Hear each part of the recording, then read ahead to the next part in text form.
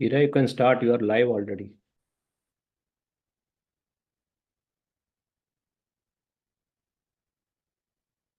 Hi, good afternoon and namaste from India.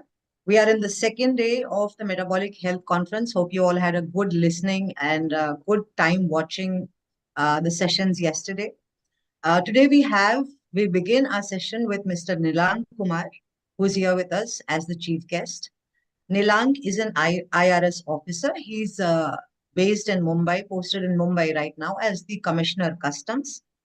Nilan is an ex-alumni of the IIT Mumbai, IIT Lucknow, and IIT Mumbai, IIT Roorkee, and IIM Lucknow. I'm sorry for that, glitch. And Nilan is here with us because he's an ardent follower of low carb, and he encourages his people, his officers also to follow low carb. Welcome to the session, Nilan. How are you today? Fine. So, good afternoon and namaste from India. So glad to have you with us. Nilan, would you tell our viewers how and when did you start your low carb journey? In fact, I was always in touch with my old chum Anup Singh, and I came to know that he is very much into low carb diet, and he has got an expertise in this field.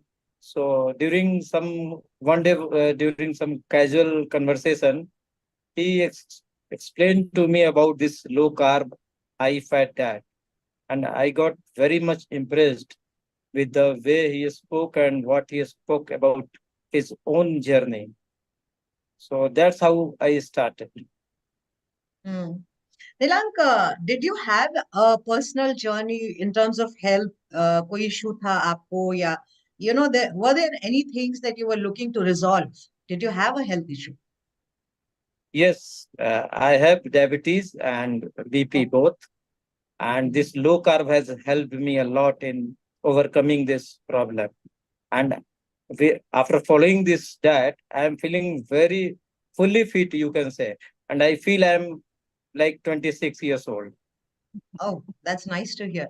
And on low carb, I think everybody just reverse ages. And you're looking very fit now. Yeah, thank you. So, Nilank, what's a typical day for you? Like, what do you eat in a day? Just a minute. Yeah. Sorry.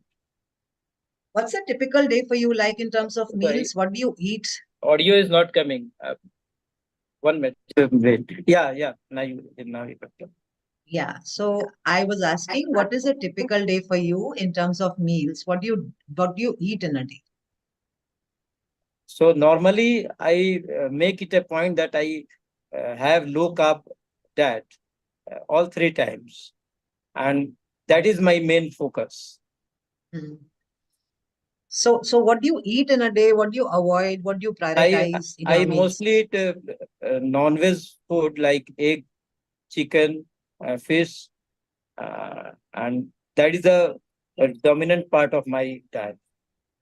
Nilank, you're in a very critical position and in power in Mumbai, and I'm sure you have officers around you who are not so fit. I mean, this is a common trend in India that our officers are not that fit. So, do you think, there can be some way to make them aware of the low carb nutrition or the low carb diet to make them fitter? Because it is a very critical environment that they are working in. What do you think about their fitness status, also how we can make them aware of it. I would like to say that whether you are in service or out of service, fitness is important for all.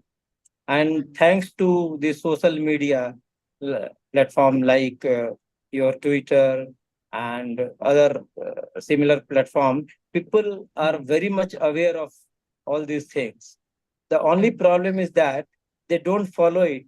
They don't have willpower to follow such type of things, or low carb diet or any other way of following such a type of health issues. So what I feel, you should have strong willpower and you must follow such type of diet, and that is where you can that is how you can overcome this problem. So willpower is the most important thing. But do you feel that the fitness level of our officers or people who are in the services is up to the mark, or there needs to be something done about that? Actually, it is mixed. Some are fit, some are not so fit. So for those who are not so fit, I would advise them to go for low carb, high fat diet. It will benefit them all. Nilan, how do you see the role of D-Life in bringing a massive change of reversing metabolic diseases? We are working ground up and we are working with a lot of people. How do you see us, bringing about that change? D-Life has changed my own issue. So I will recommend everybody to follow this D-Life platform. And Anup Singh is the best person to guide. I think Anup is the guru of most of us here. Yeah. In fact, all of us. Yeah, no so doubt. we call him the big daddy of low carb, of Right. Indian low carb. Right. Yeah. So Nilan, from the time that you were eating high carbs to now when you're eating LCHF or low carb, and you're also eat a meat-based diet, what are the changes particularly that you have felt, within yourself, mentally, physically, all of that? We know that you said that diabetes is better controlled. Yeah. That is what I said in the beginning. I feel like 26 years old, though I am 58 now. So if there are 3 or 5, maybe even 5 practical tips that you would want to give to our viewers who want to start on an LCHF diet or low carb diet, what do you think would be very beneficial for them to hear from you? No, I will only recommend or I will only advise them 3 things. Follow, and follow. That's all. And you should have a strong willpower. You should not leave it halfway. And you will be all right. Nilank, a very interesting question. You know the work that D-Life is doing. Is there any way that we can partner with you, with the services, with the government? I don't know what level we can work at.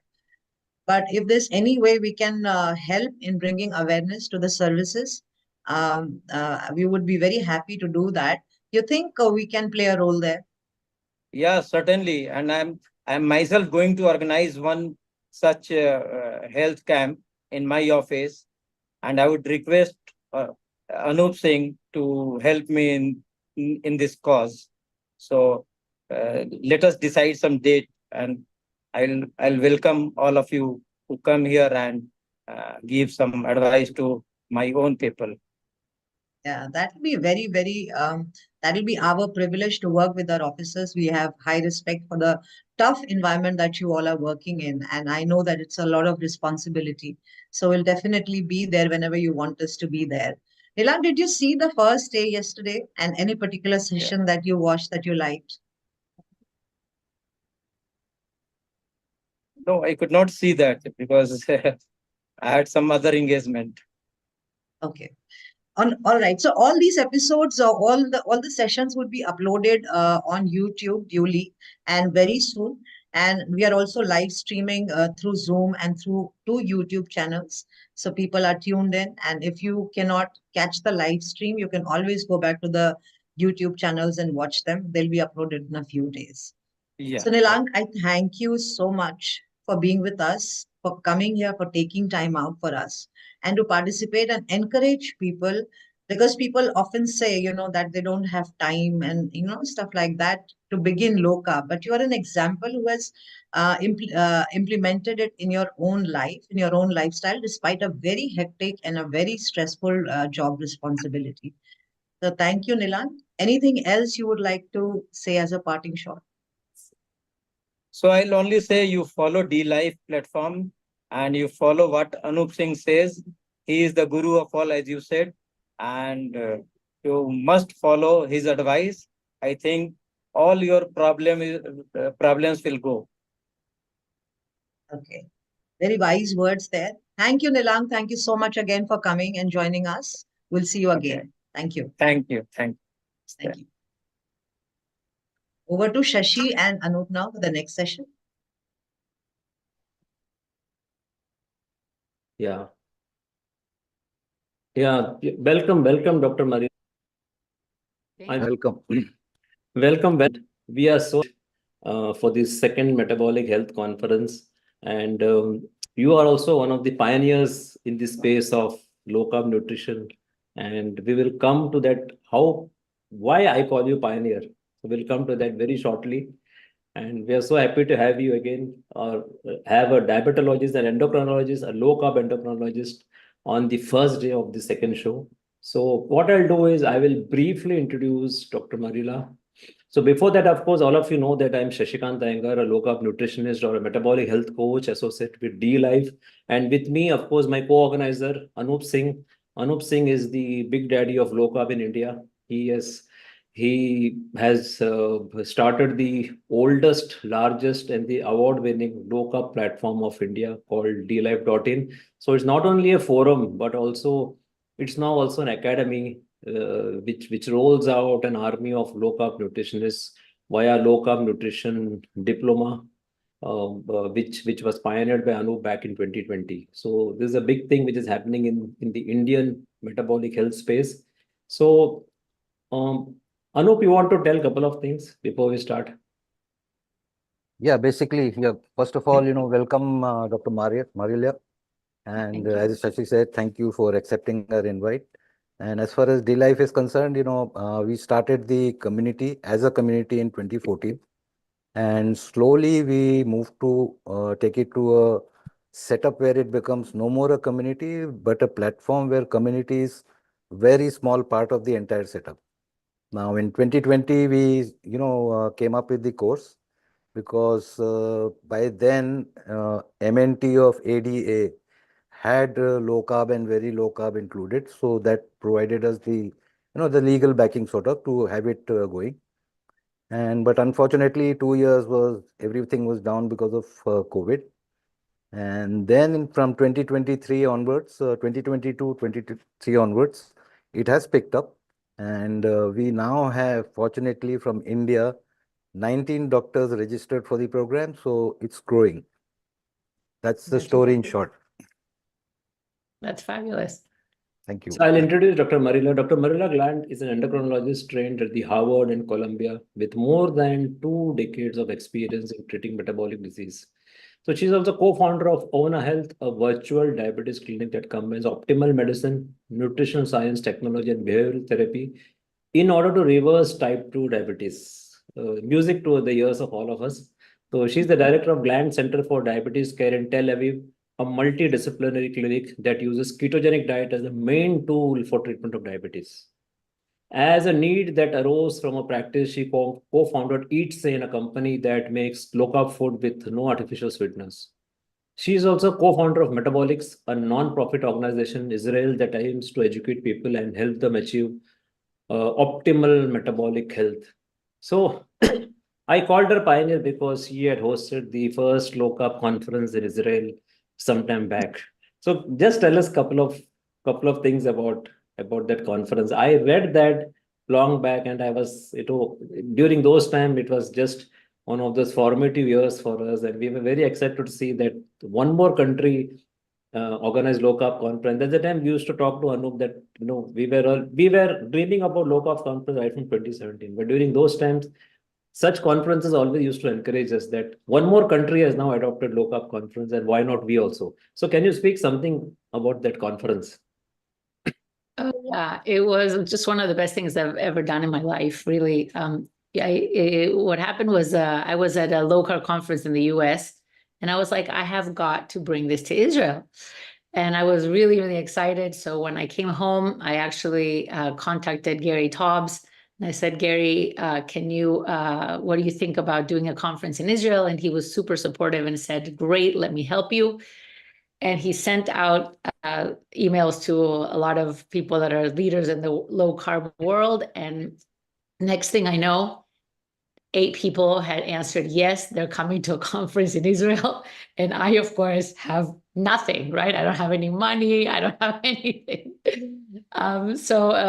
Really, it just came together through donations from patients. It came together with Ariel Shitrit, who became my co-founder in Metabolics. We said, okay, let's form a nonprofit. Let's do this. And that's how it started. And it was really funny. My husband is like, you're completely insane. This thing ended up costing $150,000 or something like this, which came 100% from donations from patients, because, this is not sponsored by pharma and such a thing doesn't exist. So when I went to my first donor, who was a dear patient, said to me, I'm going to give you money, but you got to do this somewhere really nice. And I said, okay. So through a whole bunch of, we got to a really nice hotel, the Hilton and everything. And the guy who runs the conference at the Hilton also had diabetes. So he wanted to help. And he's like, no problem. We'll get this together in 5 seconds. I'm like, no, you don't understand. There is no pharma involved here. And he was like, what are you talking about? There's never been a conference without pharma. I was like, well, this is going to be the first one. And it was, and it was so great. I mean, 2 days of people sitting by the edge of their seat till 5 p.m. The organizer said, no way, people after lunch, they go home. I said, no, you will see. People will not go home.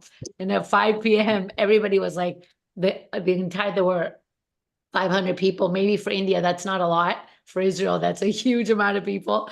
That we were, it was just so exciting and so polemic.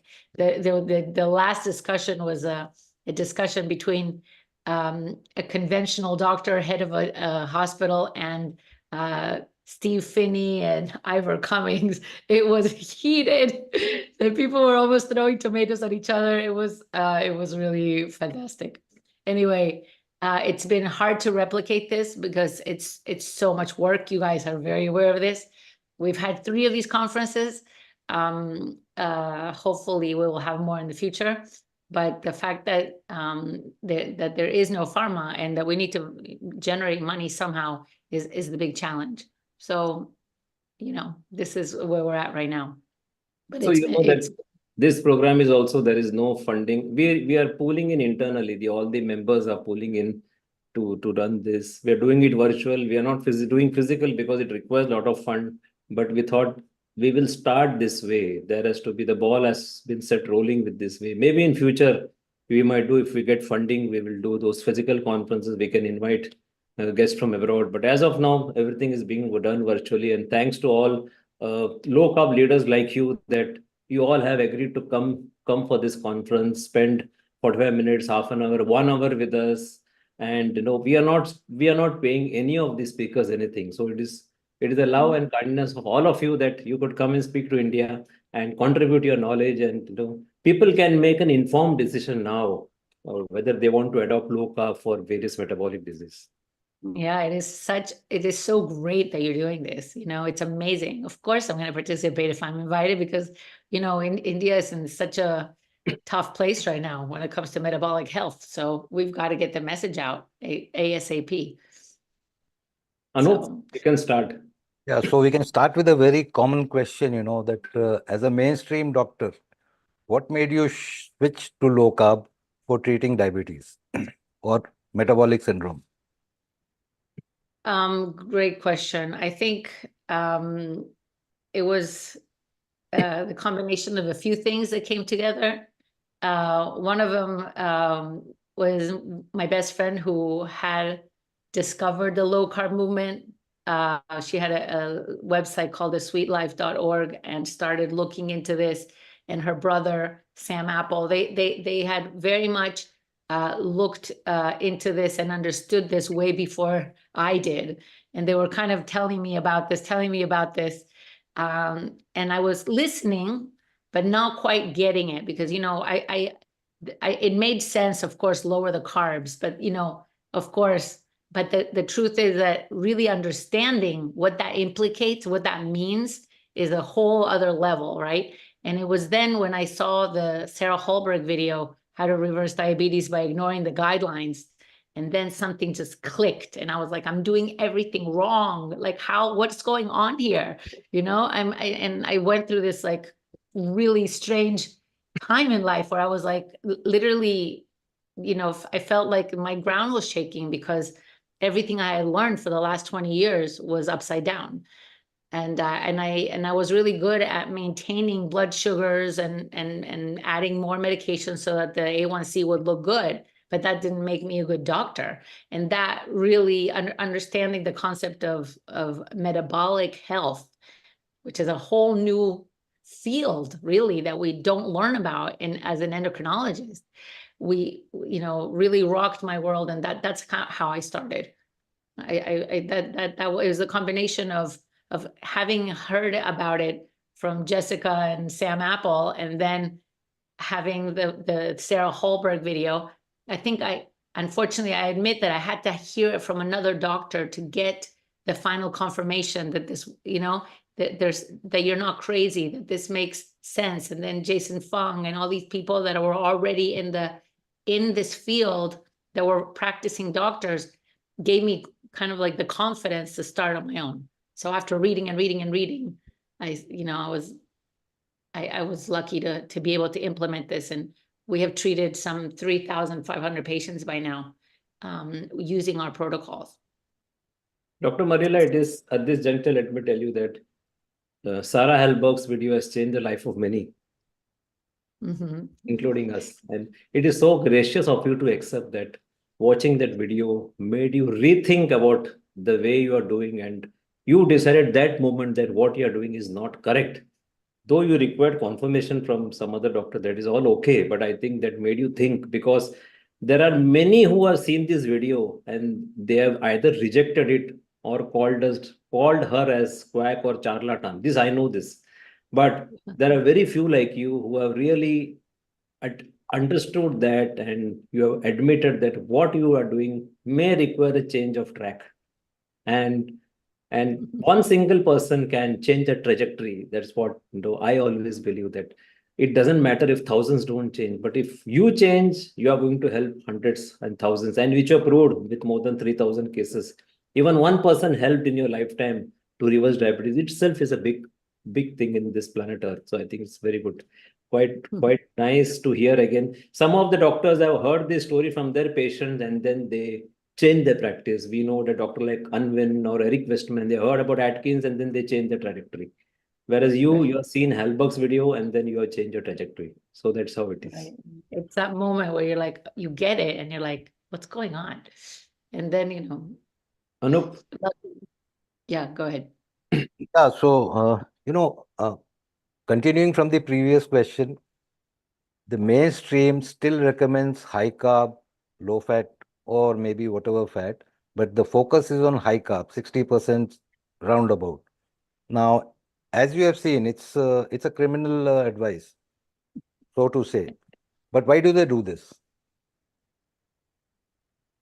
Well, I think it's complex. You know, I do think that doctors have the best intentions for sure. I do really believe that they think that they're doing the right thing. It's just that the educational system is so messed up at so many levels, starting with the guidelines. So, you know, even though, as you said, the ADA has admitted that this is the diet with the most evidence, it is written in very, very small letters, right? And this should be blasted out all over the news, but it's not. And I think it's because of all the special interests involved in the ADA and all the special interests involved in the guidelines period from the government. And this leads to most of us doctors we just follow. We're followers. They tell you to use this, you use this, and you kind of believe your mentors. And it's really, really hard to step away from that, and to find the time to educate yourself outside of everything you're giving at conferences. Because as we just mentioned at the beginning, every single conference that you're going to go to is going to be talking about Ozempic or drugs, and doesn't have any incentive to talk about this. So the information is not there. It's not available to doctors in an easy way. So I think that what's happening is that doctors are waking up because it's coming from the people. And because of social media, like you said, but now the patient is like, wait a second, I'm like learning about this. I want to be better. And they're coming to the doctors with questions, and there's some doctors are listening. But in general, if you're going to wait for things to change from the institution down, I don't see that happening, or I see it happening very slowly, like too slowly given the size of this epidemic. So that's why conferences like this are so important. Yeah, as you say, top-down approach will not work because there are a lot many factors, including big dollars involved. And it's only bottom up that is going to shake the system up, maybe slowly, maybe it'll take time, but it'll happen for sure. I'm with you. I agree. That's why we created ONA also, ONA is aiming to reach, everybody. We want to, this is a platform, it's a service to really make this mainstream, to make this not something weird or in the fringes. This is a medical data-driven, data-proven service for reversing diabetes. And as you know, the data for a reversal of diabetes is absolutely strongest in the low-carb diet. So, but that's not enough to convince people. Not funny enough. It's just, it doesn't matter how much data we have. It's not enough.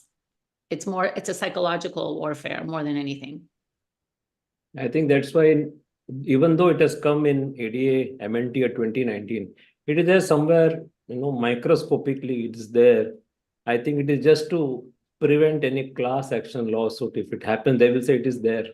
You go and fight with your doctor. I think that is how it is simply. That is how I think personally. They have just ensured themselves that nothing happens to them because it is there in the guideline. If someone takes them to court, they will say, go and sue your doctor because we are given the guideline. If you are not been informed, that is not our issue. So this is how I think. This is my thought. That's why it's there. That's all. So now coming back to the our discussion, did you face any pushback from your colleagues? Oh yes, all the time. All the time I get pushback constantly. I just had a patient in ONA who was doing fantastic, but then went to his doctor, and the doctor is like, well, you're going to kill yourself. And that's, at that point, it just makes you want to cry or scream, why this patient is feeling great. So, that's when I really get most upset because, when people have this much dissonance in their brain, it hijacks the treatment. That's why the support of the doctor and the family is so important. And we got to get them on board right away. We got to get the family understanding that, there's nothing wrong with having a nice piece of steak and salad. It's actually going to improve your health, not deter you from being healthy. It's really, the most important is to have the doctor aligned. Yeah, if I can add to that, your case, the patient was told you're going to kill yourself, right? 2011, when I started, I was very, enthusiastic about it because I was getting good results. But when I went to the doctor, he says you will die of multiple organ failures because of high fat. That was one thing that I was doing. And that is terrible. How many years? And 14 years, almost 14 years down the line, I'm still alive, thankfully. So I think, 2019 ADA, 2020 Diabetes Canada, and even Diabetes Australia have it in the guideline. And very recently, we know that Diabetes Australia is tied up with Defeat Diabetes, and they have included low carb nutrition pattern as one of the best practices for for type 2 diabetes. I think that's a big breakthrough which has happened for the first time anywhere in the world globally. This is the first mainstream diabetes association which has accepted and tied up with an organization. Yeah, it's really, really amazing. Yeah. Yeah, no. Yeah, how safe is this ketogenic diet for diabetes? Because normally what we find is the moment word keto comes in, the ignorant endos, I would call them ignorant endos, the first thing that comes out is you will face DKA, that is diabetic ketoacidosis. Now that may be true for, that's primarily a type 1 phenomenon. And we are talking of dealing with majority who are, type 2 diabetics. So just to get your word across to such, group of people, how safe is ketogenic diet? Extremely safe. It's true that the word keto throws off everybody. So maybe we should explain what we mean by this. So there's something called ketosis and something called ketoacidosis. And these are two different things. It's the presence of ketones, but it's about the amount of ketones. So what happens is when as insulin goes down, the body starts to use fat for energy. And insulin, of course, goes down when we don't eat carbs. And when we use fat for energy, some of that gets converted into ketones, which are acidic, and they're acids that can change the pH of the blood. At the level of when we use a ketogenic diet, this is controlled by the fact that there's still a low level of insulin always present. So we can never get into ketoacidosis if you are a type 2 diabetic. If you have insulin resistance, there is no possible way you can get into this condition called ketoacidosis. Ketoacidosis is how type 1 diabetes presents, because type 1 diabetes, which is the opposite of type 2 diabetes, presents because there's absolutely no insulin. And when there's no insulin, there's uncontrolled use of fat. And this uncontrolled use of fat liberates too many ketones. And these ketones now start to change the pH of the blood, and this becomes an emergency. So that's why doctors are like, keto. No. But it's a fundamental difference between ketosis, which is a healthy, amazing state that gives your body the capability of running at its best, your brain the capability of running, at its fullest potential, versus ketoacidosis, which is the condition that's pathologic and it is an emergency and is caused by complete lack of insulin. Now, it gets a little confusing in the fact that ketoacidosis can happen in the presence of the SGLT2 inhibitors. So when you add to the mix of type 2 diabetes this type of drug, then you need to really, that's the one caution I would give. If you don't take an SGLT2 inhibitor, such as Invokana or Jardiance or Forxiga, these are the three brand names that are for SGLT2s, that they can cause a lowering of insulin in your body that is so much so that it looks like you don't have any insulin at all. And then you can get into ketoacidosis. So that's just the word of caution.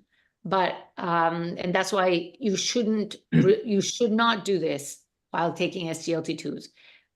In some cases, it can be fine-tuned, etc. But really, as a doctor, if you want to sleep at night, my experience is take the patient off SGLT2s. And then there's absolutely no risk of having any ketoacidosis. So it's very, very safe. Not just very safe, but it's just not possible to get into ketoacidosis. So essentially, SGLT2I off the table, type 2 diabetics cannot land into ketoacidosis just by following low carb, right? Correct. Yes. So how do we overcome? Do you have any strategies to overcome the fear of fat? Because generally, the first thing when they hear of fat is they think that we are going to get a heart attack the next day itself. And they think that we devour a lot of pure fat. I think a lot of it has to do with the conviction in which they hear the information, right? Education, education, education. But when I come to a patient, I'm like, just, this is what you eat, this is what you don't eat, this is good for you, this gives you satiety, this has been part of the human diet forever. This is, gives you vitamins and improves your HDL. This is an integral part of how you should be eating. Then what happens is something starts to click. I think it's really important to say this with not with any doubt, because I really have no doubt that saturated fat does not clog arteries. That I really, the more you read and the more you understand this, blaming the saturated fat has been a huge mistake over the last 50 years. And therefore the patient needs to understand that. And when they do, I think they start to befriend fat again.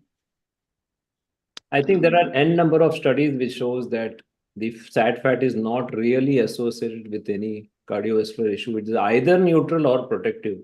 In fact, pure study also has shown some protective effect of the dietary saturated fat, fat originating from dairy sources. So I think in India, the sat fat is primarily from dairy sources, and people are terribly afraid of using ghee or butter or any of the cheeses, local cheeses. So I think pure study has also shown, even there are Cochrane reviews also which shows that there is hardly any association. If at all there, it is only positive or either neutral to our health. So that's how it is, I think.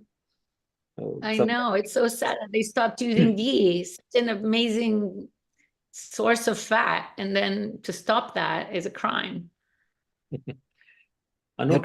To expand on previous question, do you think there is a lot of hesitancy to accept that yes, we were wrong, and that's why saturated fat will be bad till eternity?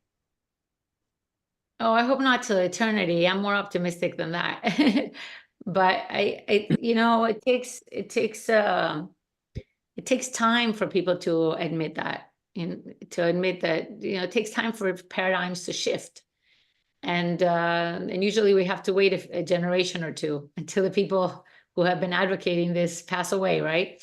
So it's a war that maybe our children will be able to win.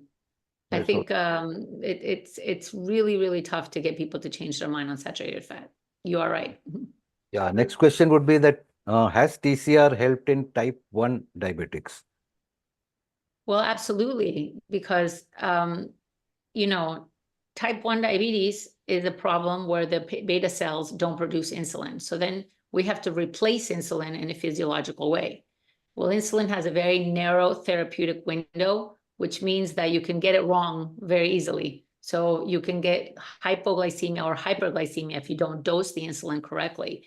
So one of the things that happens is when you eliminate that carbohydrate from the diet, you have to guess your insulin dose a lot less. So you will always need a basal insulin, because that's type 1 diabetes. They don't even have that basal insulin.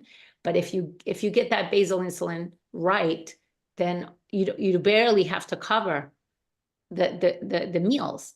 And by doing that, life becomes really much, much easier, much simpler for a patient with type 1 diabetes. The problem with type 1 is that most patients live in a roller coaster. Their sugar is high and then it's low, and it's really exhausting because they can't really ever get it right, and it's not their fault. It's the nature of insulin. So why make life so complicated when, one, you don't need any carbs? You can thrive, as we've seen by the work of Dykman and of course Bernstein, that type 1 doesn't require any carbohydrates. And no human actually carbohydrates is not necessary. You can live just fine on the body knows how to make through gluconeogenesis the right amount of carbs. So, and anyway, if you do eat vegetables, you will be getting some carbs. So it's not zero, but it's just that the amount of guessing goes down tremendously. And therefore, I think the quality of life it's a tremendous improvement. So, Dr. Marina, there are in the current day, there are a lot of new drugs available. If you see, probably sometime back, couple of decades back, we were just left with sulfonylurea, metformin, maybe glitazones, some secretagogues, and some insulin. Now we have widespread use of GLP-1, SGLT2 inhibitor, DPP-4, and even newer drugs like imeglimin has also come in, which offers better blood sugar control without the risk of hypo. And maybe 30-40 years back, the primary dependence were on sulfonylurea, which can cause hypo. Whereas with this drug, it do not cause hypo. They have a different mode of action. But with the plethora of drugs, are we able to achieve better control, or is our control only worse? What does the data say? Well, as far as reaching control, we actually don't see that yet. Funny enough, in the data, we don't see people having better diabetes control. We see it worsening. There was a paper last year that shows that our ability to get people well controlled has not improved, but maybe we haven't given it enough time. And also, relatively speaking, because these drugs are so expensive, I don't think that many people, it seems like a complete craze, but I'm not sure that it makes a difference in the world right now yet, as far as like glycemic control. Probably for weight, we're it's the two different camps. But even then, we're talking about a few people in a sea of obesity, right? And these drugs are very, very expensive. Now, there are benefits to these drugs. First of all, unlike sulfonylureas, which increase insulin levels, these decrease insulin levels. So all the GLP-1s and SGLT2, as we mentioned before, if you're not going to do the diet, they do lower insulin. And whenever you lower insulin in a diabetic, that is a good thing, because type 2 diabetes by definition is too much insulin. So what we see is that GLP-1s lower insulin. They don't increase it like people think. People think that it actually increases insulin overall. It doesn't, which is why you can never have a situation where you're increasing insulin and losing weight. That doesn't happen, okay? And sure enough, that's what GLP-1s do. They lower insulin. And because of that, probably, they have other effects that are good long-term, which have to do with improving blood pressure and some cardiovascular data.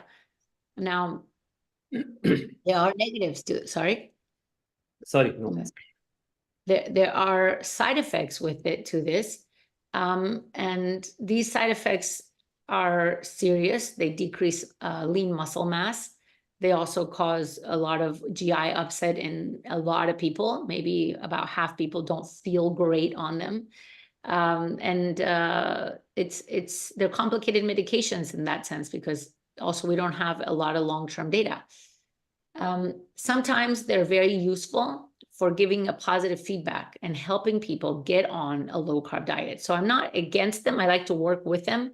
Some people who are seriously obese or seriously insulin resistant might do great on a low dose of a GLP-1 and a diet, and then they really are able to hold on to the diet in a much better way. So I think we need to embrace this wave and say, okay, how can we use it to our advantage? And we can, but we should try to always combine it with the diet, because otherwise what happens is that you're basically starving people. You're putting with the GLP-1s, they're on a very, very low calorie diet. And of course, the minute you stop it, it will rebound like crazy. But not just that, you're basically you're decreasing the energy expenditure. What we know on low carb is that we increase the energy expenditure, unlike any other diet. The body now has more energy, which is why people after like 6 months start to say, I want to go to the gym, which is unheard of, right? In other diets, people are more tired over time because their energy expenditure decreases. But here you're creating more ATP, you're liberating all that energy that you have stored, and you have the capability of being satiated and feeling good. So we don't really need that. Once we're deep in keto or at least in a low carb diet, you don't even have to be deep. The satiety by itself helps you hold on to the diet. So you don't need the GLP-1s as much. So sometimes the GLP-1 is a great bridge. But so, we do appreciate this, but I certainly don't see it as a solution overall. That means a combination of diet and this drug would work much better than without any, than giving a random dietary advice and then let them take all the drugs. And we see that sometimes we do get a lot of clients because we are health coaches, and then they have started with one pill and then they reached everything. And in India, most of these drugs are also off patent. For example, you can get DPP-4, SGLT2 inhibitor at a little much lower price than the patented prices. So most can afford, though we spend from our pocket, but then they come with a plethora of drugs, still HbA1c of 9. So this is what we see, and what we see, there's a wide gap in they are not been trained well or informed well about their dietary practices. They have been eating anything they want, and Indian diet is as it is high carb. So I think, as you rightly say, probably a combination of both actually would work very well. Yeah, no.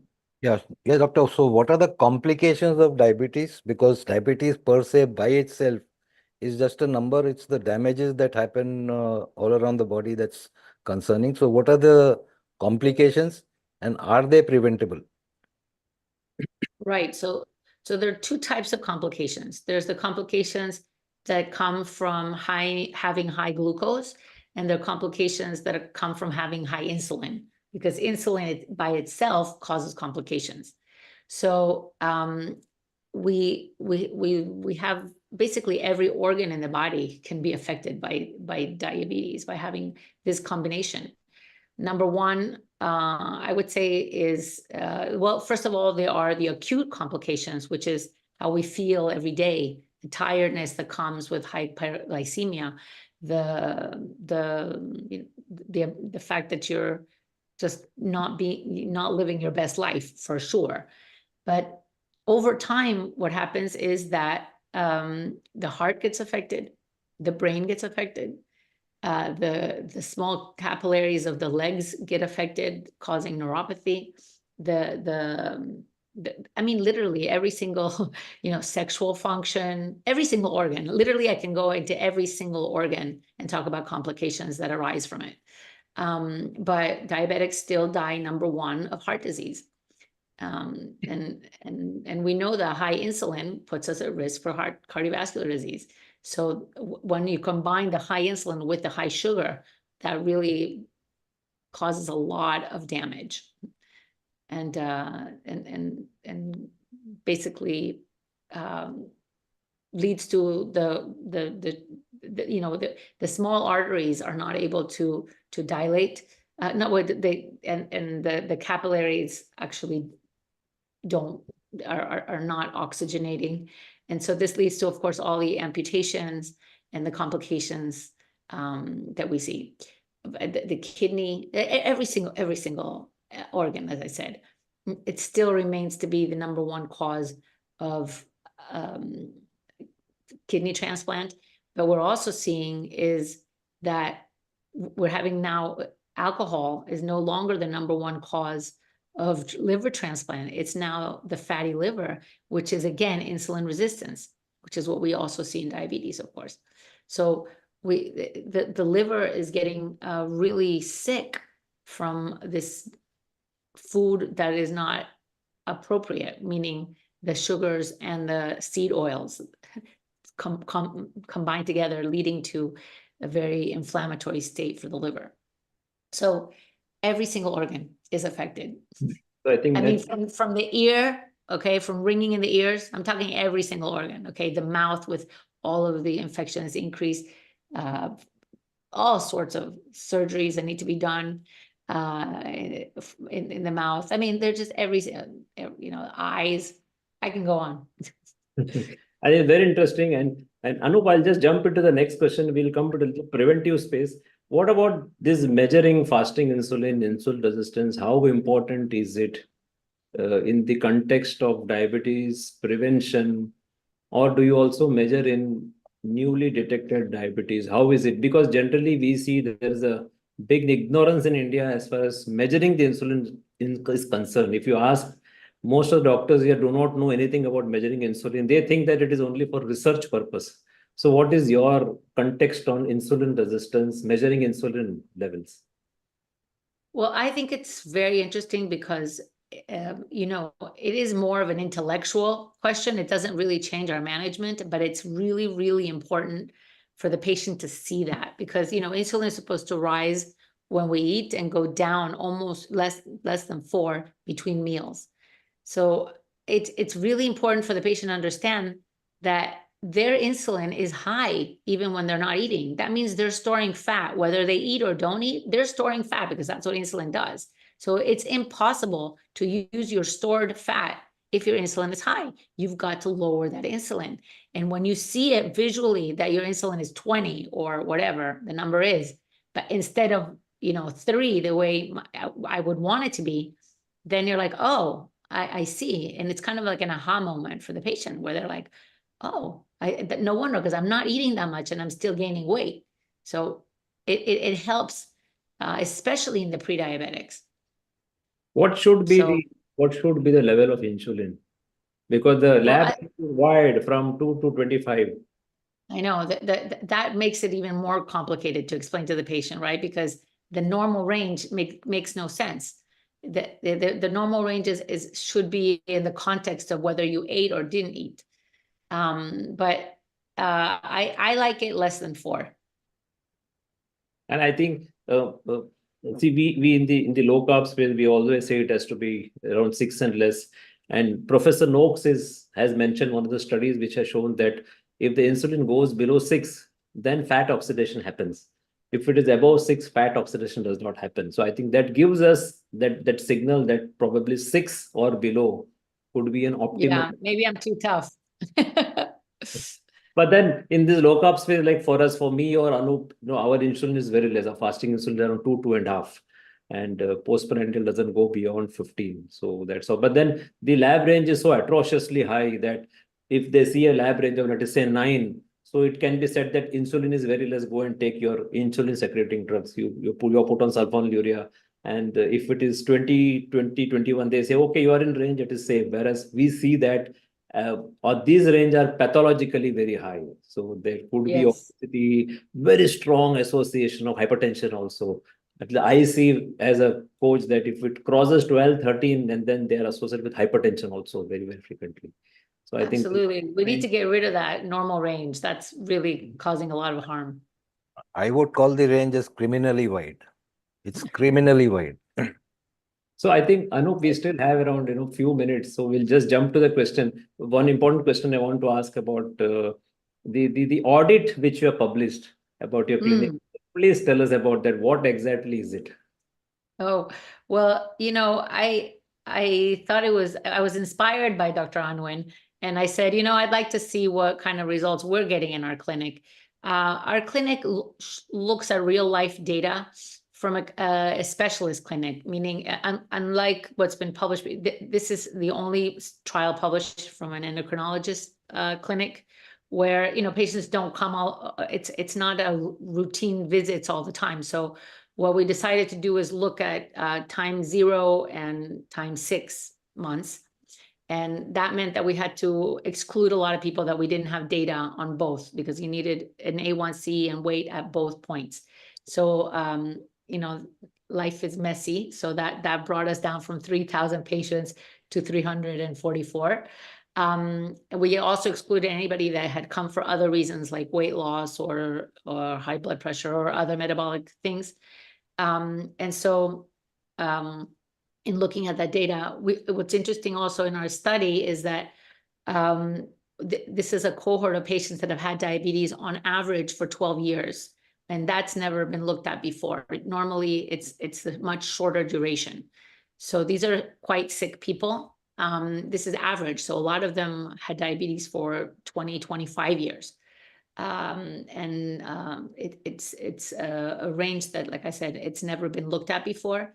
And we see that it's still incredible and totally worth it to implement a low carb diet in this population, because everybody, 96% of patients improved, period. 79% of patients got off insulin. Out of those that were on insulin, were able to get off of it. I mean, that's really exciting, really, really unheard of. And about 1/3 of our patients were on GLP-1s. So that also gives us a more in-depth look at the combination of the diet with GLP-1s. But overall, medications were decreased. And I think it was a very encouraging to see, a very significant weight loss of 8 kilos, and just exactly what we would expect, an improvement in every single parameter: triglycerides, improvement in HDL going up, blood pressure, everything that we would like, including the fact that this is safe from a kidney perspective and nothing to worry about. The kidneys, this is another one of the myths that people worry about. They're concerned that eating protein in diabetics will lead to a worsening in kidney function, and it's actually the opposite. So I think it was a very encouraging and confirmatory audit that just tells us to keep going and with all the gusto.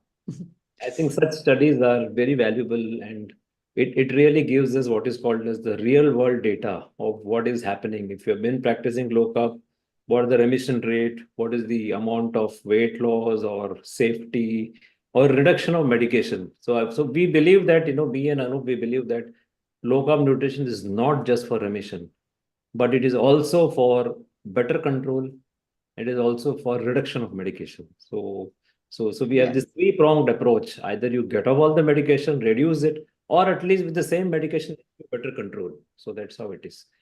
Yeah, Anup, you can ask the next question. We still have 4 minutes to go. Yeah, almost time then is ending. So what's your message to India? Oh, let me think about this. I really find it a real shame that we're in this epidemic when it's so unnecessary.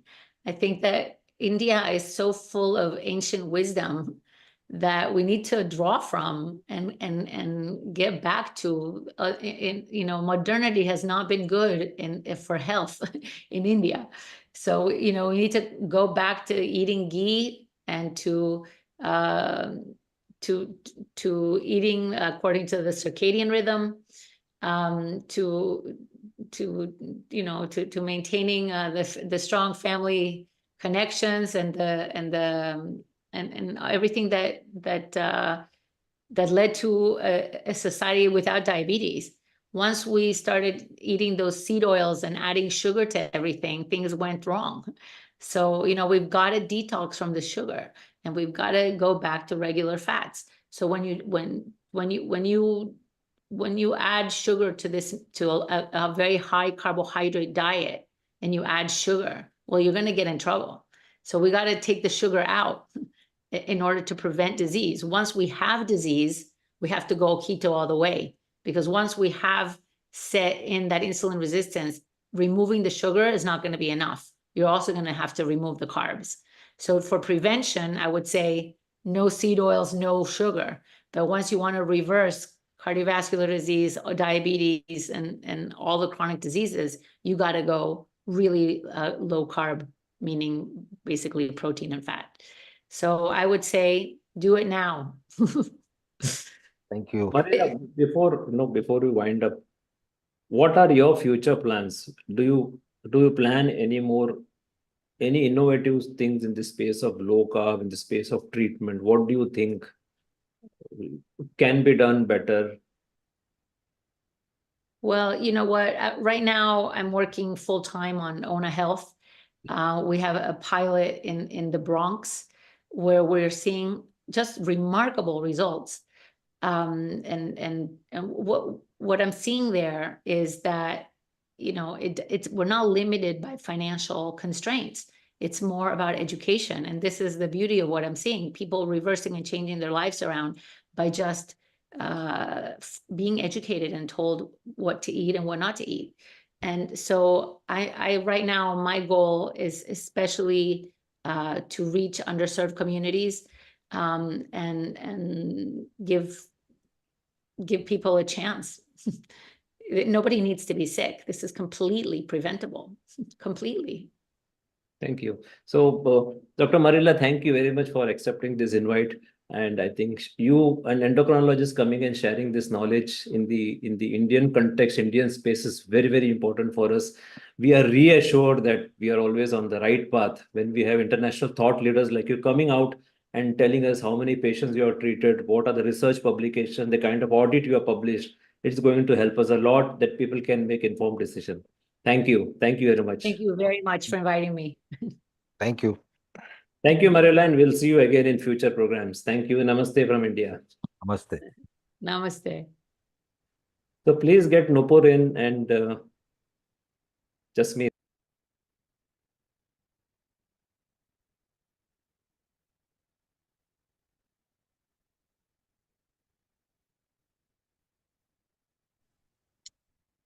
So welcome to the India's second Metabolic Health Conference. I am Dr. Jasmeet and a metabolic health coach. I'm also a researcher and I'm a proud member of D-Life. D-Life, which is India's only award-winning low-carb platform. And I'm thrilled to be the part of this conference, which has been brought to you by my esteemed mentors, Shashikant Iyengar and Anup Singh. This is just to provide you people with the unmatched scientific feast on metabolic therapies. And for this session of the Metabolic Conference, I have with me another wonderful guest, Nupur Lalwani. Nupur Lalwani, her story is so enlightening and she herself is so motivating. So let me first introduce Nupur. So Nupur, she has been diagnosed with the diabetes just at the age of 8. And I would say that this condition doesn't let her stop to live her life to the fullest. And she possesses so many credentials. And just to mention a few of them, she's an athlete, she's a marathon and the ultra marathon runner. And she's, I think, also a martial artist.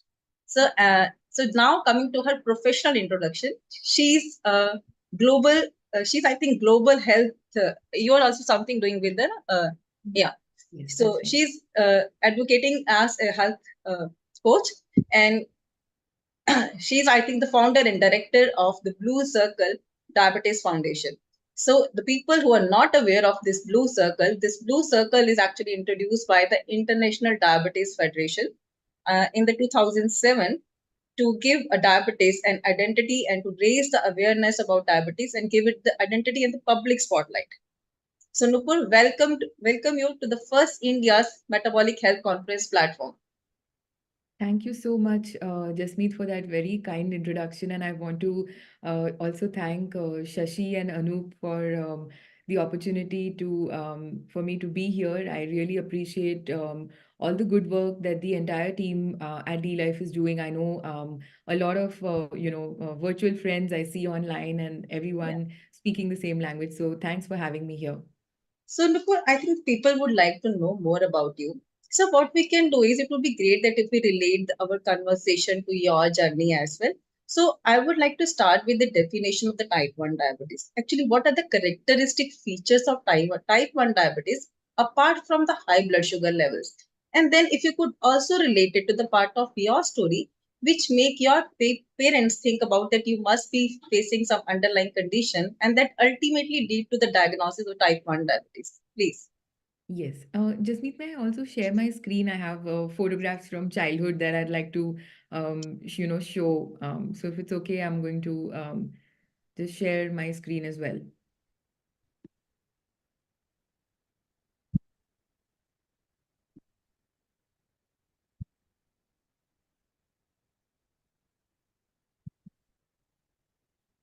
Okay, just want to check if you're able to see my screen. You're about to show the pictures of your. Yeah, I'm just trying to. I'm not able to see the screen myself. Just give me one moment. Okay, Sorry. we can start with the definition of the type 1 diabetes. Actually, so meanwhile, you can just put the pictures. Yes, sure. So basically, type 1 diabetes is an autoimmune condition, and it's different to type 2 diabetes in the sense that type 2 diabetes, as we know, is a metabolic condition, usually comes a bit later in life. Type 1 diabetes, being autoimmune, can come at any age, which is why a lot of people in childhood also get type 1 diabetes, which is when, like Jasmeet was mentioning, I got detected with type 1 as well. And quickly, I'll run through a few symptoms so that our audience is also aware of the symptoms of type 1 diabetes. So excessive hunger, excessive thirst, excessive urination, fatigue. These are a few of the symptoms. For me, as a growing child, the hunger, I think, is something that is, my parents at the time were, quite happy that I was playing, cycling, running, and they thought the hunger is possibly a part of, just growing up and exercising and that sort of thing. But soon it got to a point where I was eating, more than the adults in the house. So I was eating more than my father, for example, and so it was a bit surprising. Started to get a little concerning for my parents at that time. Then making frequent visits to the washroom, excessive urination. Every time we would go out, I would want to go to the washroom.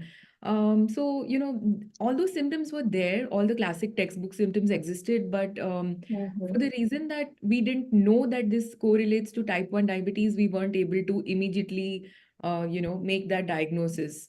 Yeah. I can speak a bit more about my diagnosis later or whenever just meet. So basically, I think that it's very important that the parents should look into if there are any symptoms the children are exhibiting. I think your parents, I think especially your father took a timely action, and your diagnosis was, I think, done at that time. You still was producing some insulin. Your beta cells were still active. So otherwise, I have seen that, the kids, they just land up to the DKA, the diabetic ketoacidosis stage, and the parents should take a timely action. So could you tell our viewers what actually DK is, diabetic ketoacidosis, which is a fatal condition? Yes. So DKA is, you're at the point where you either need hospitalization, and this can occur at 2 points. Either when you haven't been diagnosed yet and you don't know you have diabetes, but you have all these symptoms. The symptoms that I just mentioned: excessive Yeah. hunger, thirst, your blood sugar is extremely high. So when I was diagnosed, my blood sugar was 636. Now we all know the normal is between 70 to 100 is roughly what is normal blood sugar. Mine was over 6 times that, and and then some people may also have trouble breathing, which is called kusamal breathing. So all these symptoms come into play, and you could either have it before your diagnosis, or a lot of people, due to not having the knowledge of how to manage their type 1 diabetes, could also develop DKA while having type 1 diabetes, when their sugars are very high, or they've not checked their sugar, or they've forgotten to take insulin, or there's a mismatch in insulin and food. So these are the two ways in which DKA can occur, and it's definitely, it can be a medical emergency if you're able to bring down your blood sugars at home by yourself. If you're you already have type 1 diabetes and you know how to manage it, well and good. If not, you need to rush to the ER. You need to go to the hospital. So basically, early recognition is important for the early diagnosis and then the better outcomes in the case of the type 1 diabetes, kids especially. Correct. Yeah. Okay. So Nupur, now I think we can get to the low carbohydrate diets. So, Yes. okay, so you want to share your screen? Okay. Yes, I'll just So this is about your foundation, the Blue Circle Diabetes Foundation. yes, I'll come to that, but I wanted to also show Sure. that so on the left side, the one on the top, that's me, the older child, and that was around the time that I got diagnosed, and the other photo on the right is from 2 or 3 I think years it's ago. you and your sister. Yes, that's correct. It's me and my sister. So, I mean, it was a very stressful period for my family. As you can see, my sister is about a year or less than a year old, and Okay, at the time I of your was. diagnosis, no? Yes, correct, Okay. correct. So, getting to know about a chronic lifelong condition, being diagnosed at the same time, and lots of things happening was definitely very stressful. But, just want to say that it's totally manageable. You can see me, I'm fit and fine. Jasmeet mentioned, I enjoy sport. I love running. I love martial arts. So you can have an absolutely normal and healthy life if you take care. Yeah. And that's kind of what D Life is also talking about, right? Because Yeah. you guys are talking about eating low carb and being healthy, and there's a lot of debate online that I always see. And but I Yeah. think this is for a good cause, and you're spreading the right information to people, and people deserve to know how to manage their health. So Yeah. really kudos to you guys. Yeah, even we have 2 to 3 cases, and one is of a kid, I think, and she's also managing well, the type 1 diabetic. And we had some 2 to 3 of the LADA cases, which is also type 1 condition which develop in the adulthood. Correct. Yeah. Okay. So now, Nupur, coming to the low carbohydrate diets. So could you tell our viewers that what was that point that you started to look into the nutrition aspect? No? Otherwise, for the type 1 diabetics, it's rare that the people really look into the nutrition because they just think that they can eat anything and they just take the equivalent amount of the insulin. And what was that point that you also thought like nutrition could play some role? So were you suffering or the high with the normal Indian diet, which completely relies on the carbohydrates? And how was it you switched to the diabetes solution of the Dr. Richard Weinstein? And what changes it made to you, like other than just the blood sugar control? What other changes you experienced? Right. So thank you for asking that, Jasmeet. Sometimes I forget or I just assume that okay, this is a known fact, but it's very important to go back to the why. And what you see on the screen now is 2016, my HbA1c was 6.3, which is typically a good HbA1c for a type 1 diabetic. And I'm just quoting what generally the trend of what doctors would say is that it's good, it's acceptable, it's actually, if it's under 7, very well done and all that. 2016 is when I actually transitioned to low carb. So at this Okay. point, I was still, I was high carb, I was eating my roti and parathe and whatnot. And 6.3 is, it's great actually. People would say, Yeah. what's the It's not problem? that bad, I would say. But Yeah, it's you not were that also bad. prioritizing protein in your diet at that time also?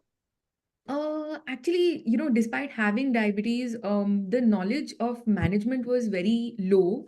And I think it's a journey, I've had over the years, which is why I feel some empathy towards people that don't understand yet, because there is potential for them to understand and take charge of their health. I've had Yeah. HbA1cs in my growing up years, which were as high as 12.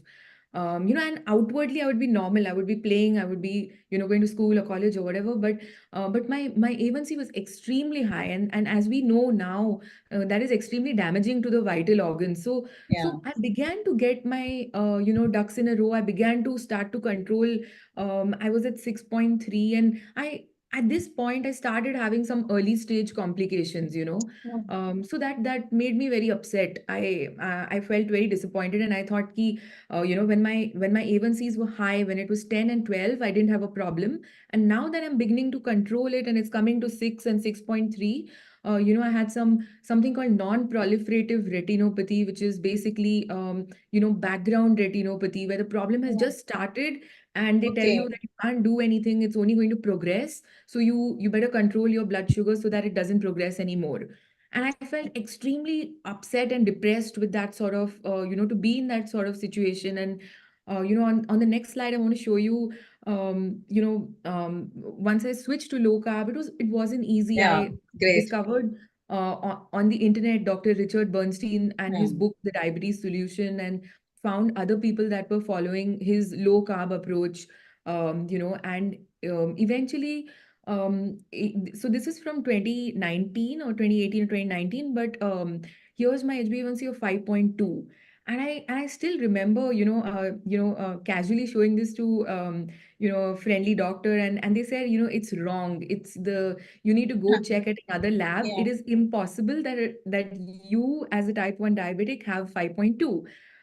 So then I was like, okay then. And I said, tell me the lab and I'll go and test it at a lab of your choice, because, it's so hard to believe that 5.2 Yeah. is possible. So they told me another lab. I went there. It was, again, it was 5.2 only. So it took some time, but I was able to bring my sugars to a truly non-diabetic level. Another assumption that people have is that if your HbA1c is low and if you're insulin dependent, like I am because I'm type 1, Mhm. it means that you have a lot of hypoglycemia, which is Yeah. low blood sugar, because HbA1c is only an average of your highs Yeah. and lows and 24-hour numbers. So going forward in the presentation, I have data to show that it's not that I have a lot of hypos. It's truly, most times it's a flat line. Because you were following the Dr. Richard Weinstein, diabetes solution. So could you tell our viewers the what ideal range Dr. Richard Weinstein actually recommend for the type 1 diabetics or in general for everybody in order to avoid all kind of complications that could come in the later of their life due to the high blood sugar levels? Yes. Dr. Richard Bernstein is a pretty amazing guy. He's Yeah. almost 90 years old now. He's type 1 diabetic since 1946, and he lives in the United States. And growing up, there wasn't, I mean, forget about knowledge. There weren't even glucometers. I mean, I have my glucometer here to show you that it's right next to me. I'm always with it. I'm okay to, forget my Yeah. wallet or my keys, but I'm not going to forget my insulin or glucometer or glucose. So Bernstein was one of the earliest guys to actually use a glucometer. He studied to be an engineer, and then later in his 40s, he went on to get a medical degree. So what it shows is that there's a certain degree of, resilience and grit that Mm. somebody has. They really want to survive, and not just survive, but they want to live a happy and healthy life. And when I read his book, I realized that I'd already had diabetes for about 20 years at that point, and I realized I don't know anything. Yeah. I've just been going with my eyes closed, and I need to start from scratch. So a lot of the times when people have diabetes for many years, we think they know everything.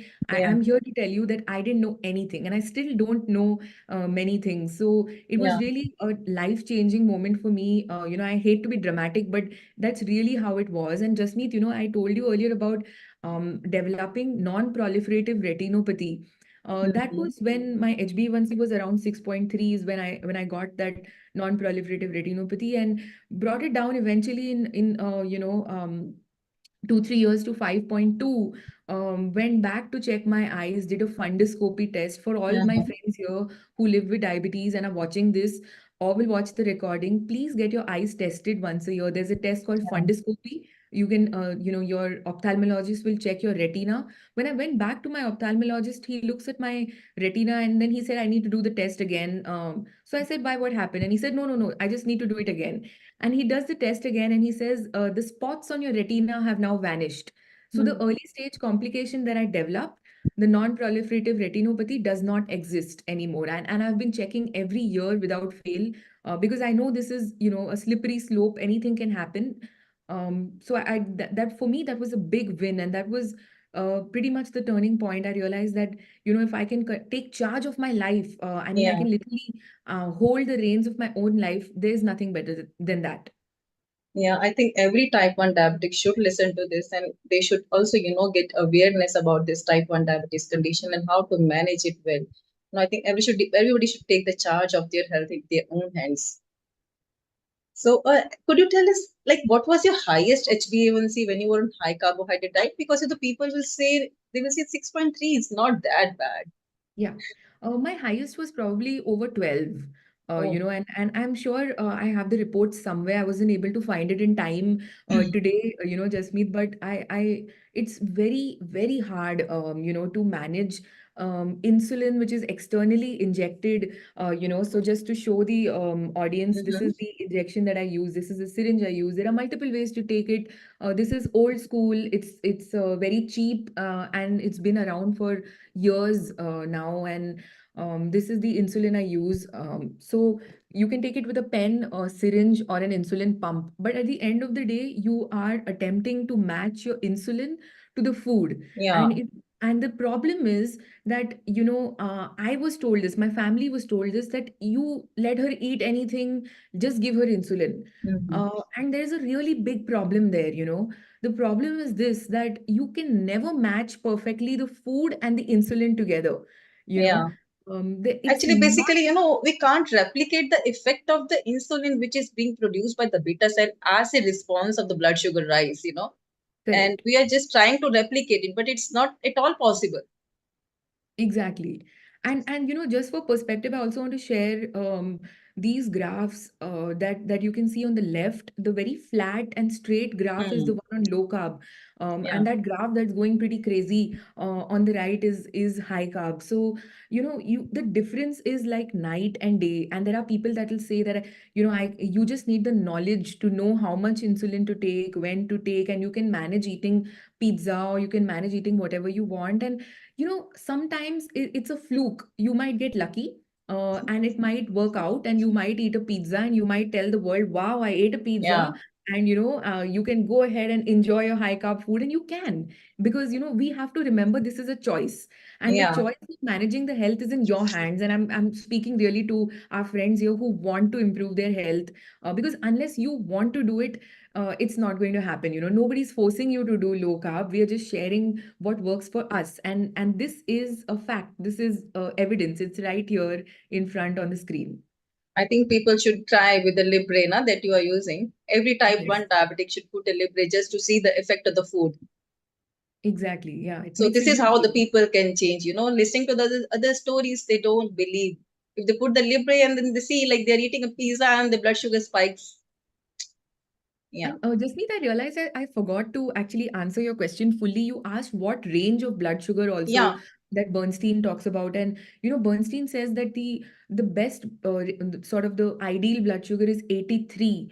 So your goal should really be 83. But 83, and it is my goal as well, but it's one number, and Yeah. blood sugar, when you check on a glucometer, is like a photograph. But when you use a CGM, a continuous glucose monitor, that's like a video, because you can see the Yeah. entire range like on the screen right now.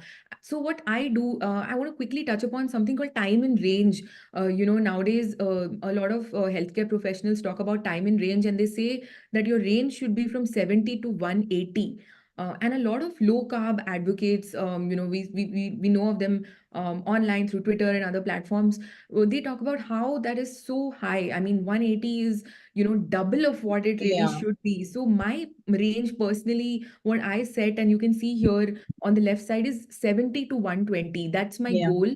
I want to be between 70 and 120 over a period It's of amazing. 24. Yeah, over a period of 24 hours. So doesn't matter if I'm eating, exercising, fasting, whatever. I am trying to match my externally injected insulin, my low carb food, and many times I'm quite successful at staying in that range. There are going to be some factors sometimes, and your blood sugar will be higher or lower, and that's all right, because you're type 1 and you're not making insulin, and the mismatch is bound to happen. But for the large part, it's quite doable. If I can do it, anybody can do it. Yeah, people should understand this is the magic of the low carb. It's not Exactly. possible at high carbohydrate meals. Yeah, it's not possible. Yeah. Okay. So, Nupur, coming to the next question, I would ask you, see, low carb is good and we can manage well with the low carbohydrate diet, but people would like to know that low carb, like you have already shown the graph that one can manage well and be in the range, which is a recommended range even for the normal people.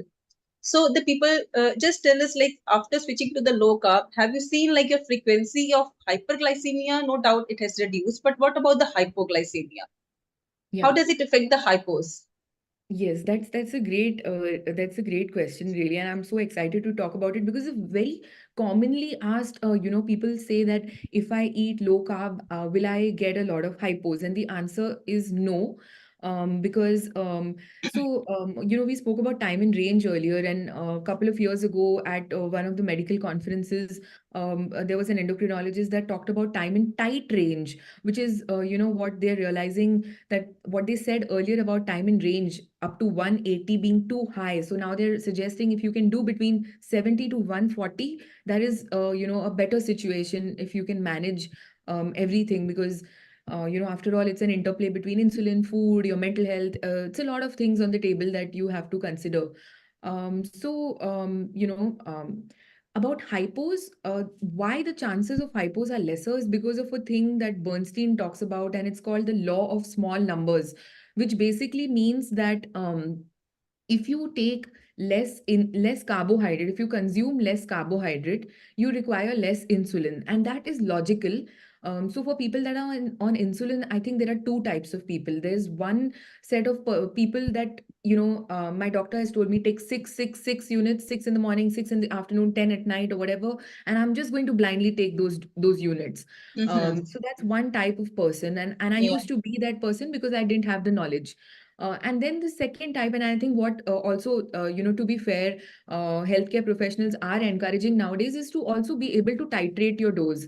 So you adjust your dose basis of what you're eating. If you're eating less carbs, you take less dose. So Yeah. less carbs, less insulin, and once you put in less insulin, there's also less chance of hypo. Not only less chance of hyper, but also less chance of hypo. We all know that maybe 5 units of insulin can give you a quicker and more intense hypo, but maybe 1 or 2 units of insulin is going to give you, if at all you get a hypo, which is unlikely, you will probably get a very mild hypo, not a dangerous Yeah. hypo that needs hospitalization or some sort of help from another person. Mhm. So switching from the high carb to the low carb, it drastically reduces both the hyperglycemia risk and the hypoglycemia risk. Yeah. Okay.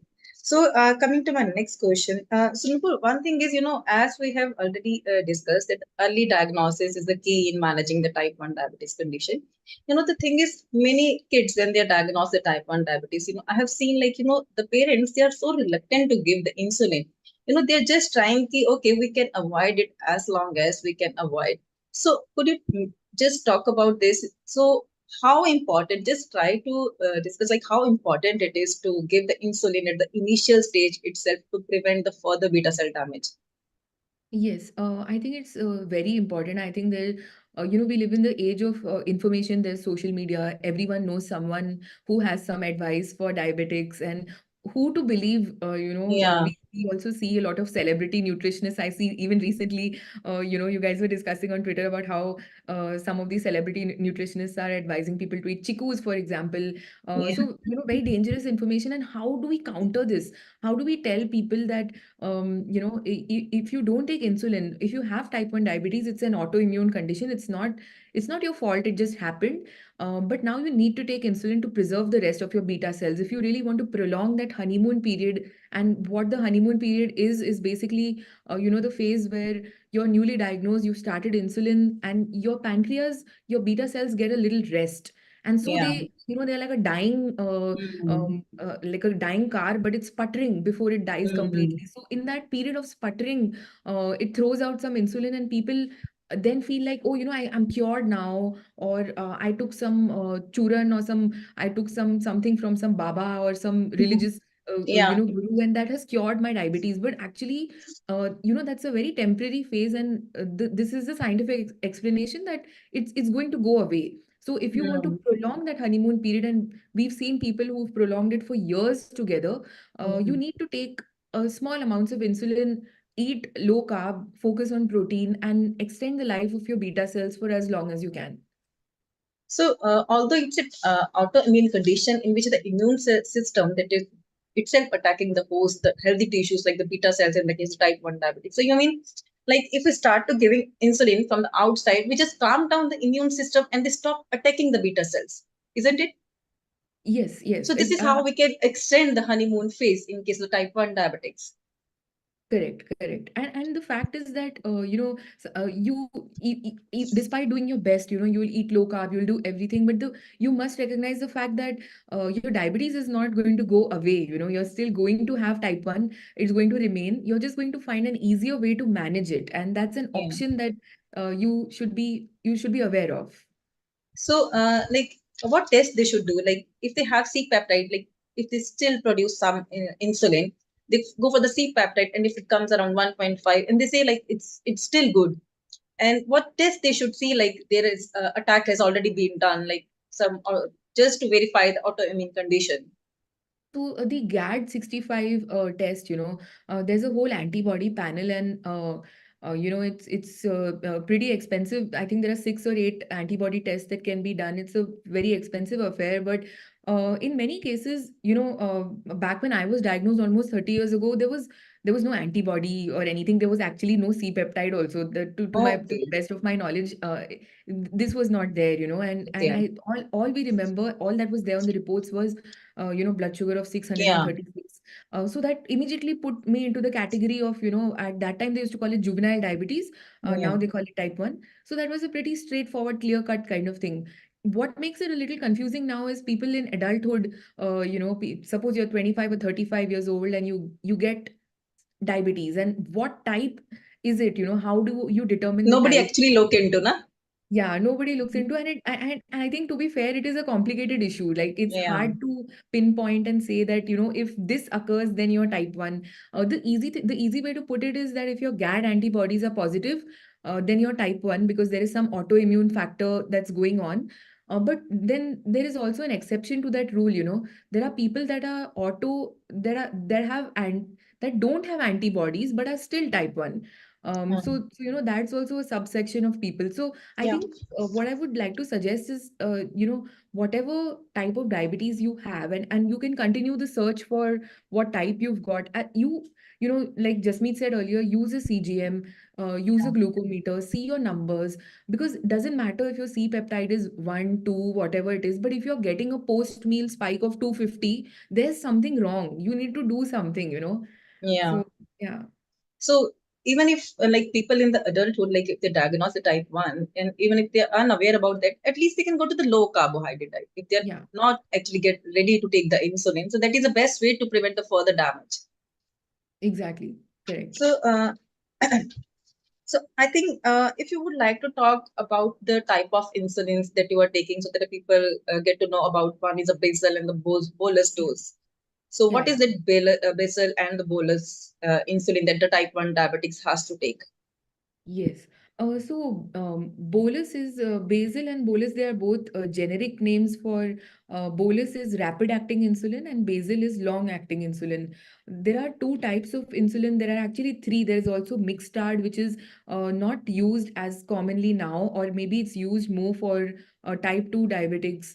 Or it's also used sometimes, when people are unable to afford, different types of insulin.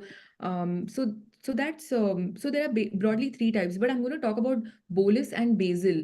Bolus is short acting insulin, and there are many brands and many names available. The one that I'm using is Novorapid. There's Humalog, there's Fiasp, there's so many of them. And rapid acting insulin is for two reasons, used for two reasons. One is when you're eating a meal, you need insulin because your body is not making. In a non-diabetic person, when they sit down to eat at the table, their pancreas is producing insulin and they're eating. Yeah. And it's all matching, and it's perfectly, it's working beautifully. Yeah. But in our case, we're having to inject a certain number of units of insulin and then eat accordingly to the amount of insulin. So rapid insulin is for that. That's bolus. And also sometimes for some reason your blood sugar is very high. Maybe you forgot insulin, or there's some other stress or some other issue. You've eaten something you didn't know had a hidden ingredient, maybe. And at that time, to take a correction dose, you need bolus insulin again, which is rapid insulin. Basal or long-acting insulin is insulin that you take. Usually, it's taken once a day. Some might take it also twice a day. And a few examples of that are Lantus, Tresiba, NPH. These are all examples of brand names of basal or long-acting insulin, which you need to keep your blood sugar steady throughout the day. So even if you're not eating, and I also do intermittent fasting. So people ask me, can a type 1 diabetic fast? And well, disclaimer, I'm not a doctor, so I can't, I'm not giving Yeah. anybody advice, but I'm sharing my experience, and my experience is that you can certainly fast. I mean, you can, I'm, for example, at the moment I'm traveling. I'm in Geneva, and right after our thing, I'm going to be running to catch a train. So there's sometimes less time to eat. You might not want to eat because you're not hungry. Protein gives you satiety. So in all those cases, your basal does that solid job of keeping your blood sugar steady and in range. So do you make some variation in your basal dose while you fast? No, Jasmeet, I usually, so what I do is, I do basal testing. I haven't done it in a while, but basal testing basically means that you take your basal and you undergo a period of fasting to observe if your basal is working correctly or not. Okay. So you don't eat for a certain number of hours, whether now it depends whether you can do a 24-hour thing, or you want to do it 12 hours and 2 days, 12 hours split over 2 days, or you want to do 8 hours split over 3 days. But the goal is to not eat and not let your bolus interfere, to test whether your basal is efficiently working or not. So I don't tweak my basal because I know that the number of units I've taken, that is solidly working for me. If I don't eat, I'm not going to go hypo, and I'm not going to go hyper either. And whenever I do need to eat, then I add in that additional bolus and along with my food. So I like to keep it really, really simple and foolproof in that way. So I think, Nupur, you cannot talk about the physical activities. The like you are an athlete, you are a marathon runner, you are a martial artist. So the people they just don't want to involve their type 1 kids to any activity, any exercise or any sports. So because they're just worried not about the hyperglycemia, but they're more worried about the hypoglycemia. So could you just tell like those parents like what I see, like even for you, even the sky doesn't seem to be the limit. So just talk about the sports. Yes, I'll just, I have a slide here about, back in 2019, so I'm the third one from the left. Back in 2019, all the people in this photo are type 1 diabetics. That's one. The ones that are wearing those green t-shirts, we did a 100-kilometer Oxfam Trail Walker in 2019, and we were the only diabetic team. There were lots of corporate teams and whatnot, and we thought, I mean, it's been on my radar. I've wanted to be able to tick that box saying 100 kilometers done, but I just could never find, you needed to have a team. I couldn't find a team because And all everyone five of you were the type 1 diabetic? yeah, all five are type 1, and the ones that did the 100K are four people in the green t-shirts. The fifth one is our friend who did actually the tougher job of, being a crew member to us. So helping us carry our bags sometime and bringing food for us. And so that was a phenomenal experience. So I guess what I'm trying to say is that you can do any sort of physical activity. You can become the prime minister. I mean, I'm not Yeah. even kidding. Like the ex-prime minister of the UK, Theresa May, she's had type 1 diabetes, and she's been a prime minister. So there is really like Jasmeet, like you said, sky is the limit, and I'm waiting to see what all the young people going ahead can do. Yeah. Also want to Even quickly say nowadays, sky is not the limit. Nah? People are yeah, going yeah. beyond that. Yeah, people are going beyond. They'll go to the moon also, I'm sure. So, when we did this 100-kilometer thing, I was doing low carb at that time as well. And a lot of concerns around, people have this concern that if you do low carb, can you exercise? Because, you'll get tired with low carb and you'll not have energy. And, I'm very happy to tell you, Jasmeet, that I had a lot of energy. I mean, how much energy a high carb person might have after completing a 100-kilometer, I had the same or more. Ah. So it took us 2 days to less than within the period of 48 hours we had to complete, and we completed. And it was totally fine. Whenever we had a break, I would eat eggs, I would eat chicken, I would eat salad, and totally doable. It's not that low carb, there's a lack of energy or any of those things. If your, hydration, if your electrolytes are on point, Yeah. if you're having enough salts, and if you're eating low carb and you're used to it, it's not like you're starting to do something new. You want to do a 100-kilometer tomorrow and you want to start low carb tomorrow, probably a bad idea. But if you're used to it and you've practiced that way, then nothing stops you. You can also see on the left hand side, there's this, we created a little tracking system because a lot of people were concerned. I mean, to be very selfishly, my own family was concerned that she's going to walk 100 kilometers. What if she gets a hypo, or what if her sugars go up or down, or and we were walking through a forest. There's no like emergency medical service or anything. So it would, we really had to be very careful. And you can see our blood sugars also, they were getting updated. So all of us were wearing Ah. sensors. I'm So this is an wearing a sensor. application created by Blue Circle Diabetes Foundation. No? Yes. This is an Okay. And application that we created, then what you and call it? Blue Circle Diabetes app. So if you go onto App Okay. Store or Play Store, you can get the app. So this is actually a separate page that we had created for the purpose of the 100K. And at that Ah. point, my blood sugar was 86, and you can see the other friends, everyone's blood sugars, all the type 1 diabetics had their sugars there. And I also want to quickly take you back, Jasmeet, to the time and range. If I could just, take maybe 30 seconds to quickly talk about. So on the left, you see the 81% in target, and my target is 70 to 120. This is a slightly older image, but all the same, 81% in target, 4% hypoglycemia under 70, and 15% hyperglycemia. Over 120 is what I personally consider Yeah, this is what you said hypoglycemia. there, na? Like 70 to 120, and according rate is providing you.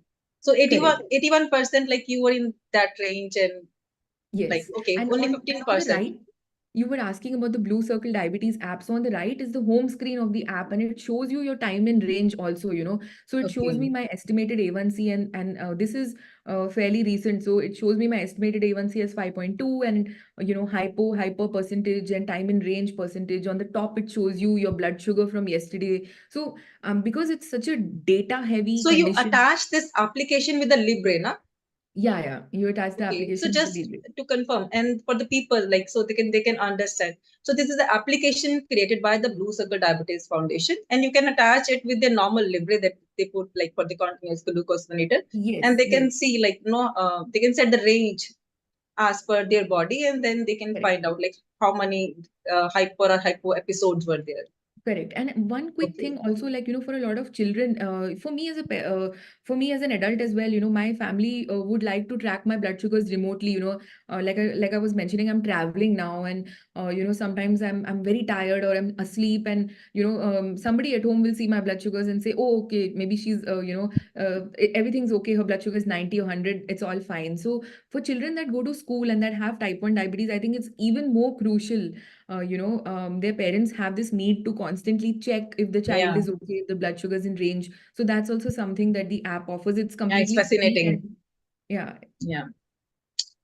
So I think, Nupur, you can talk about your Blue Circle Foundation, how people can reach you, and what support you provide for the parents and for the kids as well. I think more support is needed by the parents. Yeah, for sure.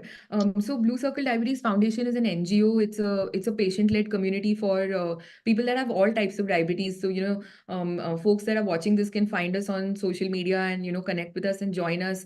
So nothing more to say. I mean, other than we do a lot of activities. We do workshops. We meet in person. We do runs.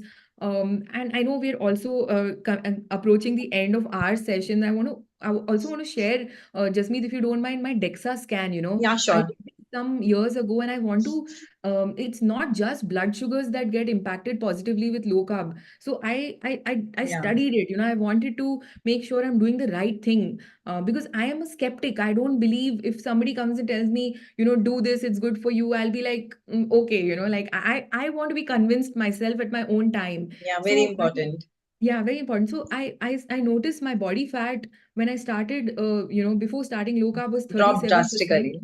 and dropped drastically to 26%. No change in anything. And you know how it is with a busy lifestyle, you don't have time for exercise. I mean, let's face it, many days go by and we don't exercise. My weight dropped, my lean mass improved. So like, what's not to appreciate about low carb? I see a lot of people saying you can eat high carb, you can enjoy, and yes, Yeah. you can, but you have to be prepared for the consequences later. Your choices have consequences. And I'm telling you, as somebody who's had diabetes for almost 30 years, that this is the improvement. I mean, I wasn't seeking to lose weight. I was okay being a little bit chubbier as well. But when the weight loss happened, I was, happy, because Even your it, lean mass improved, no? It's yeah, like, even my lean mass improved. I mean, there is nothing that doesn't work out positively. So, I would sincerely suggest, whoever is interested to fix their blood sugars and fix their life, definitely explore low carb. This is, it's just boring, straight, flat lines. And of course, I am just human. I'm type 1 diabetic. My pancreas don't produce insulin. So someday my blood sugar will go up if I'm sick, or if I've eaten something that I didn't know had some carbs, or if I'm eating out, and all of these things will happen. This is part of life. So I don't worry about it, and I just carry on. I take my insulin, I bring it back down, and law of small numbers and Bernstein's book has really, really yeah, it's changed. a Bible. It's a Bible. Yeah, it's really changed my life for the better. So you can see here on the left, is a plate of Turkish eggs, from some People travel. would And definitely love to see your meals, your plates. yes, Yeah, yes. after seeing your numbers, they might be, thinking about that, what this lady is eating.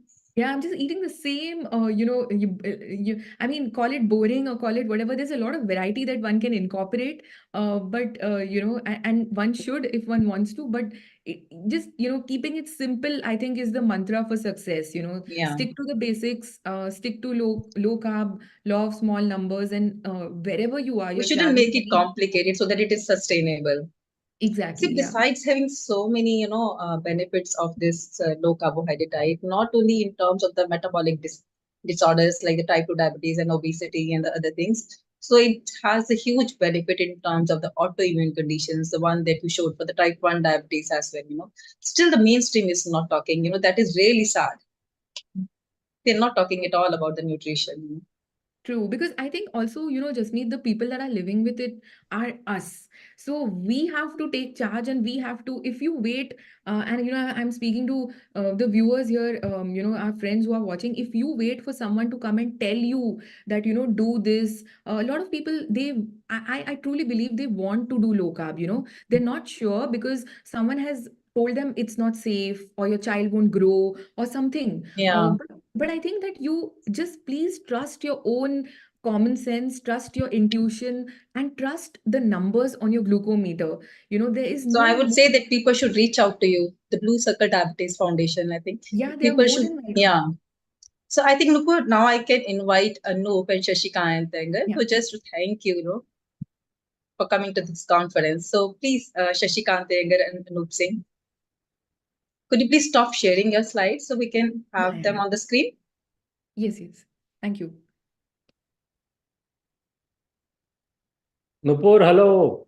Hi, Shashi. Great to see you. I'm so happy to have you in this conference, in the second conference. We missed you in the first one, but nevertheless, we thought. No, thank you. Thank you so much for having me. I really appreciate it. And kudos to you for spreading all this information, helping people. I think it's it's amazing service that people are getting by knowing about low carb. Hi, Anup. Hi, how are you? I'm good. And, Thank you. Thanks for and having me. Nupur, I'll truly, I'll dub you as I truly call you the super girl of India. Yeah. The type 1 diabetes, following Bernstein protocol. So thank you very much, Thank you. Nupur, and we will get associated in coming times for more such sessions. Thank you. Definitely. Thank Thank you. you. Thank you so much, Thanks. Nupur. Yeah. Thank you. Anup? Bye. Yeah, just one point, I think Shalini is with you, right? Shalini, Srishti. Yeah. They're also there.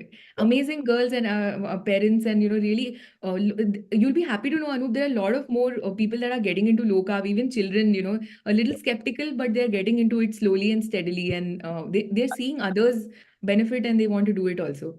I think we saw, Shalini and Srishti. They were two whose mom were very cooperative, and the other Okay. one was, I think, 4.5-year-old. I forget her name, but even she had hit 4.8 A1C. Oh, Ah. wow. Vindhya, maybe. Yeah. And Thank thank you you so very much. much. Now, our next guest, you can get in my friend Teo and Mandar. Thanks. Bye.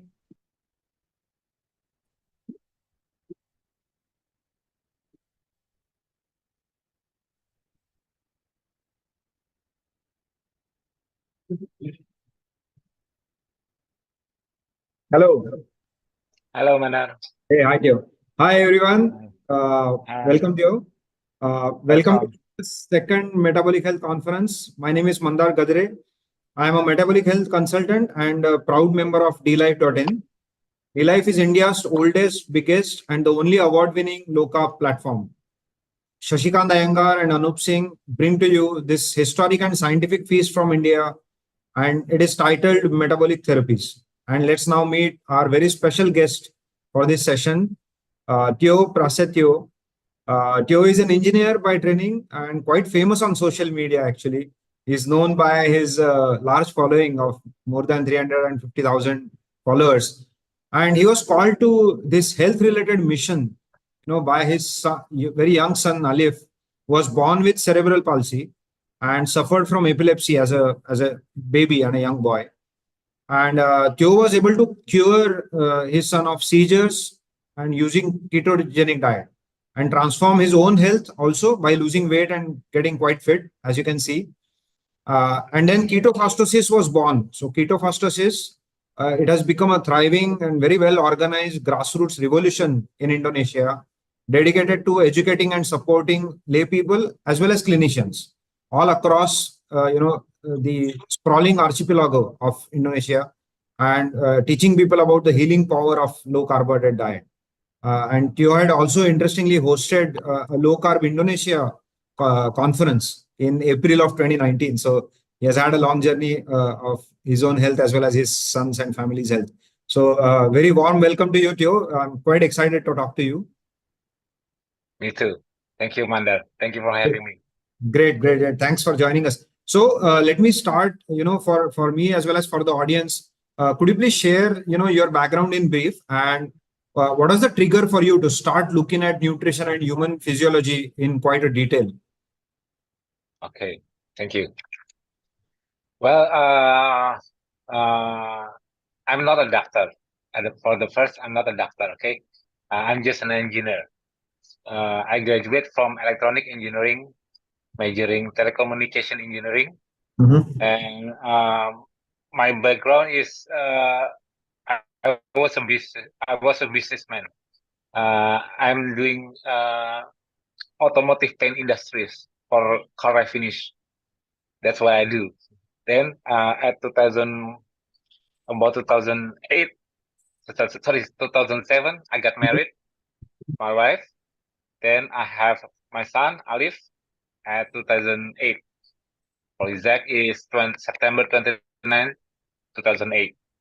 That's Alif is our first son, and he's the hope for every family. The first son is always their biggest hope for everything, right?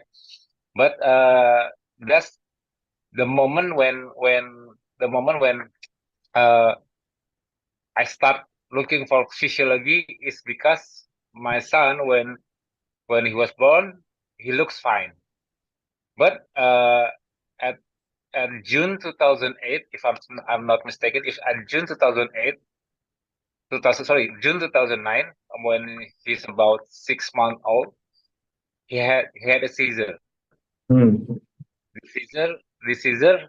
After the seizure, the doctor told me that he have cerebral palsy, which is shown by the MRI that he has ventriculomegaly. Like our brain has the two ventricles, yeah, right and left ventricle. He has a very large ventricle at the right. At the left. So the right side of his body is weak. That's when I got shocked. My wife got shocked, and I'm beginning to search how to cure him. At the beginning, because I'm just a common ordinary people, then I don't know anything about health. Perhaps I want to show you. Can I share screen? Yes, please. Go ahead. Yes. Okay. I want to show you this was me and Alif. This is at 2009. That's how big I am. I was 114 kilo. Are you, just a sec, are you sharing your screen? I think the Yes. image has not come up yet. Oh, sorry.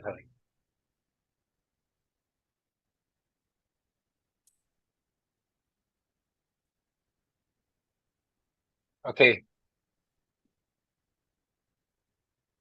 Yes, we can see it Yes. now. Okay. This is Alif. It's about 2 months old or 3 months old. I forgot. But this is 2009. That was me. That how I was very fat. I was 114 kilo. But at that time, I don't care about my appearance or my obesity status. I don't care because I don't think about myself. I don't think about health at all. I'm not understand about how to be healthy. Like most people, we just eat what we like, and my lifestyle is really, really not good because I always eat, etc. That's what I live. But today, I was getting leaner because I have changed my lifestyle. So just so we know, when you're showing this photo, right? So around this time, what was your typical way of eating, and your lifestyle? Today, my lifestyle is uh, my behavior, 24-hour behavior is five items. This is fasting, moving, relaxing, feeding, and sleeping.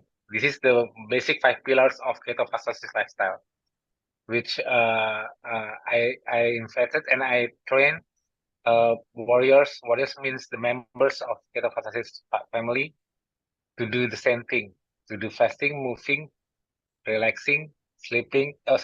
Feeding and sleeping.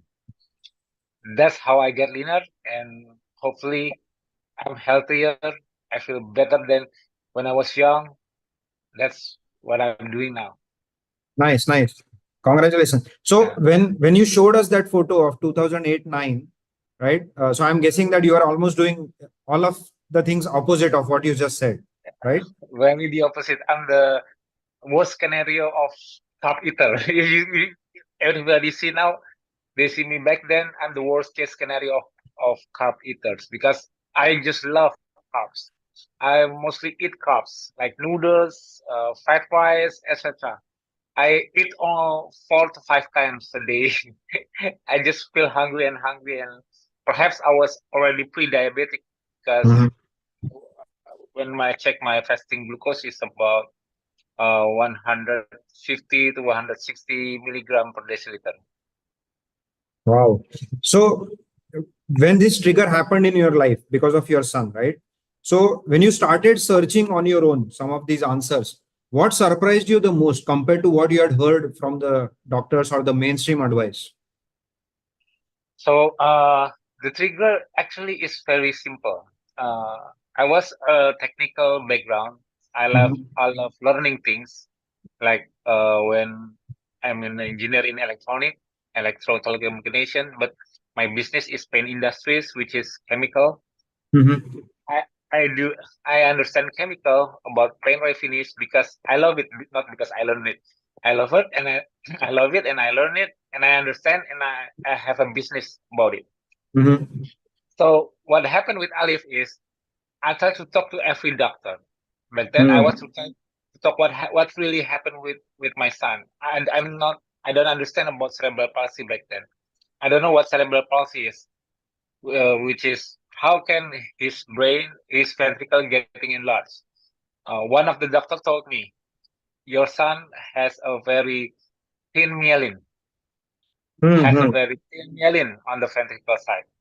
Yeah, because the ventricle megaly. So I asked, so what is myelin? How can we make the Alif myelin back to normal? You can't. The doctor said you can't. He's already cerebral palsy. He won't be able to walk. The doctor also said he cannot talk also. Perhaps he will get sick a lot. And it was proven at the beginning that my son really weak. He up to 1 year old, he can only rolling. He cannot stand up, just rolling in the bed, just like that. I'm very concerned, but I'm also researching about this myelin, like common people do, which doesn't understand physiology of humans. I bought a supplement of bovine myelin. How ridiculous of me! And I thought that if I supplementing my son with this bovine myelin, his myelin should grow. That's what I thought before. Right. Because I bought it online from Australia. I forgot the brand, but it was intended for multiple sclerosis. But I think it's the same because myelin. I hope this myelin can help Alif, but nothing happened. I'm wasting lots of money to buy this very expensive supplement bovine myelin. Then I'm doing my research. I try to learn with every doctor that I meet. Even when I'm consulting with the doctor, every time I bring Alif and I'm consulting to the doctor, I'm willing to pay more just to get the knowledge. But Yes. most doctor won't won't give me the time to learn from them. And all the answer is the same. Cerebral palsy is a lifetime. Is a lifetime. Because my Alif won't be like the other normal kids. And back then I won't give up. Then I try to search more about this myelin. What is this myelin? I don't know about nutrition at the beginning. I don't know about ketosis. I don't know about fasting. Only myelin. Only this myelin. When I search about this myelin, I try to learn like from the beginning. What is myelin? Oh, myelin's. Can I also Sure. explain with Yes. my screen? Yes. Yeah. Definitely. Definitely.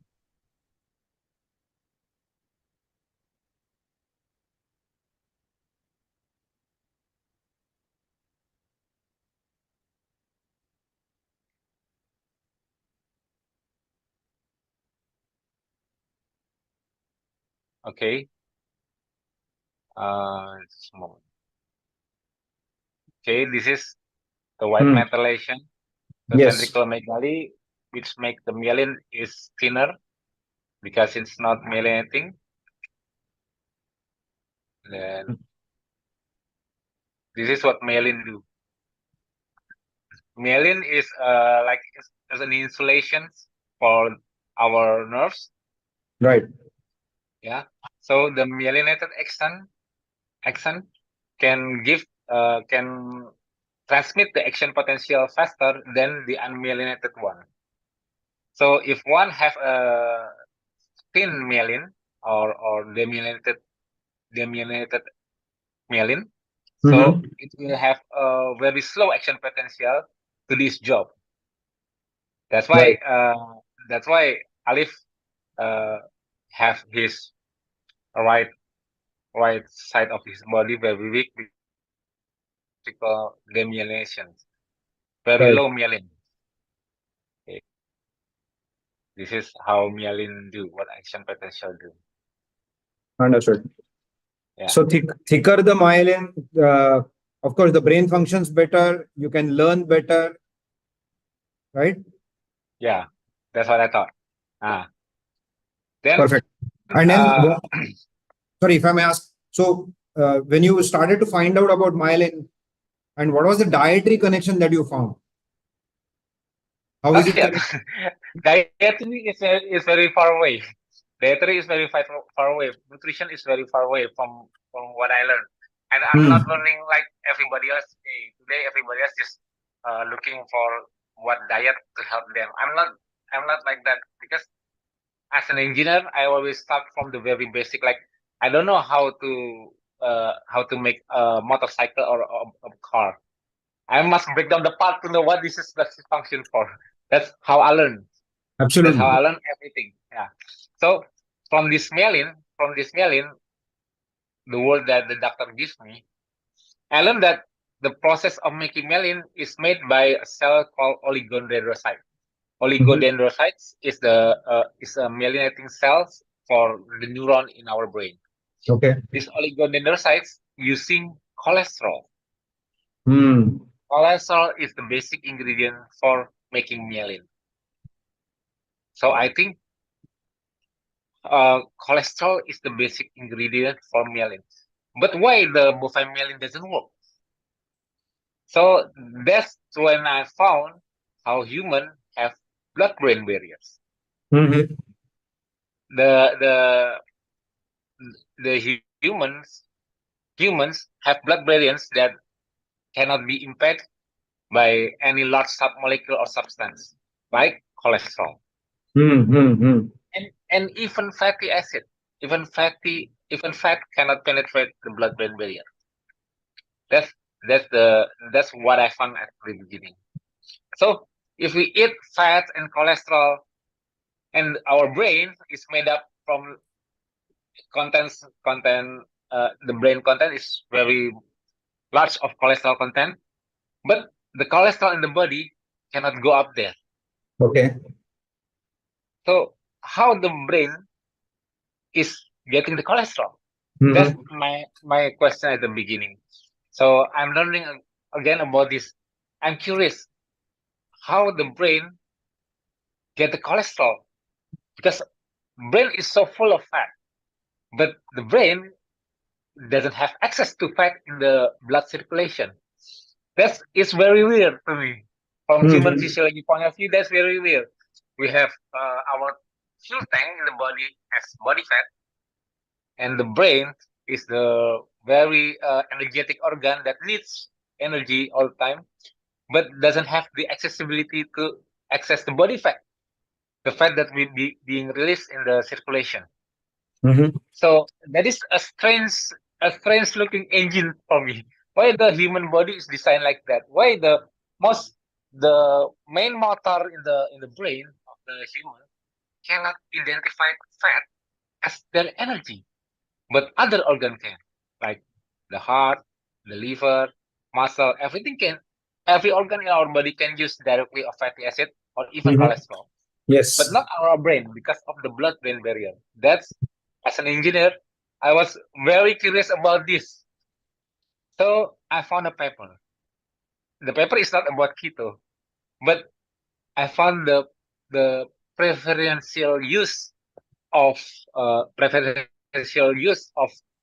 ketone as a substrate for cholesterol synthesis. That's when I understand that for all the need of fat, of cholesterol for the building block in our brain, the brain must synthesize itself. The brain cannot take it from the circulation, but it must synthesize itself for triglyceride and even cholesterol.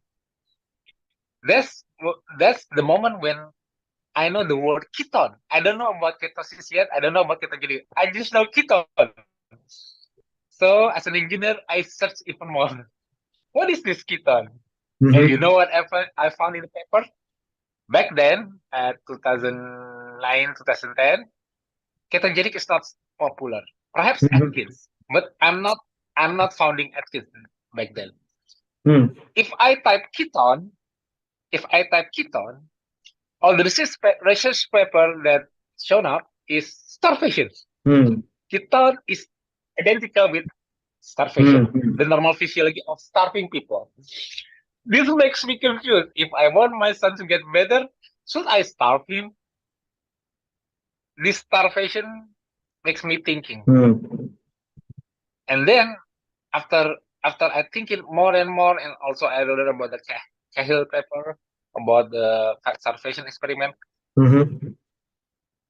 I understand that ketone is like the basic fuel for human being. And I also found paper that even babies are born in ketosis, the basic fuel of human. So that's how I understand. And when I found, because I found starvation, ketone from starvation, I looked on evolutionary biology. I looked on the timeline when starvation is normal. It's not a negative word like us. Starving is really scary. Fasting is intended to be done by someone. But when starvation is normal and not have negative effect to human, it is when we condition it on ancestral timeline, which is there's no food everywhere. So people must look first for their food. So they have a fasting window that you can avoid it. You cannot wake up and get food on your table right away. You have to work and find for your food. So there's no fasting back then. Just a window without food, and you have to move, to look for your food, use your effort to get your food. This fasting window. That's why ketofastosis is started with fasting physiology, not with the nutrition at first. But then I learned more that to maintain this ketosis, of course, you have to keep the glycogen level in the liver low enough to make the liver keep converting fatty acid to ketone. Then I learned that the human, if you human eat carbs more than 50 grams, Mhm. then liver won't make keto no more. So the nutrition comes after the fasting. And it makes sense for me from evolutionary standpoint because human being is a species like other species on Earth. We have our designated habitat ecosystem. Yes. Today's ecosystem is a man-made ecosystem. It's a obesogenic environment. While Yes. back then in the wild nature, we call it leanogenic environment. It's easy to make people lean on the wild environment because without unconsciously, if you live in the wild, like Mandar, if you go to the jungle without anything, you don't bring anything, and you just think to survive. You know what? You're already doing ketofastosis lifestyle, Right. which is you will be fasting the moment you Mhm. wake up in the jungle in the morning. Yes. If you want to live, you have to find food, right? Then you have to move.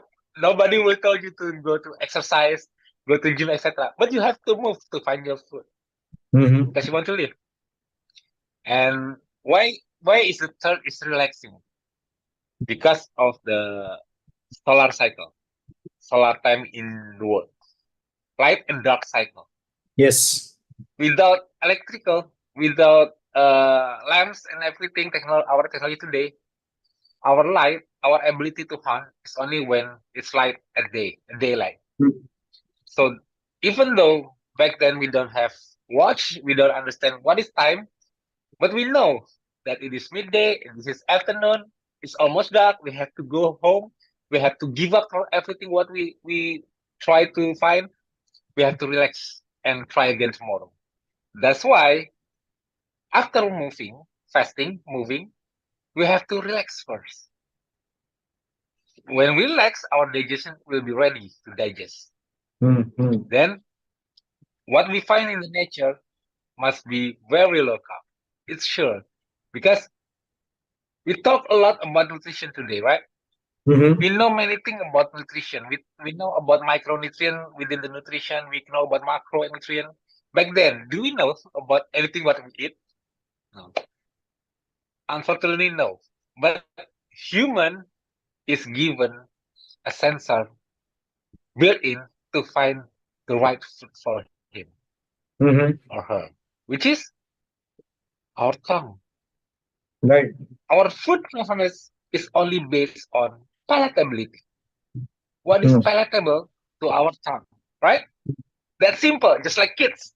How kids choose food. They don't know anything about health, nutrition, but they choose snack because it's very tasty to them.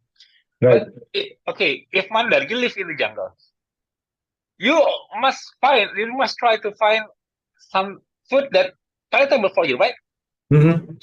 Many leaves, many leaves, many vegetables, but you won't eat them because it's not palatable. Mm. There's no ingredients, no processing of the vegetables to make it, no added fat to make it tastier. Just leaves. You won't eat it.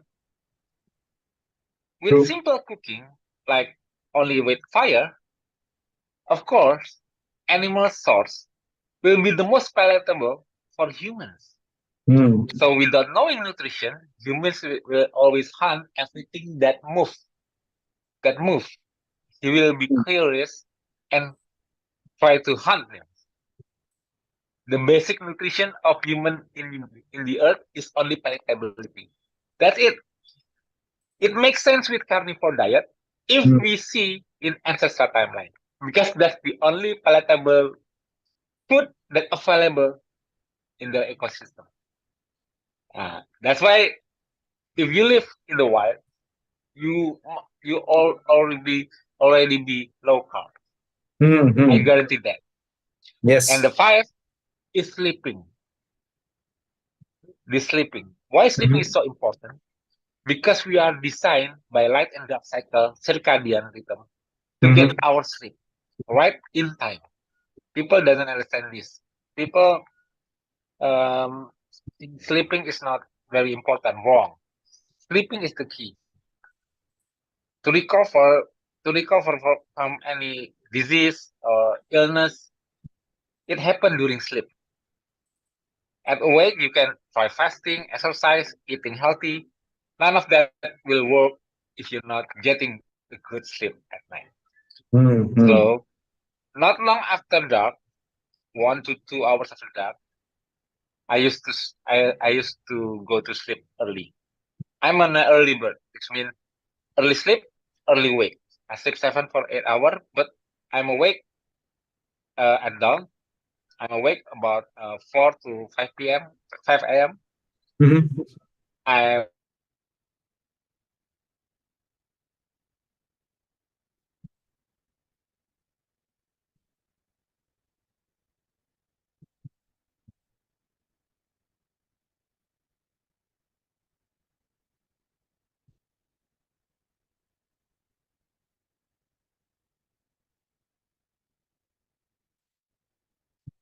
Looks like a bit of connection issue, uh, but it's lovely to hear your journey and how nicely explained to us, going all the way from finding out myelin and then going into what thickens that myelin, figuring out the role of cholesterol. I mean, you can see the very clear thought process that Theo has brought, and it's amazing to see his journey as well as his son's journey. Yeah, you're back to you.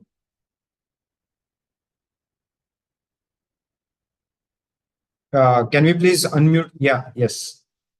Yeah, I think the signal.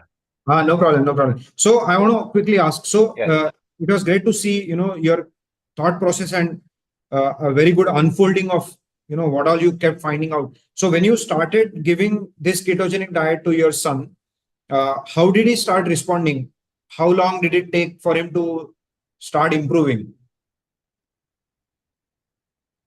I think it's about 2 to 3 months later. At the Wow. beginning, he still have seizure. He still have seizure because he got an epileptic too. So he still have seizure, and we still use drugs for him to Okay. maintain the seizure low. Mhm. But after 3 months, the seizure is occasionally happen. But then I think it's really gone about 6 to 7 months later. It really disappeared until now. Till now, Wow. there's no more seizure. Till now. Oh, sorry. At 2 years old, he had one seizure only.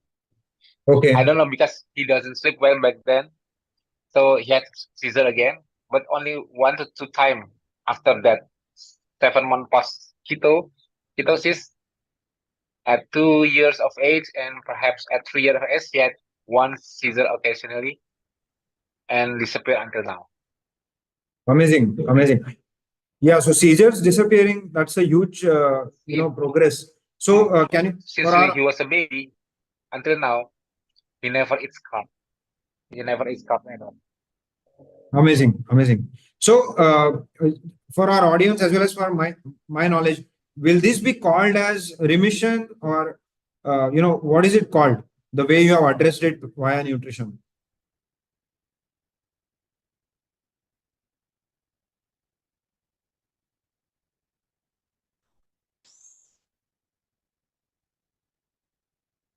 Mandar, can you hear me? Yeah.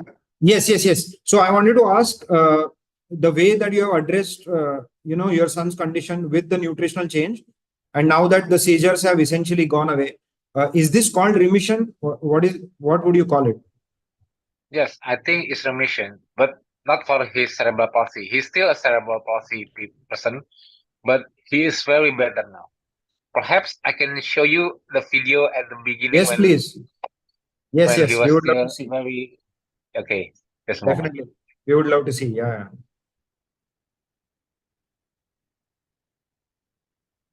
Also, how old is he now? He is 15 now. 15 years old. Oh, okay. Wow. Okay, I will show you. This is the first time he learned to walk. Okay.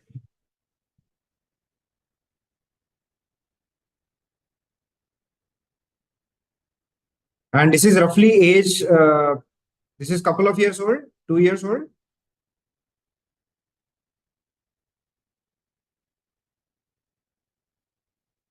Teo, you're on mute if you're trying to speak.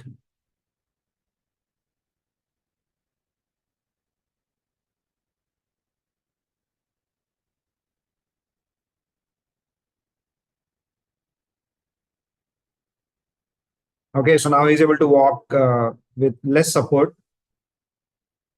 Good, good.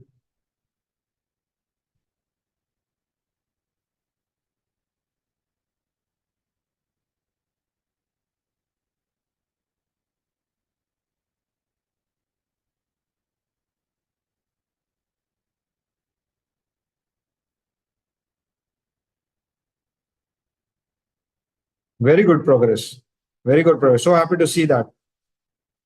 Yeah, he's walking on his own. Very heartening to see it, Teo. Thanks for sharing this video with us.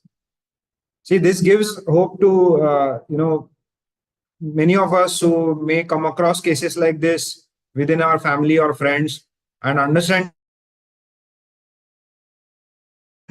the connection with diet and lifestyle. I think you brought out all those points quite well. So thanks for sharing this story in detail. You have gone on mute, Teo.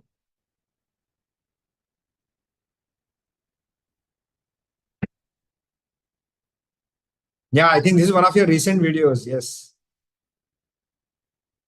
Very nice. Very nice. He's so happy. Yeah. We are also very happy to see this. Well done. Well done.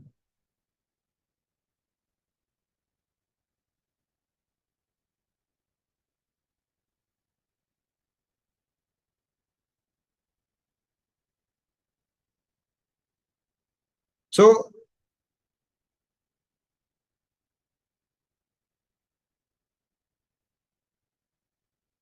this is so great. Yeah. Great to see him. Teo, hopefully I'm audible to you. Am I?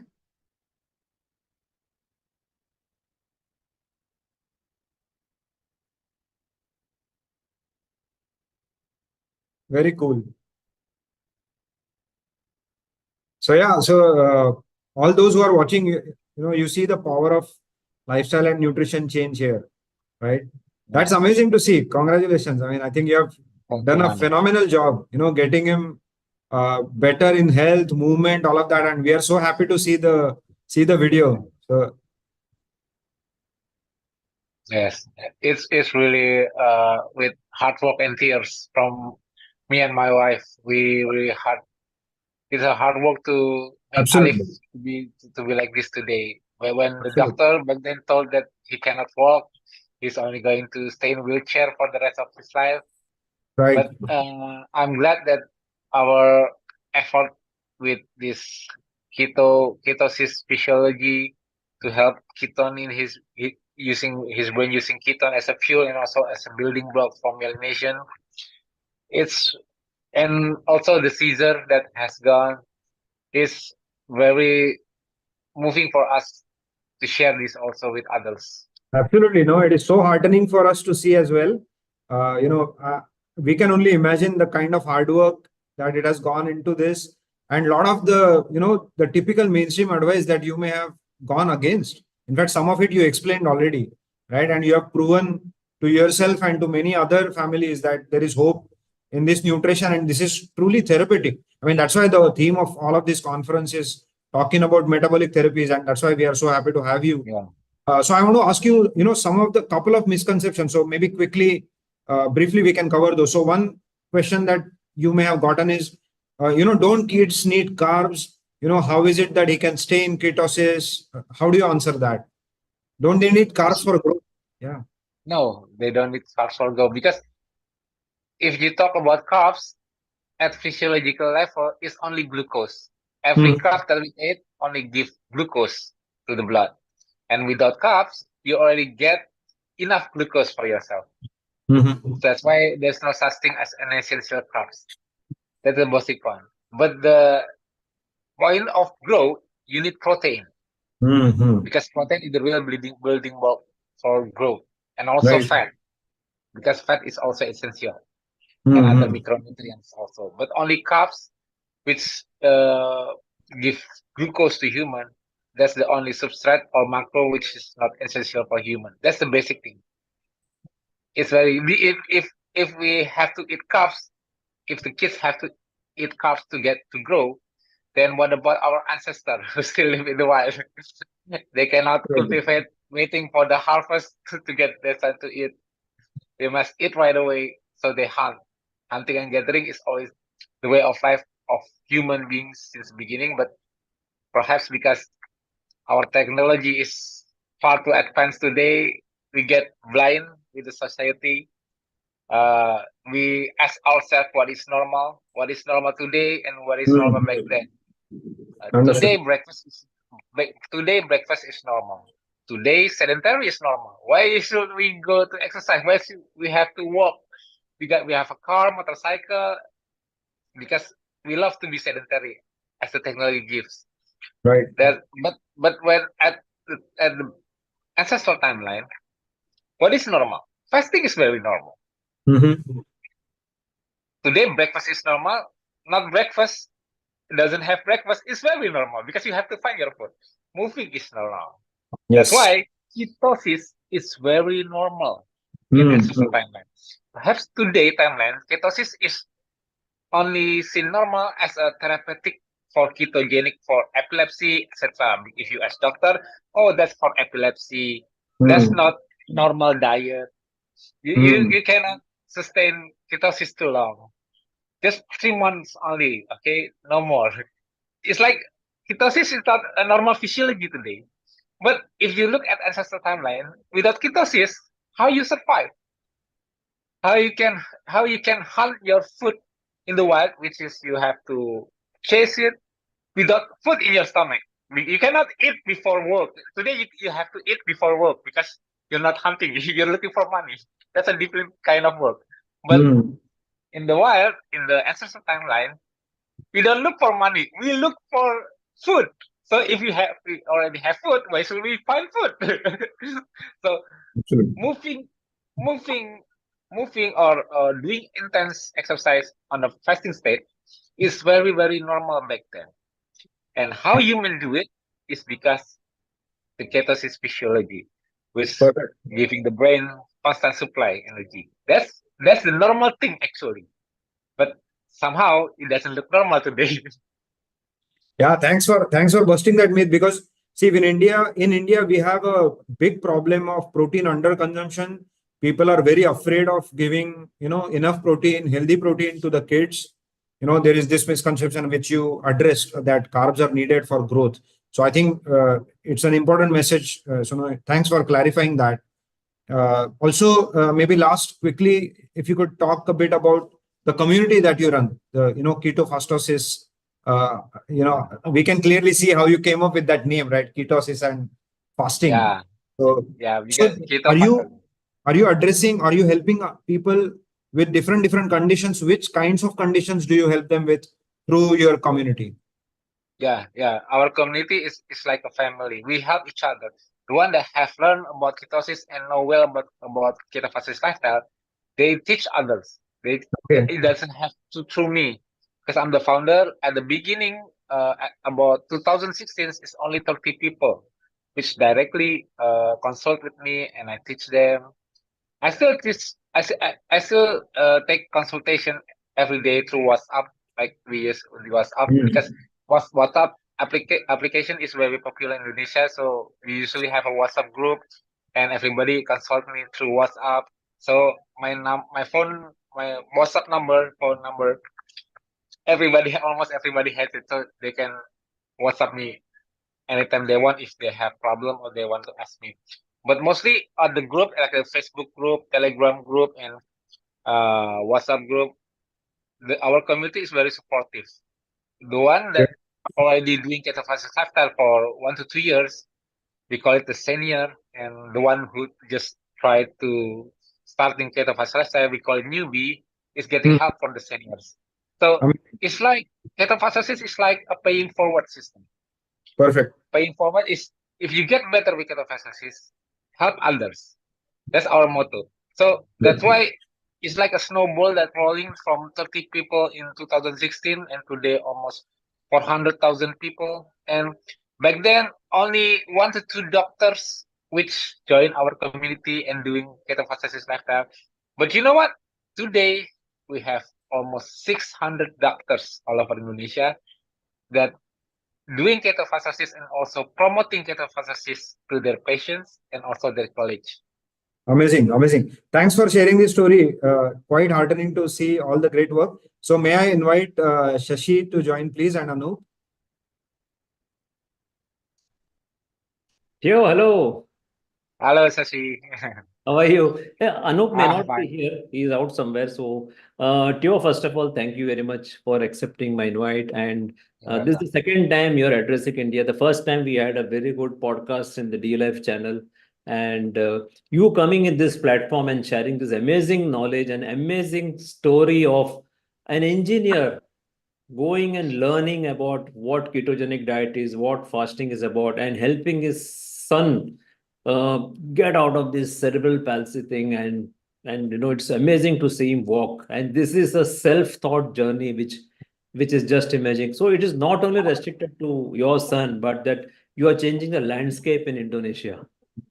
Yeah, thank you. I hope so. I'm glad because back then most people and especially the medical community very skeptic about this ketofastosis lifestyle.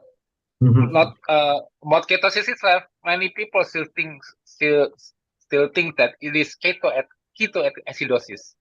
They don't understand anything about ketosis. But I'm very glad that today more and more people understand the real physiology of ketosis. Why ketosis is the basic primal metabolism of human being, the basic metabolism that human was born to use it to maintain health and to keep healthy. So what I learned from ketosis is the physiology of glucose sparing.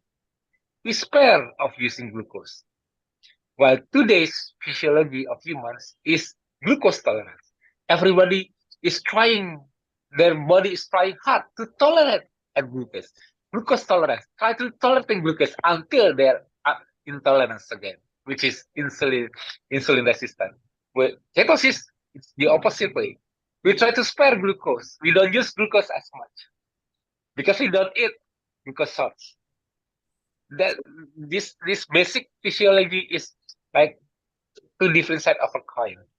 Sometimes we don't understand each other. So thank you, thank you very much, and we can have many more discussions. We look forward for a lot of collaborations from you. And on behalf of Anup Singh, D Life, me, Metabolic Health India, Metabolic Health Conference, I thank you very much. So we'll meet again, Theo. Thank you. Namaste from India. Thank you, Sashi. Thank you for having me. Can I ask a quick question before you leave? Yeah, doctor. Please get Dr. Lily Kiswani in, please. The video that you shared is very inspiring. If you do have no objection, can we use that video, please, to inspire other people? Of course. I hope it's helpful. My video you can use it for everyone. If you can share it, please, with Mr. Iyengar. Yeah, I will share it to Shashi and Mr. Mandar. Thank you. Yeah. Thank you, Theo. Thanks, Theo. Thanks, Theo. Welcome. Thank you, Sashi. So you can start, Meena. Hello, everyone. Welcome to India's second Metabolic Health Conference. My name is Meenakshi Rana, Akka, Fit and Hit Mom and co-founder of Fit Family, Hit Family, and a proud member of DLife.in, India's oldest, biggest, and the only award-winning low-carb platform. Shashikant Iyengar and Anup Singh bring to you this historic and scientific feast from India titled Metabolic Therapies. And today's session topic is low carb and menopause. And let's meet our special guest for this session, Dr. Lily Kiswani. Welcome, Dr. Lily. And let me introduce her. She's an MD. और 30 साल तक उन्होंने gynaecology और laparoscopy surgery के बाद integrative medicine में practice करना start किया है and now she is integrative medicine practitioner और वो इंडिया की पहली लेप्रोस्कोपिक सर्जन भी रही हैं और उन्होंने 2 किताबें भी लिखी हैं, एंडोस्कोपिक गायनेकोलॉजिक सर्जरी, और लास्ट ईयर ही उन्होंने एक बुक पब्लिश की है, eat to beat diabetes, and she was recently named 4th among the world's top 20 doctors in her field. So we are so proud to welcome here, and I'm so proud to host her here. So welcome, Dr. Lily. Welcome on this virtual stage of DLife.in and this conference. Thank you, Meenakshi ji. Thank you for inviting me. सबसे पहले तो मैं बता दूं कि I'm not India's first laparoscopic surgeon. I'm India's first female laparoscopic surgeon. Female My male laparoscopic. colleagues will be very offended if they hear this. Yeah, तो मैं female. clarification देना चाहती हूँ. Yeah. So so should we start with the questions? जी. Yeah. So menopause से बहुत ladies डरती हैं और उनको जी, लगता है कि ये तो एंड ऑफ आवर यूथफुलनेस है और अब पता नहीं जी. क्या होगा, और they feel some symptoms also, they go to doctor also. So actually मैं आपको बताऊं, मुझे 50 साल हो गए हैं मेडिकल कॉलेज ज्वाइन किए हुए. This year I completed 50 years. मैंने एक पेशेंट नहीं देखी है जो प्राइमरीली मेनोपॉज के लिए डॉक्टर के पास जाती है. 50 साल में एक पेशेंट नहीं देखी है. And I have practised in various countries in the world. Even कहीं पे भी अपने आप से हम Okay. अपने फैमिली में इतने मग्न होते हैं, दूसरों का ख्याल करने में खुद का ख्याल नहीं कर पाते हैं. हाँ. Is it okay? मुझे लगा कि अब विमेन ज्यादा अवेयर हो गई हैं, शायद उनको मेनोपॉज का पहले से ही सोशल मीडिया के थ्रू और मे बी उनकी फैमिली के थ्रू उनको ये पता चल अवेयरनेस जाता जरूर है, लेकिन खुद से एक डॉक्टर के पास जाना अपनी हेल्थ Okay. के लिए वो जरा कम है. Yeah. Okay, before I come to questions, Dr. Lily, we just want to know, हमारे viewers भी जानना चाहते हैं कि आपने 30 साल गायनेकोलॉजी और लेप्रोस्कोपिक में प्रैक्टिस करने के बाद कैसे ये ट्रांजिशन किया, like how you came to this low carb space? Okay, it's quite interesting. Actually, menopause ही मेरा first introduction था. As you know कि gynecology में hormones का काफी रोल होता है. Infertility होती है, bleeding problems होती हैं, menopause होता है. तो ये पेशेंट्स आया करती थी with heavy bleeding around menopause, जिसको हम पेरीमेनोपॉज कहते हैं. और इनको मैंने बायो आइडेंटिकल हॉर्मोन्स देना शुरू किया, फार्मास्यूटिकल प्रोडक्ट्स नहीं. जो तब तक हम 30 साल से तो वही फार्मास्यूटिकल प्रोडक्ट्स यूज करते थे, लेकिन अब मेरी इंट्रोडक्शन हुई बायो आइडेंटिकल, मतलब exactly the same molecule which we have in our body. और उससे इतने अमेजिंग रिजल्ट्स आए कि within a few months उनकी ब्लीडिंग स्टॉप हो गई कंप्लीटली. उनको बहुत स्मूथली मेनोपॉज शुरू हो गया. तो इससे क्या हुआ कि वो लोगों में एक बात फैल गई कि इस डॉक्टर के पास जाओ, ये बिना ऑपरेशन के ठीक कर देते. क्योंकि तब हम ऑपरेशन करते थे हेवी ब्लीडिंग के लिए, चाहे वो यूट्रस निकालना हो, चाहे जो मैं करती थी एंडोस्कोपिकली, एंडोमेट्रियल एब्लेशन कहते हैं उसको. तो तब मुझे लगा कि ये जो मैं कर रही हूँ ये काफी पावरफुल चीज है. ये मैं अपने ट्रेडिशनल एलोपैथी प्रैक्टिस से नहीं कर पा सकती हूँ. तो तब फिर मैंने इसमें और पढ़ाई की और फिर मैं धीरे धीरे इस फील्ड में आ गई. ओके, वाह, वंडरफुल. हमें ऐसे डॉक्टर्स और चाहिए, है ना, जो पेशेंट की भलाई के लिए उन्होंने अपना पूरा रास्ता ही बदल लिया. So proud of you.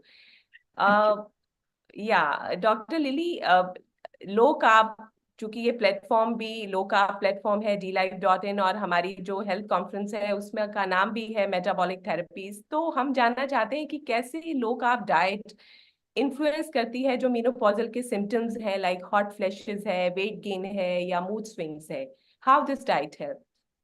Okay, मैं आपके साथ एक प्रेजेंटेशन शेयर कर सकती हूँ? या sure.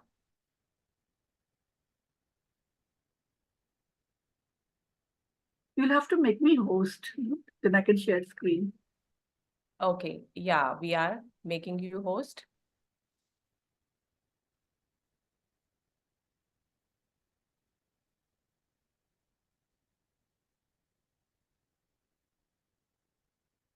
Ma'am, I've already given rights to you to share the screen.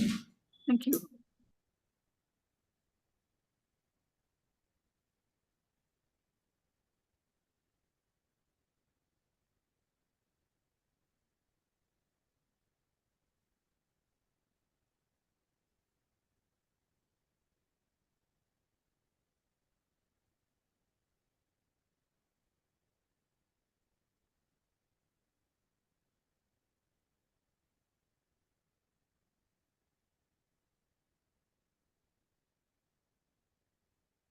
Ji Yeah, it's coming.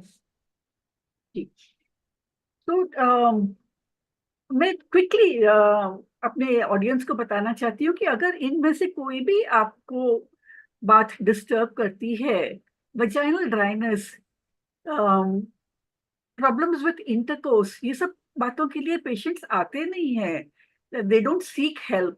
Brain fog की कोई चीज बात ध्यान नहीं आती है, थोड़ा कंफ्यूजन लगता है, तो प्लीज आप हेल्प ढूंढिए, क्योंकि इन सब चीज का इलाज है हमारे पास। आपका वजन बढ़ जाता है, ओवरवेट हमने देखा इंडियंस में यंगर एज में 4% है, लेकिन मिडिल एंड ओल्डर एज में 34% तक हो जाता है। तो ये सब चीजों का इलाज है, आप प्लीज हेल्प ढूंढिए। और हम आपको बहुत सारी दवाइयां नहीं देंगे जो आपको उम्र भर लेनी पड़ती हैं। हम फोकस करते हैं नेचुरल इलाज के ऊपर, जो आप बहुत आसानी से अपनी लाइफ में इंकॉर्पोरेट कर सकते हैं। और इनमें से सबसे ज्यादा जरूरी है डाइट। डाइट से इवन जो आपको मेनोपॉज के वक्त डिप्रेशन होती है, या एंजाइटी होती है, या नींद नहीं आती है, इंसोम्निया होता है, इन सब चीजों का इलाज हो सकता है। क्योंकि डाइट से हमारी गट हेल्थ, इंटेस्टाइन्स की हेल्थ में फर्क पड़ता है, और इंटेस्टाइन की हेल्थ से हमारी ब्रेन की हेल्थ में फर्क पड़ता है। तो अगर हम सही डाइट खाएंगे तो हमारी ब्रेन हेल्दी रहेगी, तो हमारी एंजाइटी, डिप्रेशन, इंसोम्निया, इन सब चीजों में फर्क पड़ जाता है। और एक्सरसाइज तो आपको पता ही है कि करनी चाहिए। और एक्सरसाइज कैसी करनी चाहिए कि strength exercise, weight bearing exercise, जहाँ पे आप वजन उठाते हैं, सिर्फ एरोबिक्स नहीं, सिर्फ योगा नहीं, सिर्फ स्ट्रेचिंग नहीं, although these are all very good, जरूरी है, लेकिन स्ट्रेंथ एक्सरसाइज जरूरी है। कभी कभी हार्मोन थेरेपी जरूरी हो जाती है, स्पेशली मेनोपॉज में, क्योंकि मेनोपॉज में बहुत ज्यादा फ्लक्चुएशन होती है हमारे हार्मोन्स में, एस्ट्रोजन, प्रोजेस्टेरॉन में। स्ट्रेस मैनेजमेंट, सपोर्ट, ये और कुछ चीजें हैं जो आप कर सकते हैं आपको हेल्प करने के लिए, हेल्दी रखने के लिए। अब हम आते हैं डाइट पे, जो हमारा आज का टॉपिक है कि डाइट एंड लो कार्ब कैसे हमें मेनोपॉज में हेल्प कर सकता है। तो आप देखिए कि दुनिया के दूसरे देशों में, जैसे कि जापानीज है या मायन विमेन है, इनको मेनोपॉजल सिम्टम्स होते नहीं हैं। इनके लैंग्वेज में मेनोपॉज हॉट फ्लैशेस के लिए नाम ही नहीं है, क्योंकि वो कभी उनको होता ही नहीं है। तो क्यों? वो भी तो विमेन है, उनको भी तो वही हार्मोनल चेंजेस होते हैं, तो उनको भी सिम्टम्स होने चाहिए थे, लेकिन नहीं होते हैं। तो क्यों ये है? क्योंकि जो डाइट वो लोग ले रहे हैं वो ट्रेडिशनल डाइट है, हमेशा से वही डाइट ले रहे हैं, थाउजेंड्स ऑफ ईयर्स से वो वही डाइट ले रहे हैं। और अगर उस लेडी को, वो जापानीज लेडी को, हम एक अमेरिकन कल्चर में या वेस्टर्न कल्चर में ले आए, या मायन वुमेन को वेस्टर्न कल्चर में ले आए, और वो वेस्टर्न डाइट अपनाना शुरू करें, अब उनको वही सिम्टम्स आते हैं। इससे हम ये क्या समझ पाते हैं कि जब हम एक वेस्टर्न डाइट अडॉप्ट करते हैं, तब हमें ये सिम्टम्स ज्यादा या दिखाई देते हैं, जो नहीं दिखाई देते थे। तो वेस्टर्न डाइट में क्या होता है? टिपिकली मैकडॉनल्ड्स, डोनट्स, आइसक्रीम्स, ये सारी चीजें हाई कार्ब है, हाई फैट है, हाई अनहेल्दी फैट्स है। तो इसका मतलब हुआ कि जब हम ज्यादा हाई कार्ब्स खाते हैं, ज्यादा अनहेल्दी फैट्स खाते हैं, तब हमें ये सारे सिम्टम्स दिखाई देते हैं। एंड सिंपल सी बात है, अगर हम ये नहीं खाएंगे तो हम ये सिम्टम्स नहीं देखेंगे। लेकिन अब ये हो गया है कि हम इतने आदी हो गए हैं ये सब चीजें खाने के कि मुश्किल है इनको छोड़ना। तो क्यों हमें लो कार्ब खाना चाहिए? क्यों कार्बोहाइड्रेट्स? अब सब कहेंगे कि कार्बोहाइड्रेट तो हम हमेशा से खा रहे हैं, सदियों से खा रहे हैं, सालों से नहीं, सदियों से खा रहे हैं, तब क्यों नहीं होता था, अब क्यों होता है? लो कार्ब, जब हम हाई कार्बोहाइड्रेट खाते हैं तो हमारा इंसुलिन बढ़ जाता है, और इंसुलिन इस हद तक बढ़ जाता है क्योंकि हमारा कार्बोहाइड्रेट इंटेक इतना ज्यादा होता है, और हम इंडियंस, हम प्रोटीन तो खाते ही नहीं है, तकरीबन तकरीबन खाते ही नहीं है। तो इंसुलिन सेंसिटिविटी कम हो जाती है।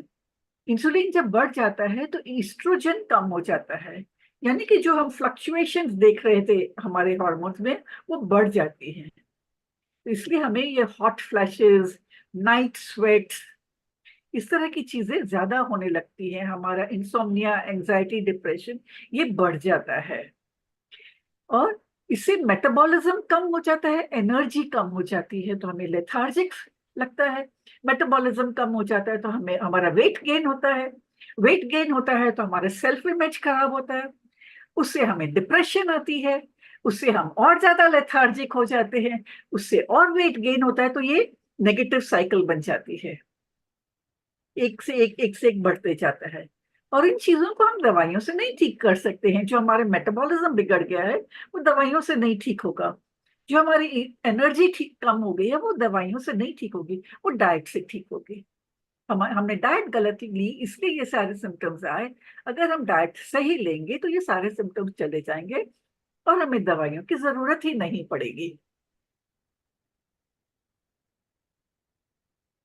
तो हम एक्चुअली एलोपैथी में जो भी बात करते हैं वो it has to be backed by studies, कि हमें प्रूव करना पड़ता है कि हम जो कह रहे हैं वो स्टडीज ने वैलिडेट किया है, कि हमें इतने लोगों में ये दिया, इतने लोगों में नहीं दिया, और हमने देखा कि जिनको दिया उनमें फर्क आया, जिनको नहीं दिया उनमें फर्क नहीं आया। तो ये प्रूफ है कि हम जो कह रहे हैं। तो ये स्टडी में दिखाया है कि अगर हम रिड्यूस्ड कार्बोहाइड्रेट डाइट खाते हैं, कम कार्बोहाइड्रेट लेते हैं डाइट में, तो हमारा वेट गेन कम होता है।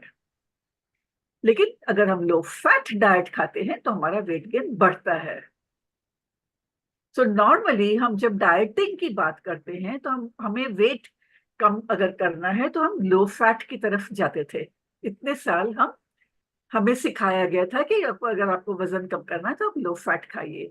लेकिन ये हमें स्टडीज ने बताया है कि कार्बोहाइड्रेट कम करने से हमारा वेट ज्यादा कम होता है।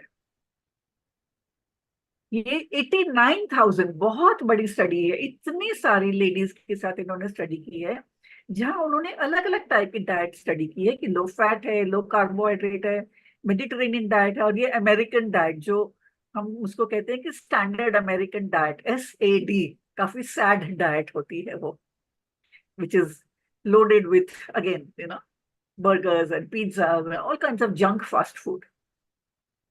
तो उन्होंने देखा कि जो लोग लो कार्ब डाइट ले रहे थे उनका पोस्ट मेनोपॉजल वेट गेन सबसे कम था, बाकी डाइट से कंपैरिजन में लो कार्ब में वेट गेन सबसे कम था। और इस डाइट में उन्होंने 163 ग्राम्स पर डे को लो कार्ब कह रहे थे, लेकिन हम तो लो कार्ब 100 ग्राम से कम कहते हैं, तो इसलिए हमारे रिजल्ट्स और भी बेटर आते हैं। तो अगर हम अपने कार्ब इंटेक को 100 ग्राम से कम रखते हैं दिन में, तो हमारे कॉम्प्लिकेशंस होने की, सिम्टम्स होने की आशंका काफी कम हो जाती है। तो अब हमें कैसे पता चलेगा कि हम 100 ग्राम्स खा रहे हैं या कितने ग्राम्स खा रहे हैं? जब भी मैं पेशेंट्स को पूछती हूँ कि आप क्या खाते हैं, तो नहीं डॉक्टर, नहीं, मैं तो ज्यादा कार्ब्स नहीं खाती, मैं सिर्फ एक रोटी खाती हूँ।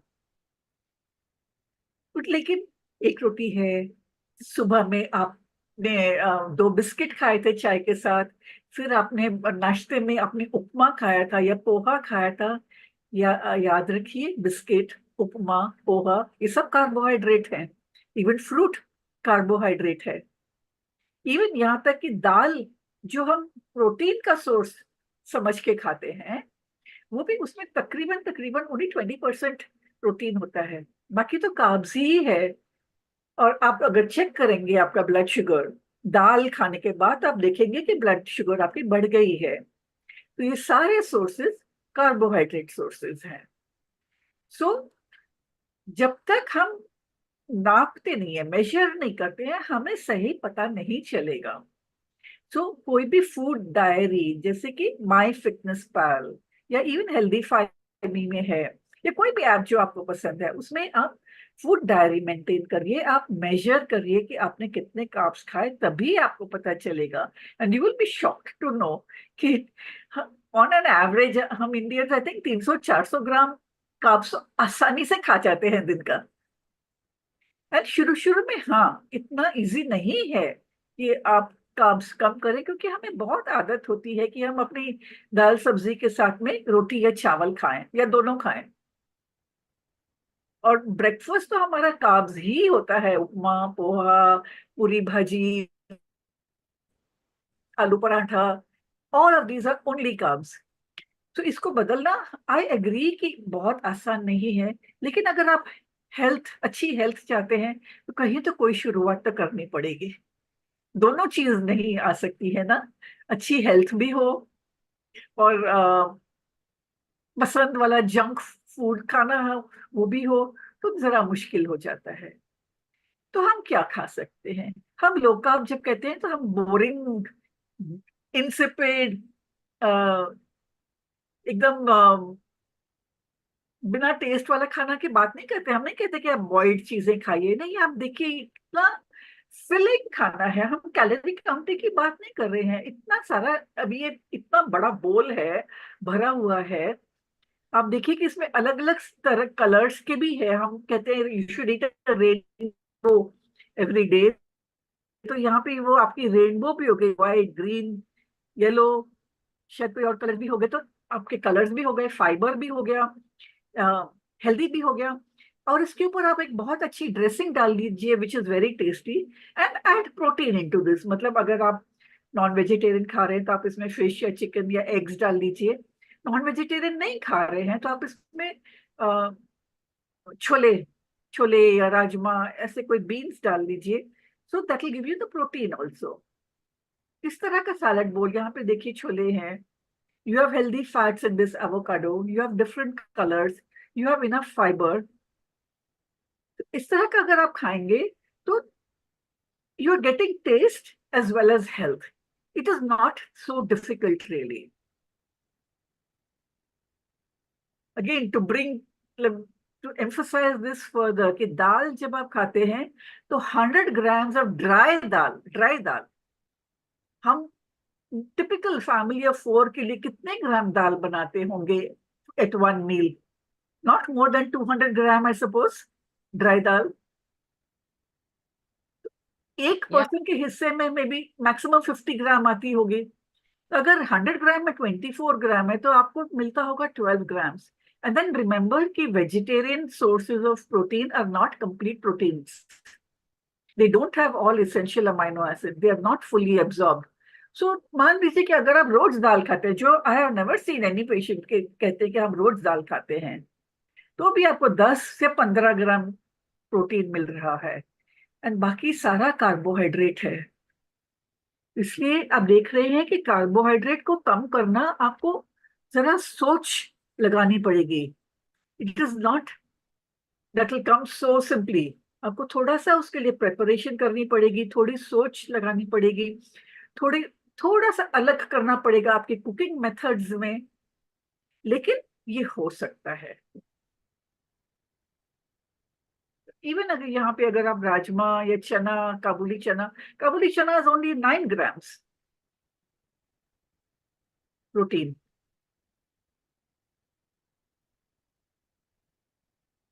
तो प्रोटीन मिलना जरूरी है, कार्बोहाइड्रेट कम करना जरूरी है। Can I share with you this book? इसमें आप देखेंगे कि क्यों आपको कार्बोहाइड्रेट कम करने चाहिए और कैसे करने चाहिए। इसके अंदर काफी सारी रेसिपीज भी हैं, तो कैसे आप टेस्टी फूड बना सकते हैं which is low carb, and it is not that difficult to make. क्योंकि ये सारी इसमें जो रेसिपीज है मैंने खुद बनाई है, and I am the world's best, not best, sorry, worst cook. I am the world's worst cook. और अगर मैं बना सकती हूँ तो कोई भी बना सकते हैं। And they are tasty and simple, and इतना एक्सपेंसिव भी नहीं है कि अगर आप सोचे ना कि अगर हम रोटी, आटा एंड चावल are probably the least expensive items on our food grocery list. Yeah, definitely. And we are saving the money and then spending on the medicines. Exactly, exactly. और इसमें ये है कि हम अपने लिए अगर कर रहे हैं लेकिन पूरी फैमिली का फायदा हो रहा है. Yeah, Everybody in the family is also benefiting. Definitely doctor lily, और आपने बहुत अच्छे से पूरा कंप्लीट प्रेजेंटेशन में शेयर कर दिया कि हमारी डाइट किस तरीके की होनी चाहिए, और कार्ब्स हमें 100 ग्राम्स से नीचे ही रखने की कोशिश करनी चाहिए. और कई बार क्या होता है ना कि हमारी फैमिली में लेडीज सबके लिए कुक कर रही होती है, जिसमें बच्चा भी है, बड़े भी हैं, खुद भी है. तो थोड़ा सा जब उसे ये पता चलेगा कि diet is the way out, उसकी ये जो मेनोपॉजल प्रॉब्लम है, जो सिम्टम्स है, डाइट ही हल है, और उसको फायदा लगेगा, तो वो डेफिनेटली वो चेंज करेगी. एक और क्वेश्चन मैं आपसे पूछना चाहती हूँ कि जो आपने, मेरी एक फ्रेंड है, वो भी मेनोपॉजल एज से गुजर रही है, और उसका भी मेरे पास फोन आया कि उसने अपना लिपिड प्रोफाइल करवाया था, तो उसमें उसके काफी इम्बैलेंस आया है उसकी कार्डियोवैस्कुलर हेल्थ और मेटाबॉलिक मार्कर्स में. तो आप क्या सजेस्ट करते हैं कि लो कार्ब डाइट से क्या हमारे लिपिड प्रोफाइल में चेंज हो सकता है, या इंसुलिन सेंसिटिविटी है वो हमारी इंक्रीज हो सकती है? एब्सोल्युटली, इंसुलिन सेंसिटिविटी हमारे कार्बोहाइड्रेट इंटेक से बहुत टाइटली रिलेटेड है. सो अगर हम इंसुलिन कम, हमारी कार्बोहाइड्रेट इंटेक कम रखेंगे तो हमारी इंसुलिन सेंसिटिविटी धीरे धीरे धीरे बढ़ जाएगी, एंड एक टाइम पे आके वो काफी स्टेबल हो जाएगी. सो आज अगर there is something called carbohydrate tolerance. मुझे पेशेंट्स कहते हैं कि मैं भी एक रोटी खाती हूँ, मेरी बहन भी एक रोटी खाती है, उसको तो प्रॉब्लम नहीं है, मुझे क्यों है? इसलिए कि हम सब अलग हैं. आपकी मेटाबॉलिज्म आपकी बहन की मेटाबॉलिज्म से अलग है, तो आपकी कार्बोहाइड्रेट टॉलरेंस कम है. लेकिन अगर आप लो कार्ब रखेंगे काफी दिन तक, एटलीस्ट 3 मंथ्स तक, तो हो सकता है कि आपकी कार्बोहाइड्रेट टॉलरेंस इंप्रूव हो जाए, यानी कि आपकी इंसुलिन सेंसिटिविटी बढ़ जाए, इंसुलिन रेजिस्टेंस कम हो जाए, इंसुलिन सेंसिटिविटी बढ़ जाए, एंड हो सकता है कि आप टॉलरेट कर पाए थोड़े दिन के बाद, थोड़े महीनों के बाद, थोड़े वीक्स के बाद. बिल्कुल. और अगर हम स्ट्रेंथ ट्रेनिंग को भी इंक्लूड करेंगे साथ में, तो हमारी मसल्स जो है exactly they will burn carbohydrate. तो अगर हमने खा भी लिए तो वो मेटाबोलाइज हो जाएंगे. एग्जैक्टली. और एक और चीज मैं पूछना चाहती हूँ आपसे, जैसे कई बार हम लोग टेस्ट करवाते हैं, विमेन टेस्ट कराते हैं, और इंसुलिन फास्टिंग, अगर वैसे तो इंसुलिन फास्टिंग उनकी लिस्ट में ही नहीं होता है blood test. Exactly.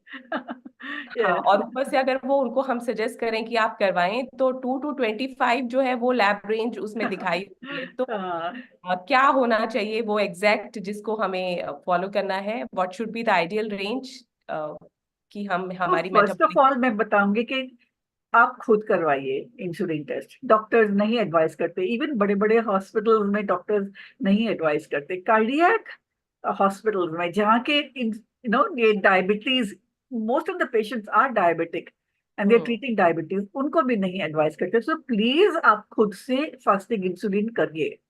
And lab range is not an optimum range, remember, not just for fasting insulin, for almost everything. It is not the optimum. It is just a range which they have discovered by testing so many patients. 1000 patients test किए, उनमें से इतने non diabetic थे, उनका average 2 to 25 था, तो चलो 2 to 25 is normal. No. 2 to 5 is normal. Actually, 2 के करीब जितना ज्यादा हो उतना I would prefer. Even 4 हो तो I would prefer to bring it down to 2. जितना closer to 2 हो, I will be happy. एक इंसुलिन टेस्ट आप करवाइए, फास्टिंग इंसुलिन, और एक HSCRP, ये 2 टेस्ट करा के you're sorted. Okay, that's great. और हमारी जब हम मेनोपॉजल स्टेज में होते हैं तो ऑस्टियोपोरोसिस का भी रिस्क बढ़ जाता है, तो क्या लो कार्ब डाइट उसमें भी हेल्प करती है? ऑस्टियोपोरोसिस थोड़ा सा कंट्रोवर्शियल टॉपिक है. कहते हैं कि बोन डेंसिटी कम हो जाती है एज के साथ, और ये नॉर्मल चीज है, और इसको हमें फार्मास्यूटिकल प्रोडक्ट्स के साथ ट्रीट नहीं करना चाहिए, जो अब हम करते हैं, जो हम काफी कुछ इंजेक्शन एंड टैबलेट्स वगैरह लेते हैं। तो yes, and low carbohydrate diet is an anti-inflammatory diet, and osteoporosis is an inflammatory condition. It allows calcium to seep out of the bones. So अगर हम अपनी डाइट को लो एंटी-इन्फ्लेमेटरी रखेंगे, लो इन्फ्लेमेटरी रखेंगे, तो हमारी बोन स्ट्रांग रहेंगी। साथ में जैसे आपने कहा कि एक्सरसाइज कर रहे हैं, स्ट्रेंथ ट्रेनिंग कर रहे हैं, तो हमारे मसल्स, हमारी बोन्स सब स्ट्रांग हो रहे हैं। और साथ में विटामिन डी का भी अगर हम अपना level vitamin D and vitamin K and magnesium, but not calcium. Calcium only from food. Calcium supplements आजकल हम नहीं रेकमेंड करते हैं, क्योंकि वो प्रेसिपिटेट हो जाते हैं बॉडी में, and then you can get calcium deposition in arteries as well. So calcium rich foods खाना हम recommend करते हैं, including dairy if you can tolerate. If you don't have an intolerance, so dairy भी।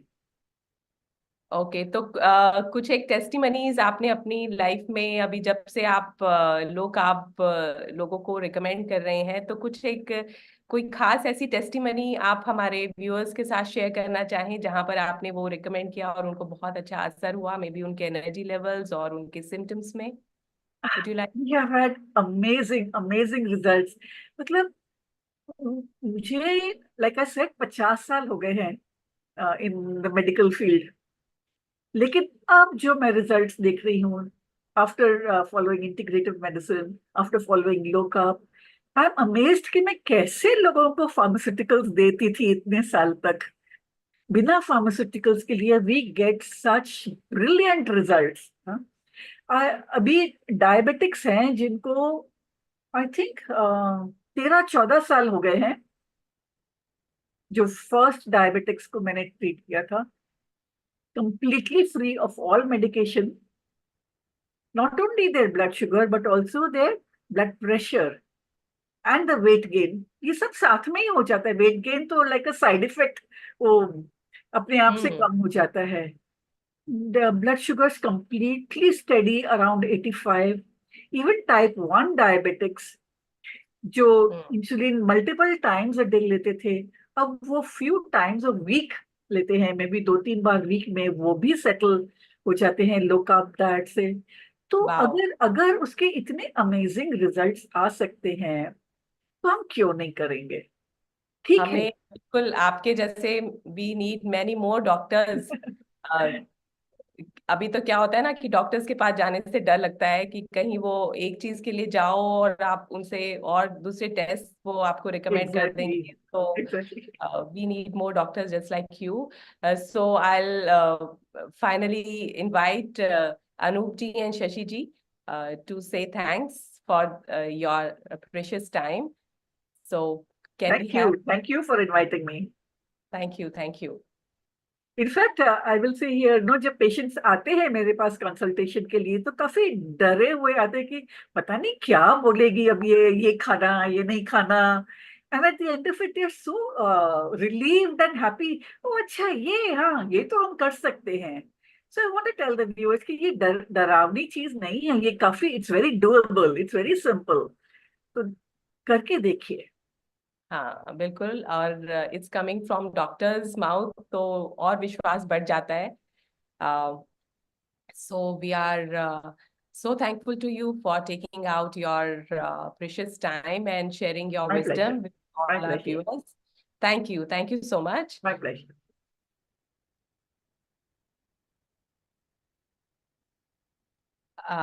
Anup and Shashikant ji, would you like to join us?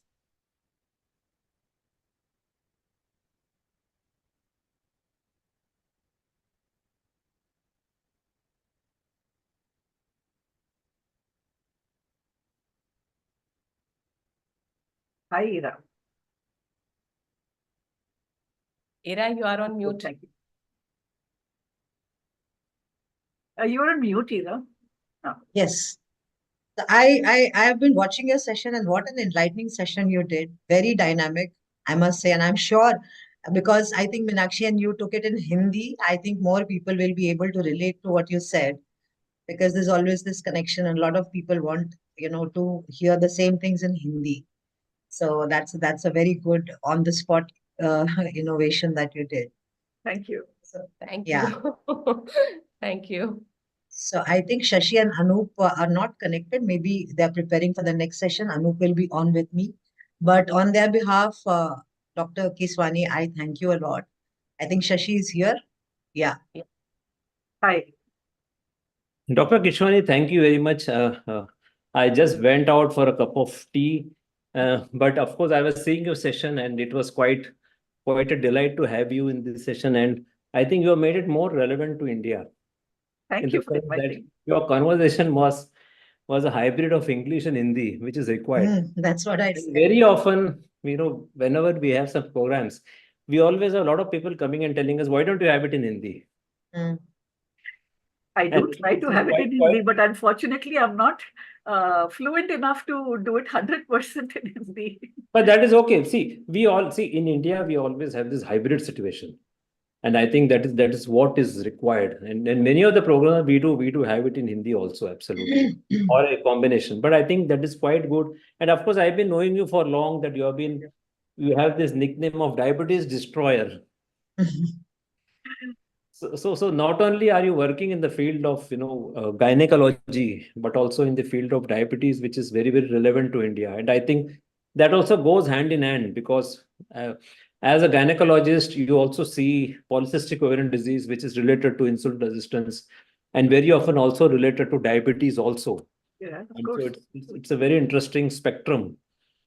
What I wanted to maybe ask you is, what is the incidence of diabetes do you see in those young females who come with polycystic ovarian disease? Is it a high percentage you see in your practice, or how is it? See, when I was a student, throughout my student life, I didn't see a single patient.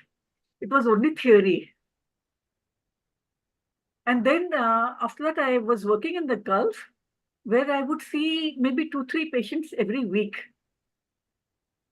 That was a difference in the diet, And now when I've come back here, I think I would see maybe 2 patients a month. Okay. It's still a lot less than I was seeing in the Gulf. But yes, it is much, much, much more than when I was a student. And the outcome is terrible. And it is so easily reversible. So I feel really sad that women have to go through it. Not women, the entire family actually has to go through it. Why should they go through it? And I think, today we see that the incidence of dysglycemia or even diabetes during pregnancy is quite high. I mean, I do get a lot of clients, young clients, 28, 29, 30, females coming with blood sugar, and they are not full-blown diabetes, full-blown diabetes. I would like to add a word of caution. People will come with a HbA1c of say 6.1, 6.2, and it is below the diabetes cutoff. Say, okay, it is not 6.5. I'm not diabetic and I'm safe. No, you're not safe. I see complications even in patients who are at 5.7 or 5.6. Why would you accept that as normal? Why would the doctors accept that as normal and then, suggest to the patient that this is normal? Because you're creating a false sense of security. It is extremely risky to have an HbA1c of higher than that. Very rarely, actually, I see patients with a stable blood sugar around 85. Very rarely. 100, 110 is accepted as very much normal. In fact, I recently came across one client came to me.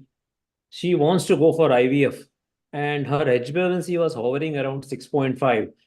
But it seems that she was given clearance for this blood sugar to go ahead and have. But her gynecologist is a very senior gynecologist in Mumbai. She refused. She says that I will not carry any procedure unless you get it to 5.5 or below. She was very strict. She was adamant. Very good. And couple of her physicians or diabetologists, they told that with 6.5, you can go ahead and have the procedure. So I was this was, I told her that she asked me what to do. I told her solution is one, you adopt low carb and you follow what your gynecologist says because she's very senior. And she knows that anything above 5.5 or something is not advisable when they're going for either IVF or to start a family. So generally, typically, when such clients come to us, so at least I take care of the diabetes part, and probably when they go to family planning part, we hand over to Meenakshi because she is an expert in, the pre-pregnancy planning and all. So that's how, we work as a team. Thank you. Thank you, Shashikanji. Anup? Yeah, I was very happy to listen to one thing that she said fasting insulin 5 is normal. Now, extending that, in OGTT, do you think 1 hour glucose of 160 cleared as normal is okay? Technically, anything above 140 should be, a red flag. Exactly. And then it should come down to fasting level. Not, we Yes. always learned 80, 160 and 120 ppbs 2 hours. No, I don't accept that now at all. I think it has to come back to fasting level. Now, extending that, who is to blame for all this? And part 2 of that question is, since there are doctors like you talking, why don't others understand this and blindly follow all the and you? But you know what, Anup? We are very good students. We follow whatever we are taught. This is what we are taught in medical college. And we actually believe it because this is what we are taught, And what we are taught is a byproduct of what pharma companies want to be taught. What the kind of knowledge that they want to be disseminated in medical college. So it is really, I think, the pharma companies which are to blame, not the medical colleges themselves. And what did I learn about nutrition in medical college? One chapter, one single chapter. And all of my nutrition knowledge has come on my own. I've done all my study on my own. And I think, I will not quote, there's one doctor who told me that the chapters in nutrition were so less, and in the exam there were so less marks that he told that we prefer to skip those chapter itself and then spend more time in reading the other important one than this. And even whatever less is taught is just, just let away. See, one chapter, if you have, then that will be around the level of what a 4th grade student might be learning. So that when you go to your doctor for nutritional advice, your doctor is coming from their own family beliefs. Okay, as an extension to that then, if, in your opinion, the nutritional knowledge is grade 4, then why do they step out against anybody who's talking against that grade 4, education or nutritional knowledge? They should just keep silent because they have not been taught. So why do they go and attack anybody who? You can't do that. The doctors have a huge ego. Yeah. So that's point number 2 that I wanted to listen to. It's true. You can't accept that somebody who's a non-doctor is challenging your belief. It's not possible. Very few people have an open scientific mind, actually. Thank you. So thank you, Dr. Lily. Thank you very much for sharing your knowledge with us. And I think it was in a good perspective because you have mixed up, you have combined gynecology with diabetes, and very, very, very, very important segments is your knowledge on both the segment, especially trying to, or rather you are fully into more of integrative approach rather than the pill approach. And that gives us a good perspective. And thank you. Maybe one day I'll meet you personally because I also stay in Mumbai, but I never got an opportunity to meet you. I'll come and meet you personally. Thank you very much. We should. Thank you. Thank you for inviting me. Thank you, Dr. Lily. So we can get in Dr. Kishle. Yeah. Anup, I think you should switch off your mobile Wi-Fi because that may be interfering with the laptop connection. Anyway, so good afternoon, hello, and namaste from India. In a very special session with Dr. Dhamal Kishle. He's back here again, and this time we are going to do it in Hindi on public demand. So let me just give a brief introduction of Kishle. Although he needs no introduction, he's quite popular on YouTube and Instagram and Twitter now. So Dr. Kishle did his MBBS and then completed 3 years of training course in general medicine as DNB resident at Tata Motors Hospital, Jamshedpur. He's popularly known as the hyper-carnivore metabolic doctor.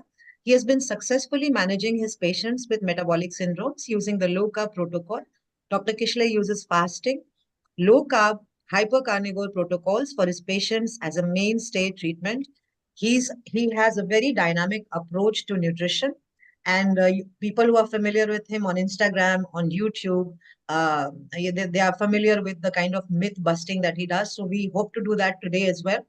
With me is Anup Singh, the founder of D-Life, India's biggest, oldest low-carb platform, the only award-winning platform, with D-Life Diploma course, which is the biggest in the world with 60 CPD hours credit to it. So let's begin. The first question, Kishle, welcome. Thank you. Thank you so much, Ira. And thank you so much for invite. So I would like to give a special thanks to Anup and Shashikant sir. It's an honor and privilege to be a part of a team. Thank you. Welcome. You are team, yeah. You are team. So I'll combine the first two questions because they are related, and then probably Anup can take over from there. So Kishle, Hindi में मैं ज़्यादा बात करूँगी, sometimes in English also. Sure. How did you come into low carb? आपका low carb का journey कैसे शुरू हुआ? क्योंकि आप एक MBBS डॉक्टर हैं, तो आपने ये कन्वेंशनल मेडिकल प्रोटोकॉल यूज करने के बजाय लो कार्ब क्यों यूज करना शुरू किया अपने पेशेंट पे? क्या आपको उस पर भरोसा नहीं था? एक्चुअली ये था, ऐसा कुछ था, क्योंकि कुछ स्पेशल स्टोरी तो नहीं है मेरे साथ. यूजुअली लो कार्ब जनरली वही लोग करते हैं जिनके साथ कुछ सीरियस क्रॉनिक डिजीज होता है, then they shift to low carb. But otherwise मेरे साथ ऐसा कुछ नहीं था, just because I was so much into bodybuilding since my early teens. तो जब मैं 17 का था देन बॉडी बिल्डिंग मैंने स्टार्ट किया था, और अब ऑलमोस्ट 20 ईयर्स हो गए बॉडी बिल्डिंग को. सो तब मुझे ऑल ऑफ अ सडन एक पॉइंट ऑफ टाइम पे आके रियलाइज हुआ कि मैं एक टिपिकल ओवरवेट मेडिकल डॉक्टर हो चुका हूँ. So I should really do something about this. But that I think is fat shaming. Yeah, but if you are aware about, if self awareness honi chahiye, if you are aware about what actually health is, then definitely you will do something about it. That's my opinion. But do you think one should trust a fat doctor? Is that what motivated you to, kind of, because you know what, when you talk about health on social media, especially, Dr. Kishle, you know that, and you've been part of, our discussions. तो जब भी हम बात करते हैं low carb protocol की या getting fitter healthier, तो क्या होता है कि जब डॉक्टर्स आते हैं and we tell them the same thing without any bias, तो take it very personally, they say it is fat shaming. But you are saying that being a doctor you were overweight and that kind of shook you. Yeah. So actually I was 92 at that time. So now I am 82, and it's been there, means like I've been able to maintain this body weight for last 7 or 8 years around. So मेरे हिसाब से body shaming, fat shaming होनी नहीं चाहिए. आपके अंदर खुद एक वो फीलिंग आनी चाहिए कि वेदर यू आर हेल्दी और नॉट. बॉडी कॉम्पोजिशन को देखना चाहिए. और जहाँ तक बात है इमरजेंसी, एक्यूट इमरजेंसीज की, then you can rely upon those kind of doctor, means अगर ओबीज हैं भी, बिकॉज वहाँ पे काम उनका वो है इमरजेंसी सिचुएशन को डील करना. But when it comes to nutrition and giving some dietary advice regarding chronic metabolic disease, then definitely you should not trust those doctors, frankly. So, Anup, would you like to take the next question? Yeah, Dr. Kishle, if any of my questions are controversial, you can skip that. No, I won't skip, definitely. I will answer that. Let's begin with a simpler one. ये complex carb, simplex carb, moderate carb, ये complex, simplex, जहाँ तक हमें समझ है, ultimately body में अगर आप कॉम्प्लेक्स से, सिंप्लेक्स से या प्योर ग्लूकोज से 100 ग्राम ग्लूकोज जा रहा है, तो उसके लिए एक एक्स अमाउंट इंसुलिन लगेगी. Only thing that all this complex, simplex and dimplex will affect is PPGE, that is excursion. But in 24 hours, the insulin demand will be same. ठीक है, ये कॉम्प्लेक्स का इतना मार्केट क्यों हो रहा है आपके हिसाब से? मेरे हिसाब से कॉम्प्लेक्स की मार्केटिंग शायद इसलिए हो रही है क्योंकि कार्ब्स को तो आप हटा नहीं सकते डाइट से, तो आप समहाउ उसको कहीं ना कहीं तो आप एक इमेज दोगे, एक पिक्चर दोगे कि कार्ब्स एक्चुअली एसेंशियल है, तो आप किस तरह से कार्ब्स ले सकते हो। ये वाला एक बेसिकली एक फाउंडेशन लोग डेवलप कर चुके हैं अब। और आप अगर फाइबर ऐड कर दिए कार्ब्स में तो वो कार्ब्स नहीं रहा, वो एक हेल्दी कार्ब्स हो गया सो कॉल्ड। और वही प्रॉब्लम है क्योंकि एडिक्शन इतना ज्यादा है कार्ब्स के लिए लोगों के अंदर, और सभी के पास होता है, हमारे पास भी है, बट हमें पता है कि हमें कितना उसको लेना होता है, हमें पता है। तो वो एक रिलेशनशिप हमें एस्टेब्लिश करना होता है, आपको किसके साथ कितना करना है आपको ये समझ में आना चाहिए, वो इंसान ही क्यों ना हो, आपको समझ में आना चाहिए कि हमें किसके साथ कितना रहना चाहिए और कितना नहीं रहना चाहिए। तो फूड पे भी आते हैं तो कार्ब्स के साथ भी वही सिचुएशन है। तो मार्केटिंग क्योंकि वो बहुत ज्यादा सेलेबल है, एडिक्टिव है और लोग उसको खाएंगे ही, तो क्यों ना उसको हेल्दी एक पिक्चर एक पेंट कर देते हैं कि चलो ये हेल्दी हो गया, अब आप खा सकते हो। ये सिंपल स्ट्रैटेजी, और मार्जिन ऑफ बेनिफिट बहुत ज्यादा होता है कार्ब्स पे। जो भी प्रोडक्ट हमारे पास हैं इंडस्ट्री वाइज जो भी बना रहे हैं, तो उसमें मार्जिन ऑफ बेनिफिट बहुत है, तो डेफिनेटली वो लोग तो प्रमोट करेंगे ही।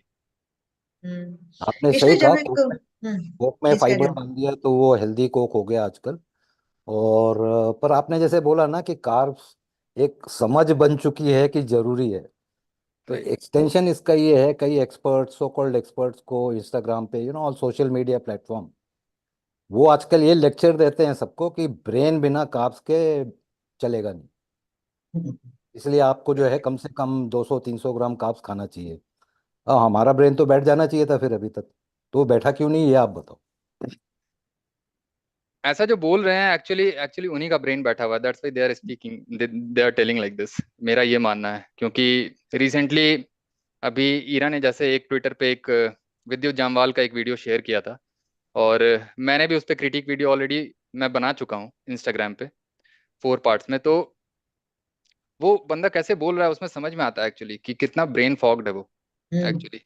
और बहुत ज्यादा ह्यूज अमाउंट में कार्ब्स खाते हैं ये जितने भी एथलीट है ना, थोड़ा भी ये लोग फिजिकल एक्टिविटी करते हैं, खैर उसकी एक्टिविटी बहुत ज्यादा है, हमें पता है, वो बॉडी देख कर लगता है, बट स्टिल कहीं ना कहीं उन्हें ऐसा लगता है क्योंकि हम फिजिकल एक्टिविटी कर रहे हैं तो मसल का डिमांड है, ब्रेन का डिमांड है, और ग्लाइकोजन वाला वो एक आता है कॉन्सेप्ट कि ग्लाइकोजन को रिप्लीट करना है हमें, because we are depleting our glycogen reserve. तो उस चक्कर में क्या होता है कि कहीं ओवरडू कर लेते हैं, शायद हमें उतना चाहिए भी नहीं। अगर आपने डिप्लीट किया भी तो आपको उस तरह से ग्लूकोज का इंटेक नहीं होना चाहिए, क्योंकि ग्लाइकोजन डिप्लीट उतना नहीं हो रहा, 400-500 ग्राम पूरे मसल का ग्लाइकोजन आपका डिप्लीट नहीं होता, आप कितना भी इंटेंस एक्टिविटी कर लो। तो आप खा लेते हो 500 ग्राम और डिप्लीट आपका 100 ग्राम हुआ है, क्योंकि मसल का ग्लाइकोजन यूजुअली स्पेयर्ड होता है, लिवर ग्लाइकोजन डिप्लीट होता है even after activity, your muscle glycogen kind of, even fasting में, प्रोलॉन्ग फास्टिंग में भी मसल ग्लाइकोजन आपका पड़ा हुआ रहता है, स्पेयर्ड होता है कंप्लीटली। तो you are not depleting at that level actually, the way you are putting it into your system. So ये है बेसिकली, ये मिसकॉन्सेप्शन है, जो अच्छा लगता है हमारे इमोशन को वही हम काम करते हैं, जिसमें कठिनाई होती है, जिसमें हम कंफर्टेबल फील करते हैं वो काम करना अच्छा लगता है, और उसी के साथ हम जुड़े रहते हैं। यही रीजन है बेसिकली, और क्योंकि साइंस को समझना चाहते नहीं लोग और इंटरेस्टेड नहीं होते, क्योंकि जब भी आप साइंटिफिक डिस्कशन पे आओगे ये लोग पर्सनल अटैक करने लगते हैं फिर। राइट। ये लोग डिस्कशन का पार्ट नहीं बनते कभी, ये लोग पर्सनल अटैक करने लगते हैं, और ये सबसे बड़ा प्रॉब्लम है। डॉक्टर किशले, एक क्वेश्चन, जब भी कोई पेशेंट डॉक्टर के पास जाता है, जब हम डॉक्टर के पास जाते हैं, तो डॉक्टर आपसे ये क्यों नहीं पूछता है कि आप क्या खाते हैं? डॉक्टर आपसे सिम्टम्स पूछता है और पेपर पे लिखने लग जाते हैं अपने prescription. Why do they never ask what are you eating? देखिए डॉक्टर के साथ सबसे बड़ी प्रॉब्लम ये है ना कि वो डॉक्टर है ना, वो जिस तरह से ट्रेंड है, वो सबसे बड़ा इश्यू उसके साथ वही है। क्योंकि डॉक्टर को जिस तरह से ट्रेनिंग दी गई है, हम डॉक्टर्स को न्यूट्रिशन की कहीं कोई चर्चा नहीं है, थोड़ा भी क्लू नहीं है डॉक्टर के पास न्यूट्रिशन के बारे में। तो उन्हें ऐसा लगता है जो है everything is pill, everything is all about pills और सर्जरीज, यही है। तो उसमें क्या होता है कि एक लिमिटेड एडिशन हम पढ़ते हैं न्यूट्रिशन का मेरे हिसाब से जो भी, और वो बहुत ज़्यादा नहीं है, वो ऑलमोस्ट सेम है। अगर हम कंटेंट वाइज वॉल्यूम वाइज देखें, जो बचपन में हमें फूड पिरामिड पढ़ाया गया था उतना ही पढ़ाया जाता है एमबीबीएस में भी, वही विटामिन ए विटामिन बी किस में मिलता है बस हो गया। और जो एक्चुअल जो अगर आप न्यूट्रिशन नहीं भी पढ़ रहे हो, अगर आप बायोकेमिस्ट्री और फिजियोलॉजी अच्छे से पढ़ते हो, तो मुझे ऐसा लगता है आप न्यूट्रिशन पार्ट पे थोड़ा फोकस करने लगोगे खुद पे खुद। लेकिन सबसे बड़ी प्रॉब्लम ये है कि उस बायोकेमिस्ट्री को भी किसी प्रोफेसर ने अच्छे से पढ़ाते नहीं है। यूजुअली लोग क्या होता है कि हमारे एमबीबीएस डेज में भी लोग रटते हैं उस बायोकेमिस्ट्री के पूरे साइकिल को, चाहे वो ग्लाइकोलिसिस हो, चाहे वो सिट्रिक एसिड साइकिल हो, इवन ग्लाइकोजिनोलाइसिस हो, ग्लाइकोजेनेसिस हो, वो सारा कुछ हम रटते हैं और बस रट के भूल जाते हैं फर्स्ट ईयर पास होते ही। अब उसका सारा एप्लीकेशन एक्चुअली जब आप मेडिकल प्रैक्टिस जब आप एक्चुअली करते हो, मेडिसिन की प्रैक्टिस, देन एक्चुअली उसका है बहुत ज्यादा एप्लीकेशन है। बट क्योंकि आप तो भूल गए, अब आपने फाइनल ईयर में पढ़ा मेडिसिन, फर्स्ट ईयर के बायोकेमिस्ट्री को आप भूल गए, और फाइनल ईयर में जब आप मेडिसिन पढ़ते हो तो बायोकेमिस्ट्री की कोई चर्चा नहीं होती है फाइनल ईयर तक। और वो मेडिसिन का एक प्रोटोकॉल बन जाता है कि फर्स्ट लाइन ड्रग्स क्या है, सेकंड लाइन ड्रग्स क्या है, तो दिमाग में बस ड्रग्स ही ड्रग्स होते हैं तो और कुछ लेकिन तो जो मेडिसिन होती है, एक बार जब आप मेडिसिन पे आते हैं तो we have never seen remission happening really. तो shouldn't doctors be thinking that the first line of treatment, or shouldn't people be thinking that the first line of treatment should not be pills but something else? वो मैं बता रहा हूँ उसकी ये जो thought process है ना डॉक्टर्स का, वो एक्चुअली बेसिकली डॉक्टर्स तो इनडॉक्ट्रिनेटेड है ना पूरी तरह से। अब दो क्लास ऑफ डिजीज होते हैं in general, infectious and non infectious. अब क्योंकि इन्फेक्शियस डिजीज के बारे में हम सब जानते हैं कि वहां पे हमें एंटीबायोटिक्स की जरूरत है, और जब हम एंटीबायोटिक देते हैं तो एक पर्टिकुलर पैथोजन के अगेंस्ट देते हैं और वहां पे हम इन्फेक्शियस डिजीज को क्योर कर पाते हैं। एक है नॉन इन्फेक्शियस डिजीज। अब नॉन इन्फेक्शियस डिजीज का कल्प्रिट लाइफस्टाइल या फिर डाइट नहीं होता, ऐसा हमें बताया गया, ये जेनेटिक्स होता है। बेसिकली ये जीन ड्रिवन है, इसलिए आप कुछ करते नहीं हो फिर। तो न्यूट्रिशन का क्या है, सब कुछ मॉडरेशन में खाओगे तो ठीक रहोगे, बाकी तो हम हैं ही पिल्स देने के लिए या सर्जरी करने के लिए। सिंपल है, ज्यादा तो दिमाग नहीं इससे लगाना। इससे रिलेटेड एक और क्वेश्चन बस, then I think I will hand it over to Anu. तो अगर ये थॉट प्रोसेस है तो ये थॉट प्रोसेस कहाँ से आ रही है? Are you saying that the curriculum that you study as doctors is pharma driven? Basically exactly problem क्या है कि हम जिस एरा से आए हैं ना, ट्रांजिशन हुए हैं, हमारे ग्रैंड पेरेंट्स टाइम पे क्या होता था कि उस समय इन्फेक्शियस डिजीज बहुत होते थे, लोग मलेरिया, डेंगू, ये सब, टाइफॉइड, कोलेरा और गैस्ट्रोएंटेराइटिस जो भी है वायरल, ये सब होते थे बहुत, इवन ट्यूबरकुलोसिस बहुत ज्यादा होता था ये सब। और डॉक्टर्स का जो एक डायग्नोस्टिक अप्रोच था वो एक इन्फेक्शियस डिजीज को लेकर के था। चाहे आप क्लिनिकल एग्जामिनेशन की बात करते हो तो वहां पे डॉक्टर्स को हर कुछ देखना होता है, रेस्पिरेटरी सिस्टम, एब्डोमिनल ऑर्गन्स, सब कुछ ऑस्कल्टेट करते हैं, पैल्पेट करते हैं, है ना, वो सब एक क्लिनिकल एग्जामिनेशन की बात होती है। तो वो उस कॉन्टेक्स्ट में सही था, उस डिजीज के लिए आपको वो करना पड़ता था। लेकिन अब प्रॉब्लम उसका है नहीं, अब तो एपिडेमिक आ गया हमारा नॉन कम्युनिकेबल डिजीज का, लाइफस्टाइल डिजीज का। तो अब क्या हो रहा है कि अब इसके अकॉर्डिंग हमारा करिकुलम रिवाइज नहीं हुआ, हम सेम चीज ही पढ़ रहे हैं। इन्फेक्शियस डिजीज हम आज भी पढ़ते हैं, वही ड्रग्स पढ़ते हैं, वो ठीक है, हालांकि वो बहुत ज्यादा अब होता नहीं है, प्रेवलेंट नहीं है infectious disease, but still we are reading those things. And when it comes to lifestyle disease, they haven't talked about anything regarding nutrition and exercise or anything like fasting also. So वो drugs है फिर उसके लिए। तो पूरी तरह से ये कॉन्स्पिरेसी है। तो बेसिकली कॉन्स्पिरेसी थ्योरिस्ट के हम लोग एक पार्ट हैं, माइनॉरिटी हैं, और मेजॉरिटी में कॉन्स्पिरेसी थ्योरिस्ट हैं, और हम लोग फैक्टिस्ट हैं, फंसे हुए हैं, हमारे फैक्ट्स को कोई नहीं एक्सेप्ट कर रहा है। Anup, would you like to हाँ, take the next question, ये please? आपका बोलना ठीक है, पढ़ाया even any subject which has got a scientific background, science always progresses, ठीक है। अब मैं भी इंजीनियरिंग करके 14 साल पहले आया तो वो आज एप्लीकेबल नहीं होगा, may be few things have change. तो मेरा कहना है ये हम तो सीख जाते हैं, एक इंजीनियर जो है वो जो डेवलपमेंट है, प्रोग्रेशन है, we learn that, we read, learn and adopt. Why is it that despite, अब ऐसा तो है नहीं कि एक अनूप सिंह अकेले लो कार्ब पे जो है ये shown wonder, all over world diabetes रेमिशन, type 2 diabetes रेमिशन on low carb के अलग अलग शेड हैं, कोई कीटो पे है, कोई कार्निवोर पे है। Why is it that despite seeing the results there is so much of pushback कि वो लोग अपने ईगो पे लेके and they start calling people like us, ठीक है, क्वैक्स। राइट। वो मुझे ऐसा लगता है कि कहीं ना कहीं उनका जो अपना एक ईगो है ना, और वो हर्ट होता है, क्योंकि फ्रस्ट्रेटेड होते हैं। मेडिकल डॉक्टर्स जो होते हैं ना, बहुत फ्रस्ट्रेटेड हैं, और वो खुश नहीं है अपनी लाइफ से, अपने करियर से। मैं सही बता रहा हूँ, क्योंकि इनका जो जॉब है एक तो बहुत हेक्टिक होता है, और पेशेंट को जिस तरह से, क्योंकि आप इन जनरल देखोगे डॉक्टर्स जिस तरह से पेशेंट से बात करते हैं, मोस्ट ऑफ द डॉक्टर्स, उसमें समझ में आता है उनका फ्रस्ट्रेशन। उनके पास इतना पेशेंस नहीं है कि आप 1 मिनट 2 मिनट भी आप पेशेंट को समझा दो अच्छे से कि क्या है नहीं है। वो बात नहीं करते यूजुअली पेशेंट से, तो वो फ्रस्ट्रेशन दिखता है। इन जनरल वो डिप्रेस्ड हैं बेसिकली, उनका मेंटल हेल्थ सही डायरेक्शन में नहीं है, और जिसकी वजह से वो इस तरह से बैशिंग करते हैं सोशल मीडिया पे हम जैसे लोगों की, जो एक्चुअली प्रोडक्टिव रिजल्ट दे रहा है in terms of disease outcome.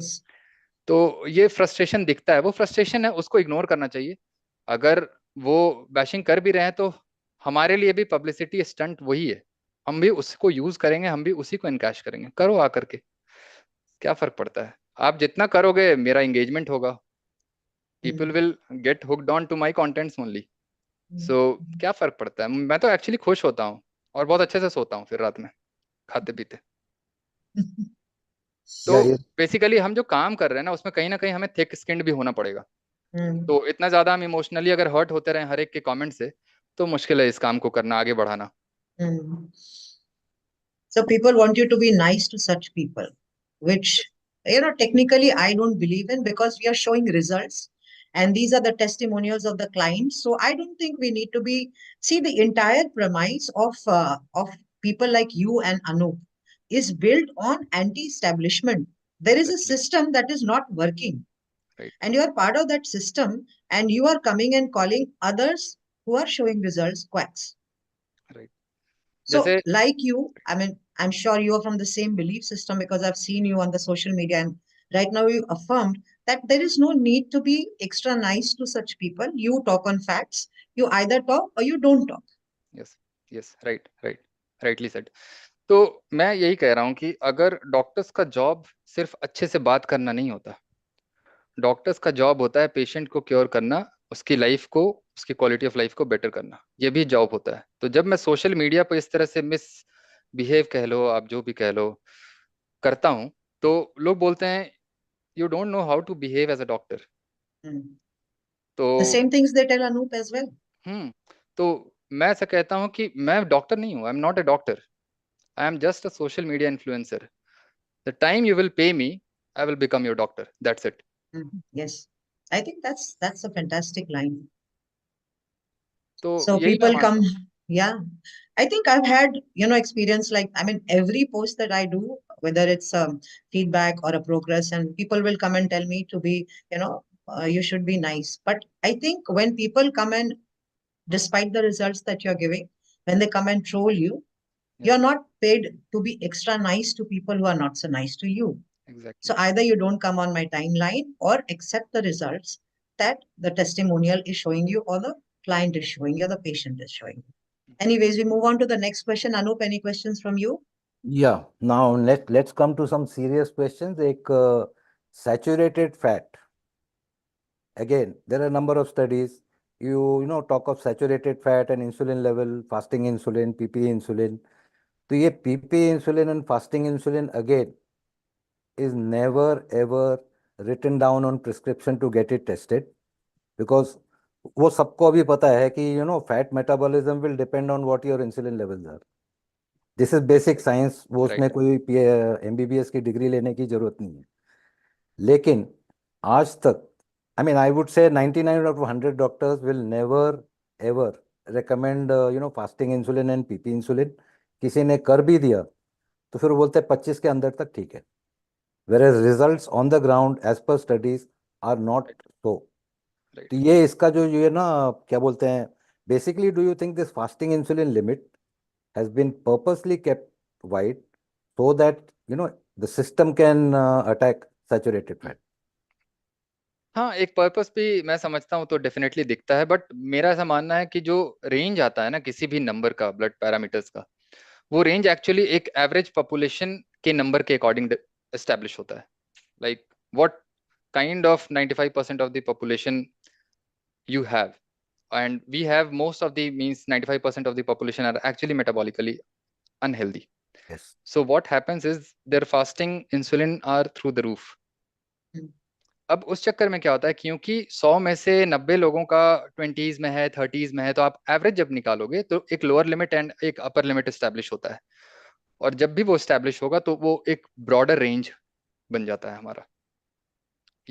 ये लफड़ा है रेफरेंस रेंज का, जो एक्चुअली बहुत साइंटिफिक भी नहीं है, क्योंकि हम जिस पॉपुलेशन को रेफर कर रहे हैं वो पॉपुलेशन सिक है, उससे तो कंपेयर ही नहीं करना होता है हमें अपने इंडिविजुअल हेल्थ को देखना है, या फिर उसको देखो जो एक्चुअली हेल्दी है, जैसे हमारे जैसे लोग, आप उससे कंपेयर करोगे ना। आप अगर 95% मींस एवरेज पॉपुलेशन को आप देख करके आप अपने नंबर्स को अगर जज करोगे तो आपको एक रॉन्ग पिक्चर मिलेगा। तो इसलिए दो कारण है, एक तो डेफिनेटली एक रेफरेंस रेंज, ऑटोमेटिकली हर चीज में ये रेफरेंस रेंज का एक ये लिमिटेशन है, ये प्रॉब्लम है, फैलेसी है रेफरेंस रेंज के साथ, और ये सारे पैरामीटर्स के साथ ये रेफरेंस रेंज का ये इशू डेवलप आता है एक्चुअली, क्योंकि ये एवरेज पॉपुलेशन का एक रिजल्ट है, और एवरेज पॉपुलेशन सिक है तो हमें एक पिक्चर मिलता है कि हमें इसी रेंज में होना चाहिए। एक ग्लूकोज का ही एक रेंज है जो मैं मानता हूँ कि जो लेजिट है, otherwise most of the parameters का थोड़ा सा मतलब बहुत ज्यादा ब्रॉड होता है, और हम समझ नहीं पाते कि एक्चुअली क्या हेल्दी है क्या नहीं है। You made a very valid point. When 80% of the population is sick and you are sampling from that population, how can the lab ranges, Exactly. including those sick population, be called as great or good? Now, अगला जो है, जो सबसे controversial topic है, ज़्यादा protein खाओगे तो kidney damage होगी, मीट खाओगे तो किडनी बैठ जाएगी, ठीक है। First they vilified saturated fat, then they attack protein, so that carbohydrate automatically sells without any signs. तो आपका इस पे क्या ओपिनियन है कि आप प्रोटीन खाओगे तो किडनी बैठ जाएगी? मुझे ऐसा लगता है anything that comes in the way of selling medication और mainstream medicine becomes bad for some reason. तो प्रॉब्लम यह है कि क्योंकि ये सारे जो हम डाइटरी स्ट्रेटेजी को लेकर के डाइट से हम डिजीज को रिवर्स कर पा रहे हैं, वो एक्चुअली अगेंस्ट है मेन स्ट्रीम मेडिसिन के। रिजल्ट हमें इससे आ रहा है और mainstream medicine just opposite बोल रहा है करने को, तो इसलिए विलिफाई किया जाता है, बहुत सिंपल रीजन है। और जहां तक प्रोटीन की बात है तो मुझे तो ऐसा लगता है कि कोई अपर लिमिट नहीं है प्रोटीन का, कोई ऐसा साइंटिफिक एविडेंस नहीं है जहां पे हम कह सकते हैं कि आप इस लेवल ऑफ ग्राम ऑफ पर केजी बॉडी वेट अगर आप प्रोटीन लोगे तो आपको ये प्रॉब्लम हो जाएगी। और कुछ रिसर्च हैं भी जो 5 ग्राम पर केजी ऑफ बॉडी वेट तक भी कोई इशू नहीं होता है अगर आपका एनफ फैट है साथ में तो, और एथलीट लोग लेते हैं 4 to 5 ग्राम पर केजी ऑफ बॉडी वेट उतने प्रोटीन को, और फिर लोग बोलते हैं फ्रॉदी यूरिन होता है। तो मैं ऐसा कहता हूँ कि फ्रॉदी यूरिन कोई पैथोलॉजी थोड़ी ना है। अगर फ्रॉदी यूरिन हो रहा है तो आपको देखिए, एक होता है ना मेडिकल साइंस में, एक होता है साइन और एक होता है वन ऑफ द साइंस। तो frothy urine one of the science है, ओनली साइन नहीं है किडनी डिजीज का। अगर ओनली साइन होता देन फ्रॉदी यूरिन से हम डायरेक्टली बोल देते कि भाई किडनी डिजीज हो गया, क्योंकि वो एक स्पेसिफिक डायग्नोस्टिक टूल की तरह हो गया हमारे लिए। पर ऐसा होता नहीं है, न्यूआंसेस बहुत हैं, डिफरेंट डिफरेंट कॉन्टेक्स्ट होते हैं, आपको सबको ध्यान में रखते हुए कुछ भी इंटरप्रेट करना होता है। तो just because you have frothy urine it doesn't mean you have some renal disease और किडनी डिजीज। तो प्रोटीन की जहां तक बात है तो मैं यही कह रहा था कि आप कितने भी अमाउंट में लो, मुझे ऐसा लगता है, ये मेरा ऐसा मानना है, क्योंकि लॉजिक से मैं बात करता हूँ हमेशा, मैं बहुत ज्यादा डीप या किताबी कीड़ा टाइप से मैंने कभी पढ़ाई ही नहीं किया एक्चुअली। अगर पढ़ रहा होता तो शायद ये काम नहीं कर रहा होता, गोल्ड मेडल लेकर के मेडिसिन लिख रहा होता, क्योंकि दिमाग बंद हो जाता है जब आप, जैसे ही आपके पास गोल्ड मेडल आता है किसी यूनिवर्सिटी की तरफ से, तो फिर आपका दिमाग क्लोज हो जाता है। और प्रॉब्लम यही है। तो अब ये था कि मैं बहुत ओपन था शुरू से, मैं क्योंकि अपने हेल्थ को लेकर के इतना ज्यादा कॉन्शियस रहा हूँ शुरू से, तो मैं हर चीज के लिए ओपन रहता हूँ कि अगर मैं आज ये खा रहा हूँ तो कल ये भी कर सकता हूँ, कल वो भी कर सकता हूँ, कल इस चीज को छोड़ भी सकता हूँ। मेरे साथ ये है, मैं बहुत फ्लेक्सिबल हूँ इस मामले में। तो मुझे ऐसा लगता है कि जब हम प्रोटीन को बढ़ा करके किडनी डिजीज को रिवर्स कर रहे हैं, साथ में कार्ब्स को भी कम कर रहे हैं, वो भी एक क्रूशियल फैक्टर है हमारे लिए, उसको भी कम करना।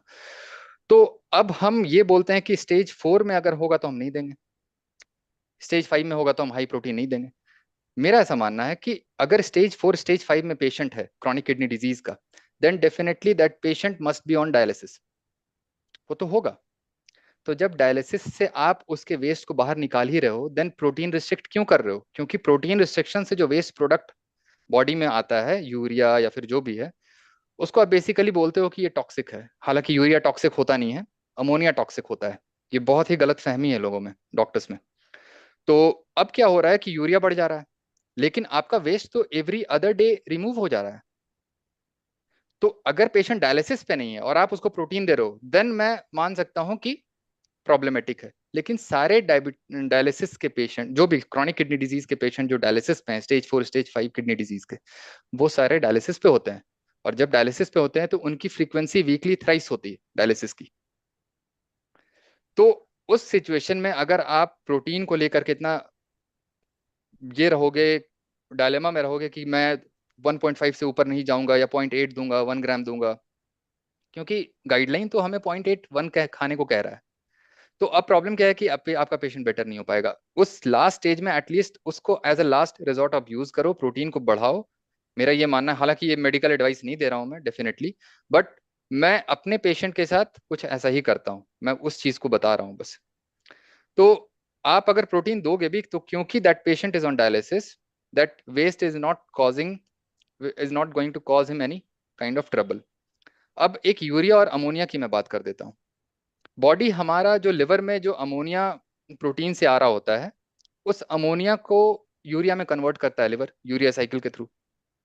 अब क्रॉनिक किडनी डिजीज के पेशेंट का किडनी कॉम्प्रोमाइज्ड है, लिवर कॉम्प्रोमाइज नहीं है।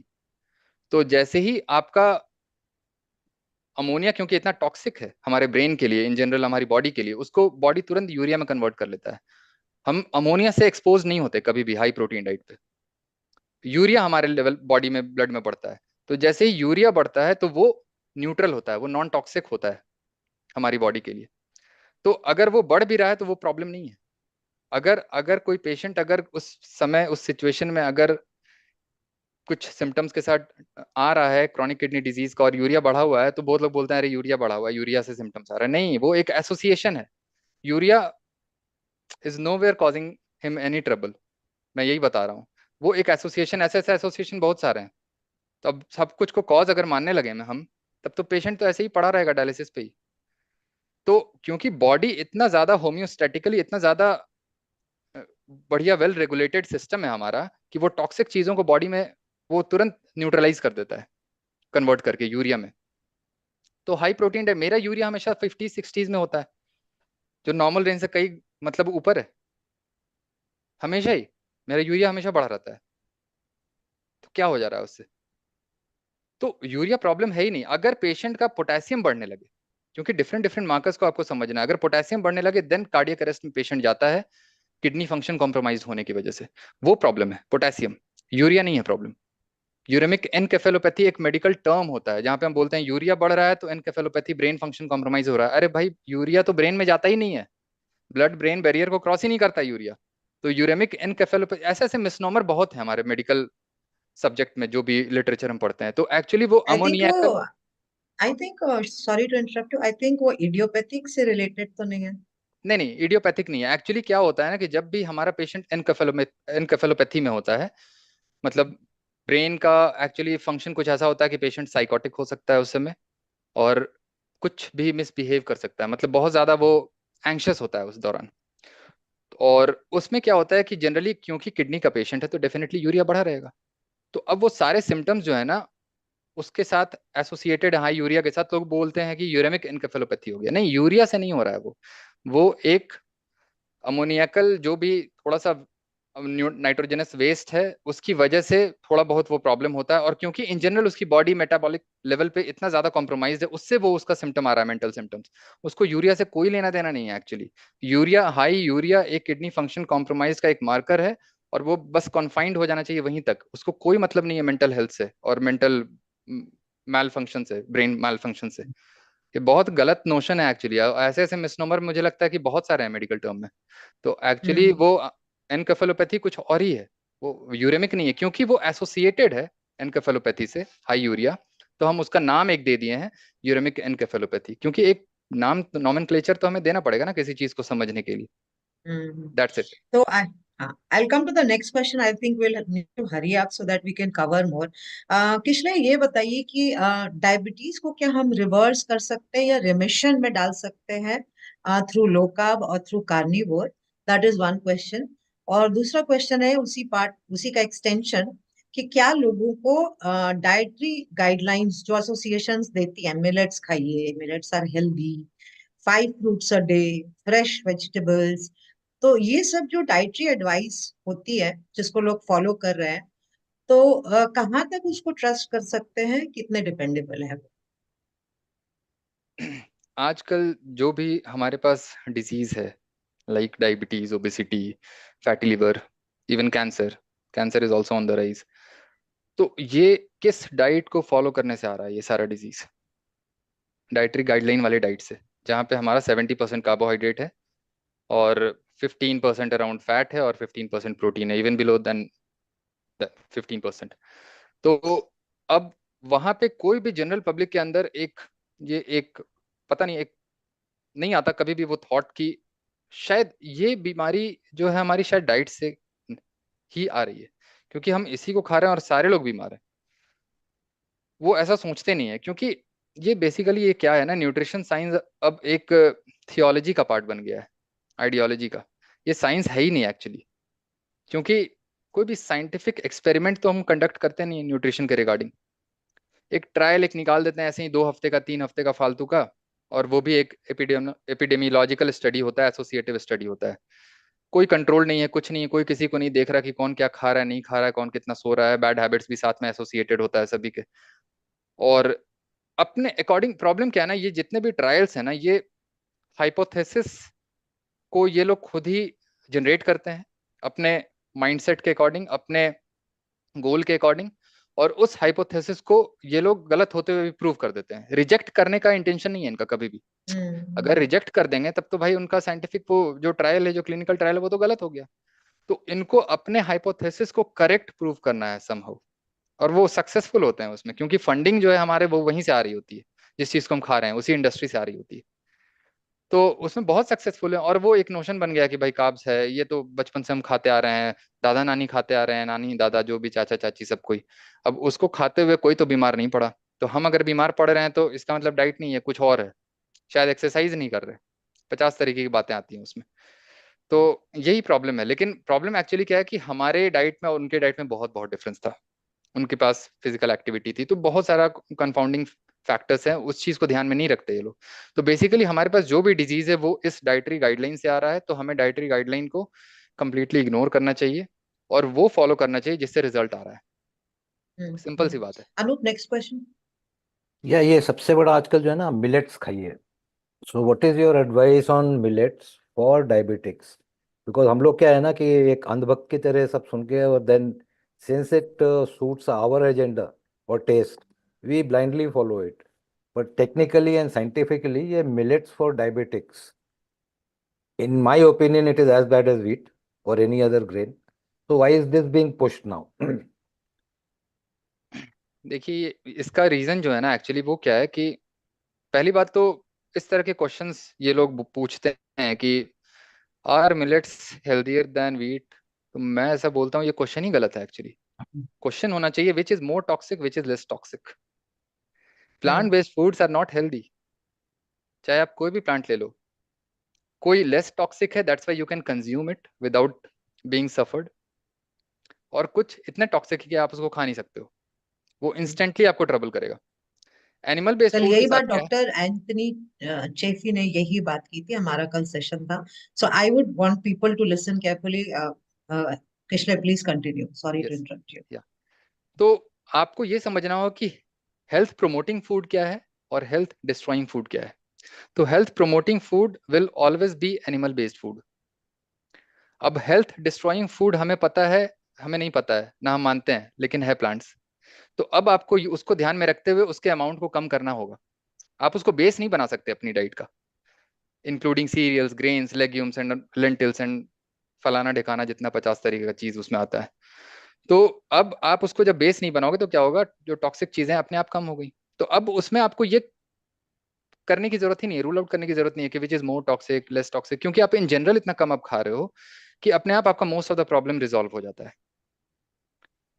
क्योंकि बैड तो स्मोकिंग भी, अल्कोहल भी है, तो आप उसको डेली करते हो तो नुकसान तो पहुंचता है ना। उसका इफेक्ट थोड़ा सा ऑब्वियस होता है, थोड़ी जल्दी होता है, बट मे बी वेजिटेबल्स का भी, प्लांट बेस्ड फूड का भी वैसे ही कुछ है हालत। ऐसे भी आपको तो आज आपसे इंडिया में great- 40% वेजिटेरियंस है किशले, ऐसा मानते हैं। हम्म, तो इवन नॉन वेजिटेरियंस भी जो है वो ज्यादातर वेजिटेरियन डाइट ही लेते हैं, वीक में 2-4 पीस मीट खा लिया। तो उनको क्या करना चाहिए? What is the solution for them? जब भी मैं बोलता हूँ ना कि एक्चुअली कि non veg foods are healthy, animal based foods are healthy, तो लोग बोलते हैं कि यार नॉन वेजिटेरियन फूड वाले भी तो बीमार हैं ही ना। तो मैं बोला नॉन वेज फूड खाना और मीट बेस्ड डाइट को फॉलो करना, दोनों में फर्क होता है। हाँ, non veg food, your so called non veg based food is not meat based food meal actually. तो मीट बेस्ड का मतलब है कि आपका most of the energy, nutrients वहीं से कवर अप हो जा रहा है। तो अदर जो चीजें हैं ना वो ऑप्शनल हो जाती हैं फिर आपके लिए। आप लो तो सही है, नहीं भी लो तो कोई दिक्कत नहीं है। वो डिपेंड करता है, आपके पास हंगर सेटाइटी है, वो उस चीज को, मीट को दोबारा खाने का मन नहीं है, तो आपने ट्रीट की तरह आप किसी वेजिटेबल्स सूप को ले लिया या फिर जो भी है सैलेड को ले लिया, तो वो प्रॉब्लम है। तो आपका नॉन वेज बेस्ड फूड जो है वो मीट बेस्ड नहीं है, आपका वो है सेम वेजिटेरियन फूड है जो कि सीरियल बेस्ड है। और 2 पीसेस अब मटन लेके बैठते हो ग्रेवी के साथ, बढ़िया से लपेट के खाते हो एक थाली, और चावल के साथ। हाँ चावल के साथ। उसके बाद जब गैस होता है, एसिडिटी होती है, तो आप बोलते हो कि मटन बहुत हेवी होता है। भाई डाइजेस्ट नहीं होता है, कम से कम खाना चाहिए। अब तो डॉक्टर ने भी मना कर दिया है, GERD हो गया हमें, तो अब तो मटन बंद है। अब हम वेजिटेरियन हो जाते हैं, मैक्सिमम लोग तो वेजिटेरियन हैं ही खाते हुए भी। उसके बाद फिर वीगन की तरफ भी चले जाते हैं, उनको लगता है वही सोल्यूशन है हमारा। तो उस ex- उस इस- जब एक्सट्रीम पे जाते हैं तो फिर पता लग जाता है उनको भी, 1-2 सालों में फिर पता लगता है उनको ये क्या हो गया। और वो कैसे दिखते हैं जनरली वेजिटेरियन, मैं तो बहुत ओपनली बोलता हूँ, आप किसी के अपीयरेंस को देखते हुए ही आप जज कर लो कि कौन कितना हेल्दी है, सिंपल सी बात है। मैं बहुत फ्रैंकली बोलता हूँ इसे, मुझे कोई इसमें, I don't have any shame in telling all this. मैं बोलता हूँ कि आप जिस डॉक्टर के पास जा रहे हो या किसी को आप फॉलो कर रहे हो, आप उसको देखो। Just because he or she has millions of followers, it doesn't mean that he knows everything. He has got everything wrong about nutrition. तो हम लोग जब अच्छे दिखते हैं तो उस पर ध्यान नहीं है ना। प्रॉब्लम क्या है क्योंकि हम वो बोल रहे हैं जो उनको अच्छा नहीं लगता है, ये इशू है सबसे बड़ा। तो यहाँ पे लोग हर जगह इमोशनल हो जाते हैं, हर जगह रिलीजियस हो जाते हैं हर चीज को लेके। न्यूट्रिशन को रिलीजन से क्या मतलब है? किसी को बीमारी अगर ये देख करके होगी कि आप भक्ति कर रहे हो इस भगवान की, तो आपको हम बीमारी नहीं देंगे, या आपको ये बीमारी नहीं होगी, आप रेजिस्टेंट हो गए इस पर्टिकुलर डिजीज के लिए, तब तो किसी को कोई टेंशन नहीं, मैं भी भक्ति करने लगूंगा, फिर नहीं खाऊंगा। ऐसा नहीं होता ना। आप ह्यूमन बॉडी में डिजीज आपको उस तरह से तो होगा नहीं, अरे आप वीगन हो, अच्छा ठीक है आपको मैं ये डिजीज नहीं दूंगा, जो भी है, क्योंकि आप इसी तरह से तो ले रहे हो ना न्यूट्रिशन को, उसी रिलीजियस पॉइंट ऑफ व्यू से आप ले रहे हो, प्रैक्टिस कर रहे हो। तो क्या इंडियन वेजिटेरियन डाइट जो टिपिकल है, 2 क्वेश्चंस हैं, I think will take very quick answers. क्या वो बैलेंस डाइट है? दैट इज वन, जो अपनी इंडियन थाली है। सेकंड, क्या इंडियन वेजिटेरियंस को जो प्राइमरीली ग्रेन्स, लेग्यूम्स और वेजिटेबल्स वगैरह खाते हैं, उनको डेफिशिएंसीज होने के चांसेस ज्यादा हैं क्या? राइट। हम जो डाइट यूजुअली लेते हैं ना, वो मेरे हिसाब से, क्योंकि फैट बहुत कम खाने को हमें बोला जाता है, वो एक्चुअली बैलेंस डाइट बोला जाता है, बट वो बैलेंस डाइट की तरह है नहीं, क्योंकि फैट का अमाउंट उतना होता नहीं है। लेकिन प्रॉब्लम क्या है, क्योंकि अब हम डिफरेंट डिफरेंट रेसिपीज और सोशल मीडिया इन्फ्लुएंसर को देखते हैं और बहुत सारे रेसिपीज को ट्राई करते हैं जिसमें ऑयल, एडेड ऑयल आ जाता है, रिफाइंड ऑयल, एक्स्ट्रा फैट आ जाता है। तो क्योंकि हमारा प्रिपरेशन अब कुछ ऐसा हो गया कि फैट का अमाउंट भी बढ़ जाता है कार्ब्स के साथ, तो उस चक्कर में वो बैलेंस डाइट बन जाता है। लेकिन जो बोला जा रहा है वो बहुत ज्यादा उस तरह से नहीं है कि फैट बहुत ज्यादा है उसमें, क्योंकि 10 to 15% मुझे नहीं लगता किसी को प्रॉब्लम। वो वीगन स्पेक्ट्रम में है मेरे हिसाब से, जो बैलेंस डाइट हमें बोला जा रहा है खाने के लिए। लेकिन जब हम खाते हैं ना, तो कहीं ना कहीं टेस्टी बनाने के लिए, डिलिशियस बनाने के लिए हम फैट को ऐड करते हैं, और सभी को पता है कि when carbs and fat come together, definitely that food item will become tastier. तो उस चक्कर में क्या हो रहा है ना कहीं उसको बैलेंस बनाते हैं ज्यादा बेटर वे में, और तब खाते हैं, तब होती है बीमारी, क्रॉनिक इन्फ्लेमेशन होता है हमारी बॉडी में। और कार्ब्स और फैट का होना बहुत बहुत प्रॉब्लमेटिक है, बहुत प्रॉब्लमेटिक। ओबेसिटी भी आपका उसी कार्ब्स एंड फैट की वजह से हो रहा है। बहुत लोग बोलते हैं ना कि मैंने तो यार दबा के कार्ब्स खाया बट मैं फैट लूज कर गया आराम से। मैं बोला हाँ इसलिए कर गए ना क्योंकि फैट को हटा दिया ना तुम एंटायरली। बट इससे तुम एक थ्योरी नहीं तुम बना सकते हो कि भाई फैट नहीं खाना चाहिए ना। तुम्हारे पास रिजल्ट आ गया, लेकिन मोस्ट ऑफ द लोगों के पास वो रिजल्ट नहीं आ पाता है। फैट को रिमूव कर देने से कार्ब्स खा के। मैक्सिमम लोग मेटाबॉलिकली जो सिक हैं वो जब तक कार्ब्स को नहीं हटाएंगे वो फैट लूज नहीं कर पाते हैं। एक तुम हेल्दी इंडिविजुअल की भले बात कर रहे हो जो ठीक ठाक था मेटाबॉलिकली, हो सकता है वो फैट को रिमूव करके कुछ 5 to 6 kgs को रिड्यूस कर लिया। और डिपेंड करता है एक्चुअली, आप ओबीज हो इसका ये मतलब नहीं आप मेटाबॉलिकली सिक हो गए।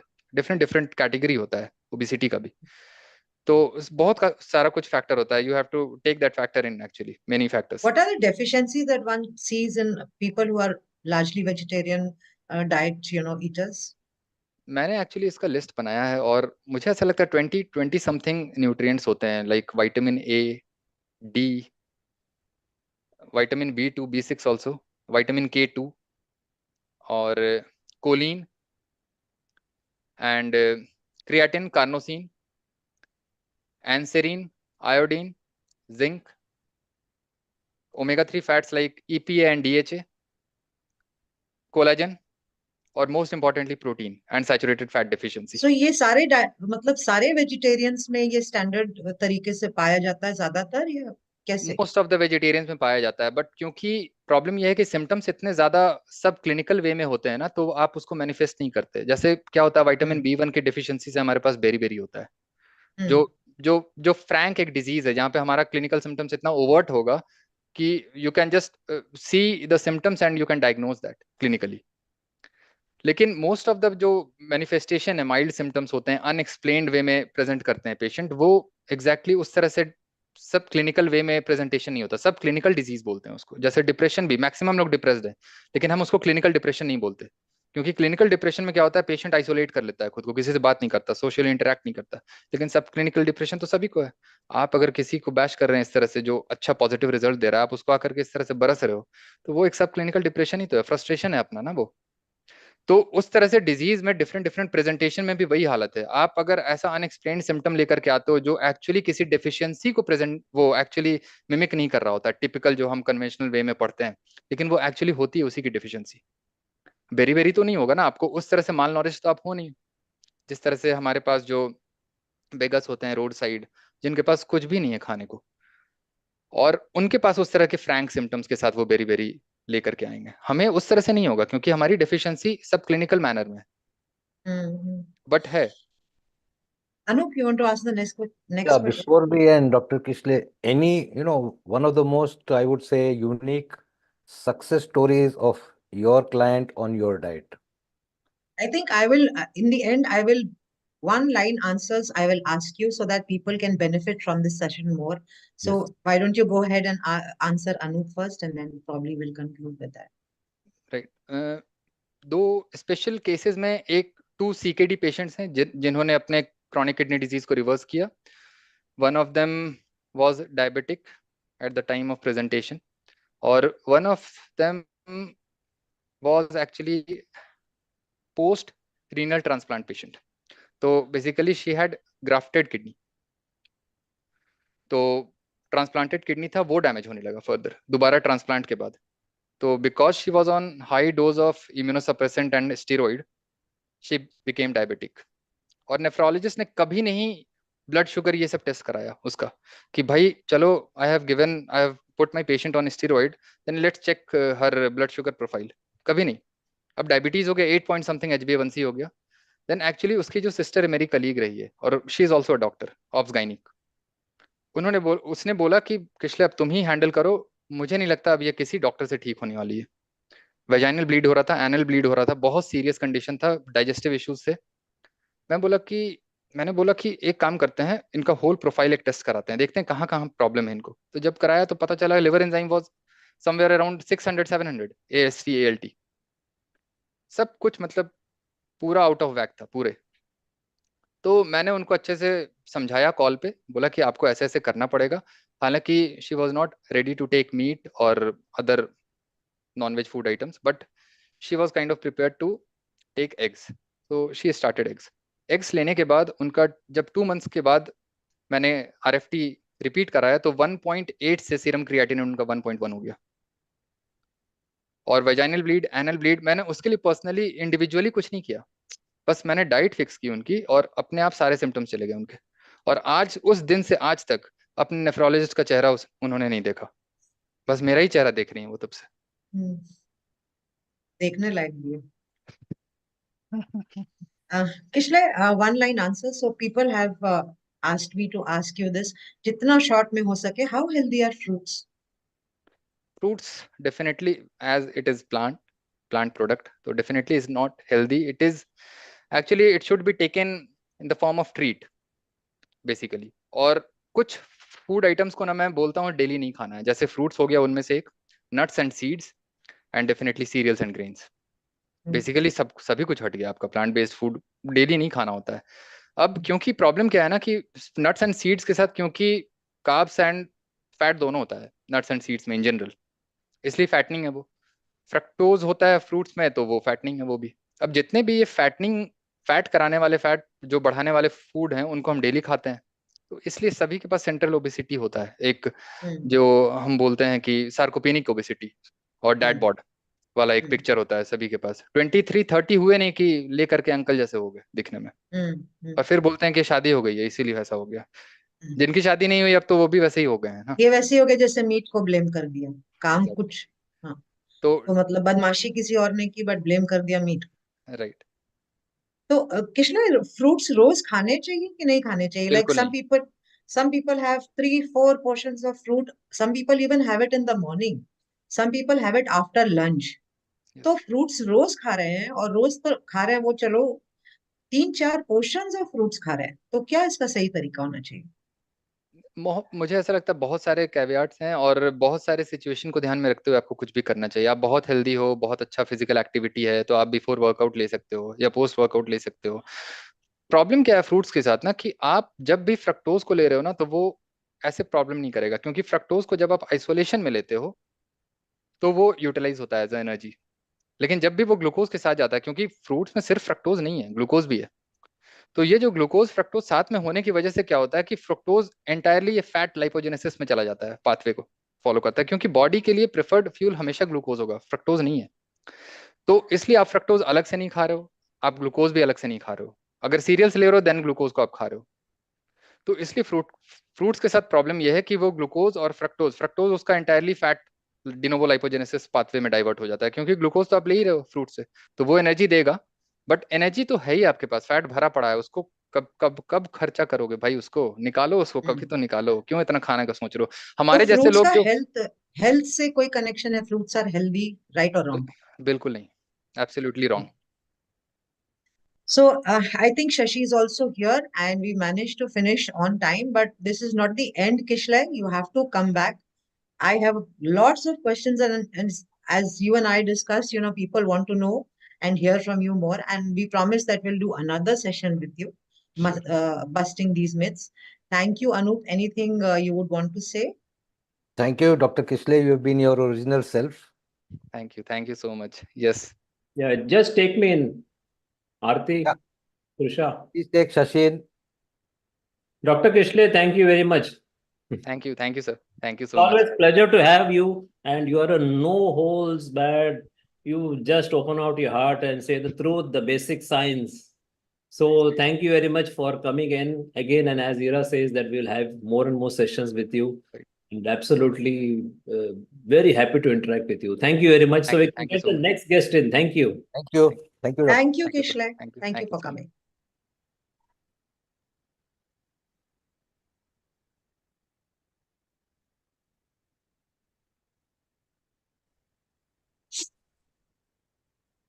Hi, Mandar. Hello. Hi. Hi, Archit sir. Hello, Shilpi ma'am. Hello, Mandar. Hello. Hi, everyone. Welcome to India's second Metabolic Health Conference. My name is Mandar Gadre. I am a metabolic health consultant and a proud member of DLife.in. DLife is India's oldest, biggest, and the only award-winning low-carb platform. Shashi Iyengar and Anup Singh bring to you this historic and scientific feast from India. It is titled Metabolic Therapies. And let's meet our very special guest for this session. Let me start with Archit sir. He is driven by his passion for sports and has transitioned very successfully into a dedicated career around that. And after discovering K11 in 2017, he enrolled in the weekend batch first for DPT and left his job to concurrently pursue the personal trainer and nutrition course. And then in 2019, he completed the master trainer as well. becoming the HOD of nutrition.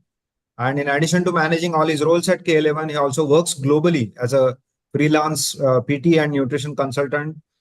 His career has spanned all kinds of diverse roles that really reflects his commitment to fitness and education, coupled with proficiency in leveraging technology also for the global reach. Thank you, Arjit sir, for joining us. Thank you, Mandar. Let me also welcome Shilpi ma'am. Welcome, ma'am. Thanks for joining us. Quick introduction about ma'am as well. She's a mentor with more than a decade of teaching experience at K11 School of Fitness Sciences, India. She's also a researcher in nutrition sciences and writes a lot of content, study material, textbooks for the students at K11 and trains a lot of other aspiring faculty members. She's an expert on performance nutrition and a complete diet advisor. Apart from many transformations, she has the experience of guiding several of elite athletes, world's first vegetarian Namdari bodybuilder to win titles like Mr. World Nabi, Mr. India Naba, Mr. Haryana Naba. So a lot of them, right? And also the gold medal in national powerlifting competition. Also the ACE international TT player, gold medalist in 2018 Commonwealth Games. I mean, the list is long, right? So they have all won those accolades under her guidance to increase the physical and mental performance. And we are very thrilled to have you, ma'am, here. Thank you so much, Mandar. Yeah. So a warm welcome to both of you. And then let me get started. So we'll sort of, we want to talk about low carb and performance and many myths around that, and would love to get, that straight content from you. So first question is that, despite all the mainstream skepticism around, nutrition, K11 and of course Kejat sir, they are well known for the correct nutrition. So whenever we hear that term, we think of Kejat sir and K11 and the fatty protein intake, right? So how did K11 sort of make this transition and make inroads into this and successfully also train students on this science of low carb, because it is different than what they hear outside? Maybe Arjit sir, we'll come to you. Yeah. Right. So it's a very good question, Mandar. Now, initially, we have a coat of arms also, which I'll share at the end. But in the coat of arms, we have the first thing, which is curiosity. So we constantly keep on reading more and more. And Kejat sir also actually read the works of very eminent people like Gary Tobbs, Eric Westman, Professor Noakes.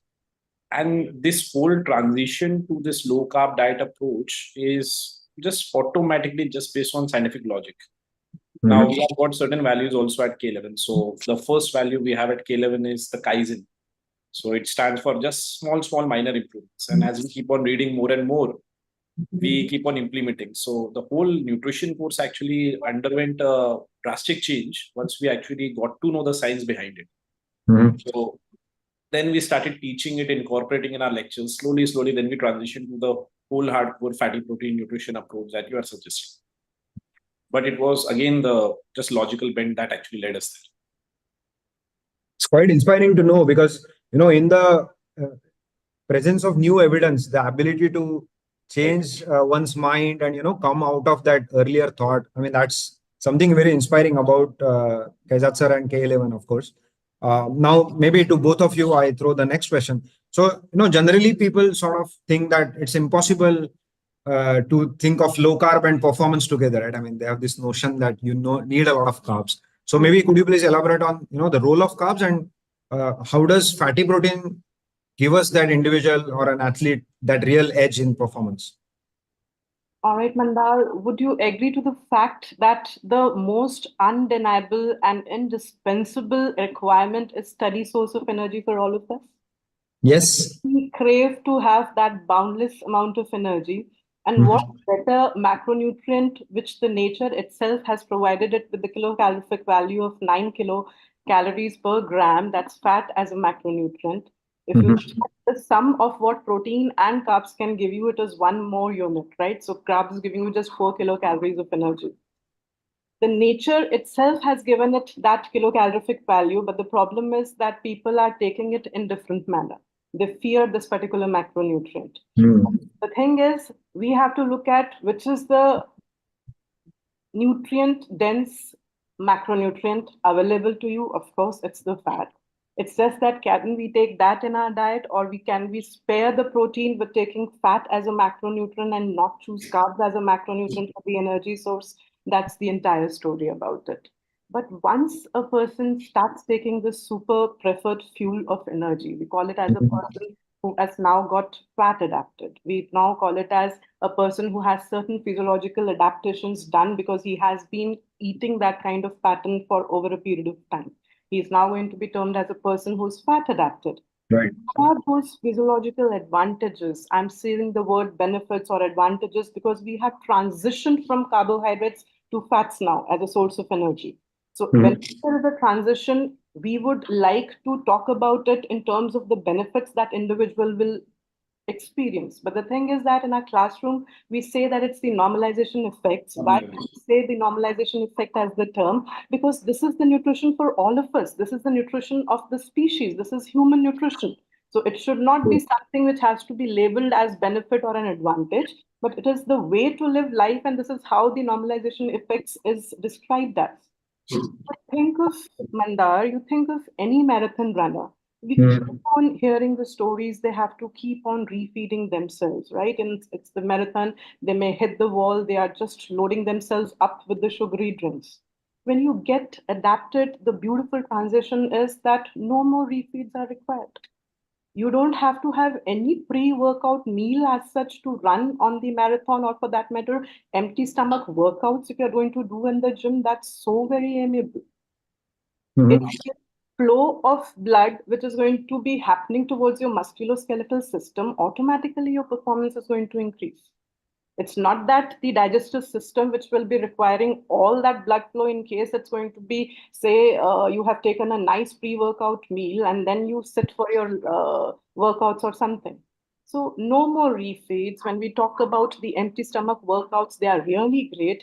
And mind you, Mandar, only these can be experienced. How much ever I talk about this, unless you experience, I am sure you are running a gym in Pune. That's what I understand with your question. Right? Next, I would want you to imagine that you're doing your bicep curls, right? Do you feel that burning sensation, Mandar, when you're doing your bicep curls? What do you attribute that kind of a burning sensation which you feel? Do you enjoy, you say that, oh, acid ban raha hai, my workouts are really going nice. How do you put it? How do you feel it? Yeah, people sometimes feel that, they have to get that because, because that means that the muscle is getting, built or, yeah.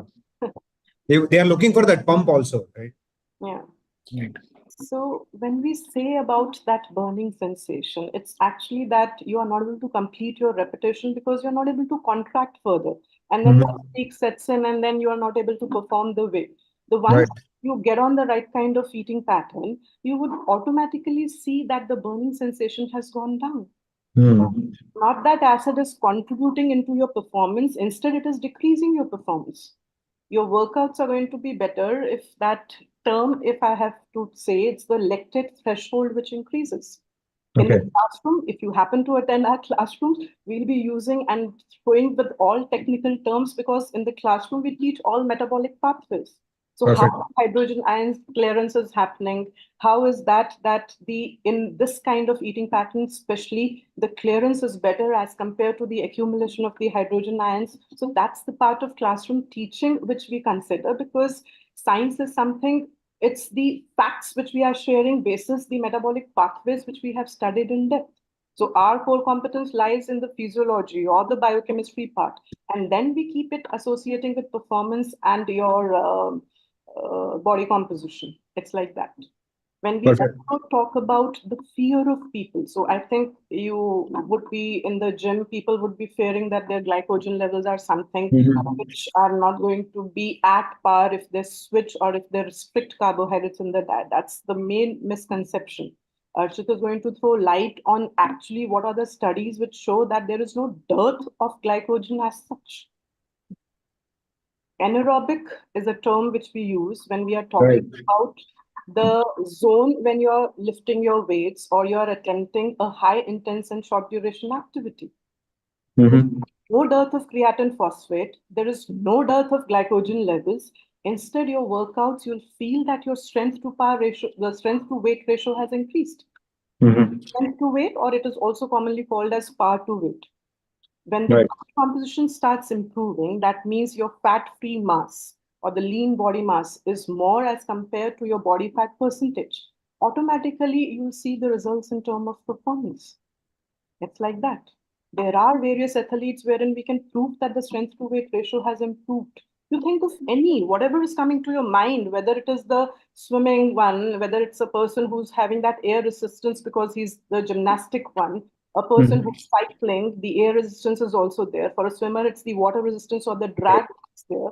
So if body composition is going to be good, automatically the performance is going to be better. And think of aesthetics as the byproduct. Automatically, if the muscle mass is more and the body fat percentage is low, you are going to look good. That's the byproduct when we talk about aesthetics. When we talk about the brain, I said physical and mental. So physical, we have understood. Don't you think a person who's playing table tennis, they also need to strategize their next moves? Absolutely. The physical strength which they require, they are all the time using their brain. You think of a chess player, the amount of mental clarity, the amount of alertness, focus thing, as if you've taken a caffeine stimulant. You must be thinking, is this something which is so damn magical? What is happening? There's just one change which we have done to our diet, and we see the list of normalization effects going on and on and on. What we could do, that's the outcome. So we are sharing it with you. This happens actually. Sleep quality improves. If we look at the tripod of fitness, we know rest and recovery is one of the essential factors, one of the crucial legs. Without that, you cannot achieve your body composition goals or, for that matter, performance goals. And if the sleep quality is better, automatically the rest and recovery part is taken care of. Respiration also improves. All about, I think there are eminent people here in the forum. They will be definitely touching upon the fact that it's the mitochondrial health which is going to improve. If the mitochondrial health is improving, that means the respiration is improving. Cellular respiration and the ATP production is there. I'm restricting myself to use those technical terms because I know that we have to relate to the common man here.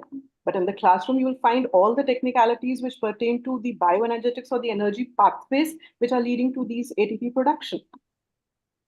Lastly, it's the inflammation part. When we look at the marathon runners at the end of their workouts, the amount of soreness, the amount of inflammation which they have, there has to be something which is reduced. I'm not saying inflammation is bad for the body. It's just about how you see it in terms of the acute inflammation, which is bound to be there. And get on fat and protein diet, automatically you see that the fatigue part is low because whatever was causing inflammation, those pro-inflammatory things like vegetable oil seeds or the carbohydrates, fast absorbing carbohydrates, they have been eradicated. So we say normal. We are not saying that it's the reduced inflammation or the anti-inflammatory effect. There is a way to put it, and the way to put it is that we have normal inflammation when we are on this correct eating path.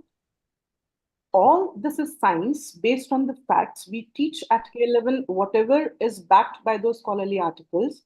But the thing is that we have the knowledge base, but it's of no use unless we are able to relate it to the application part or the implementation part. What I am saying will make more sense if that is validated by the athletes around. Are the athletes like your Australian cricket team, are they able to perform better because they are on this kind of eating pattern? I would urge Archit to take over because it's the athlete part and he'll be describing all these normalization effects with a summary, whatever I have said, so that we can actually have a look at those athletes and the conviction and the belief comes to us automatically. Absolutely right. So Mandar, actually the question that you had asked was initially, how did we gravitate towards this particular thing? Right. The answer was we keep on learning. We are curious enough to get to know what is happening around us. So in the coat of arms at K11, we have curiosity as the first thing. Now, when you are curious, you're trying to search for things, the knowledge automatically comes. And then the knowledge is potential power. Only when you apply it, you will get the results. So the practical application we stress a lot. And sometimes we did not know why these things were happening. Later on, based on the physiology and all these things, we got the answers. So I think 5-10 years down the line, I think we'll have more and more evidence about these things. But I think when we started teaching all these things in the classroom, people applied, we are experiencing all these things, lesson, burning sensation and all that things like Shilpi ma'am pointed out. The athletes also have felt it, but the knowledge base, why it's happening sometimes is found later. So now we have a lot of evidence, a lot of research about it. And there are a lot of athletes nowadays who are actually on this nutrition protocol. And I would like to share all of that with you all also. So I'll just share a few slides also in case the viewers just want to take a photo of this. Definitely. So these were some of the normalization benefits which Shilpi ma'am has actually spoken about. So simply the first thing is the energy availability. The second thing is the number of feeds, how many times per day you have to eat. Now, if you're eating something like fat and protein, automatically the number of times you have to eat actually goes down and you improve your work productivity or whether it's sports performance. Like marathon runners definitely keep on refeeding during the race. So that thing definitely can be avoided and it would definitely lead to a better time. This point, the physical activity in a fastest state, this will be possible if you are fat adapted and optimal blood flow to the muscles will happen, which is what is called as muscle pump. And the comfort point, a lot of people miss out. So I'm just adding that point. When you are working out on empty stomach, you get very good muscle pumps and the gastric comfort is also there. So if we imagine us running after eating, it will be very uncomfortable. But if you are on an empty stomach, the running becomes easier. So that point also is a very valid point. And sharper brain, faster recovery, all that stuff Shilpi ma'am has already spoken about. So this first point is the technical reason why you actually find the burning sensation going down. So all of these things are there. But anyway, I'd like to showcase the athlete examples. So these are a few athletes which we are aware we teach in the sports application lecture at K11 also.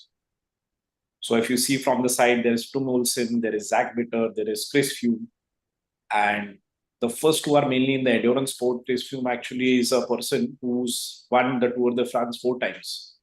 And he's also on the low carb diet. So these are few examples of athletes. Perfect, thanks.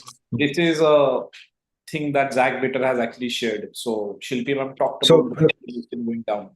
So this is the athlete actually telling that.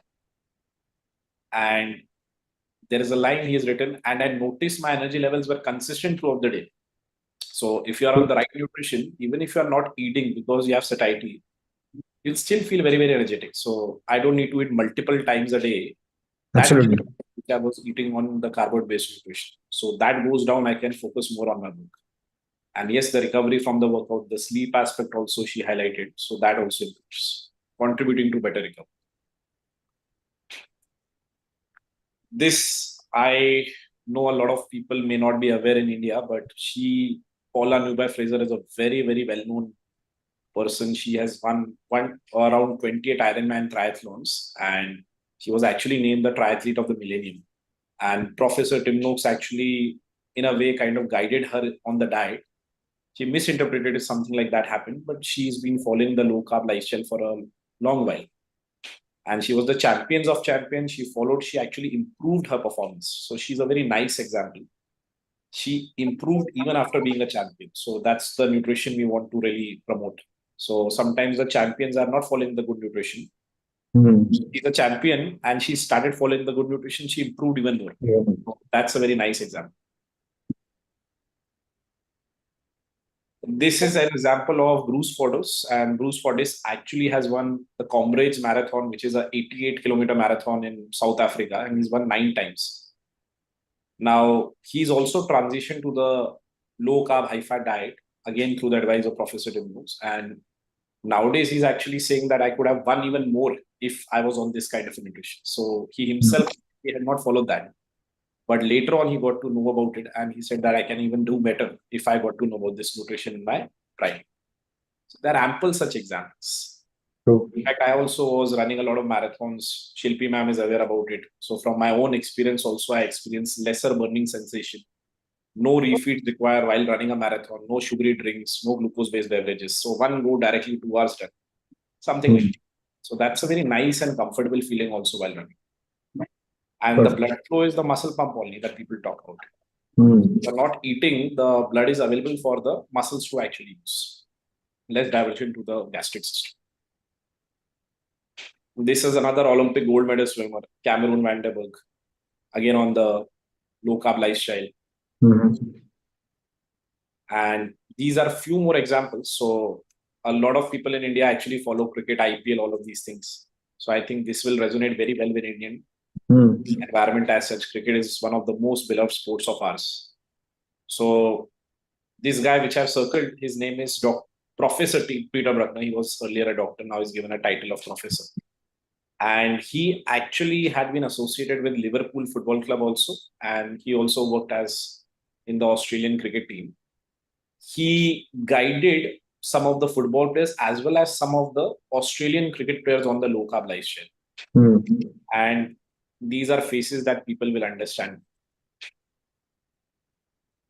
So we have David Warner, we have Shane Watson, who's a very big advocate of the low carb lifestyle, Mitchell Johnson, Steve Smith.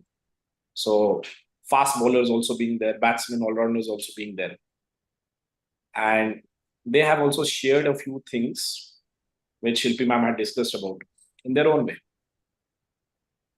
So Shane Watson actually lost a lot of body fat. He felt more energetic, better blood sugar control, all of these things. David Warner reported that I've increased my energy. I'm not feeling out of breath when I'm running between the wickets, and the recovery is also faster. And the person on the extreme left at the bottom, his name is Usman Khwaja, and he was suffering from a condition which was more of an inflammatory condition. And he was guided again on the right kind of nutrition. He also started recovering very, very fast. He also lost a lot of body fat. So the improved strength to power ratio, the power to weight ratio improving, all those stuff that Shilpi ma'am spoke about, it is already happening. And we are seeing huge evidence of all these things. So drop in body fat, improving performance, faster recovery, better stamina, better endurance, all of these things. So there are many more examples. In fact, many of our teachers also, by the way, they are also lifting very, very heavy weights. So we are finally a fitness school, and we have our master trainers, we have even faculties who are actually on the correct nutrition, and they have been lifting heavier squats, heavier deadlifts.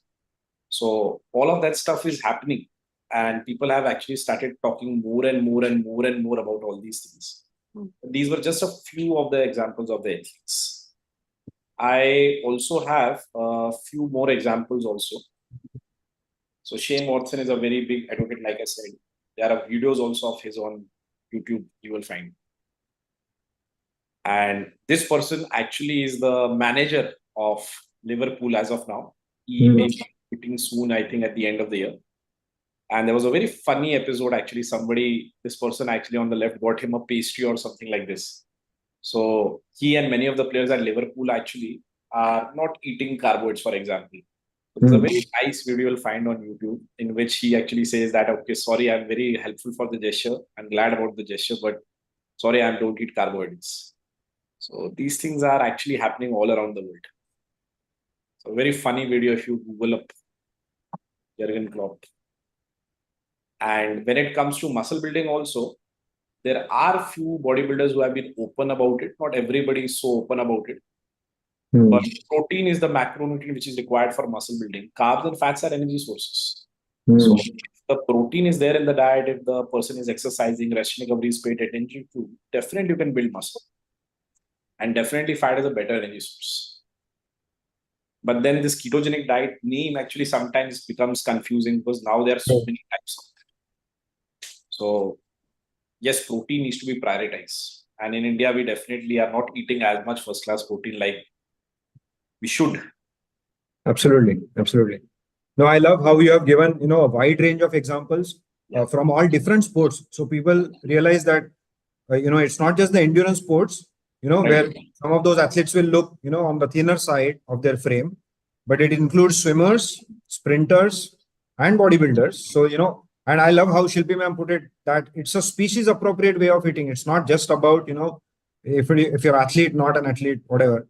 Because our body is unique. I would just like to add that we actually named the course Human Performance Nutrition. It's not performance nutrition only for athletes. That's why we actually added the word human. Every human performs. Perfect. Love it, love it. So, so I'm going to address. So some questions may have started to get answered for our, athlete friends who are listening. But people sort of, have another notion that, hey, if I don't eat carbs, won't my body sort of burn my muscles for the protein? How do you typically address it? What's the physiology behind that? All right. So in a way, what you're pointing out, Mandar, is that people say that carbohydrates are required to build muscles, right? That's the direct way to putting it. You put it in a very modest way, but that's the question which keeps sitting also. To tell you with the most simplification thing, what are muscles made up of? Muscles are made up of protein, right? Yep. All know whoever is the fitness enthusiast, he knows that the amino acids are the building blocks of the protein, and that is the raw material which needs to be provided for muscle to happen. If that is the scenario, that we have to spare the protein to do the job of muscle protein synthesis, I'm talking about the dietary protein here. When we talk about dietary protein, we relate it to basically the skeletal muscle mass, and we are talking about athletes. We all know the importance of the muscle mass, the lean body mass, or the fat mass. If the protein has to do its job of synthesis, there has to be a macronutrient which is going to do the job of energy. Yep. Now, two choices. Either I provide with carbohydrates. So carbohydrates the person takes and the protein is spared to do the work of muscle protein synthesis. And the other choice which I have is I provide fat to that particular individual. Fat does the job of giving the energy. And again, the protein is spared to do the job of muscle protein synthesis. We have already proven, nature proves it, the high kilocalorific value which the fat is. There has been notion that carbohydrates have been considered as the primary source of energy. We use the term preferred fuel as for fats because we understand the kilocalorific value. We understand the physiological adaptations which happen when a person is fully fat adapted. We have already spoken about those normalization effects which are there. If the protein sparing is the only thing which we have to consider, fat can do that job solely very, very nicely.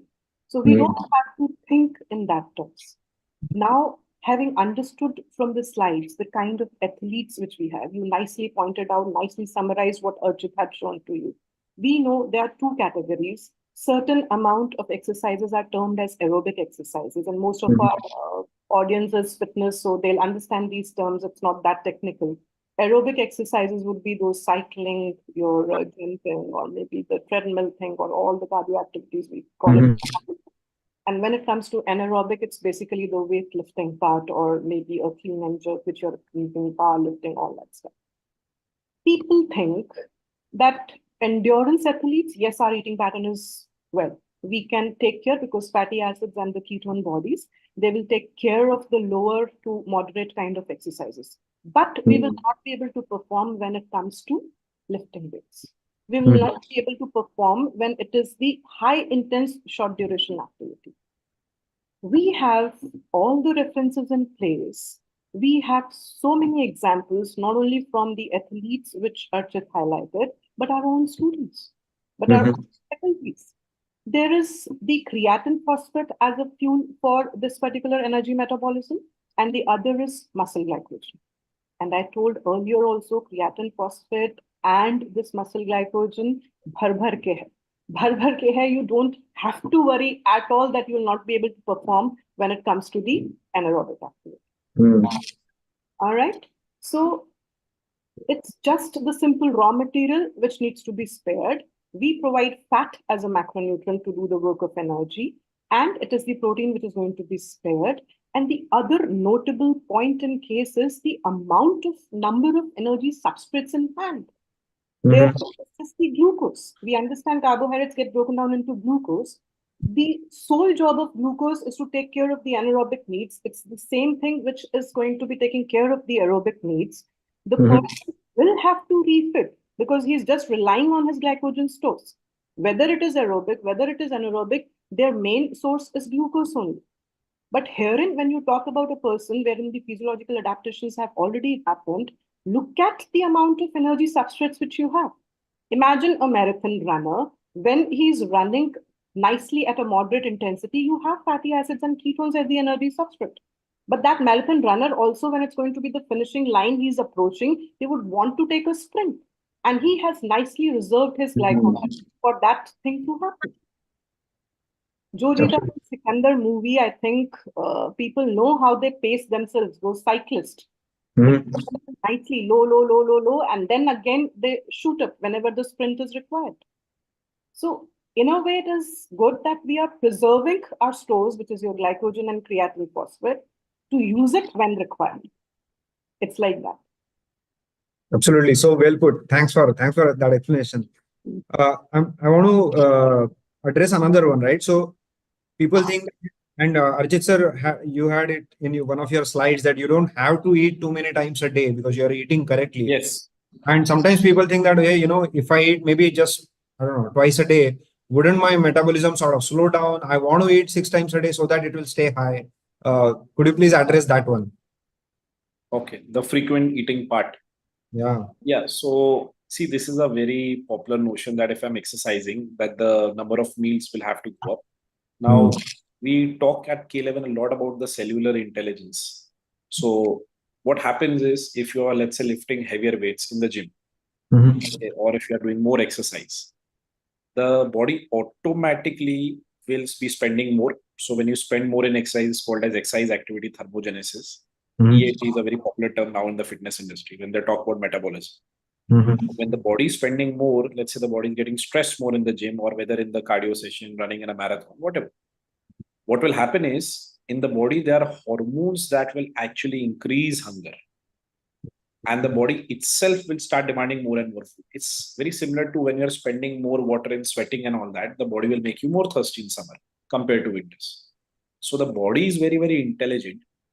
You don't need to actually think about eating more. The body will make you hungry, hence you eat. And a lot of people in the muscle building thing, and they are actually thinking about, okay, I'm exercising, okay, I need to eat more and more. They make a mistake. They actually start force feeding first. They think about feeding the body first, and then later on they think about the workouts. So the order is incorrect. So if there are viewers in India, if they are actually hitting the gym, if they are working out, they will understand that if you actually are lifting heavy loads in squat, deadlifts, these kind of movements, when you're doing leg and back workout, that day you will definitely feel more hungry. You will actually have more of food. And this is a very normal response. So you don't need to eat more and more. The body will make you more hungry. Hence you eat more. Automatic regulation is there. And let's say if you stop your workouts, the body will not demand that much. So the body is itself intelligent. Absolutely. We have to trust the intelligence. You will definitely eat more food if you are exercising. So the number of times you eat definitely will go up. The frequency goes up, but again, not 7, 8 times a day on the fat protein nutrition, but definitely you require more times the meals, more quantity of food also. One more notion that people have in the gym, by the way, is if I want to actually build more muscle, I need to eat more than what I spend, or I need to be on a caloric surplus. So this is also something which is very popular for fat loss, caloric deficit. For muscle gain, I need to eat more than what I spend, caloric surplus. The eating more, the body will take care. And what happens is you are eating more on paper. So let's say day one, you start your workouts in the gym. If let's say you are having 10 eggs a day, what will happen is that day 100, because you're regularly working out, you're putting the stress on the body will increase the amount of eggs you're consuming. On paper, you definitely eat more in grams, the protein. Definitely. So this is actually not surplus, but on paper, it is a surplus. You're eating more protein in grams. And yes, you are getting more calories in the body. But this is the need which is felt by the body. First, then hunger increases. Then the body asks for more food and you should provide it, but not force feed. So first is the workouts you have to take very, very seriously. The workouts will increase hunger and then you allow the food. But again, not 10 times, 8 times you need to eat on the correct nutrition. Right. Thanks. So because it's telling me that we have to learn to also listen to the body. We have to respect that cellular intelligence. Learn to listen to the body. Yeah, thanks for, I think it's very well put. So since we are talking about metabolic therapies, I want to sort of have a connecting question, with fatty protein nutrition and weightlifting and metabolic therapies. That, how is very low muscle mass, as well as maybe I'll include very low protein intake with that. how do you see the connection between that and a lot of our chronic lifestyle conditions? So when we talk about those metabolic disorders, we understand we are at Metabolic Health Conference, and you would be hearing such words like diabetes, or maybe hypertension, or maybe hypothyroidism, Alzheimer's, dementia when it comes to neurological disorders or cardiovascular problems. All of these, the root cause is the same, which is the insulin resistance part, right? We have to understand that the root cause is this problem. Let's take a deep look into one of the particular problems, say hypertension, for example. Okay, I'm just showing one metabolic disorder, which is hypertension. You find mostly that it is concomitant with what people have. People who have diabetes, they do have hypertension. All right. If we visit the mainstream community, mainstream scientific community, I'm meaning the medical fraternity here, and we say that we have hypertension, mostly the answer is going to be, if we ask the cause for it, they'll say it is idiopathic. Means what? Idiopathic is basically, the little dictionary meaning would be that the cause is unknown. But we have figured out, many of the eminent persons who are into this low carb, our mentors have figured it out. And now that we showcase whatever we learn, and learning is a never-ending process for us. Chronic high sugar levels leading to high insulin levels in the bloodstream, the person getting insulin resistance, furthermore hyperinsulinemia, leading to aldosterone as a hormone not cutting off. If the aldosterone is not cutting off, you will see high sodium levels in the bloodstream. So what people are seeing is just the high sodium in the bloodstream, but that now they're not figuring out what is the cause for that high sodium in the bloodstream. Absolutely.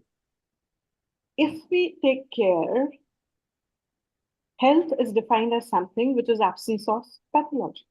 Health and performance going hand in hand. Yep. If my client is going to be a hypertensive client or somebody who is diabetic, my guideline to that particular person is going to be, I need you to be metabolically fit. I need to heal you metabolically first. We will not ask that person to jump into the gym workouts or for that matter, any exercise. We have decent time of say 6 months, we metabolically heal that person, and then we put that person on the exercise regime. It's like that. Because we know how this is going to be taken care of. So all of you, all the conversation is on the remission of these problems. We don't talk about that in much because our focus, our product line is performance. But it's not that that is not true. Absolutely. And maybe one quick question, since we are coming a little bit towards the end. So some people may think that, hey, I'm working out so much, maybe even twice a day or whatever, right? So then, I can eat anything, what do you say to them? Sorry? Burn-off mentality. Right, exactly. So because people may go crazy on the other direction. I mean, we talk one direction that, fatty protein is enough and it will give you all the performance you need. But somebody may also think the other way around, that I'm working out so much that I can eat whatever I want and however much. So how do you explain that part to them? So this has been happening a lot, and we are actually seeing this also, that as a fitness institute, we know that the number of gyms are actually increasing. Our students are getting hired more and less trainers. Definitely people who are working out have increased. That's why we have the demand for trainers. But the issue is, unless they correct the nutrition part, it's not going to help. They're treating the workout as something like a compensation. If they do something wrong in eating, then they will actually go and work out. And they're trying to think, okay, the body fat will not increase, something bad in the body will not happen. But we have actually found that exercising people also are getting obese. So we have seen powerlifters getting obese. We have seen at times strongmen also at times getting obese. Not all of them. There are some who are actually following good nutrition. The point I'm saying is, if they take it for granted, okay, I can eat anything and I will burn off, it does not work that way. That's why the rate of obesity is going up in India. And people are becoming more and more active, and yet the obesity rates are going up. So what do I say? Yeah, no, it's thanks for, very hard-hitting and clear science-based myth busting, both of you. We have a couple of minutes left. I want to, invite Shashi and Anup to please join us. Just to say a few Mandar, if you may allow me, I wanted to Yes. share a slide, a study very quickly that the Of course, host yeah, please. actually verified. Please go ahead. Yes, yes. And this is there in the market. People can actually access it. So there's a clear-cut metabolic pathway. Actually, the body can produce glucose without actually ingesting carbohydrates. So the dietary fat that we eat is providing you triglycerides. And one triglyceride is not just 3 fatty acids. The glycerol is also one more part. So glycerol makes glucose that is there, and that makes the glycogen, which is used during the intense activities. A lot of people are having the glucose-based items just before the workout, after the workout. They don't need to. And there are proper studies which actually establish that. So we know about Dr. Jeff Volek, we know about Professor Stephen Finney, all of them. And they actually have done a few studies which actually establish the fact that the glycogen is there before exercise, is there after exercise, and it's also there after 120 minutes in the exercise. So it's very nicely preserved. And fat can provide ATP very, very fast also if your diet changes. So if you are on carbs, fat does not provide you energy very, very fast. But if you change your diet to fat protein, the fat to ATP conversion also goes up. So around about 2.3 times faster ATP conversion from fat if you are actually on the fat protein dish. So this is the fastest study by Jeff Volek. And even the glycogen kind of is the same before exercise, after exercise, and even 120 minutes after exercise. So this BL is baseline before exercise, IP is immediately post exercise, 120 minutes after is PE 120. So the glycogen is there before, after exercise, and even 120 minutes after, exactly the same. So because of this myth, a lot of people are actually taking carbohydrates before and after workout. And ketogenesis and all that is there, like Shilpi ma'am actually pointed out. So there is one example which I wanted to show. This is actually what we are doing in the course. So this was actually something which somebody has asked on Twitter actually. Does anybody teach the low carb, high fat diet to dietitians around the world? And this is one of our students only who has actually put it online, that it's being taught as a very normal way of eating in India by K11. So earlier it was K11 Fitness Academy. Now we have changed to School of Fitness Sciences. It's a very common site that people undergo transformation while doing the course.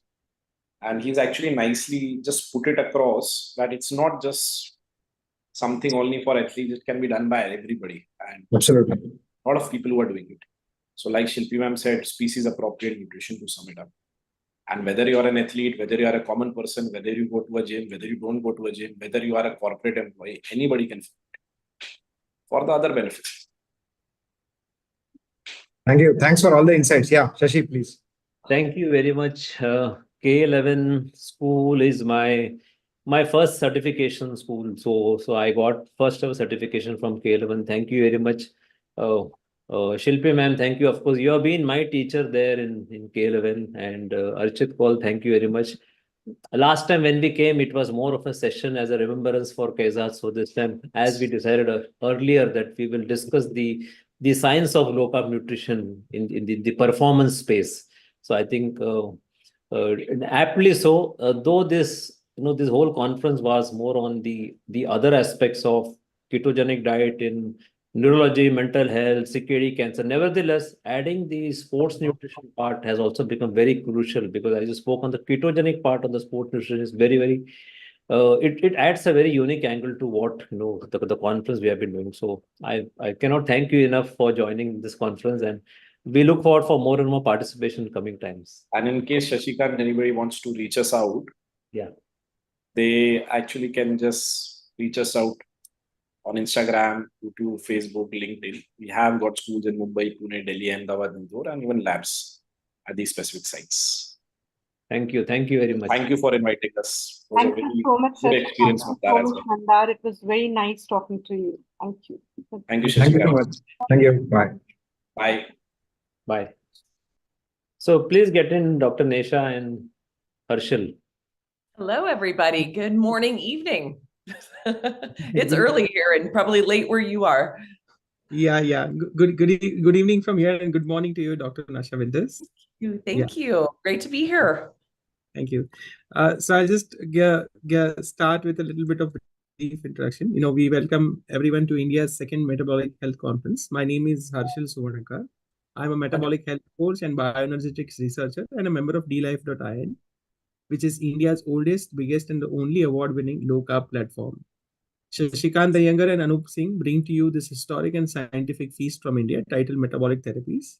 Now, with great pleasure that I would want to introduce to you our distinguished speaker for today, Dr. Nasha Winters. She is a global healthcare authority and best-selling author in integrative cancer care and research consulting with physicians around the world. She has educated hundreds of professionals in the clinical use of mistletoe and has created robust educational programs for both healthcare institutions and the public on incorporating vetted integrative therapies in cancer care to enhance outcomes. Dr. Winters is currently focused on opening a comprehensive metabolic oncology hospital and research institute in the US, where the best standard of care has to offer and the most advanced integrative therapies will be offered. The facility will be in a residential setting on a gorgeous campus against the backdrop of regenerative farming, EMF mitigation, and retreat, as well as state-of-the-art medical technology and data collection and evaluation to improve the patient outcomes who are logged in there. So welcome, Dr. Nasha Winters, and thank you for taking time out of your busy schedule and joining us. Thank you. This is actually my pleasure. Yeah. So to start with, can you please provide us an overview of what the metabolic approach to cancer entails and how is it different from conventional cancer treatments? Sure. And I understand that you all had the distinct pleasure of learning from Dr. Thomas Seafried yesterday. So Yes. I know that you probably have a little bit of foundation to this, so I won't delve deep into the biochemistry. I'll bring more of the clinical description to the room here. But basically, most people know at this point that the metabolic approach to cancer is also a theory, as is the somatic mutation theory, which we've been using since 1914 when Theodore Boveri brought that to our attention, which is how we have set up our entire focus in the oncology space, that we think that the gene is the problem, and therefore we look for the single target with the single treatment.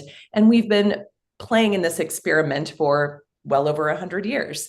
And even more so, we've doubled down since the 1970s into this arena. And even after we mapped the genome, we thought, this is going to be it. This is where the answer will be. And yet it still wasn't.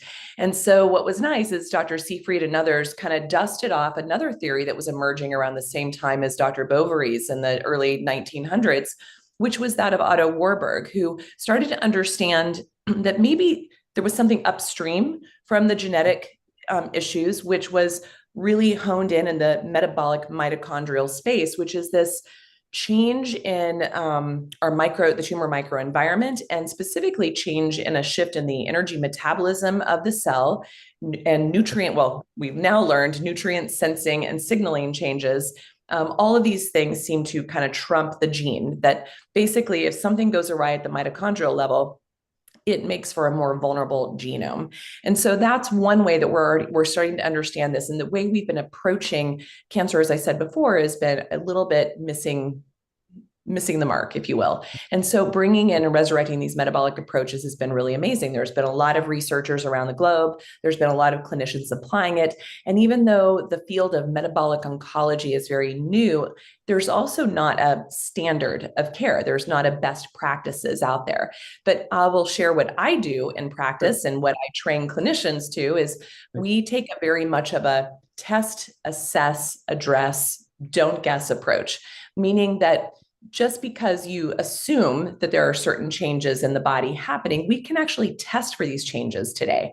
We can really know very specifically which metabolic shift that patient has made. Are they simply just, is insulin the main problem? Is that what we need to focus on? Or are there other things such as glutamine or arginine or lysine or excuse me, not lysine, cysteine or some of these other amino acids at play? Or are there even internal fatty acid oxidation processes? So basically, you can see a variety of metabolic shifts when a cancer takes root. And instead of guessing and trying to hit everything at once, we can really define what those targets are within our patients and give them a truly personalized experience. And so in that, we use food as the foundation, or lack of food, if you will, as the foundation. So caloric restriction, intermittent fasting, therapeutic ketogenic diet, which is the high fat, low carb. We can even just use carb restriction, and we can even use exogenous ketones and even some pharmaceuticals to achieve a state of ketosis, which is a physiological state, not a diet per se. And that physiologic state creates an extra pressure in the system that makes the cancer cells more vulnerable to whatever therapies we bring on board. And so it's not even to say that the metabolic approach throws the standard of care approach out. It's that we actually see very, very clearly in our practices and in the research that when we bring on a metabolic approach with this fundamental addressing those metabolic changes, when we bring in that extra pressure, whatever standard of care therapies, chemo, radiation, targeted therapies, PARP inhibitors, other hormone endocrine therapies seem to work better. The patient reserves a response to that for much longer, so they don't develop the resistance as long. They have much better support of the side effects, and they really do seem to have a synergistic effect that makes for a much quicker end point to tumor regression. So those are just some things I think are really exciting, that this is still a very burdening, evolving and emerging field.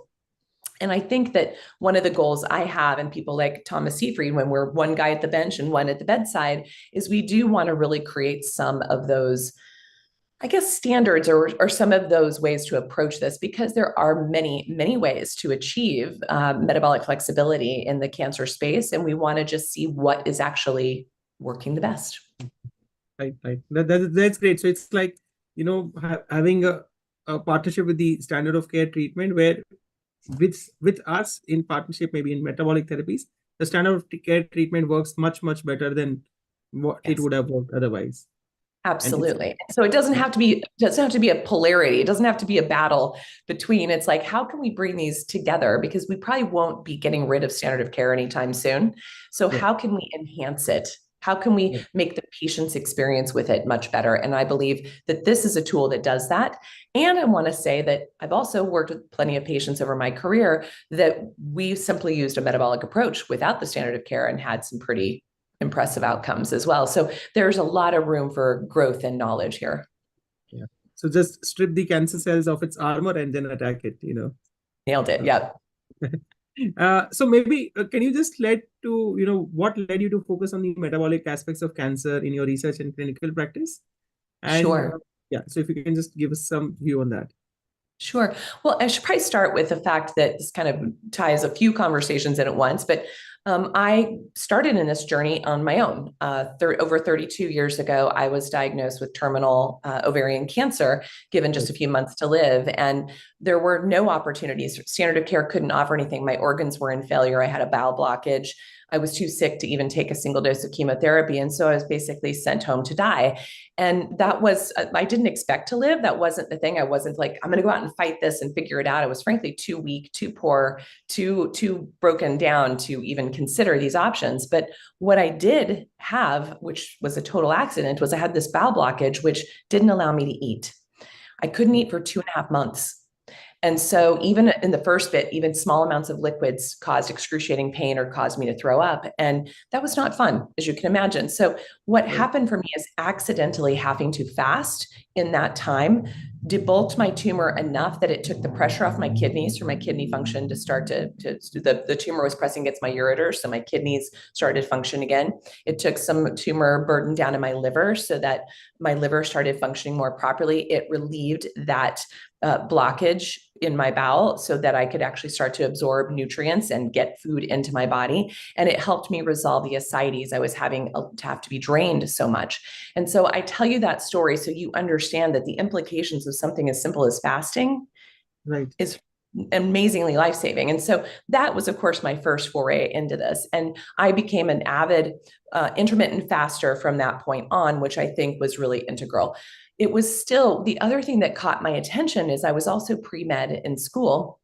And I was always shocked when I was like, I didn't understand why no one put together, it was really obvious to me, why no one looked at the imaging. When no one said, wow, on a PET scan, we're actually looking for glucose uptake in a cancer cell, why would we not be asking questions as to whether glucose has an impact on cancer? And I would have this conversation, and still do, frankly, millions of times at this point.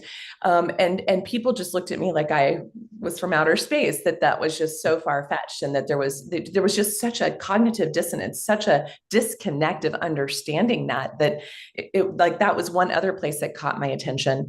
Also, as I got into private practice, it was so clear to me that standard of care alone was failing more than it was helping.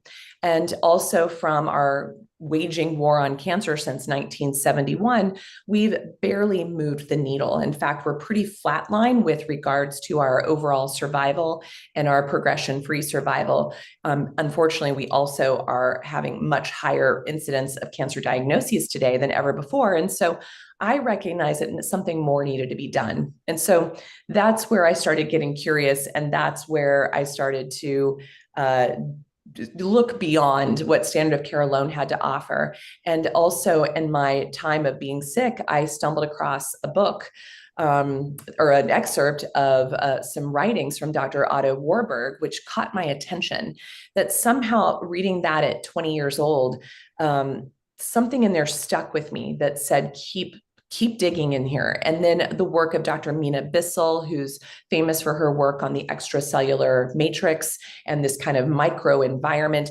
Her work in the 1980s also landed on my lap and really inspired me to look deeper in this area to understand maybe the terrain is more important than the tumor itself. And then folks like Candace Pert and Bruce Lipton, the molecular biologists who started to recognize that even our thoughts impact our inflammatory markers and our immune markers, and started to look in this concept of psychoneuroimmunology, and weaving all of that together painted this picture that I started to even understand that stress and trauma impacted metabolomics, impacted, insulin response, et cetera. So it's just been a really amazing 3 decades of evolution to see what I didn't know back then and what we know now, and what we will know 30 years from now is pretty extraordinary. Yeah. So that's like an inspiring story from your end also, and it's like your first-hand experience of putting it in practice for yourself and then doing it for patients is really inspiring. Yeah. So maybe can you just help us know the role of diet and nutrition in the metabolic approach to cancer, and how, for people who would want to know, how exactly does diet impact cancer metabolism? Perfect. Well, let's just go really simply here. Think about our mitochondria. They are these beautiful receivers within our cells, right? They're just hanging out, taking in a lot of information. Right. And that information comes in many forms. And first and foremost, that comes from food. Right. And it also comes from what we drink and what we breathe and what we're exposed to in our environment, and even we're exposed to in our emotional environment. But those little mitochondria are very mighty, and that they take in a lot of information. And as such, they take in that information and they translate it and send signals out into the body. And so when you know that that's your first sort of entry point into how you can manipulate the environment to create health or disease, it would make sense that you would want to be very thoughtful and determined on what you feed, what information you give those mitochondria. And so our diet is a very foundational way to do that. We all eat, right? We all eat anywhere from 1 to 3 times a day, and sometimes people even more than that. But basically, knowing what it is that you're putting into your body makes a difference.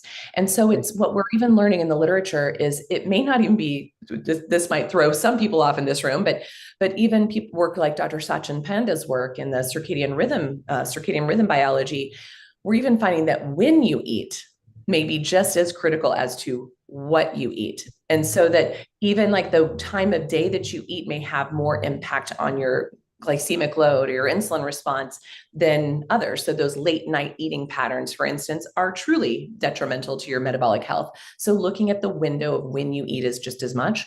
And then looking at the process of, are you overfed and undernourished? So maybe you're eating a lot of good stuff, but not the right things for your body, for your single nucleotide polymorphisms, for your personal blueprint of your chemistry and your genetics. Perhaps you don't have access to clean quality food. And so you're taking in a lot of additional chemicals into your body as well, especially endocrine disrupting things like glyphosate, which are very detrimental to our metabolic expression, to our metabolic health, and to our insulin response. It's a well-known endocrine disruptor, so it's going to impact this greatly. And so when we can start to really evaluate what you're eating, when you're eating, the quality you're eating, even the state of mind you're in when you're eating. If you're under stress when you eat, that also lands in your body very differently and impacts things. And so that's kind of this wide, broad stroke that we're taking over it. But then we can get very nuanced by looking at people's cancer type, stage, what the therapeutic goal is. We can adjust their macros very, very much. So for someone who's maybe a stage 2 early stage breast cancer, maybe they don't have to be in a deep state of ketosis, maybe just a little nutritional ketosis or a little bit of being in ketosis in a cycled state is going to be enough to put enough pressure on the body for the body to do its job. But somebody becomes a little more progressed with the cancer, the tumor bulk gets even bigger, you're going to need bigger guns, right? You're going to need a bigger approach to this. So you might have to dive into a deeper therapeutic state. And you probably had a million people talk about this on your summit, but I let people know that my range of therapeutic nutritional ketosis is from about 0.8 to 2 millimoles of blood ketones, and therapeutic ketosis is above that, roughly kind of 2 to 7, somewhere in that zone. And then you've heard probably Dr. Seyfried talk about the GKI. He likes to, in his environment, to get the GKI under 1, but I also want to assure people here that sometimes that's very difficult and still not attainable by many because of certain pharmaceuticals. Like if you're taking steroids, it's pretty impossible to get a GKI of 1. And so I want people to understand the nuanced needs to address the individual where they are. Just an interesting side note, if this hasn't been brought up, the average person on the planet today, their average GKI, have anybody talked about this on the summit? No, I don't think so. Anyone would have talked about the entire group. Right. So this will shock you. So the average glucose to ketone index of the average person living today is between 25 and 30. And what we know, like Dr. Seyfried's work has shown that a GKI under 1 is like a cancer killer, right? That's going to kill it. But what we've actually found is if you actually just work towards generally, cancer or not, getting your GKI under 5, a GKI under 5 will basically make this summit irrelevant because we wouldn't have to have it, right? Because your kidney disease, your cardiovascular disease, your diabetes, your dementias, your cancers, the obesity, all those things change, right? And so we can caloric restrict, we can time eat, we can adjust our macros, we can really train the patient to understand what's impacting their glycemic response and their insulin response, because what may make me respond poorly may not affect somebody else. Like in my household, my husband, very sensitive to berries, very sensitive, and he can't eat that. So I could eat a pint of them, they don't do anything. We're very different, all of us. So looking at these pieces, diet is something that needs to be nuanced to the individual at the right time, the right dose, the right duration, the right combination with these other therapies. So I'm sorry, I can't give you a very specific, but it's really powerfully nuanced. And it's such a tool that's underserved. And I think for anybody who's in clinical practice, we understand the limitations of our time. That's why we really depend on advocates and nutritionists that are trained in metabolic understanding to help us help our patients be more successful. Right. That's great. So it's all about, personalized nutrition therapy for, and integrating it with the entire approach. Exactly. And another piece, like when we have ketone bodies themselves, we've had plenty of studies now showing that ketone bodies themselves impact every one of the levers of the hallmarks of cancer. And so we don't have a single drug in our pharmacopoeia that can do that. We don't even have a single drug that can target 3 or 4 at the same time, much less 10. And so to have a diet plan or a therapeutic state of ketosis that can literally put pressure and change all 10 hallmarks of cancer, I don't understand why this isn't employed in every single patient we see. Right, I agree. So maybe, just extending it, can you just, we know that, you have a protocol called the Terrian 10. So what are the components or factors that comprise the Terrian 10, and why are they significant in understanding the overall health and disease resilience, and how do they differ, or how do you integrate it with conventional approaches to treat cancer? Lovely. Thank you so much.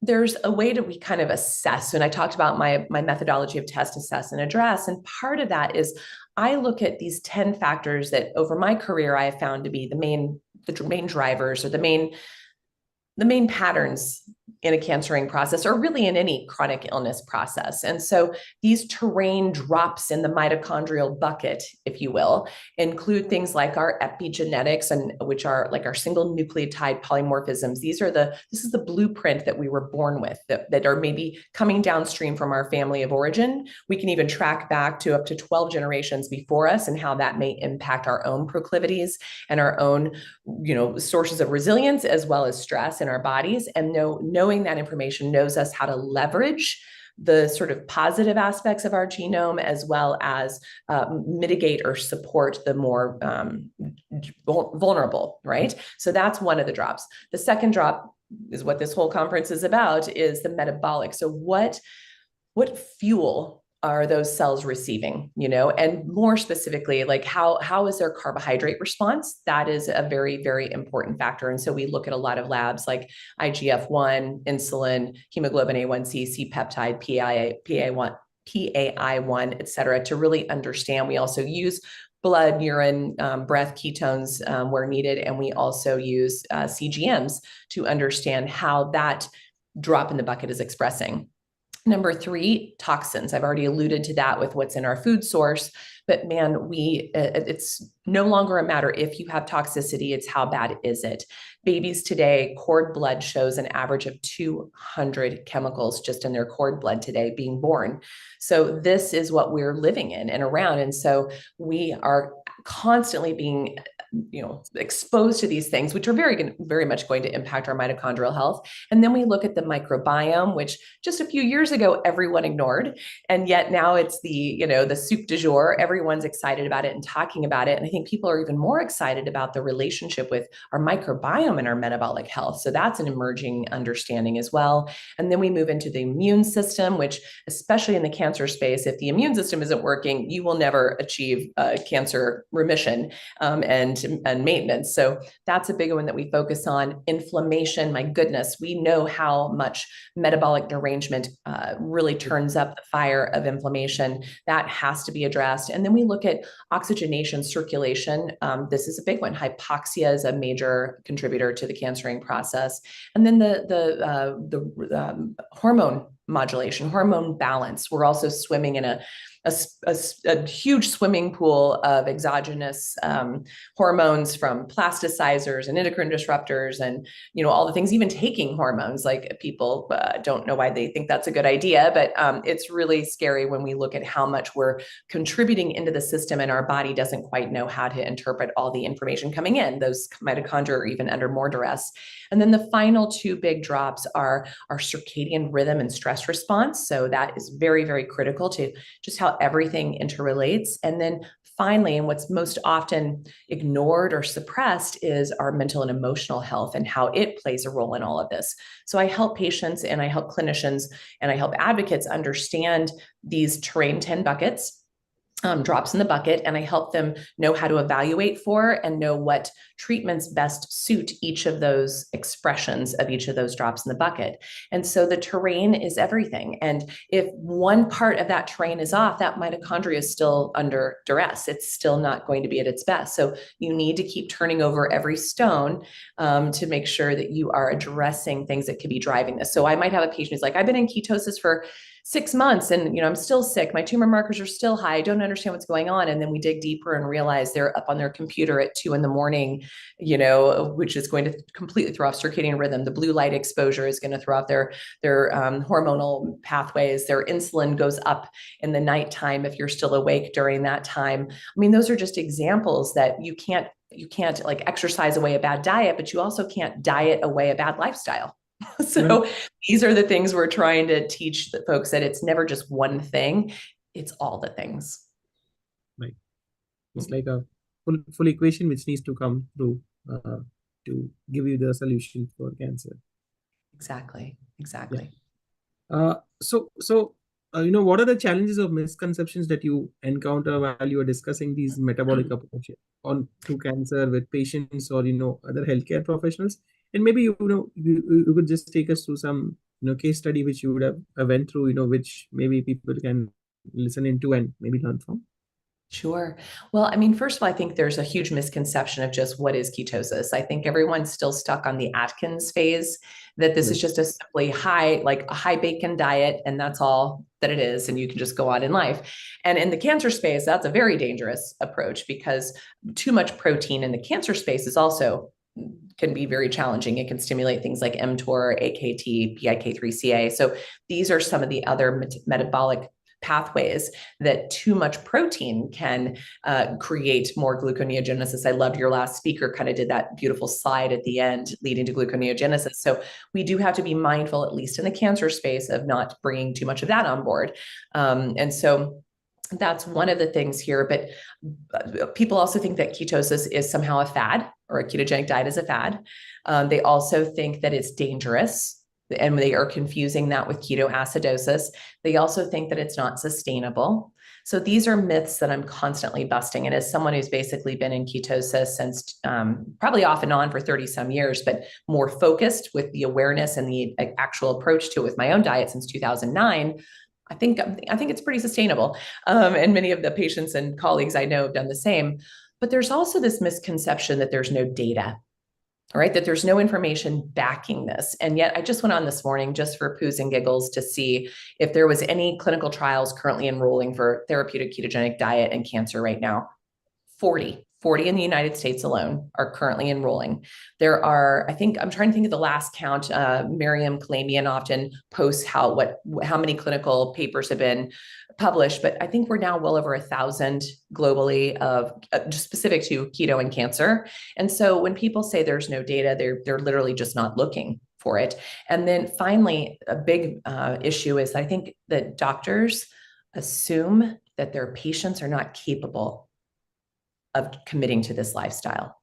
And to me, that is a travesty. The doctor is blocking the patient before the patient even has a chance. And as someone who has worked with tens of thousands of patients directly and hundreds of thousands of patients indirectly, I will tell you, the doctor who told them this is not sustainable and need to do it probably needs to deal with their own metabolic health issues and has to deal with their own food addiction issues, because they're placing their own belief systems on that patient. And that really stymies the patient. That really disempowers the patient. But I want any patients listening here, you can absolutely do this. We have so many patient stories of the utility of this, ease of this, even into the whole family, not just the patient going through cancer.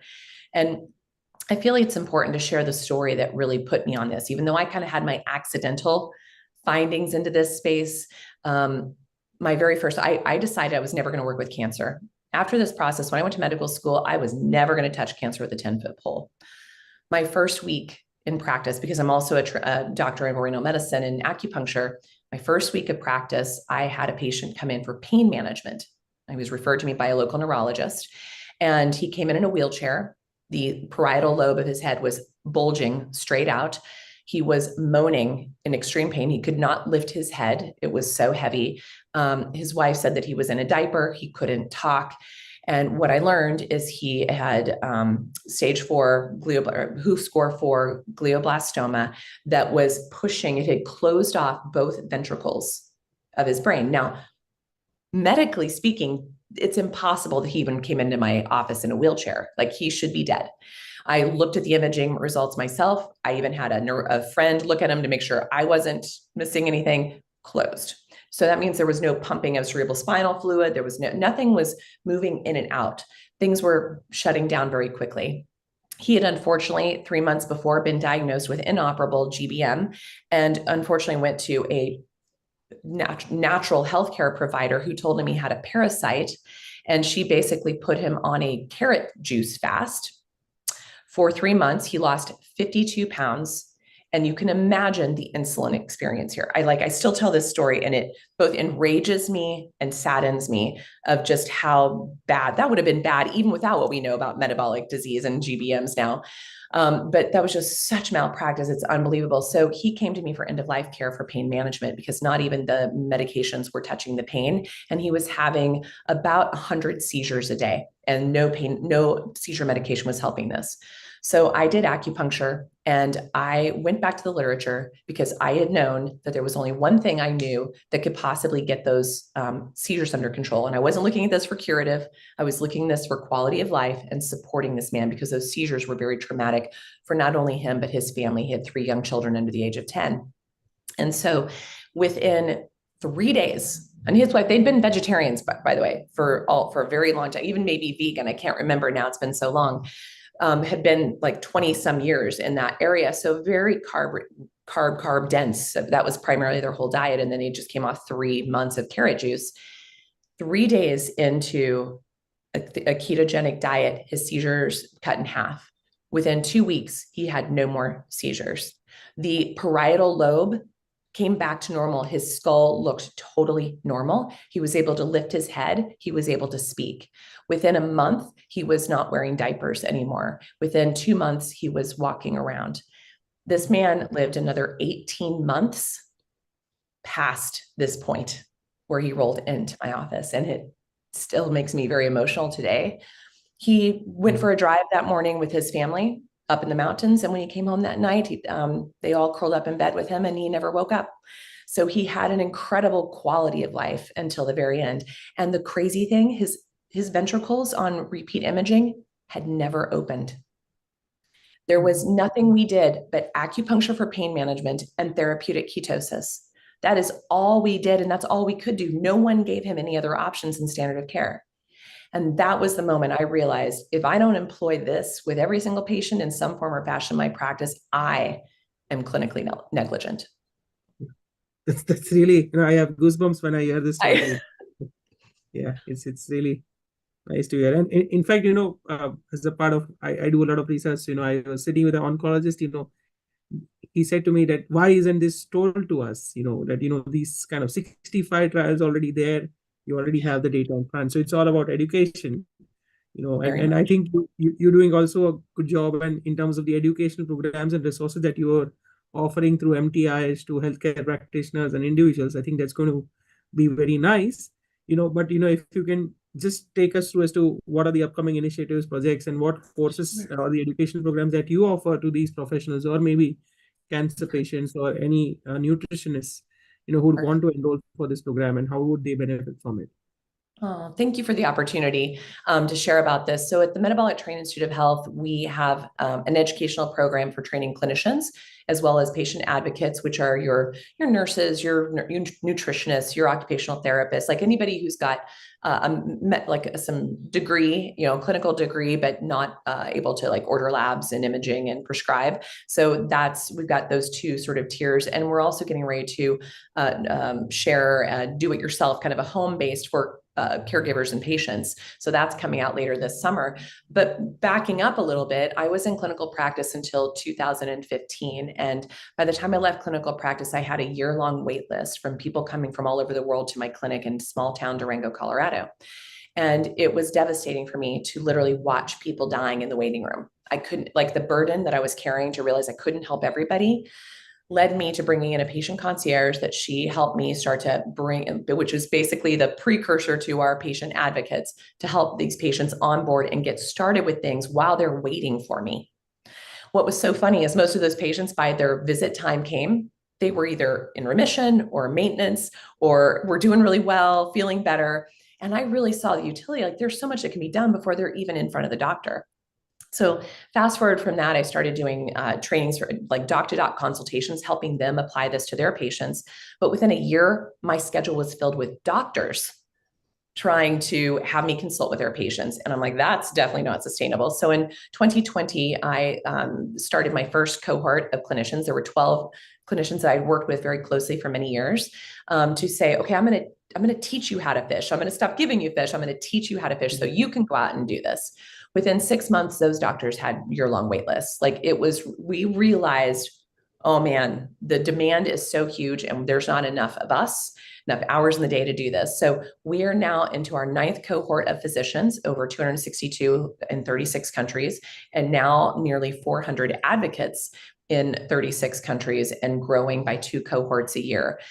This is something we're really proud of. It's under our nonprofit arm. And so any funds coming in go into the overhead of creating and distributing this program, but also goes back into creating patient grants for patients to get care with metabolic therapists, metabolic oncologists, and as well as grants for clinicians and advocates to take the coursework if they can't afford it for whatever reason.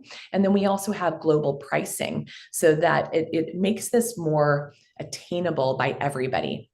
We're very excited and proud of how fast that's growing, and the movement is happening in a very big way. And thanks to you guys as well, there was something we also launched on October 10th of 2023, which is Metabolic Health Day. This is now a day, and we hope that you all support this endeavor again for years to come. But this is we had our first Metabolic Health Day, 10/10.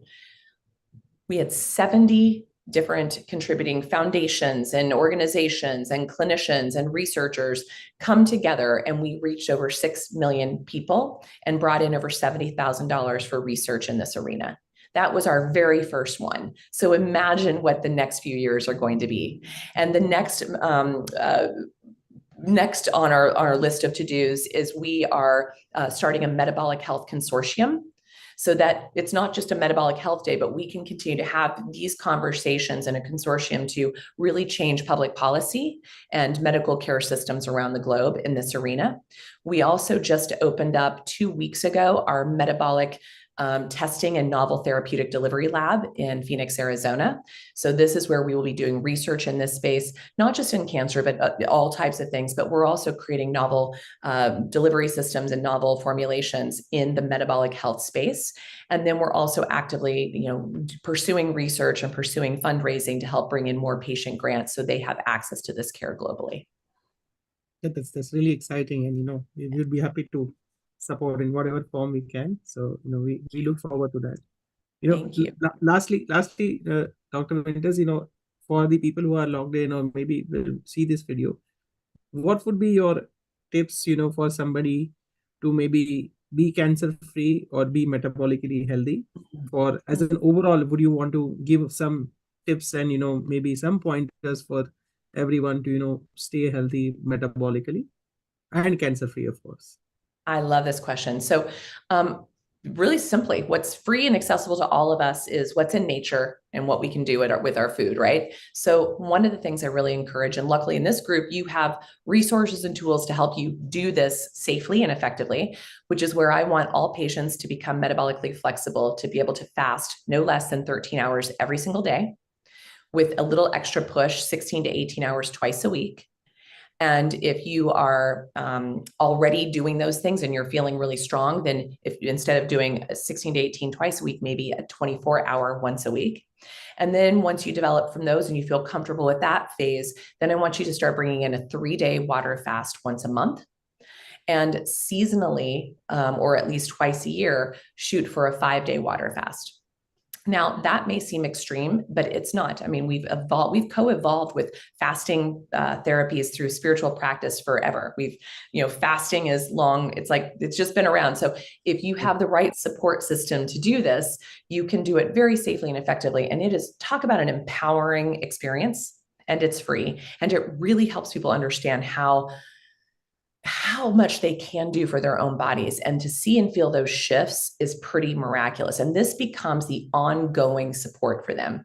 I also want everybody to start to really get a macronutrient counter. There are tons of free ones online, so you really know what you're eating. Everyone always tells me, I don't eat sugar. And then we look at their diary and we realize they just had 300 grams of carbohydrates at breakfast, right? And we're like, oh, yeah, those that orange juice with your banana on your cornflakes, with your skim milk, not cutting it. So we really want people to understand and really start to understand that if they can get their carbohydrates, if they've got a condition already, getting your carbohydrates under 50 grams a day is going to across the board help. If you don't have a condition that you're aware of, keeping them under 100 grams is going to just be very good for kind of supportive. And if you've got a cancering process, there may be times when you need to push those carbs underneath 20 grams a day. So the macronutrient counters are helpful.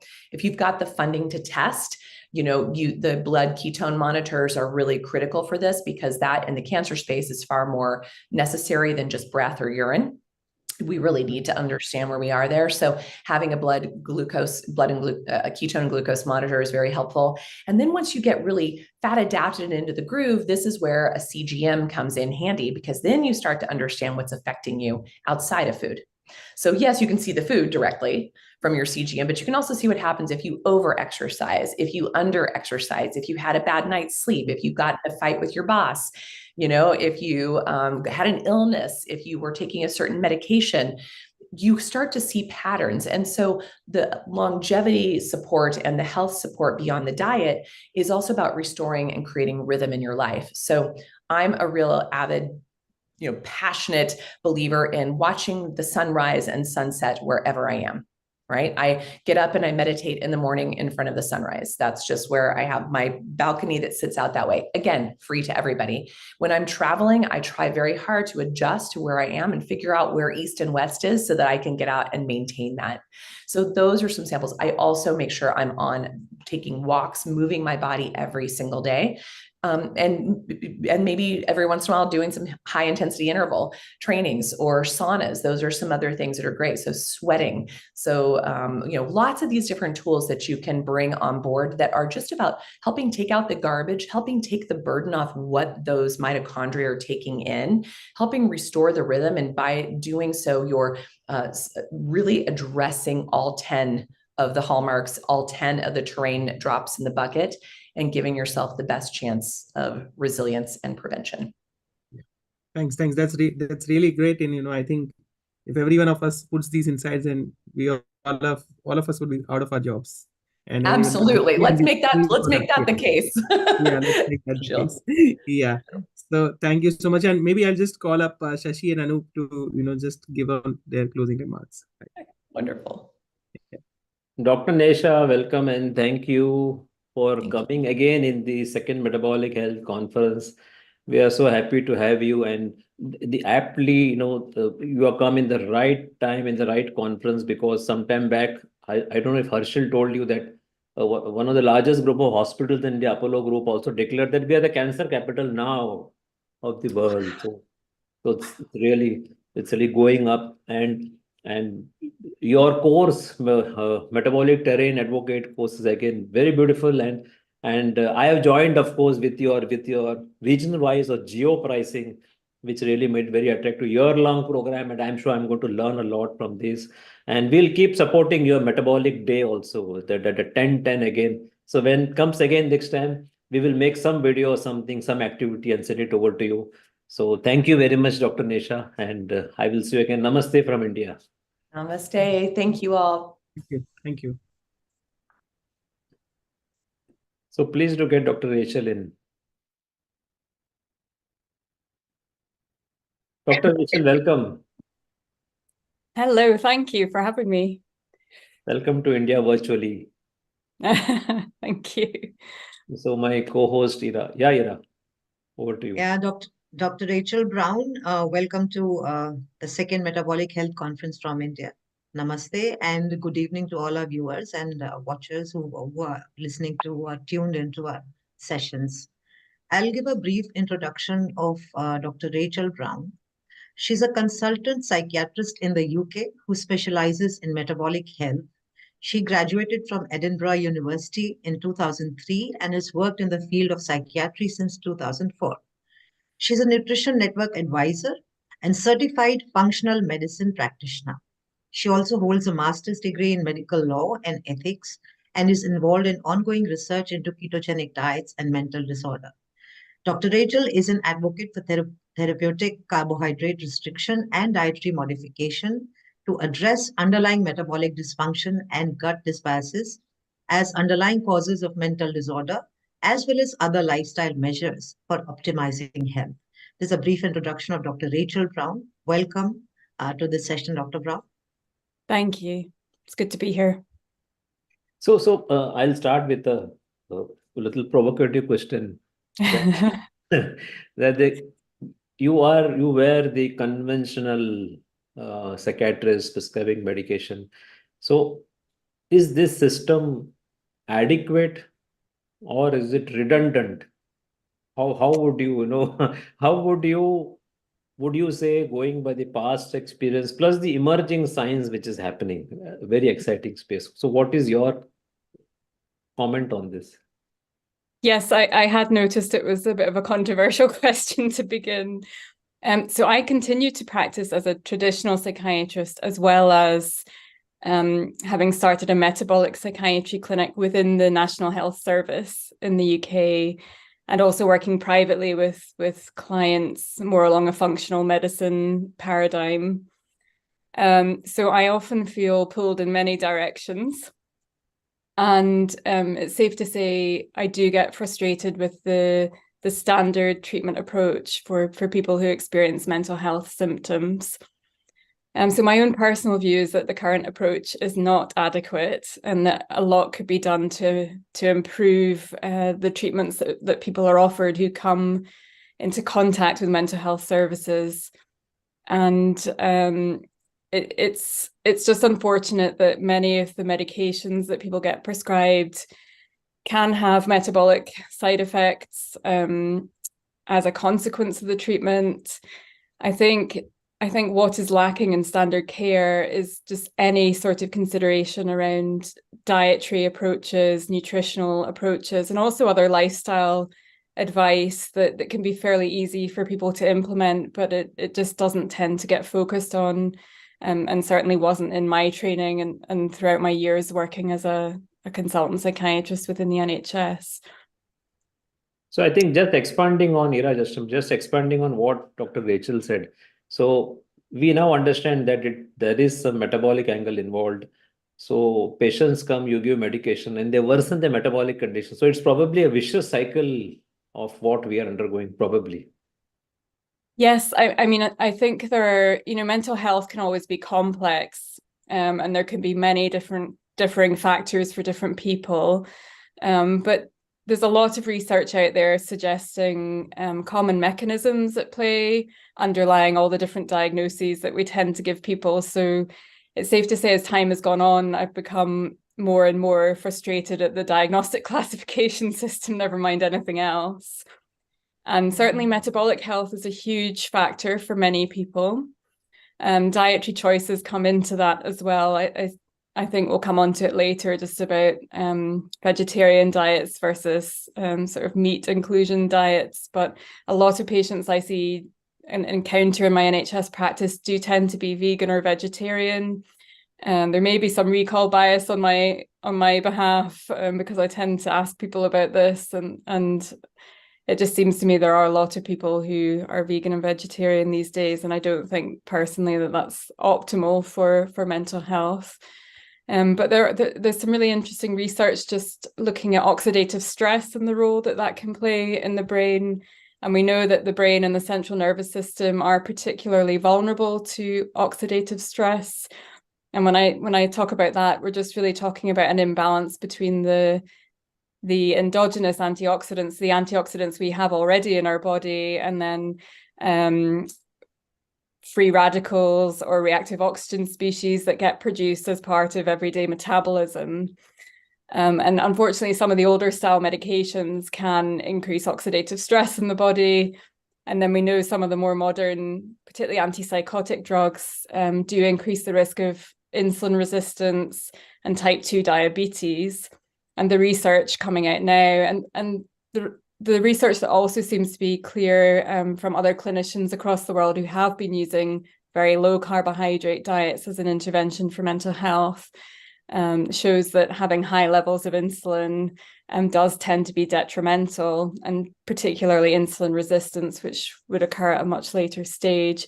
So you do have to question the utility of some of the standard medications that we use, because I do worry from an ethical point of view that we might potentially be worsening people's prognosis or outlook longer term if we're also adding in medications that can be detrimental to an existing terrain in terms of the body that might not be optimal. So I think you've explained a bit of what I was already going to ask you. So I'll probably combine it all and ask you, Doctor, tell us why diet is not co-factored when we are looking at mental health, and what is the connection between the two? And then subsequently, what is the correlation between metabolic health and or insulin resistance and mental health? What is the correlation of the food with the mental health? Okay, so the why is diet not considered becomes a bit of a political question in a way, because I think that comes back to our mainstream medical education system, and you know who that was founded by, and also potentially some of the pharmaceutical influences that there are in relation to university education. But certainly from an allopathic medicine point of view, we were never really, I certainly didn't receive any training in medical school about nutrition, and there's never been any emphasis on that throughout my psychiatric training. We're not even told to really ask in detail what people are eating. It's just more, is your appetite reduced, or has your appetite changed in any way? So it's a very cursory inquiry that tends to happen. I think this is where the tension occurs between allopathic medicine and functional medicine, because functional medicine doctors tend to focus more on the root cause of illness and have a completely different way of formulating or looking at a patient's set of difficulties. Whereas allopathic medicine, in my experience, is driven by making a diagnosis to then implement a pharmaceutical treatment plan largely. There are, of course, other treatments available within psychiatry, such as psychology and other disciplines that might help in a positive way in terms of a patient's treatment plan, you know, be that occupational therapy or physiotherapy and art therapy, other allied professions. But certainly from a medical point of view, there just has never been any emphasis on really looking at a patient's lifestyle particularly. Sorry, just remind me what the other questions were. Yeah, so what is the connection between insulin resistance and mental health? Because diet is not always co-factored when you're looking at mental health. But definitely you're saying it is the opposite is true. So explain the connection between insulin resistance and mental health. Well, we know that populations with insulin resistance, such as people with type 2 diabetes, which we would consider to be end-stage insulin resistance, we know that people with type 2 diabetes are more likely to experience depression. But also, if you have a diagnosis of depression, you're then more likely to develop type 2 diabetes subsequently. It gets somewhat complicated because I've just recently been looking at the research in relation to antidepressants, and there is a strong suggestion that some antidepressants might also increase the risk of type 2 diabetes. But other patient populations, so if we go by diagnosis, bipolar disorder, we know from the research literature that particularly if you have rapid cycling bipolar disorder, so that's someone who would experience 3 or 4 episodes, significant mood episodes in 1 year, and typically it tends to respond less well to standard medication regimes. We know that you're more likely to have insulin resistance than not. So it's over 50% of people with rapid cycling bipolar disorder have insulin resistance on testing. And there's some really nice research coming out of Canada. I think Dr. Cynthia Culkin and her team have published a number of studies indicating that particularly in people who do not respond to standard treatment regimes such as mood stabilizers like lithium or antipsychotic medications. But if they're able to implement a metabolic intervention, such as prescribing metformin being one example, we know that the cohorts within that study who were shown to reverse their insulin resistance then also restored their response to standard treatment protocols. So these were people who had become treatment resistant over a number of years.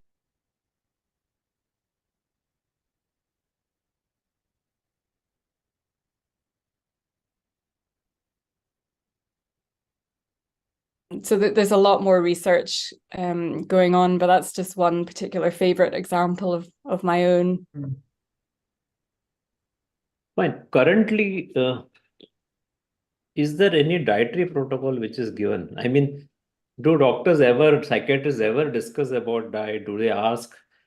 Is there anything which is told just, it could be as plain as avoid sugar. It could be just anything, but is dietary thing ever discussed either in UK or globally when it comes to psychiatry? Certainly my experience in the UK is that there might be some cursory discussion around make sure you're eating fruits and vegetables, but it tends to focus on the food pyramid or just the standard dietary guidelines that were never really evidence-based, in my opinion.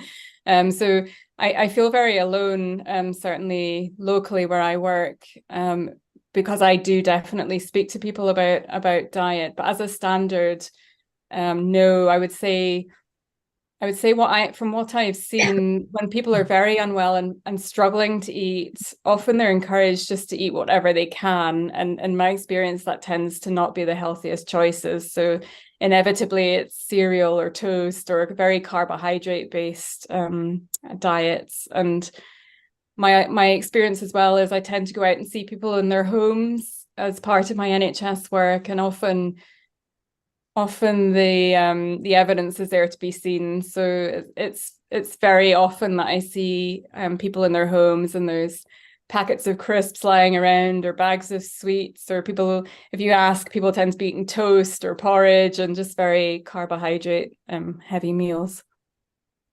So I just wanted to expand on this. Of course, the standard protocol always remains eat more fruit and vegetable. This is across the spectrum. You take any disease, the first thing people will say is eat more fruit, vegetables. And I have seen it.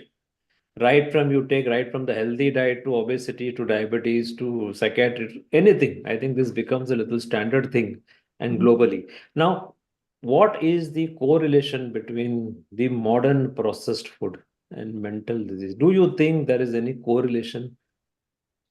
Oh, absolutely. Because I mean, my advice would always be to somebody, if they could make one change, even if they don't want to go very low carbohydrate, it would be to focus on having a whole food, a fresh food diet, and to eradicate the processed foods, because the processed foods are inevitably laden with inflammatory seed oils, industrially processed inflammatory seed oils. I think Dr. Georgia Eade might be coming on after me, but I saw a lecture by her and she very eloquently spoke about the role that inflammatory seed oils containing linoleic acid tend to play in the brain in terms of increasing oxidative stress and inflammation, the very thing that we are trying to prevent. So yeah, absolutely, they're detrimental. Ira. So extending Shashi's question, I want to ask you, what should be then the dietary recommendation for people struggling with such conditions, according to you? So I think there can be some individual variation in this, but I would always tend towards advising somebody to try to think about adopting a lower carbohydrate diet. It's not necessarily the case that absolutely everybody needs to follow a ketogenic diet, in my opinion. However, I think just from a general health perspective, if people are able to bring down their insulin levels over time, then that is going to be a positive effect just more generally, as well as in relation to their mental health. So I suppose you could consider a lower carbohydrate diet to be under 100 grams per day. If you're talking ketogenic, you're really talking about 50 grams or less of carbohydrates per day. And for some people, they may need to be particularly strict about the carbohydrate content and get down to 20 grams per day. But I would always caution people, particularly if they've had a major psychiatric illness, to get support when doing this and not to just go off and do it on their own, because there can be implications in relation to prescribed medications and altering a ketogenic diet, for example, altering levels of mood stabilizers being one example. And then also when you go through a keto transition period, so typically the first 2 or 3 weeks of changing over to a ketogenic diet, you can experience potential instability in terms of mental health symptoms. I'm curious to know, do you measure insulin levels in your patients? Have you seen insulin dysregulation? This is question one. Question two is it possible that someone seems to have a normal insulin level, still have a mental health disorder? I have seen high insulin levels and resultant high HOMA-IR scores, which would be a calculation of your insulin resistance. However, I was only allowed to test a handful of patients within the NHS before I had my knuckles wrapped and was told to stop doing that. And it's a funny story because the phlebotomist I was working with had never checked a fasting insulin level before, so it was quite a process for us to work out what lab form it went on and how to get the labs to do it. But then management in my hospital asked me to stop doing it because it's not part of the standard care, even in the diabetic clinics. And in my view, it's just so wrong, because we know that people can be pre-diabetic probably for a decade before they develop actual frank type 2 diabetes. And there are so many more people who could be picked up earlier at an earlier stage and be given appropriate advice, who could then prevent themselves from becoming vastly, frankly, pre-diabetic and ultimately developing type 2 diabetes. In terms of the small number that I did manage to check, there were some horrific scores in terms of HOMA-IR and measure of insulin resistance. There was also a lady with a bipolar diagnosis who had a borderline insulin resistance score, I would say. However, she went on to adopt a ketogenic diet and responded very quickly and very well to it. So yeah, that's been my experience so far. Yeah, Ira. Yeah, so you just talked about mood stabilizers, Dr. Rachel. So lithium being our standard mood stabilizers, if for bipolar disorders, does insulin resistance in any way interfere by the outcomes that you try to achieve through this? Yes. So again, going back to Dr. Calkin's study, they had people on lithium and quite a number of other different prescriptions who did manage to restore response to lithium ultimately. And what tends to stick in my mind is that I think the cohort of patients she was working with were people who historically once responded to lithium and had good control of their symptoms, but then over time developed either more frequent episodes of mood disorders or just persistent mood symptoms that then did subsequently resolve again once the insulin resistance was addressed. I've certainly had somebody very recently in the service who has a schizoaffective diagnosis, so there's definitely a mood component, who is on lithium, 2 different antipsychotics, a benzodiazepine, I think a couple of other medications, and there's somebody who's had very frequent relapses in terms of their psychotic and mood symptoms, and also frequent admissions to hospital. And just very recently, they weren't willing to change their diet. However, they were willing to try adding metformin into their medication regime. And actually, that's had a very beneficial effect and improvement in their mood symptoms just in the last few weeks. So that's really encouraging to see. Is mental health disorder somewhere related to genetics? Is it possible that some are genetically prone to it? Is it genetics? Can we avoid this? How is it? Oh, yeah, there's definitely a genetic component for some people in that you see family histories of major mental disorder, and you can see illnesses running in families. And I was always trained to inquire about family history of different mental disorders. However, I'm very much a proponent of telling people it's about epigenetics, not genetics. So our lifestyle choices, we do have the ability to influence our gene expression and our risk of developing illnesses. And my own view is that genetics really accounts for a very small proportion of people. And even when you do have a positive family history, there's still so much that can be done in terms of looking after your circadian rhythms, looking after your light environment, managing your stress, but also minimizing metabolic dysfunction using diet and lifestyle. Dr. Brown, you are a carnivore yourself, and I've watched a lot of your videos where you've talked about it.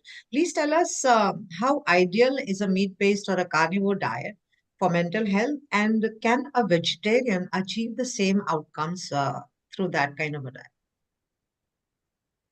diet? So my personal opinion would be that it is on average better for people to include some sort of meat in their diet as opposed to be vegetarian. There are a number of different reasons for that in terms of nutritional content of different foods, but also even just DHA, which is one of the omega-3 fatty acids found in fatty fish. That's incredibly important for the brain, and the brain is incredibly rich in terms of its DHA content. And that just can't really be replicated in a vegetarian diet without an awful lot of supplementation. And then you run into difficulties with supplements in terms of oils being rancid or not quite the correct form of DHA that you would get in a natural food. I do know of people who have improved very significant symptoms of mental illness using a carnivore diet who didn't necessarily improve sufficiently on a ketogenic diet. And so I think there is a spectrum, because there are some people who can improve using a ketogenic diet. But I also know of others who had to go one step further and exclude plant matter from their diet and focus primarily on meat. I've had one or two people, not very many, but particularly when it comes to brain fog, I've definitely seen some people say that they've experienced improvements when they've gone more carnivore as opposed to keto, which is really interesting to me.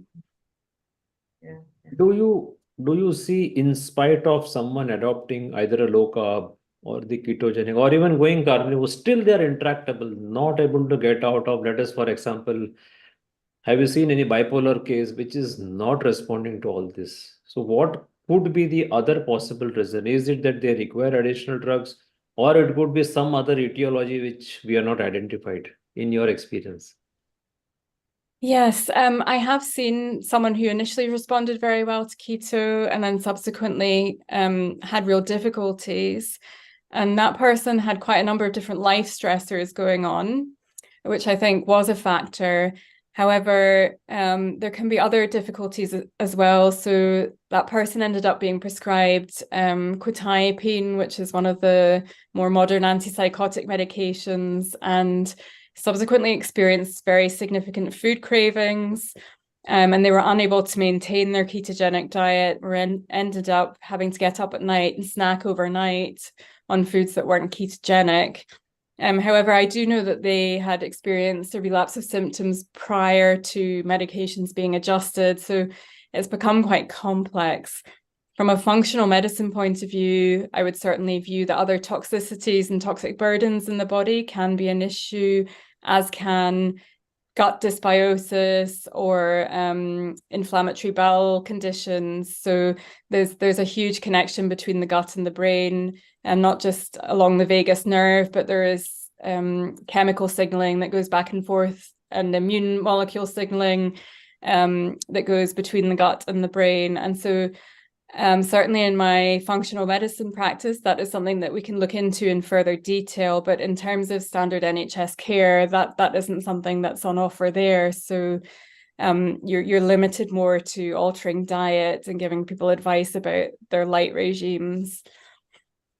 But I'm certainly an optimist that there's a lot more that can be looked into if people are really having difficulty and not responding fully to, despite having implemented a ketogenic diet, for example. Yeah, I think so. Possible you will say that you do say that gut dysbiosis could be one. Mm-hmm. Which may It not could be, yeah, I think, oh gosh, it gets really interesting. So deuterium is a topic that I'm really fascinated by, and deuterium being a heavy hydrogen and its impact on mitochondrial function. And the research, I think, is just coming out in relation to this. But I think for some people, it might well take them a longer period of time to deplete deuterium that is detrimental in terms of mitochondrial function. So sometimes it can be a case of time, and ketogenic and carnivore diets are naturally deuterium depleting diets because deuterium tends to be stored in the sugar or the starchy part of plants and would be a bit higher in grain-fed meat, for example. But there are other things you can do to deplete it, such as sauna, sweating, being out in the sunlight, using cold thermogenesis. There are a lot of different other interventions that can be helpful from that That's perspective. very, very, very interesting. I think I'll remember this deuterium depletion possibilities are there. I wanted to ask you one more, because do you see a very strong connection between food addiction and mental illness? There's possibility that there's a strong food addiction with the person, or even it runs with the family. Okay. To be honest, within the NHS, I probably haven't inquired specifically about family members. However, I would say yes. I see that very commonly, and I certainly encounter quite a number of different people who just aren't willing to even consider changing their diet. And I suspect a lot of the time that does come down to food addiction reasons. It's a shame that food addiction isn't recognized properly just within standard care model, because I think it's an absolutely massive issue, certainly for some people. Yeah. What about those other therapies? Like, let us say, the person has to go and do little more activity, little more exercise. Other than the medication and diet part, let us take out the other one. Do you think activity like exercise, say resistance exercise or yoga, or just going out and standing out in the sunlight, other thing like grounding, these Yes. things are also said to have some positive effect. What do you think about these components? Oh yeah, absolutely. So I think those are just as important as diet. So particularly getting out for morning sunlight at sunrise and in the hour after sunrise, and just being out as regularly as possible throughout the day, because otherwise our body doesn't know what time of day it is, and our circadian rhythms are absolutely vital when it comes to mental health across all the different disorders. And often mitochondrial dysfunction appears to start with circadian disruption, and then the metabolic issues seem to come later. I'm an absolutely massive fan of grounding. So people getting out barefoot, being in nature, picking up the electrons that they can from the negatively charged Earth's surface that can help to regulate our nervous system response. So to put us more into a parasympathetic rest and relaxation system state, as opposed to the sympathetic sort of overactivated excitatory states that you often see nervous system dysregulation and elevated cortisol levels, dysregulated cortisol in patient populations who have experienced mental health symptoms. And yeah, going along with the deuterium is building up the exclusion zone water, or the fourth phase of water that our mitochondria produce, which again is just absolutely vital for building up our terrain in terms of it being resistant to environmental toxins. See, in India, we are still in the infancy stage as far as the dietary part is concerned, whether it's ketogenic or carnivore. So, people here feel that ketogenic means your kidney is gone. You're going to get heart attack. And when it is carnivore, then there is a very big, terrible fear. And then people will think you are a quack or charlatan. So how safe our ketogenic diet is one. And Ira is very eager to ask about how safe is carnivore, because she herself is a carnivore diet who has reversed a lot of her autoimmune conditions. So what is your how long have you been advocating ketogenic and carnivore? How long did you find any adverse effect with these two? no adverse effects so far. So I'm coming up for being 5 years predominantly carnivore, and prior to that, I always forget, but I was ketogenic properly probably 2-3 years prior to that, and then low carb for quite a number of years before that. So it's been a bit of a sliding scale journey for me.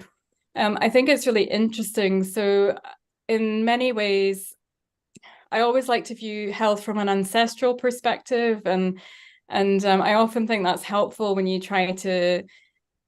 people try to argue with you, you know, that, or they think that eating processed foods, or even dairy, sometimes it can be problematic for some people. When you take the bigger view and the longer term perspective, it is primarily animal foods that have formed the human diet over the course of evolution.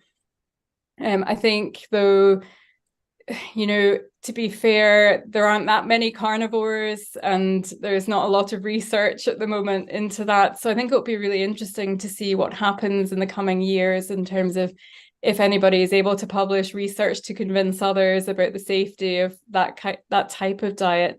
But when you start to look at nutrient density in terms of foods, then you know, it is animal foods that win out, despite what we're told about antioxidants and blueberries or whatever other food it may be. So yeah, I haven't had any detrimental effects. If anything, I've just had improvements in my own health, and my N of 1 has been a positive journey, certainly in terms of a ketogenic diet and carnivore.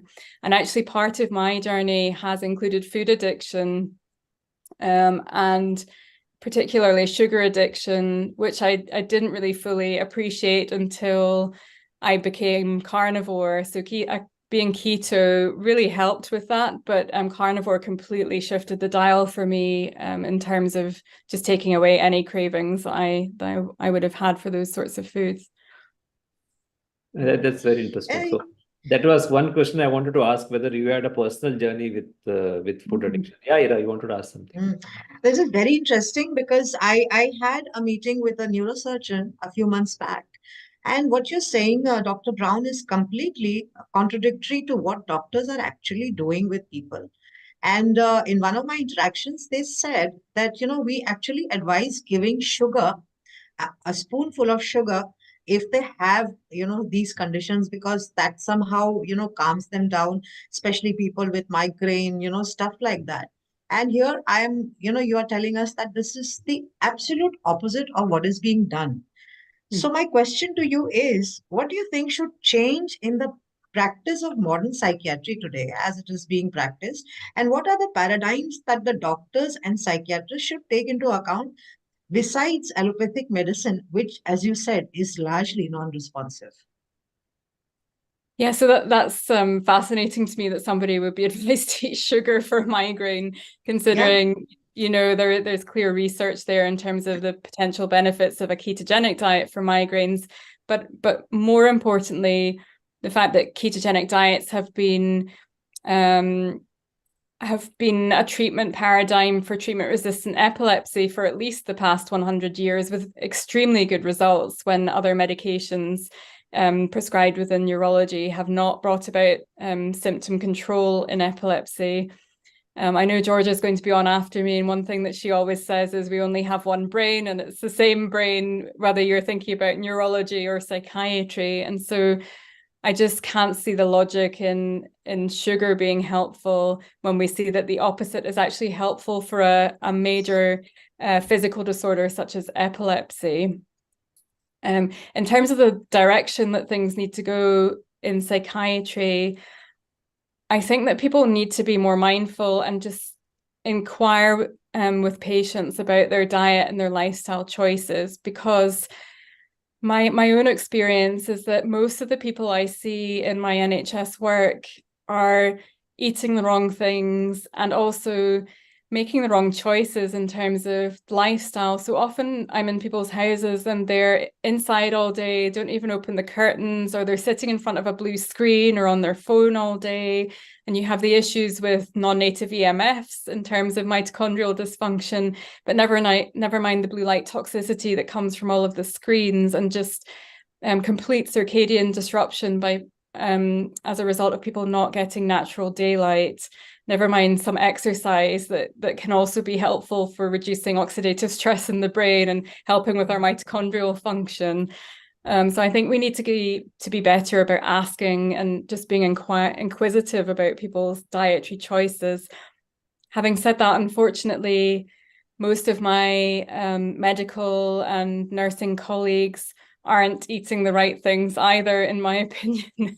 And so I think it needs to be complete re-education of all of the health disciplines. And whether that is possible, just given corporate influences, I don't know, is the honest answer. I think, Ira, you just reminded me long back during my, I'm a pharma guy. So in one of our training sessions, we had a medical doctor who actually were telling that if anyone gets a headache, they just need to drink a glass of sugarcane juice. Yes. Oh gosh. This is long back. It is a couple of decades back now. But since Ira told that, suddenly it is a flashback for me. I actually heard this from a doctor who was practicing, but he was also a pharma trainer. So, and I wanted to ask finally, like, one more question is, what is the role of fasting? How do you think, is it really effective? Can fasting be combined with diet and medication, or just medication and fasting? Does it have any role? Will it help? I think for some people it can be a potentially useful add-on to changing their diet, whether they're on medication or not. However, I do tend to say to people with major mental illness, I do tend to caution them against doing any significant amount of fasting, just because the ketogenic diet is a fasting mimicking diet anyway. So they'll be getting benefits that would come were they to implement longer term fasts, such as 24 or even longer fasts. And I do sometimes worry about elevated cortisol and the stress of fasting for people who are in the middle of dealing with a major mental health crisis. But having said that, I think if people are able to adapt to a ketogenic diet and get very fat adapted over quite a number of months, then if they have some more stability in terms of their mental health, it can be a very potentially useful add-on to a ketogenic diet if they so choose to go down the route of fasting. Certainly from a physical health point of view, never mind anything else. I recall Dr. Chris Palmer telling, I had interviewed him a couple of years back in a local podcast. So he told that in mental health disease long back in Russia, they used to put patients on fasting. They will just lock them in a room, put them on water fasting, and then they will come out all healed. But then they will go back to the diet, whatever diet they have, and everything will bounce back. So this seems to be one of the very old reference. I'm sure you must have read about it, how in Russia they used fasting as a sort of therapy for mental illness. Well, it's a quick way to get into ketosis, that's for sure. You just made me think there about the food that we serve people in hospitals and how horrendous even that is. And also the light environments are all wrong. So people are under artificial lighting 24/7 sometimes. And it's sad to see, but sometimes when somebody's in an acute admission ward, when it comes to psychiatry, they may not have access to get outside very frequently, depending on staffing levels. And I just think there's so much that we could do to improve things for people. I think that was one of the questions I wanted to ask is, which you just told, that the blue light thing, the modern devices and all, I'm sure that they must be contributing to worsening.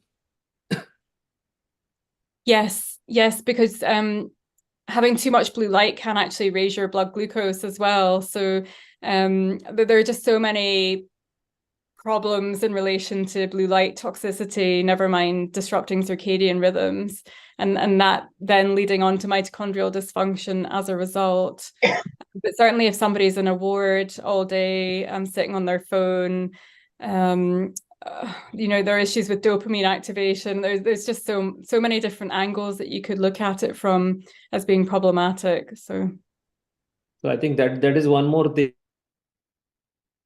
We already have a high carbohydrate diet, the modern toxic food, the modern environment, probably heavy metal, and now we are adding up even the devices And not to speak of stress and strain of modern life. So that is something which is already, and I think every one of us have faced some spectrum of mental health disorder, which is anxiety or disorder or depression. Probably is one of the very, very basic thing we have faced, and probably some people it just goes out of hand.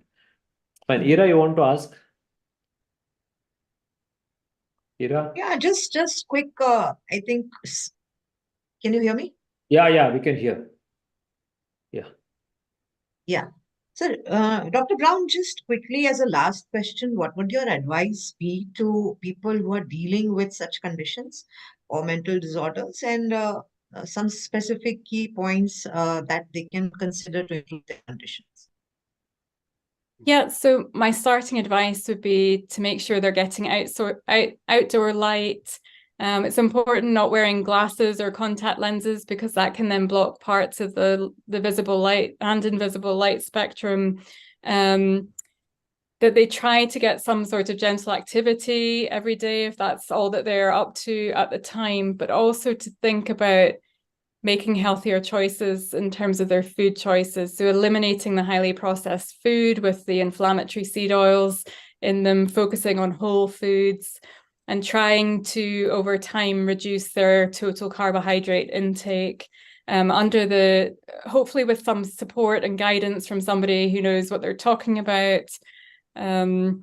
And yeah, limiting toxicities always makes me smile, because sometimes the toxicity can be other people as well. So about managing stress, and there can be all different ways of doing that, but certainly being in contact with nature is something that's really vital. But I also think you'd mentioned about heavy metal toxicity, so sweating, and either through exercise or also having infrared sauna over time can be particularly beneficial if people have access to that. Fine. So one final question I really miss asking you. You have an initiative called MedSci with Ali Houston. What exactly it is? Can you tell in 2 minutes? Do you provide services across the globe? What exactly is it? Yes, so MedSci is a mental health coaching service. So we have monthly Q&A sessions with people. It's a low cost membership per month, and it's open access to you can be anywhere in the world as long as you can make the time of the meeting. And it's really just a place for people to get together, support one another in terms of using metabolic strategies to improve their mental health. But also a place for people to submit questions and have them answered by Ali or I, and also have other discussion within the group. So some group experience about troubleshooting if somebody has any issues along the way on their journey. Fine. So you have an app also for that, correct? Yes. So the app's been more Ali's doing, but yes, it's a really easy to use app where you can do some tracking of symptoms, but also track ketone levels if that's something that you want to do. And then hopefully over time, build up some insights into correlations in terms of what affects your ketone levels. And is there any correlation between your ketone level and your mood, for example, or other symptoms? And it is very low cost, I believe. Yes, so the app is free to download and use. Thank you. Dr. Rachel, thank you very much for your insightful discussion. I think India does not have one single metabolic psychiatrist. Oh, And gosh. I told Nicole yesterday, I'm telling you now, I'm going to tell Dr. Georgie also when she comes. That is how the situation is. And it is so important that this message gets across, that people understand that there is a nutritional approach which possibly can provide relief. So thank you very much for your insights. No, not at all. You're very welcome. Thank you for having me. Thank you, Dr. Brown. Thank you for coming over. Thank you. Bye now. Bye. Please get Dr. Georgia in and Anup.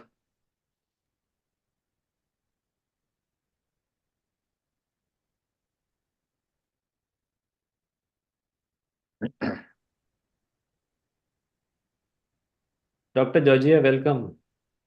Thank you very much, Hashi. Welcome, Anup, welcome, very nice to meet both of you. So happy to have you. So welcome. So to the viewers, welcome to the second Metabolic Health Conference of India. So I'm Shashi, a metabolic health coach associated with D-Life, and I have with me Anup Singh, the founder of D-Life, the oldest, largest, and award-winning low carb community of India. And Anup Singh, you can tell a couple of words about D-Life. Yeah, so D-Life, we founded in 2014, and it was started for diabetics. But as we grew, we started adding content.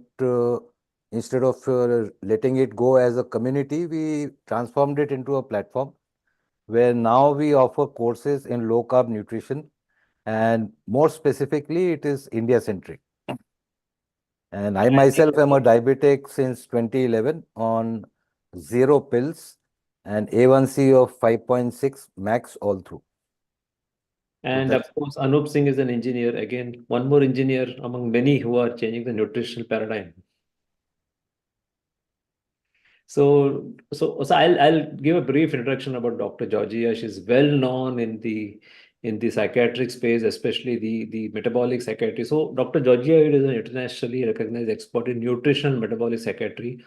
Her 25 years of clinical experience include 12 years at Smith College and Harvard University Health Services, where she was the first to offer students nutritional-based approach as an alternative to psychiatric medication. So Dr. Eid co-authored the first inpatient study of ketogenic diet for treatment-resistant mental illness, developed the first medically accredited course in ketogenic diet for mental health practitioners, and was honored to be named as a recipient of the Bazuki Brain Research Fund's first annual Metabolic Mind Award.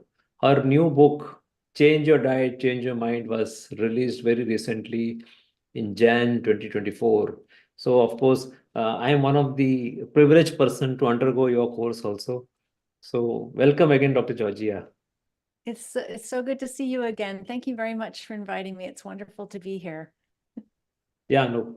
Yeah, so what does the prevalence data say about mental health in the US and globally? Yeah, so globally, almost 1 billion people in the world are suffering with a mental health condition that is so serious that it interferes to some extent with their ability to function. And that includes 1 in 5 of the world's children and adolescents. And here in the United States, nearly 1 in 4 adults have a mental health disorder. And among young adults, ages 18 to 25, it's 1 in 3.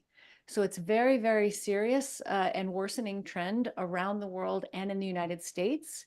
And in India, I was reading about this in preparation for this very special meeting, and it was very interesting to me to learn that depending on which research paper you look at, you can see rates of up to 1 in 3 people in India may be suffering with a mental health condition of some kind. That is really tragic and very, very concerning. And it's mostly depression. Really the top 3, I found this very interesting. Depression is number 1, and that's true everywhere in the world. Anxiety, number 2, also true everywhere in the world. But what is number 3 in India is intellectual disabilities. And I found that very worrisome. What that signals to me is that in addition to lots of metabolic health problems, which we can talk about shortly, and I'm sure that lots of your conversations during this very special summit have been about metabolic problems in India. But when you see intellectual disabilities, that's a red flag for me for nutrient deficiencies, especially early in life. So there's this double problem in India of, too many of the wrong foods causing metabolic health problems. More than 200 million people in India have insulin resistance, and malnutrition. So you have too much of the wrong food and not enough of the right food. This is a deadly combination for the long-term health of the brain and for the good people of India. And I think I was just going to talk something about the Indian data when you actually you have researched and done it. But then just to add to it, of course, no doubt, the nutrition deficiency, especially the B12 deficiency, because people are primarily vegetarians here. And as a health coach who has been practicing independently for the last 1.5 years, I've been seeing terrible cases of B12 deficiency, vitamin D deficiency. And if it's a female, it's additionally iron deficiency. I think Yes. somewhere these are terrible in causing. And I have seen a couple of cases, the mild anxiety part when they have a low vitamin B12. And the Absolutely.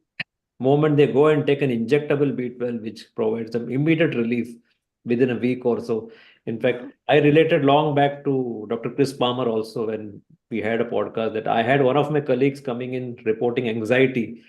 When I asked him, he was prescribed alprazolam by his doctor. I told him, before you take this, get your B12 tested, and found it to be a decimal level. I told him, before you take alprazolam, go and take B12. Meet your doctor, get an injection. Within a couple of weeks, this guy says that everything is resolved almost, and I'm almost free of anxiety. I mean, that is the level of B12 depletion causes. That's a fantastic clinical case example of, how important nutrients are to brain function. The brain needs all of them. All of the essential nutrients are essential to the brain. And it is more challenging, of course, can be more challenging with a vegetarian diet to meet your nutrient requirements, but it's absolutely possible. Vegetarian diets are so much easier to construct a healthy and nutritious vegetarian diet than it is to construct a healthy, nutritious vegan diet. A vegetarian diet can provide all essential nutrients. You just have to know where those nutrients are. But there are certain nutrients which are more challenging. You have to take extra special care to make sure that you're getting these nutrients, and these include B12 and iron. So these are really important nutrients, particularly for the development of the brain in early life, and of course throughout the whole lifespan. We need them for the entire time that we're here. So, but particularly when the brain is being constructed in the first 1,000 days of life. That's true. Yeah.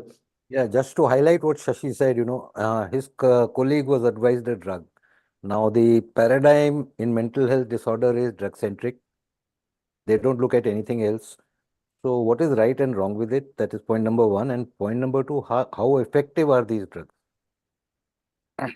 Yes, so all of modern medicine has been for far too long very focused on medication treatments as opposed to treatments that improve people's overall health that are related to lifestyle, nutrition, exercise, spending time outside, and taking good care of yourself in general. We have a very medication-centered view of the world. And so this is unfortunate because medications are can be very useful. They can be very important. They can be very helpful in emergency situations. They can be helpful in situations where people are not able to change their diet. And there are certainly situations like that. And of course, healthy diet and lifestyle doesn't prevent or treat every condition we have. But it's clear that healthy diet and lifestyle can prevent and or treat most of the conditions that we are facing. And if you feed the body and brain properly, it will function properly for you, and you should need a lot less medication. Is absolutely true. So yes, the medications can be helpful, but they do fail most people. Most people do not respond fully to medications, meaning they don't bring people complete relief. And all medications come with side effects and sometimes very serious metabolic side effects. So I think it's good that we have medications. I'm glad that we have medications available for situations where they're needed. But in most cases, and this is the focus of my work and the focus of your work, is to help people reduce or eliminate their need for medication by feeding themselves properly. Yeah, if I may add, ask a question in extension to that. You mentioned healthy diet. I am very sure that healthy diet is not the healthy pyramid that is, propagated all through the world. You are absolutely correct. So yes, when we say healthy diet, and the reason I wrote this book is because changing your diet can be a really powerful mental health treatment. It can improve your mental health in very substantial ways in days to weeks. You can experience significant relief even from very serious mental health conditions. It can do more for you, more for your mental health. It can be more powerful than any medication. But you have to know which dietary changes are the right ones to make, because they're not the ones that we're used to hearing about. The diet that we're told is healthy for us is almost completely upside down and backwards from what the truth is. The biology, the truth of our biology says something very different. So most people, we've been fed the wrong information about nutrition for decades. And so we've been feeding our brains improperly our entire lives. And until you feed your brain properly, you have no idea what might be possible for you, how well you actually might be underneath all of that bad advice. So this is why I encourage people to learn more, kind of start fresh with a clean slate and restructure their diet in ways that make sense to the brain. In most cases, your brain is going to thank you very quickly for doing that. So I understand that paradoxically, the very medication we use might cause insulin resistance or lead towards dysregulated blood sugar itself. So what is your thought on this? Yes, and so we talked, of course, a lot about that in the course together, Shashi, and this is one of the dilemmas that people face with mental health conditions, especially serious mental illnesses like bipolar disorder, schizophrenia, severe major depression. There are a category of a family of medications that is more and more commonly used nowadays called the antipsychotic medications. And these are medicines, and I don't know what their names would be in India, so you might want to help me out with that. But, medicines like risperidone and olanzapine and quetiapine, aripiprazole, I'm not sure what else might be available there. But these medications, within minutes to hours of the very first dose of taking one of these medications, blood sugar and insulin levels can begin to rise. And so these medications are notorious for causing severe metabolic dysfunction, tremendous amounts of very stubborn weight gain, dozens of kilograms of weight gain, and type 2 diabetes, high triglyceride levels, tremendous appetite increase, and high blood pressure, cardiovascular disease. So these medications, while in some cases, this is actually the most powerful and effective medicines we have for serious mental illnesses. About approximately a third of people will get some meaningful relief from these medications when they're suffering with serious mental illness. But the price they have to pay for the relief that they get is a significant reduction in the quality of life and in the length of life that they will live. So it's as if they have to make this terrible decision between, do I want to be metabolically healthy or do I want to be mentally healthy? And this is where changing your diet can be your best friend, whether you take one of those medicines or not. And so, yes, we talked a lot about this in the course about how challenging this can be for patients who are facing these serious conditions. And yes, these drugs are all available in India. Whatever you mentioned, everything is available. And I personally, I've dealt with these products long back when I was briefly in neuropsychiatry segment for a couple of years. So they're all available here and used with Anup. Yeah, so coming back to various theories behind mental disorder, of course, the mainstream would say it is primarily genetics. But in addition to genetics, what else? Well, if it were only genetics, why would the rates of mental health disorders be rising at such a tremendous rate in recent decades? Our genes aren't changing. And so there are genetic vulnerabilities. Our genes do determine, what we are at highest risk for, but our genes in most cases are not I like to say our DNA does not determine our destiny. So our DNA most of what our DNA does is tell us how we're going to malfunction if we don't treat ourselves properly. So, for example, some people, when they eat the wrong way, some of those people will get type 2 diabetes, some of those people will get Alzheimer's disease, some of those people will get fatty liver disease, some of those people will develop obesity, some will get heart disease.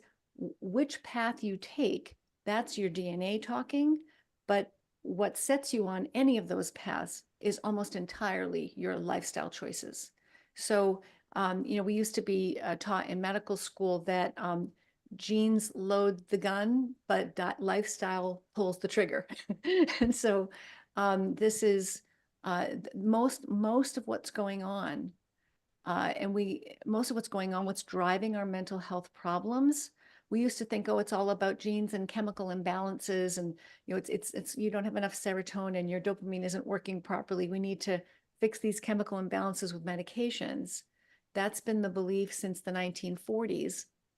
And now what we understand, really just in the past 10 or 15 years, is that it's largely driven, mental health issues largely driven by inflammation in the brain, something called oxidative stress, which is why we're told we're supposed to eat so many antioxidants, and insulin resistance or pre-diabetes, metabolic syndrome, high blood sugar levels, high insulin levels, however you want to describe it. These are the three major driving forces behind most of the mental health conditions and the physical health conditions that we are facing. Inflammation, oxidative stress, and insulin resistance. So is it also that all these modern toxic seed oils and all also part of it? Right. So most of what in the United States, more than 60% of what we're eating now is ultra-processed food. I looked very hard, and maybe you could tell me, maybe I couldn't find a percentage of ultra-processed food market share in India, but what I did find was that every person in India on average purchases nearly 0.5 kilogram of ultra-processed food per day. And ultra-processed food is the signature ingredients of ultra-processed foods are the refined carbohydrates like sugar, flour, cereals, and seed oils, refined seed oils, and so-called vegetable oils. These, you need to look no further than refined carbohydrates and seed oils to find all the ingredients you need for inflammation, oxidative stress, and insulin resistance. And the seed oils in particular are very powerful promoters of oxidative stress, very damaging for the brain. And so, and the refined carbohydrates, of course, very powerful promoters of all three of those forces, especially high insulin levels and insulin resistance, which gradually over time is going to rob your brain of energy. And so if all people do is if all anybody gets out of our discussion today is that you want to avoid these processed foods like the plague, then they're going to be healthier than most people around them. If they can only do that. We don't even need to talk about a ketogenic diet. Ketogenic diets are very powerful and wonderful interventions, but let's start with the basics. Let's just avoid these non-food products, which are cheap and convenient and addictive and destroying our brains from the inside out. I did hear you talk about, about seed oils, and the usage is wide in India. So yeah. Forget about the ultra processed food. They are there, but even at home, many of us actually use seed oil, and possibly even at home, they use this reused seed oil in the sense they will use it again and again. Let us say they use some food item which is deep fried. They will not discard the oil. They will keep it and they will reuse. And probably this is adding to more oxidative stress and cardiovascular problem, diabetes, insulin resistance, plus possibly a trigger for mental health also. Shashi, what is the most popular seed oil that people use in their kitchens at home in India? I guess there are a lot of it. Sunflower oil is one of the very popular one. Safflower oil and rice bran oil are among the most popular used. Our traditional oil cooking fat has been ghee, which people have forgotten. And we have been using the other cold pressed groundnut oil, cold pressed coconut oil, sesame oil, and mustard oil. So I know in US mustard oil is not used for cooking; it's used as a massage oil. But in India, these are the few traditional oils. Interesting.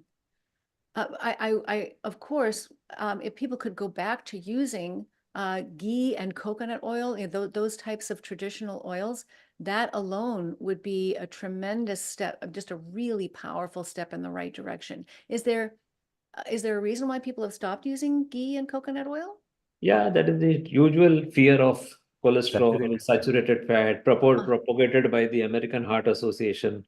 So even the traditional Indians who have always used ghee and or coconut oil, now they vilify it, and they are all going for seed oils as promoted by the great American Heart Association.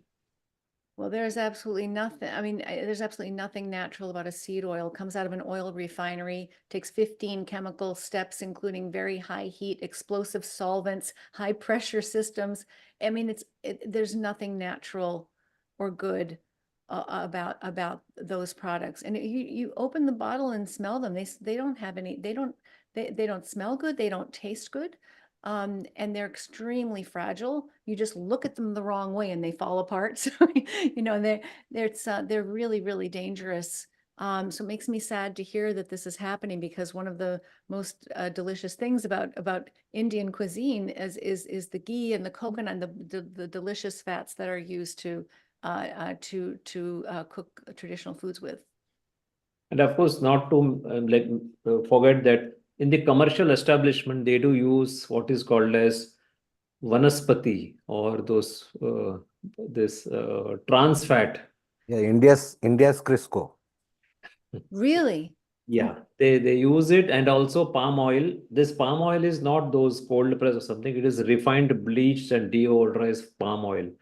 So vanaspati or Crisco, as you will know very, very nicely, and palm oil are two commonly used in commercial establishments.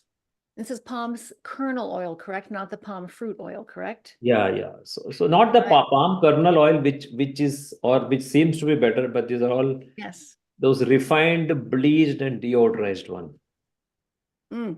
Yes. Oh, that's really sad. So what seems to be you already told that frequent mental disorders are something like anxiety and depression. What about the other ones? Are they also increasing bipolar or schizoaffective disorders or other disorders? Are they increasing? How common it is? Yes, all mental health disorders are increasing around the world, and it's difficult to be 100% sure that I mean, in part we are doing a better job of detecting these things. In part, people are feeling more comfortable reporting these things, but on top of that, there is clearly a rise in prevalence. So it's a combination of, thankfully, people coming forward more and us paying more attention, but it's not just that. It's also that the prevalence is rising, especially among our young people. So with each generation, with each passing generation, as our lifestyle deteriorates, as our diet deteriorates, as the toxicity of our environment worsens, we are becoming less and less mentally healthy with every passing generation. Hello? Yeah, before I come to next question, we would like to highlight one thing. Shashi, if you remember, we had a case of Rajneesh Bhatia. He was, I think, on 3 medications. Shashi can tell the names. And of those 3, 2 were gone. And one was, the dose, I think, was reduced to almost half. And that was on low carb, high fat. Fantastic.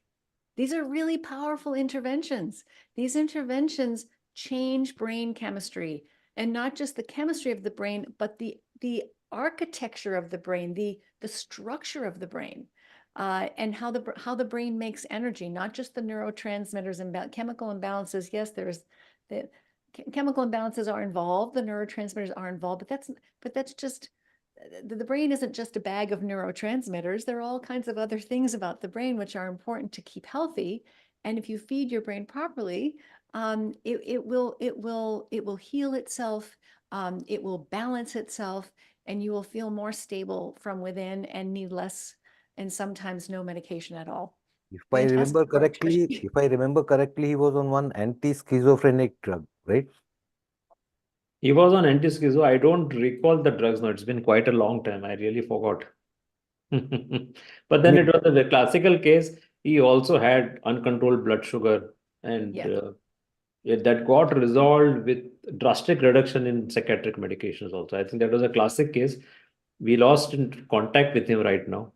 He's not reporting back, but then that time he was extremely happy doing this. So, Dr. Georgia, what is this nutritional and metabolic psychiatry? What is it about? We have not heard about it. At least I never heard about it when in my pharma days. Suddenly, last couple of years, a few years since we have been in Twitter, we have been in touch, we have been hearing something about this, and off late it is now exploding. What exactly is it? So these are two brand new subspecialties in psychiatry, special areas of psychiatry, which are focused on the relationship between diet and mental health. So nutritional psychiatry, it's been around maybe 10 or 12 years or so, that the modern version of nutritional psychiatry. And nutritional psychiatry is basically people who call themselves nutritional psychiatrists, and I consider myself a nutritional psychiatrist. We believe that the deterioration in mental health around the world is largely driven, not entirely, but largely driven by the deterioration in the quality of our diet. And so it's about dietary quality. And most thought leaders in the field of nutritional psychiatry who look at the so-called SAD diet or standard American diet, which is now global, of course, the global diet, global modern diet. Most thought leaders in nutritional psychiatry believe that people should change from that industrialized, standardized global diet to the Mediterranean diet. I am not one of those people. I don't think that the Mediterranean diet is the best choice for the brain, but it is certainly better. It's a better choice for the brain than the standard diet. And then there's another branch of psychiatry, even newer, maybe 6-7 years old now, called metabolic psychiatry. And I also consider myself a metabolic psychiatrist. We are interested in the relationship between metabolic health and mental health, meaning it's mostly about blood sugar and insulin levels and pre-diabetes and type 2 diabetes, and how your insulin, how the health of your insulin and glucose regulation systems, which is almost entirely about what you eat, how your glucose and insulin levels and your metabolic health affect your mental health.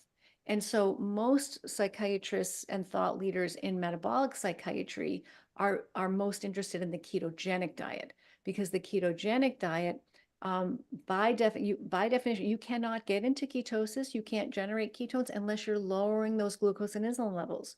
So a ketogenic diet works by lowering glucose and insulin levels. It's the high glucose and insulin levels that are causing the pre-diabetes and the diabetes and the insulin resistance and the brain energy, cutting off the supply of energy to the brain. So what I like to do, and I did this in the book, is I put these two concepts together, because we really need to focus on the quality, the nutritional quality of the diet. We need to nourish the brain with all essential nutrients.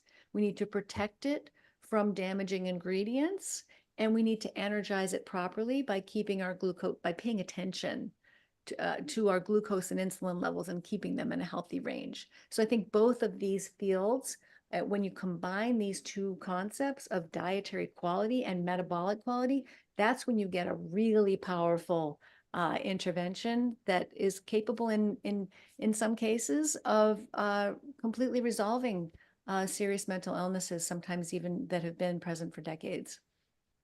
So we found that of late there's a lot of talk about ketogenic diet and mental health. Of course, we are jumping to this topic, very exciting topic, of course, because this whole event is focused on ketogenic diet. So the success rate we see is great. Do you also have intractable cases, someone who does not respond to either low carb, ketogenic, or even carnivore? Have you seen such cases? Of course. And, I mean, I've worked with hundreds of patients over the years using nutrition interventions, and I use a variety of different strategies in my work, and I give people a variety of options in the book too, so that I realize that there are many people who are not going to want to eat a ketogenic diet. So there are definitely plenty of other ways you can improve the quality of your diet and your brain healthiness. But I use a variety of strategies. And so, as I was saying, hundreds of patients over the years, maybe a dozen years or so. And I used to say I could count on one hand, but now I can count on less than two hands the number of people who have not improved to a noticeable and meaningful extent by changing their diet in these ways. And so it's very unusual to see somebody who does not experience meaningful improvement to their mental health by changing their diet in the right ways. So if you have some of them, would they require some other form of treatment? So what I do when I get stuck with somebody and I've tried everything I can think of, is I refer them to a functional medicine, a psychiatrist who's trained in functional medicine, where, you know, there's additional training in that community for, you know, to do deeper testing, for example, or try different supplements or different kinds of interventions that I don't have experience with or training in. And so that's what I will usually do. There's a wonderful training program, a fellowship training program run by Dr. James Greenblatt here in the United States. It's available virtually, and it's called Psychiatry Redefined. And he has a lot of experience in using a lot of non-medication treatments and specialized testing to try to understand some of the other root causes of mental health conditions, whereas my focus is, and my love is really the nutrition piece. So, but I don't have the experience or training in the functional medicine piece. So that's what I will usually do.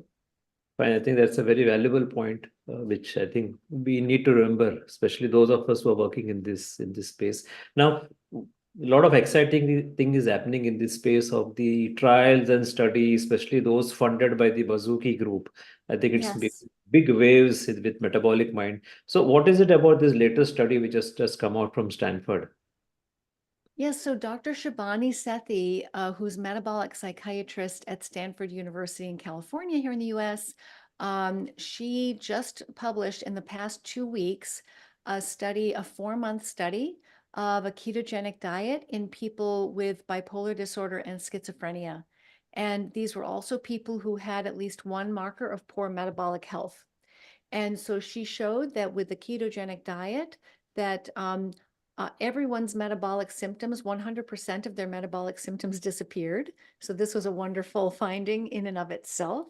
But then also that on the whole, 79% of patients experienced meaningful improvement in their psychiatric symptoms, and the ones who were the most adherent to the diet, 100% of those people experienced meaningful improvement in their mental health. So this was, again, a really promising study among a number of other studies that have been done. And there are studies now being conducted, as you said, around the world, looking at lots of different types of psychiatric conditions, and to understand whether or not the ketogenic diet could be useful in treating a wide variety of psychiatric conditions. And many of these studies are very generously supported by the Bazooki Brain Research Fund, a wonderful philanthropic nonprofit organization, which is supporting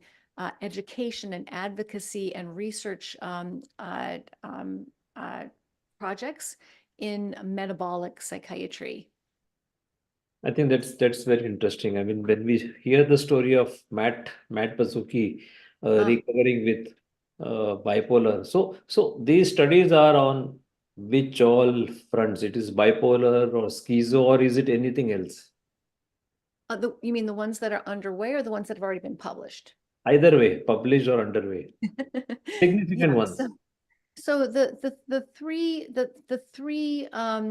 studies that have been published since 2022 on serious mental illness, these are all really promising, and they're all trending in the same direction, which is very encouraging. So for example, the study that I helped to publish in 2022, 31 patients in a hospital setting with serious mental illnesses, every single 28 of them stayed on the diet, and of those 28, every single one of them improved to a really substantial extent. And 43% of them achieved clinical remission on a ketogenic diet, simple whole foods ketogenic diet. These were people with treatment-resistant mental illnesses for an average of 10 years illness. Which mental illness specifically? Yes, so these were 31. This was the work of my friend and colleague, Dr. Albert Denat in Toulouse, France, who a psychiatrist in practice for more than 35 years. He invited 31 of his most treatment-resistant patients with bipolar disorder, schizophrenia, and severe major depression, who had been ill for an average of 10 years, some for as long as 30 years. They came into the hospital voluntarily. They were already taking an average of 5 psychiatric medications when they came into the hospital, and they'd all been hospitalized before, one or multiple times. They've tried multiple medications. They've been in psychotherapy. They tried everything that he could think of. He asked them if they would be willing to try a ketogenic diet. They did, and tremendous improvements, not just in metabolic health, but in psychiatric symptoms. As I was saying, 43% of them achieved clinical remission, and 64% of them left the hospital on less psychiatric medication. You do not see results like this in conventional inpatient psychiatric care. And then Dr. Ian Campbell, a researcher at the University of Edinburgh in Scotland, who put his own bipolar disorder into full sustained remission more than 7 years ago with a ketogenic diet. He is doing some really exciting research in bipolar disorder. He published a paper recently, a pilot study showing that people with bipolar disorder, if they followed a ketogenic diet, they saw improvements in mood and energy and anxiety levels, irritability, and they saw really dramatic reductions in a brain neurotransmitter called glutamate. The levels of glutamate in the brain came down more than any other researchers that has ever been able to record or document. And that's important because glutamate is an excitatory neurotransmitter that can overstimulate the brain if the levels are too high and can cause a lot of damage. And so just switching them to a ketogenic diet, he documented using these very special imaging scans called magnetic resonance spectroscopy that their levels of brain glutamate came down by about 10% or more. And so this is a really exciting finding, showing that yes, the ketogenic diet is a powerful intervention that can change your brain chemistry. So these 3 studies, Dr. Denat's study, Dr. Campbell's study, and Dr. Sethi's study, these are all in major mental illnesses I was trained as a psychiatrist to think of as chronic and incurable. I was never taught to even aim for remission, to even expect that people could go into remission. And that is what we are, that I think that is really the promise of these interventions, is that some people, we don't know how many, what percentage, that remission is possible. And I think that's a message that most people are not accustomed to hearing. So tell us about your book. My book, yes. So my book is called Change Your Diet, Change Your Mind. And the reason I wrote the book is because I wanted to put all the information about nutrition and mental health in one place, so that people with mental health conditions, anybody out there who's worried about their mental health, who wants to know what the most effective ways are of improving your mental health using dietary changes, can find the answers to all their questions in this book. We take apart a lot of the nutrition myths that are standing in the way, standing in between you and your good mental health, are a lot of nutrition myths that you need to set aside in order to make progress. And so we talk about mental health. We talk about all your different food groups, all your favorite foods, the pros and cons of meat, the pros and cons of dairy, the pros and cons of eggs, the pros and cons of beans, and whatever you're interested in, it's there. But then also we talk about ketogenic diets and how they work, And we talk about nutrients and which foods contain the nutrients your brain needs. We talk about how to build a healthy brain from during the first 1,000 days of life, during pregnancy up to the age 2, critical window of development. And we talk about different dietary strategies that you can use to improve your mental health. And these include whole foods diets, ketogenic diets, carnivore diets. And there's a whole chapter in the book about how you can figure out, like evaluate your own metabolic health.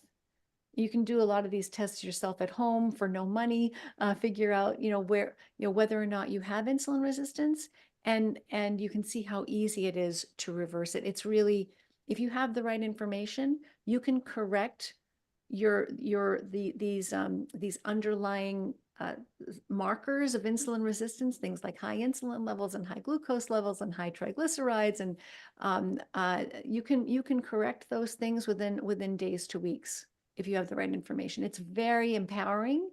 I mean, I wrote this book because I want people, one of the other things I read about when I was learning about mental health in India in preparing for talking with you was it's bad here in the US, but it is much worse in India. It's very difficult to access mental health care services in India. And so the good news is that there's so much you can do yourself if you have the right information to reduce your need for mental health professionals.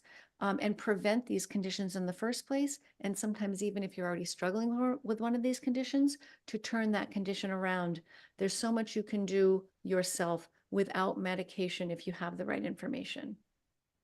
Wonderful, really wonderful. And that's what I was lamenting earlier also, that we don't have a single metabolic or nutritional psychiatrist in India. So I think we really, I know maybe, we need to get some doctors from India trained under you so that they can start looking at this angle. Though I do know 1 or 2 psychiatrists who seem to be more amenable to change for this, but then I think largely still there's a big space in this gap. If you know of psychiatrists who are interested in learning about metabolic psychiatry, please put them in touch with me. And if there are financial barriers to learning, I will work something out to help people learn more about this, because I think the fact that there's absolutely nobody in India who is able to work this way, I would like to do something about that. So put them in touch with me and we'll see what we can do. Anup? Yeah, finally, doctor, what's your message to India? Because specifically with respect to ketogenic diet, because the moment they hear ketogenic diet, the perception is kidneys will fail, or one would land into, if he's a diabetic, he would land into diabetic ketoacidosis. Yes, very important to correct those perceptions. So what damages the kidneys is high blood sugar. It's people with type 2 diabetes that are at the highest risk for kidney damage, kidney failure, and dialysis. And so the healthiest thing you can do for your kidneys is take in less sugar and take that sugary pressure off of your kidneys. There actually have been studies published, including one by Dr. David Unwin in the United Kingdom, showing that a low carbohydrate diet improves the health of the kidneys. It doesn't damage the kidneys. In fact, exactly the opposite. And then the other very common myth about ketogenic diets, or confusion anyway, is that ketosis and ketoacidosis are the same thing. So ketosis is a natural, normal metabolic state where you've got some ketones in your blood to help support your cell's energy supply. You've got a mixture. You don't run entirely on ketones. You still have blood sugar. So you've got a mixture of glucose and ketones in your bloodstream to help support all of your cell's energy supply safely, a combination, a mixture. Ketoacidosis is a very unhealthy and dangerous state of runaway ketone production, where you've got tremendous amounts of ketones accumulating in the blood. That's very dangerous. It's a medical emergency. This is only possible if you have no insulin at all in your system. So if you have type 1 diabetes, this is a possibility. or if you're taking certain medications which interfere with your normal metabolic stop sign. Your body has a natural stop sign inside that says, okay, we have just the right amount of ketones. We're not going to let them go any higher. Ketoacidosis is dangerous, abnormal, runaway ketone production. Levels of ketones are 5, 10, 20 times higher than the healthy level that we are designed to be able to use for energy. Thank you.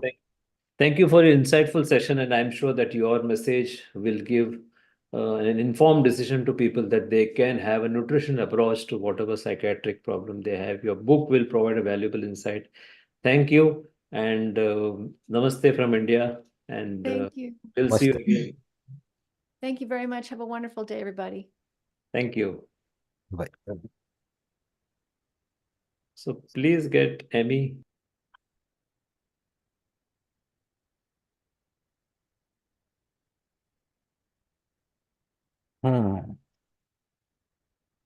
Hello, Good Emmy. evening. Yeah, good evening, Emmy.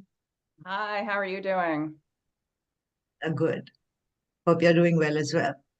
Yes, happy to be here. Yeah. So let's begin our session with Amy Berger. And let me give a brief introduction of Amy. Amy Berger, MS CNS, is a US Air Force veteran and certified nutrition specialist who specializes in helping people do keto without the crazy. She writes about a wide range of health and nutrition related topics. Amy has done extensive work in bringing the spotlight back on Alzheimer's disease through her research and thesis on the subject. Besides her 2 other bestsellers, Amy is also the author of The Alzheimer's Antidote, Using a Low-Carb, High-Fat Diet to Fight Alzheimer's Disease, Memory Loss, and Cognitive Decline. With me here is Anup Singh, the founder of D-Life, India's oldest, largest, and the only award-winning low-carb platform. Now also with the diploma course in low-carb nutrition and metabolic health, the biggest in the world with 60 CPDRs credit. Welcome, Anup. Welcome, Amy. And let's start the session. Yeah. So Amy, tell us, Anup, please go carry on. I just wanted to begin by asking Amy, why is the Alzheimer's disease increasingly being called type 3 diabetes now? I think we should start with that premise already. Okay, yes, thank you. And I just want to say what an honor it is to be here, and especially to have followed Georgia Eade. She and I have actually collaborated a little bit with trying to educate people about Alzheimer's disease and the metabolic aspect. So the fundamental problem in the brain of somebody with Alzheimer's disease is that the brain has lost the ability to properly metabolize glucose. So, and glucose is a main or major fuel for the brain. So if the brain is not taking up and metabolizing glucose properly, then we have what I call a fuel shortage or an energy crisis in the brain. And because it's specific to glucose, and things like type 2 diabetes and insulin resistance dramatically increase risk. I think this is why they refer to it more often as type 3 diabetes or diabetes of the brain. Anup?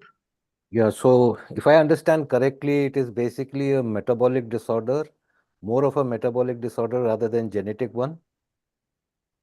Yeah, there is obviously a genetic component to this. If anyone watching is familiar with the ApoE4 gene, that is the strongest known risk factor for Alzheimer's. But millions of people around the world have the E4 gene and never develop Alzheimer's.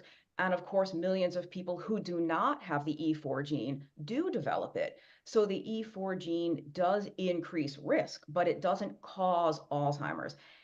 That gene appears, it's believed to be the oldest form of this ApoE gene, and it evolved during a time when our diet and lifestyle was very different. So it's not that the gene causes the disease, that gene is just a mismatch for the way that we eat and live in the modern world. And like I said earlier, the metabolic aspect is a far greater risk factor to either have type 2 diabetes or not be diagnosed as diabetic, but to have chronically high insulin. which is the precursor to diabetes. Okay. Yeah. next. So if you're saying that this is a metabolic kind of spectrum, a metabolic disease more than the genetic factor involved in this, then the entire spectrum of how we are looking at the Alzheimer's disease and the way it's being treated, understood, and care is being given is totally contradictory to what you're saying, Amy. Please elaborate on this. Yeah, that's right. And I think this is part of why we just don't see anyone really getting better from Alzheimer's disease or their cognition improving when they implement the standard treatment, which is really just medication. And the medications target the symptoms of the disease, not the underlying metabolic factor. And I before I say anything else, I do just want to state for the record that many other issues can contribute to cognitive decline or cognitive impairment that are not necessarily related to the metabolic aspect. For example, a vitamin B12 deficiency can cause neurological and cognitive problems.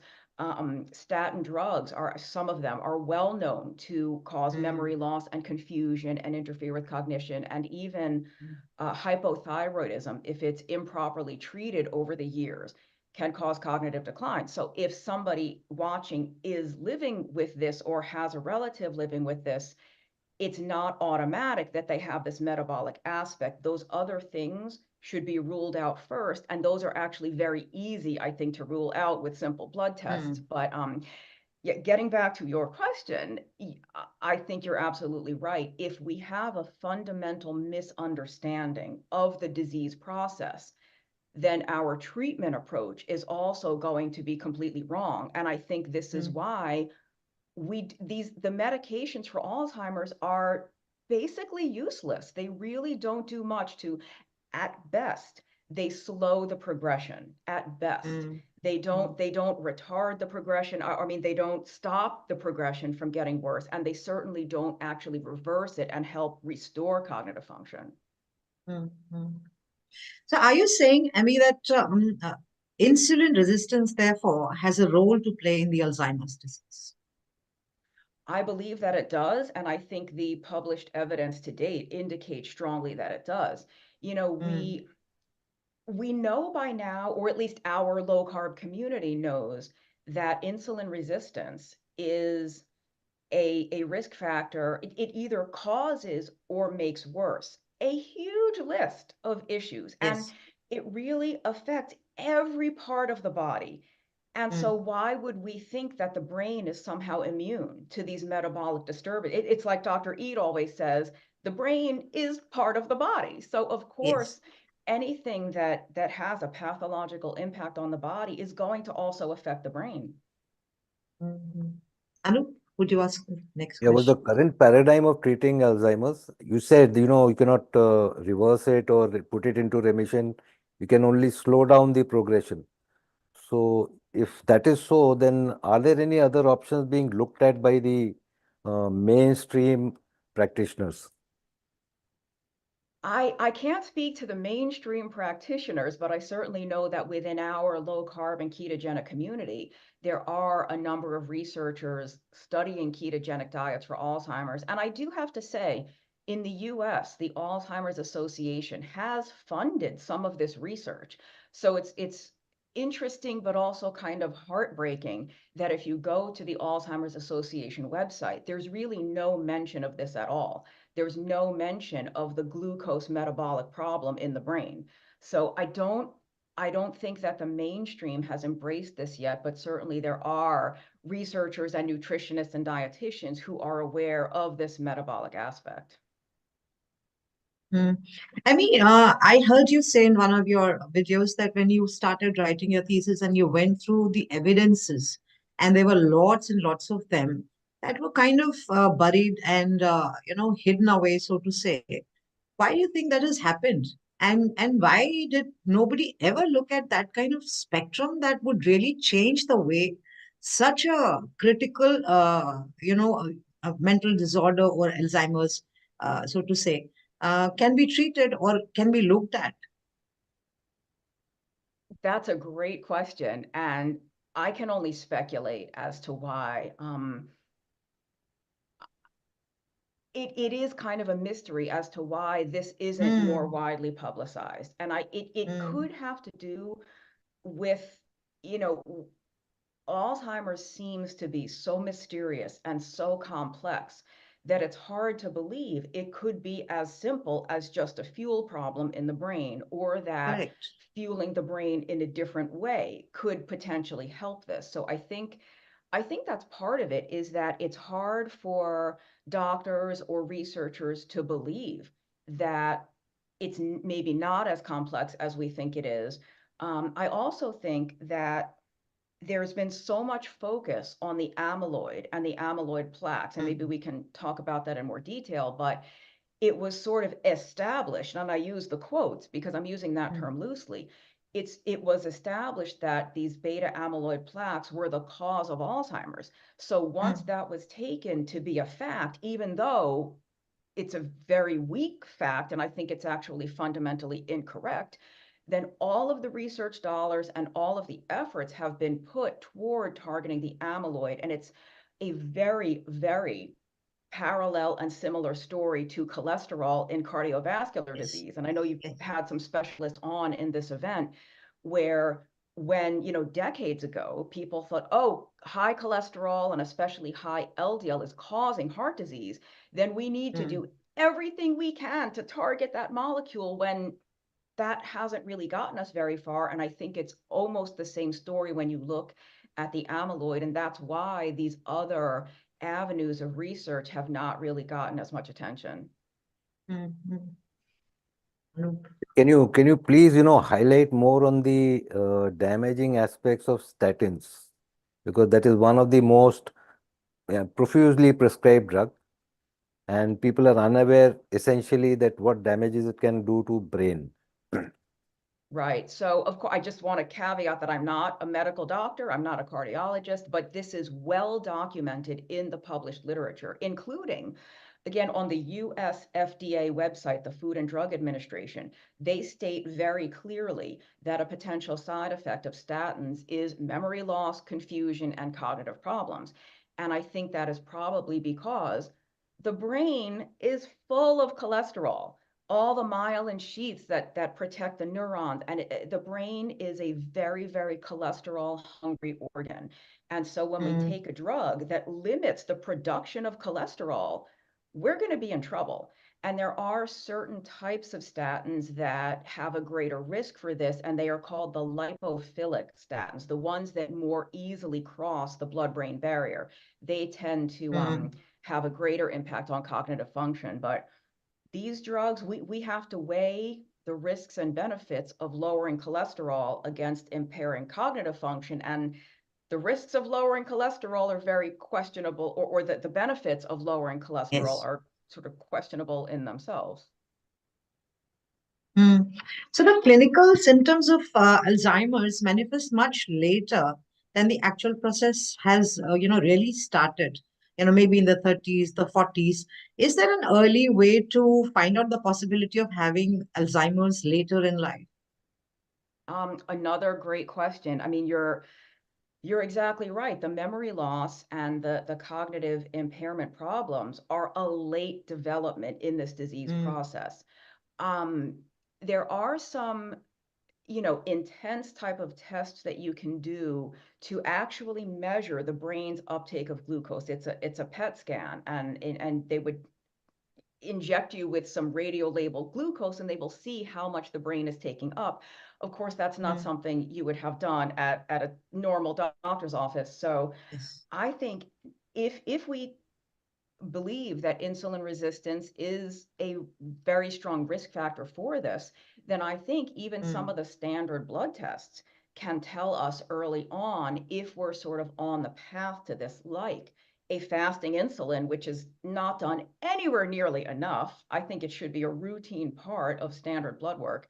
But, the hemoglobin A1C, the triglycerides, the blood pressure, any of the metabolic syndrome type criteria, if those are getting out of place, you can assume that you are increasing your risk. And I do just want to emphasize again, like you said, this is not a disease of the elderly. This is something that starts happening in a much younger age. And it just, when you're young and you're healthy, your brain can compensate. But the brain, that decrease in the brain glucose metabolism starts, like you said, in 30s and 40s. And it's only when it's become so severe and it's gone on so long that the brain cannot compensate, that's when you start showing the symptoms. So this is something that we all need to be aware of at a much younger age.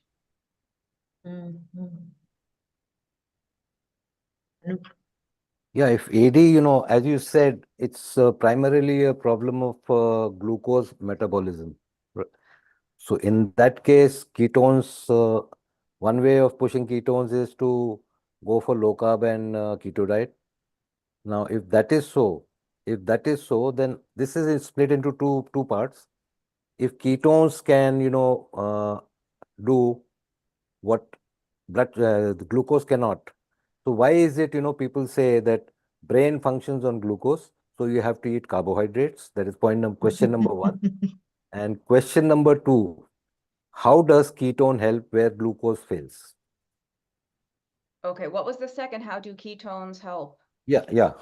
In what sense? As a fuel? I mean, to highlight that, I would say glucose is a dirty fuel versus ketones from fat is a cleaner fuel. So can you highlight on that? Yeah, so the first, if I remember them in the right order, the brain does require some glucose. I think there's a reason that our blood sugar never goes to zero. Even if somebody's eating a zero carbohydrate diet or close to it. So the brain does require some glucose, but that doesn't mean we need to eat carbohydrate to get that glucose. Our bodies are very good at making glucose from other things. So we can get all the glucose the brain needs without eating carbohydrate. And if you are on a very, very low carbohydrate diet, then the brain's requirement for glucose actually reduces because, like you were saying, ketones can meet some of that fuel demand. So to whatever extent we're fueling the brain with ketones, we need that much less glucose. So it's true, you will never hear me say that the brain doesn't need any glucose. There's no evidence yet that ketones can fuel 100% of the brain's needs, but it can fuel some. So we need less glucose. And I mean, the most promising thing in the research on ketones for Alzheimer's is that even though the brain has lost the capacity to take up and use glucose properly, it still takes up and uses ketones. So we can at least close that fuel shortage a little bit, maybe not 100%, but a little bit, which could potentially improve somebody's cognitive function and quality of life, and their families and caregivers' quality of life. I primarily asked this question, in the backdrop of Dr. Mary Newport's research on her husband. If you remember that she had experimented with, I think, virgin coconut oil or something, and her husband was a typical Alzheimer case, and she reported some improvement because of that. Yeah. So if just the quick version, if people here are not familiar, Dr. Mary Newport's husband was diagnosed with Alzheimer's, and she was a neonatal specialist, medical doctor. So she was already aware of the impact of ketones and medium chain fats to help the brain for newborn infants. And knowing what they did for the brain, she said, let me see, maybe it will help my husband. And she started by putting coconut oil on his oatmeal. So he was not on a low carb or ketogenic diet. But just adding the coconut oil helped her husband's cognitive function a little bit. And over time, she increased it. I think she may have switched to MCT oil, and eventually she used the ketone ester, which is one of those exogenous ketones, which is where you can have elevated ketones even if you're on a high carb diet. And he had a remarkable improvement. I mean, they wrote a paper about it. It was stunning.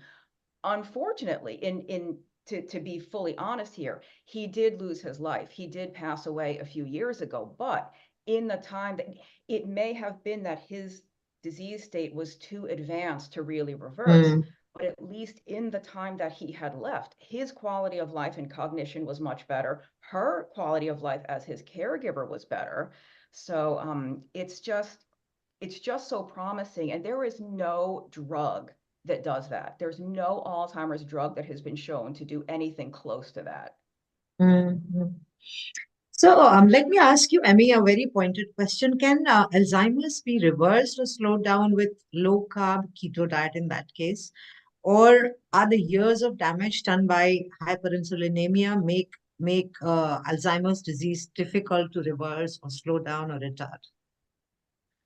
I think it's a very individual basis. I think if it's identified in the very early stages, there's a chance that cognitive function can be restored.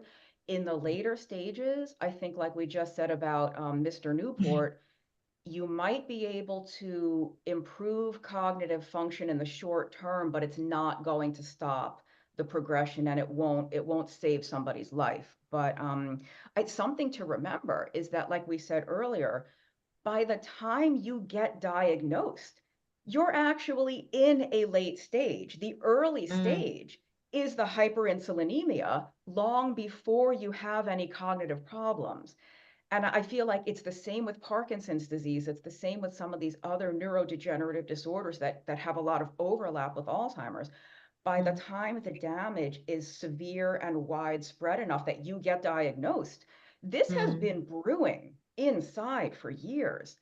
So I think that's probably part of why it's so difficult to make a dent in this. But I think it's always worth trying, because to whatever extent you can close that brain fuel gap, you just stand the best chance. If it can be reversed, that stands the best chance of doing it. But again, I think it has to be in the earlier stages to have even a chance of fully reversing it rather than just kind of improving function. I mean, just to make it clear to our viewers, can you tell us the difference between the similarities between Parkinson's, Alzheimer's, and what they call dementia? Can you describe the entire spectrum? Yes. Yeah, dementia is a larger category that includes things like Alzheimer's disease or frontotemporal dementia, Lewy body dementia, vascular dementia. There's a lot of different things that can cause cognitive impairment, but when you start looking at the molecular level and what the problems are in these cells, they almost all have the reduced glucose metabolism in common. It's actually fascinating, because I think it means that there's a rationale for trying a ketogenic diet or exogenous ketones in any neurodegenerative condition. There's just so much overlap. They almost all have some amount of reduced neuronal glucose metabolism, and hyperinsulinemia or insulin resistance is a risk factor for all of them too. So it's like I said earlier, it's almost like we're ignoring the impact of these metabolic problems on the brain and nervous system when we know they affect the kidneys and the eyes and the liver and even the prostate and the ovaries. And we almost ignore even the possibility that the brain is every bit as susceptible to this damage as the rest of the body is. Nope. Yeah. How does intermittent fasting, does it help in AD, if at all, and how? It could potentially, because if somebody is eating less often, then we're giving the body more time to come back to a normal blood sugar level and a normal insulin level. I don't think that intermittent fasting by itself would do a lot to affect the disease. But if you're doing a ketogenic diet and incorporating fasting, then that might make it even more powerful. But if somebody is elderly or frail or already underweight or undernourished, then I don't encourage any kind of fasting. But again, fasting could help in the sense that you will spend more time in a lower insulin state. But I don't know if somebody's eating a very, very high carb diet and just doing some intermittent fasting, I would not expect that to have a huge beneficial impact. So, Emmy, I wanted to ask you about amyloid as you spoke early on. So it has amyloid beta has an important role in the pathogenesis of Alzheimer's because the appearance of amyloid beta occurs many years before the plaques and clinical symptoms actually show up in a person. Is it a reliable marker for AD prediction, or do anti-amyloid beta monoclonal antibodies that have now been developed help in the treatment of AD at all? So I think the amyloid, unfortunately, has misdirected decades of research efforts and money, because there are, just like with the ApoE4, amyloid is a normal thing. Everybody's brain produces amyloid. The problem in Alzheimer's is that it's not cleared away efficiently. So it builds up and accumulates and forms these plaques. And the thing is, there are millions of people who have a high plaque burden. They have a lot of plaque, but they don't have Alzheimer's. And there's a lot of people who do have Alzheimer's who, upon autopsy, when they examine this, they don't have a lot of plaque. So if you can have Alzheimer's without a lot of plaque, and you can have a lot of plaque and not have Alzheimer's, then the plaque cannot be the cause, or at least not a major cause. It's just like the cholesterol and heart disease.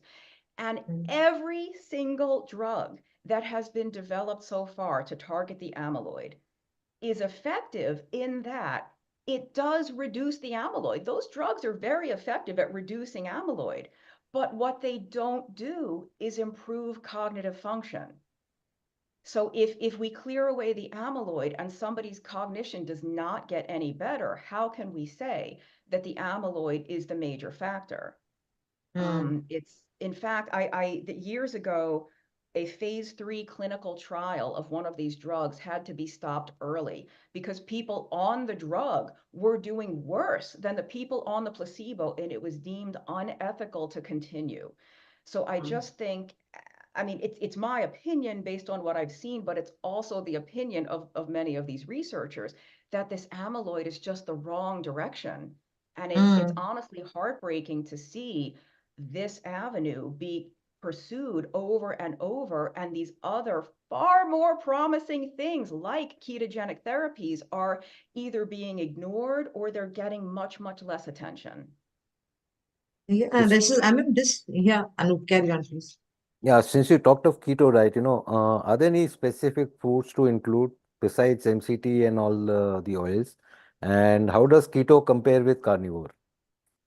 Carnivore is a separate topic. Amy, I think we you will should take. really emphasize that, because a lot of people they're generally not aware of the dietary spectrum that has to be looked into when we're talking about these conditions, and especially carnivore and keto. Low carb is fine, but carnivore, how does that help? Yeah, I can't say there's really been any research comparing a ketogenic diet and a carnivore diet specifically for Alzheimer's. I mean, maybe 50 years from now that might happen, but right now, I think in terms of including certain foods, you're right that I would include coconut oil or some MCT oil. And if, just in case people watching don't know why, those particular oils contain special types of fats that your body converts into ketones, even if you're eating a high carb diet. Like we said with Mr. Nupur, Dr. Nupur put coconut oil on his oatmeal, and that those oils alone can elevate ketones a little bit. But in terms of other foods to include, I am not of the opinion that there's any such thing as a superfood or some type of food that's especially good for Alzheimer's. But what I can say is I do think it's important probably to include some fatty fish to get those omega-3s for the brain, include foods that are high in B12. So that could be things like shellfish or red meat or eggs for people who are vegetarians. what you really need to do is meet those micronutrient needs. And I think there's a way to do that across a spectrum of foods, but I think that omega-3s and B12 are especially important for the brain. I mean, why is there no dietary guideline prescribed for, such conditions like Alzheimer's? I mean, you do have dietary guidelines given for diabetes, for heart conditions. Why is there no guideline given for, such conditions? Well, I'm kind of glad there's none, because I personally think that the recommendations, or the conventional and standard recommendations given for diabetes and heart disease, are very harmful. Yeah. So I would not want to see a potentially harmful or incorrect guideline for Alzheimer's, but I think it's because we're not certain what causes this. And if we're not certain what causes it, then we're not certain how to prevent it. I strongly feel that this hyperinsulinemia metabolic syndrome aspect is huge. Is that the only or the major cause? I don't know. That we haven't determined that yet. So what you hear mostly is the Mediterranean diet, right? Follow a Mediterranean, eat lots of whole grains and beans and vegetables. But where's the evidence for that? There's no it just sounds good. There's no evidence for it. What are people in India supposed to do? Are you supposed to eat the Mediterranean diet when you live in India? So, I mean, it's very unscientific, I think. Yeah, I've been with these people. I've been a caregiver, a voluntary caregiver. And I absolutely believe you, Amy, when I recall those times and I remember how they were fed high carbs. I mean, there was no awareness of protein, no awareness of what to give. So lots of seed oils, lots of high carbs like rice and, wheat and all of that. And there's really no regulation as far as, this spectrum is concerned. I don't know. How do you see it going in the future? I think it's probably going to be a similar situation to what's happened even for diabetes and weight loss, where it will be a grassroots effort where individual people will just, like we're doing right now, start spreading the message, sharing the message. And social media is so terrible, but so wonderful at the same time.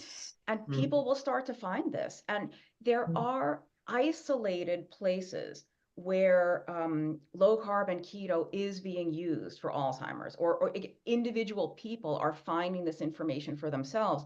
I know of a gentleman in Arizona in the US who runs some assisted living facilities, who's using keto diets, and the results are phenomenal. But he's just one person. But I do think this is spreading, but it's very, very slow. And I think part of that is because even if somebody finds this information, it's like we said earlier, it would be if you don't understand the biology of this, it would be very easy to say, oh, that diet can't possibly help my grandmother's brain, or that diet can't possibly help dad's Alzheimer's. I can absolutely understand why it's almost impossible to believe that if you don't understand what we've talked about here. Amy, do you have your book with you at the moment? And can you please show it to us? I can, it would take me a minute to get one. Yeah, do that, please. Oh, you want I me to? think Okay, that would hold help. on. Let's see if I can get it. Oh my gosh.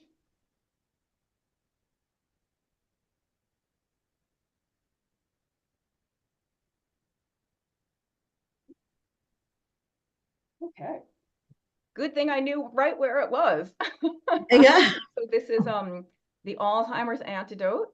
And if I had this to write again, I would probably call it Keto for Alzheimer's, because it would have been more popular. But this is the book, everybody. And who should be reading it, Amy? Who should be reading it specifically? Anybody who has a family member living with cognitive decline, who is concerned about how to help them or how to potentially prevent this from developing in their own body.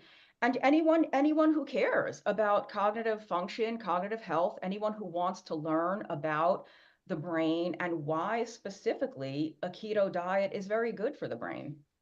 And I will say, I have there's an entire chapter in here on the statin issue. There's a whole chapter on B12. And there are chapters also on debunking the myths about cholesterol and red meat and saturated fat, because if I'm telling someone to eat a diet that goes against everything they've heard for the last 60 years, then they need to feel safe and feel like this is something that is not dangerous to try. And is that available on Amazon? It is, yes. It is. So people who would want to buy that book can buy Ami's book from Amazon. And Ami, just one last small question. People who are caregivers to Alzheimer's or dementia patients, would you give them a few tips to begin with? I know that, that entire spectrum is very confused because of the conflicting advices being given and medicine's not helping.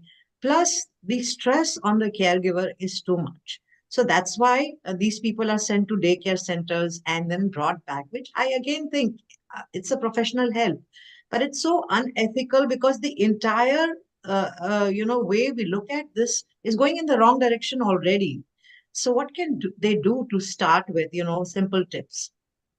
Yeah, let me first, like you said, acknowledge the just the efforts and the hard work of the caregiver. I mean, that is my credit, my respect to anyone who is dealing with this situation. If the affected person's food supply is out of your control, there isn't much you can do. If they're already in an institution or a facility, there isn't much you can do. If their food supply is within your control, then do the best you can to implement a ketogenic diet with them. Now, of course, that is very difficult sometimes, but I think it helps if the whole family is on board. You can't have this one person eating differently from everybody. And of course, the whole family can follow a low carb diet. This is a healthy, safe way to eat for just about anyone. And if you can't implement an actual ketogenic diet, then I think that there is a rationale for using exogenous ketones if they're available where you live, and certainly coconut oil or MCT oil. Let's at least give the brain a little bit of fuel any way we can. So I would say that try to get the whole family on board, if not with strict keto, then with some amount of a lower carbohydrate diet, and then definitely make sure that this person is getting some ketones, and explore those other things I mentioned earlier. Make sure that there's no B12 deficiency, no undiagnosed hypothyroidism, and Anup, would you like to say something to Ami as a closing shot? I think Shashi is also here. He can unmute himself and we can chat a bit. Please bring Shashi in, and Ami has been with us, I think twice you have been on our channel earlier. So this is the third interaction that we are having. And as a parting, I mean, what's the message that you would like to give to India? Because India has become a country of consuming, unlimited amount of seed oil because it is heart healthy, right? And lot of sugar because brain needs sugar. That is the general conception. So misconception, I would say. So what is the parting message that you would like to give to this country? A very low carbohydrate diet is not anything radical. It's not anything dangerous. It's simply good, wholesome food minus the sugar and starch. And if you are currently eating a very high carb diet and you are unhealthy and you have a lot of medical issues, then that's not working for you. Even if you've been told that's what you're supposed to, lots of grains and lots of fruit. If it's not working for you, then why not try something else? And it's something else that thousands, if not millions of people around the world are thriving with. I mean, just one line question. Should people with Alzheimer's be given fruits or not? Yes. It's that has to be an individual type of thing. I think berries are probably okay. Strawberries, raspberries, those are the lowest sugar fruits.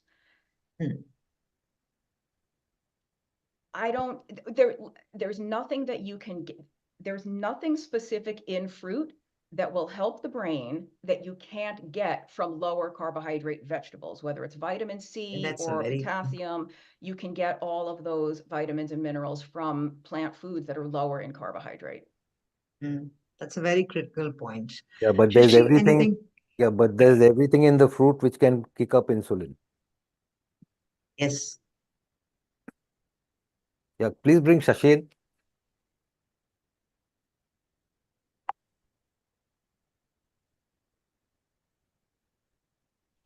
Shashi, Yeah. So, Amy, thank you very much. So, we have a long-term association with D-Life. We have been interacting with each other in various forums, including I've been interacting you even in Dr. Eric Westman's KMS Keto Made Simple program also. Right. So there is a question here from the front end. Someone has put in a question. I'll just take this. Would an elderly lady with advanced dementia unable to perform any activity, including speech, movement, except probably for eating, swallowing, would benefit from ketogenic diet and kept on intermittent fasting? So this is the actual question from one of the viewer. Well, there's only one way to find out, and that's to try it. And because here's the thing, if you try it, it's either going to help a lot, it's going to help a little bit, or it's not going to help at all. I don't see it making her situation worse.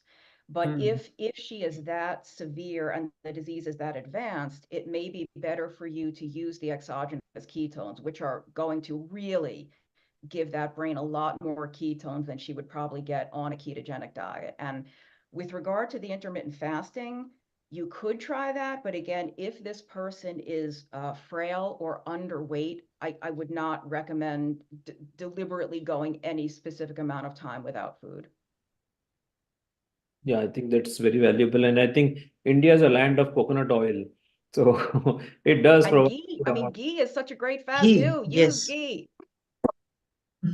I said coconut oil is because of the MCT, medium chain triglyceride. It can immediately get some ketone or a purified one, MCT oil, or ketone esters. If they have relatives abroad, they can as well get and try. And I think these are all good interventions. So, Emmy, thank you very much for your insightful session. And I think with the neuropsychiatric diseases on the rise in India, which includes both neurology and psychiatry, I think somewhere they converge with each other. I think these insights are very, very valuable. And thank you very much for sharing your insights on Alzheimer's disease.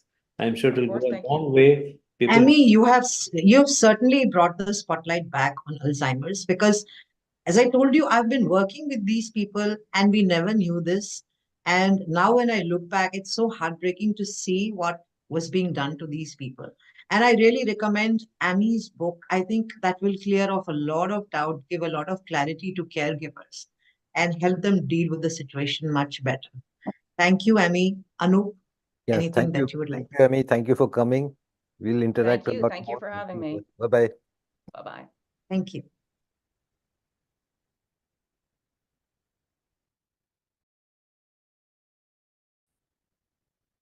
Please get Dr. Thomas Wimpus. Hi. They're just spotlighting you. Just a minute.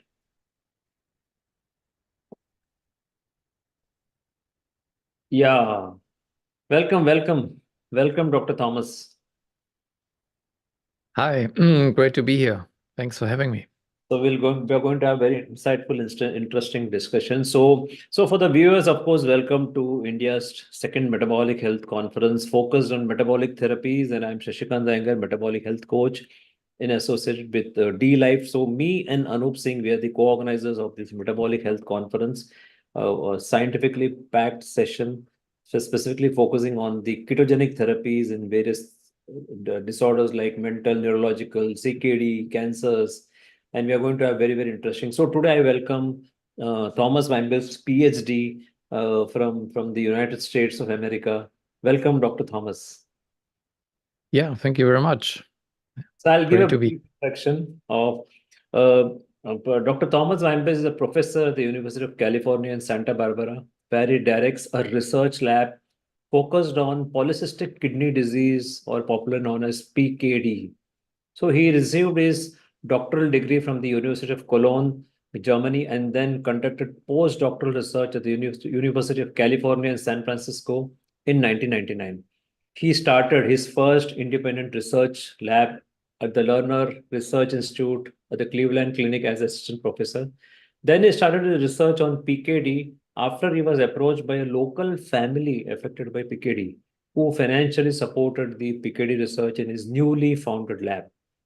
Their family donations still support the PKD research in Dr. Wambus' lab today, even today. In 2005, Dr. Wambus moved his lab back to California to join the Department of Molecular, Cellular, and Development Biology at UCSB. His laboratory studies molecular mechanism underlying polycystic kidney disease with an emphasis towards developing new therapies.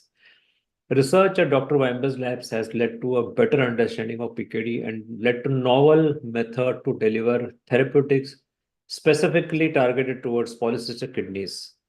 Some of the most recent research has led to the discovery that dietary interventions and natural metabolites strongly slow PKD progression in animal models. This led to the launch of Santa Barbara Nutrients with the goal of making these approaches available for the nutrition management of PKD and to support kidney health. So Professor Thomas or Dr. Thomas, please tell the audience, many of them may not be knowing what exactly is PKD and is it fatal? Yeah, absolutely. Thank you, Shashi. I should probably put up I don't know if I can share. Oh, yes, I can. Maybe I'll put up real quick my disclosure slide here just to make sure we have that out of the way. As you said, I'm a professor at the University of California at Santa Barbara. But I'm also a founder, president, and chief scientific officer of a startup company out of UCSB, Santa Barbara Nutrients. And here's some other disclosures as well. So what is polycystic kidney disease? It's a genetic disease. It's essentially a genetically determined form of chronic kidney disease. As you're well aware, chronic kidney disease is extremely common. I think the last number I saw in the US was that it affects about 14% of the adult population in the US here. Out of that, much smaller fraction is due to genetic causes, and the most common genetic cause is autosomal dominant polycystic kidney disease.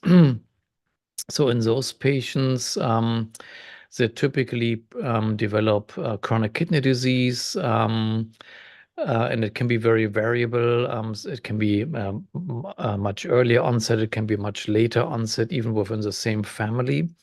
It's unclear what makes it so variable, although we have some ideas about that. And eventually, for most patients, both AD, PKD, or autosomal dominant polycystic kidney disease, the kidney disease progresses to renal failure, at which point they need to be on dialysis and look at a kidney transplantation. So I did have one of my uncles having PKD long back. So I was in college that time, so we never used to understand what exactly it is. Now, when we see all this research coming, I did read about all those studies. Now we suddenly realize that yes, so it's quite a terrible disease. So what is the current treatment options for this? What is happening to these patients? How are they managed? Yeah, so the current treatment is really limited to one approved drug that is approved for polycystic kidney disease. It's a drug called tolvaptan, which has been shown in clinical trials to somewhat slow the progression of polycystic kidney disease, but it does not stop it, let alone reverse it. So it's a little bit unclear who really benefits from it, by how much, but in general, the thought is that rapid progressors might slow down the disease progression by them somewhat time. The drawbacks of the drug, of course, is that it has drug side effects. It has toxicities, and probably the biggest problem is polyuria that is induced by, through the mechanism of the drug. So these patients have to go to the bathroom very frequently, day and night, which is quite an impact on the quality of life. The drug is also very expensive, which limits its availability worldwide. Other than that, patients are just managed for their symptoms, for blood pressure, and eventually, once kidneys fail, they'll be on dialysis and, go on a kidney transplant waiting list. So is there any way that we can detect this earlier, or is it purely that it is genetic that someone of us have, and then we might ultimately get it, or does it also develop suddenly in some? Is there any way to know it early? Yeah, so most patients really have inherited it from one of their parents. So they would have a family history and they would already have known about it. So in those cases, it's usually not a surprise. And, the kids can be diagnosed at some point, by ultrasound, for example. But in about 15% or so of the cases, those are new mutations. So this can be as much a surprise as any form of chronic kidney disease. And sometimes people might be diagnosed much later during the course of the disease. Oftentimes, it's an incidental finding due to some, CT scan for some other reason. So it's always, if it runs in families, it's so far, oftentimes, patients have not been recommended to have their kids screened, for example, because the idea was there's nothing you can do anyway. You might as well, look at a diagnosis later on. I think this might change because I think there are things that people can do themselves even early on, and probably even the earlier the better. Is hypertension one of the symptoms of this? Let us say someone has a family history of PKD. Person may not realize that he may be susceptible. And if the person develops hypertension, so is it that PKD is behind this? Yes, yeah, for sure. Hypertension is one of the earliest symptoms in ADPKD. And that's oftentimes, when, something is suspected and then one can follow up with an ultrasound, for example, to make the diagnosis. Yeah, but for sure, almost everybody with PKD at some point has hypertension.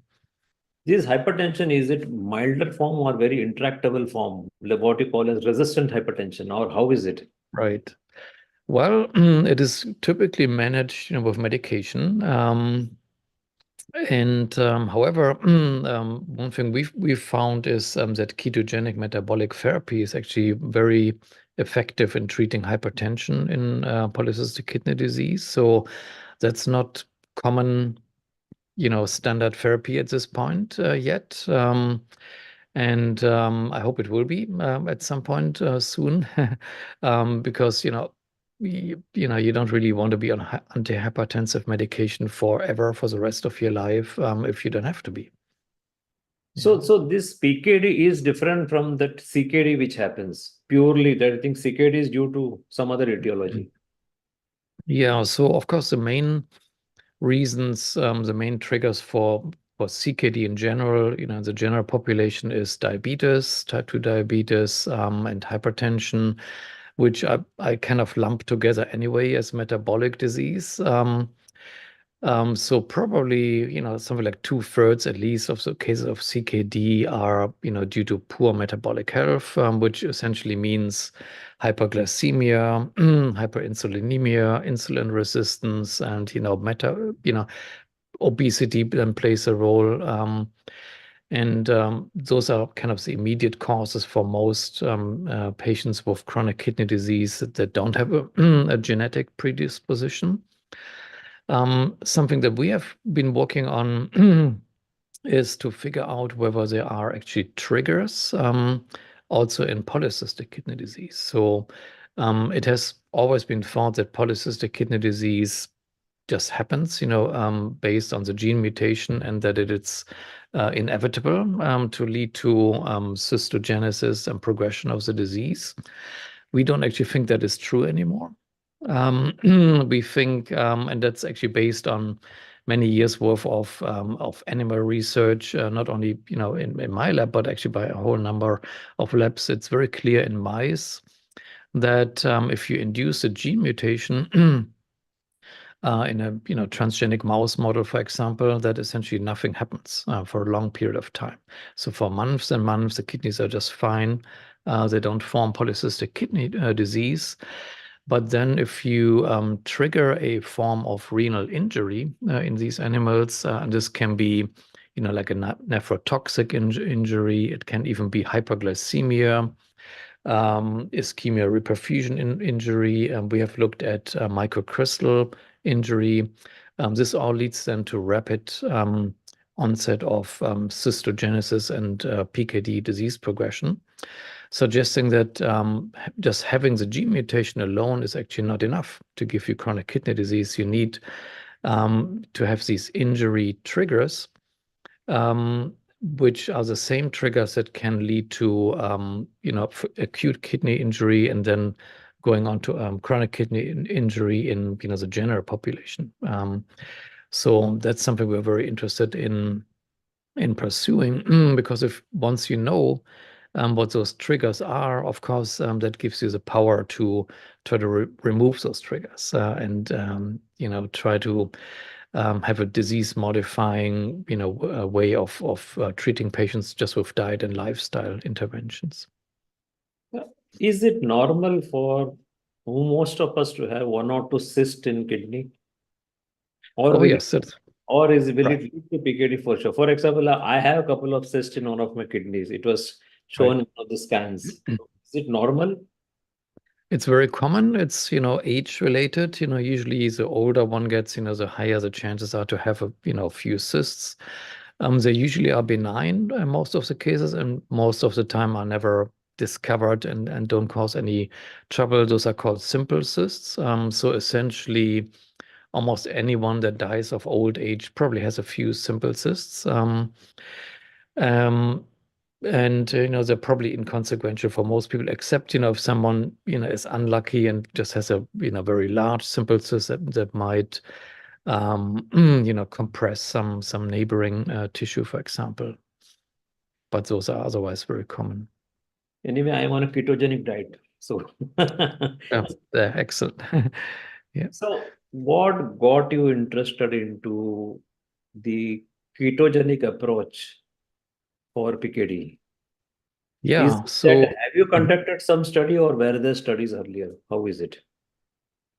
Yeah, so we sort of stumbled on it a little bit by accident. So if you will, in an unbiased way. So we didn't say, hey, keto must be effective, let's try it. It was completely the opposite. And this was actually a bit of a random chance observation when I had a graduate student, a PhD grad student in my lab who did sort of an almost unsanctioned experiment that he didn't ask me to do if he could do it. And, I would probably have said no to it because I wouldn't have thought this would work.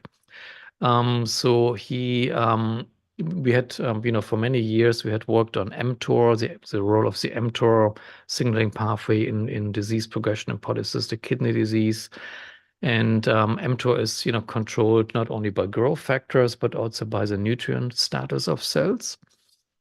And my grad student had sort of reasoned that, hey, if I feed my mice, my polycystic kidney disease mice, less food, maybe I can affect mTOR in those kidneys. Again, I wouldn't have thought this would ever work, and he just did it anyway. And one day came with the results and said, hey, Thomas, I did this experiment. I put our mouse model on a low food intake regimen. And just a mild reduction in food intake, something like 23% less food than in the control ad libitum fed mice. He didn't change the quality of the food, the same rodent show, he just gave them less food. And nothing happened to these mice. They were happy and healthy. The only thing that was different was that their polycystic kidneys did not progress, or at least not as fast.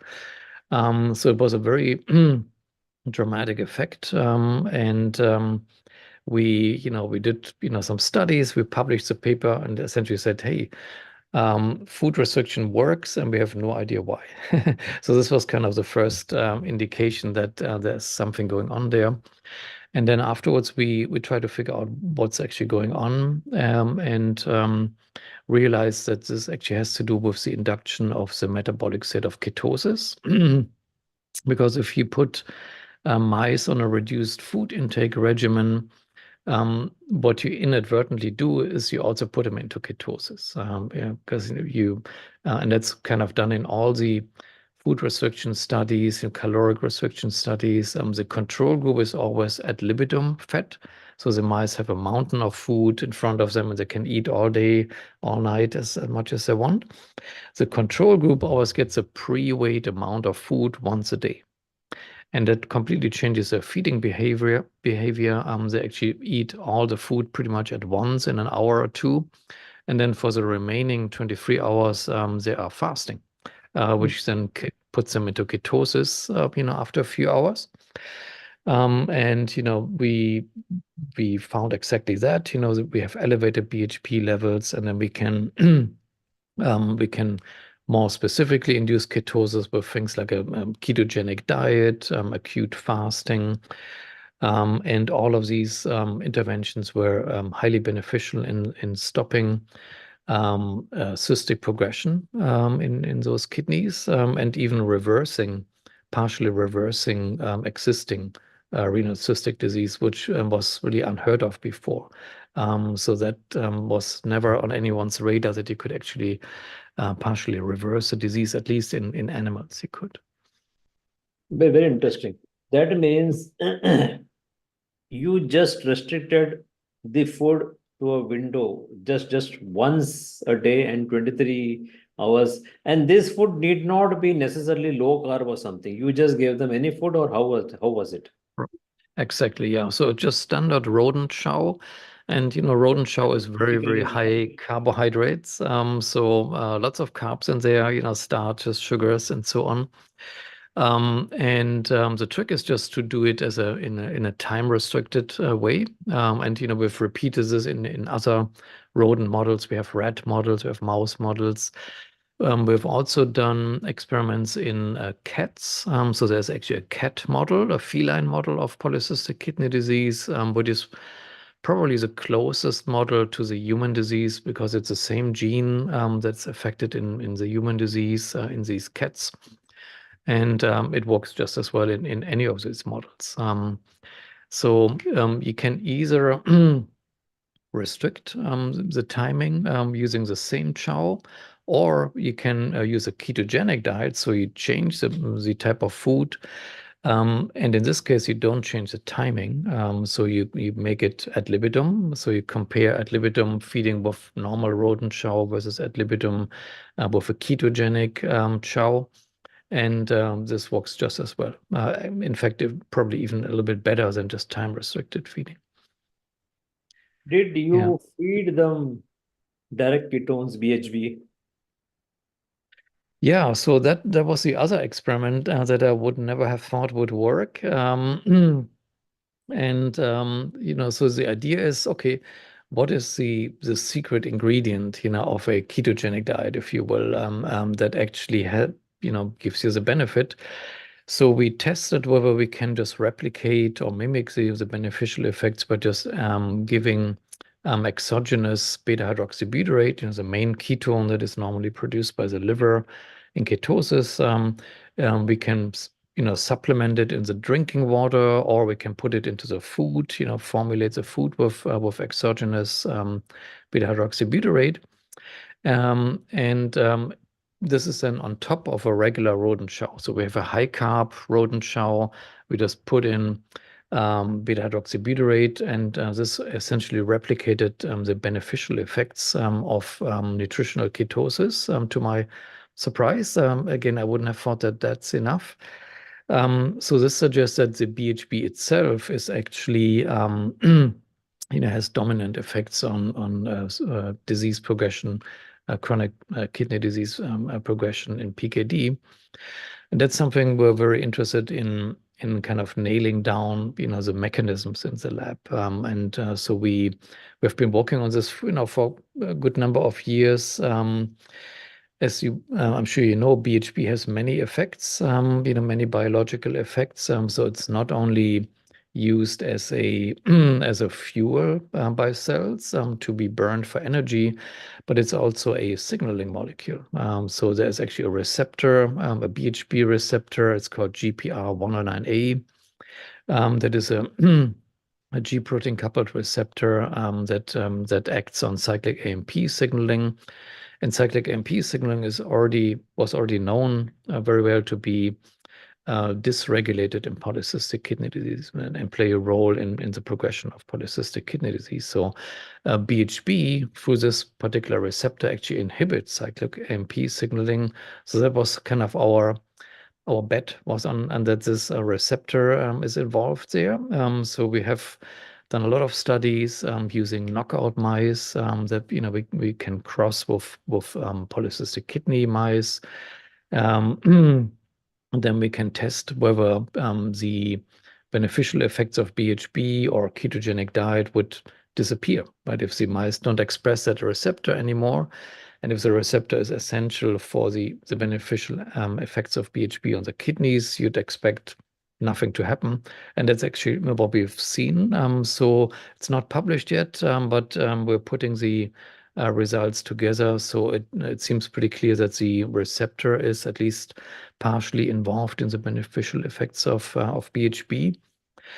And BHB also is, of course, a strong anti-inflammatory molecule, and inflammation is very prominent in chronic kidney disease progression in essentially all forms of chronic kidney disease, including polycystic kidney disease. So that's something we're very interested in nailing down, is which parts of the immune system are really involved in driving the disease progression, and which of these parts are then can be influenced by ketogenic metabolic therapy and by BHB in particular. So we're actually launching a research project on that, where we can also take advantage of clinical trial samples that we have access to. So in this mouse model, did you find that it only stops the progression, or were there some reversal? Yeah, so surprisingly, we found reversal. That's something we published back in 2019. And, the reviewers of the paper, so the paper came out in Cell Metabolism in 2019. And, the review, we had, kind of boldly stated, hey, if you put, and I think in this case, rats with polycystic kidney disease, we put them on a ketogenic diet, and we do this with rats that already have fully established polycystic kidney disease, you actually partially reverse the disease, and you actually improve fibrosis, you improve the cystic burden. And the reviewers didn't like that, and they said, whoa, that's impossible. That has never been done before, and you cannot make such bold claims. So we had to kind of tone this down and essentially, a little bit hide the fact that this is actually extremely effective. So we already published this, whether, of course, this translates one to one to humans, is to be determined in long-term clinical studies. But at least that's, the observation in animal models of PKD. What about human studies? Do we have any one of them? Yeah, so very good question. So we had actually pretty early on had done a retrospective clinical study by kind of rationalizing that many people have polycystic kidney disease, and it's a very common disease. So there's over 600,000 people with polycystic kidney disease in the US alone. And also many people are on ketogenic diets, just for general health reasons, weight loss reasons. So we thought, okay, there's a chance that, people with PKD might already be on ketogenic metabolic therapy. And let's try to find them. And this is a study that was done by Sebastian Strubel when he was in my lab, actually during COVID times, when the lab was shut down, and my postdoc Sebastian wasn't able to really do the animal experiments he was trying to do. So we said, okay, let's do a clinical study. So he actually happens to be a nephrologist, and we did the study. In the COVID downtime, identified something like over 130 people with PKD that had already done ketogenic, either ketogenic diet or intermittent fasting. And we got their health records. We did interviews with those folks, with questionnaires and so on. And the data were actually really striking. During approximately 6 months on average intervention time, there were quite some dramatic effects on improving not only metabolic health, but also renal health in these patients. There was actually a statistically significant increase in kidney function as measured by EGFR, creatinine-based glomerular filtration rate. So we published this paper, and this came out a few years ago. But it's a retrospective analysis, with many caveats, self-reported outcomes. So everybody says, hey, you need a prospective randomized trial, and which we had actually already launched, and this was this randomized controlled trial is done with at the University of Cologne in Germany by our long-term collaborator, Dr. Roman Müller, and his team. So we had kind of planned this study together and raised funds together to do the study, and it was just published a few months ago in, I want to say, November, December last year. Came out in Cell Reports Medicine. And maybe if you like, I could share my screen here for a second and just show you the paper. Let me just scroll down here. Here we go. That's the paper that came out. Again, Roman Müller is the principal investigator, and it's really his team that did all the work and deserves all the credit. This was a randomized controlled study with 3 arms, 66 patients altogether, randomized into a ketogenic diet, a control group with no dietary change, and a water fasting group. And a relatively short-term, only 3 months intervention, and the main outcomes were feasibility, safety, and efficacy. Looking at whether patients actually achieve ketosis, and many lab markers, including looking at kidney function markers. And to our surprise, there was a statistically significant improvement in kidney function. So we didn't really expect that in only 3 months of an intervention. And you can see this here on the left. This is looking at the creatinine-based EGFR numbers. So the control group had no change during the course of the intervention. Surprisingly, the ketogenic diet showed a statistically significant increase in EGFR numbers after only 3 months. That was a surprise. When we initially presented these results in a poster abstract at a kidney conference, that was actually very interesting. I got on the same day, a couple of my colleagues sent me emails saying, "Oh, that's not a surprise. Of course you will see." One person argued, "Oh, of course you will see an increase in EGFR because you're giving them less protein to eat, less meat, and The other person said, oh, of course, you're going to see an increase because it gives them more protein to eat. So they had kind of opposite thoughts of what would be happening there. And in fact, protein was not changed in those diets here. So it's just moderate protein intake. So luckily, we also measured EGFR then afterwards by cystatin C, a different marker of kidney function that is actually independent of dietary changes. And it was the same outcome. If anything, even a stronger increase in kidney function here.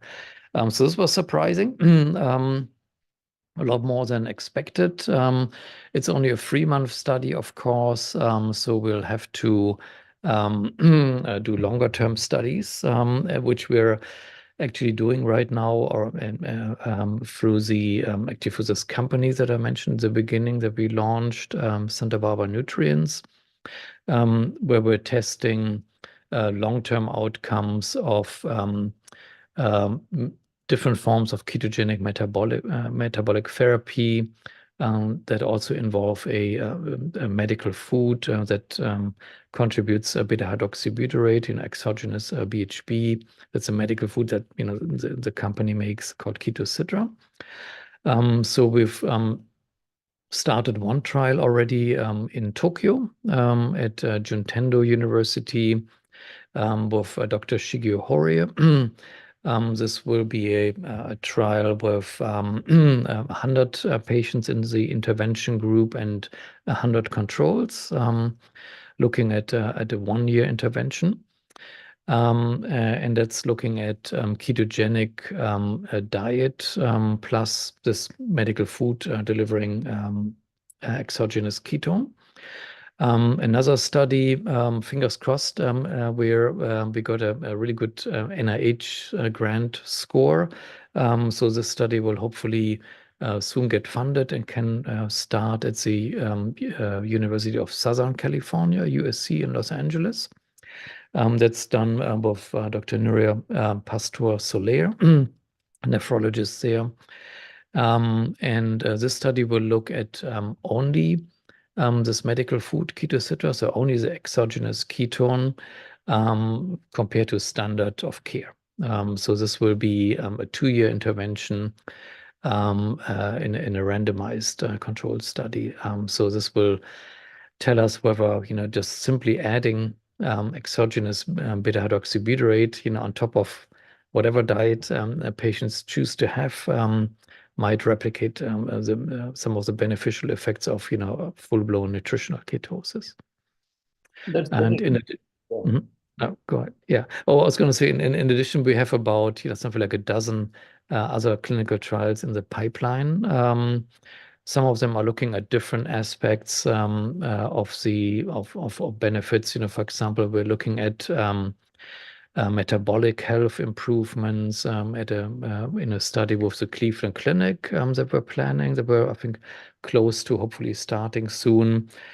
We're looking planning a study with Johns Hopkins University, again in ADPKD, looking at a sort of a low carb intervention, kind of a keto light version, if you will. And that's looking at using Ketocitra, the exogenous ketone product, in combination with just low carbohydrate dietary recommendations, which might be a little bit easier, on patients and more sustainable in the long term for them to do. And we have a number of other studies lined up. We're trying to look at the kidney stone risk, for example, in a study in Vienna. That's something that we have actually found in my academic lab at UCSB to be a very potent trigger for polycystic kidney disease. And as you know, kidney stones are very common and have become more and more common and are strongly linked with metabolic disease as well. And something we had found in the lab is that these microcrystals, something like calcium oxalate, microcrystals, excuse me,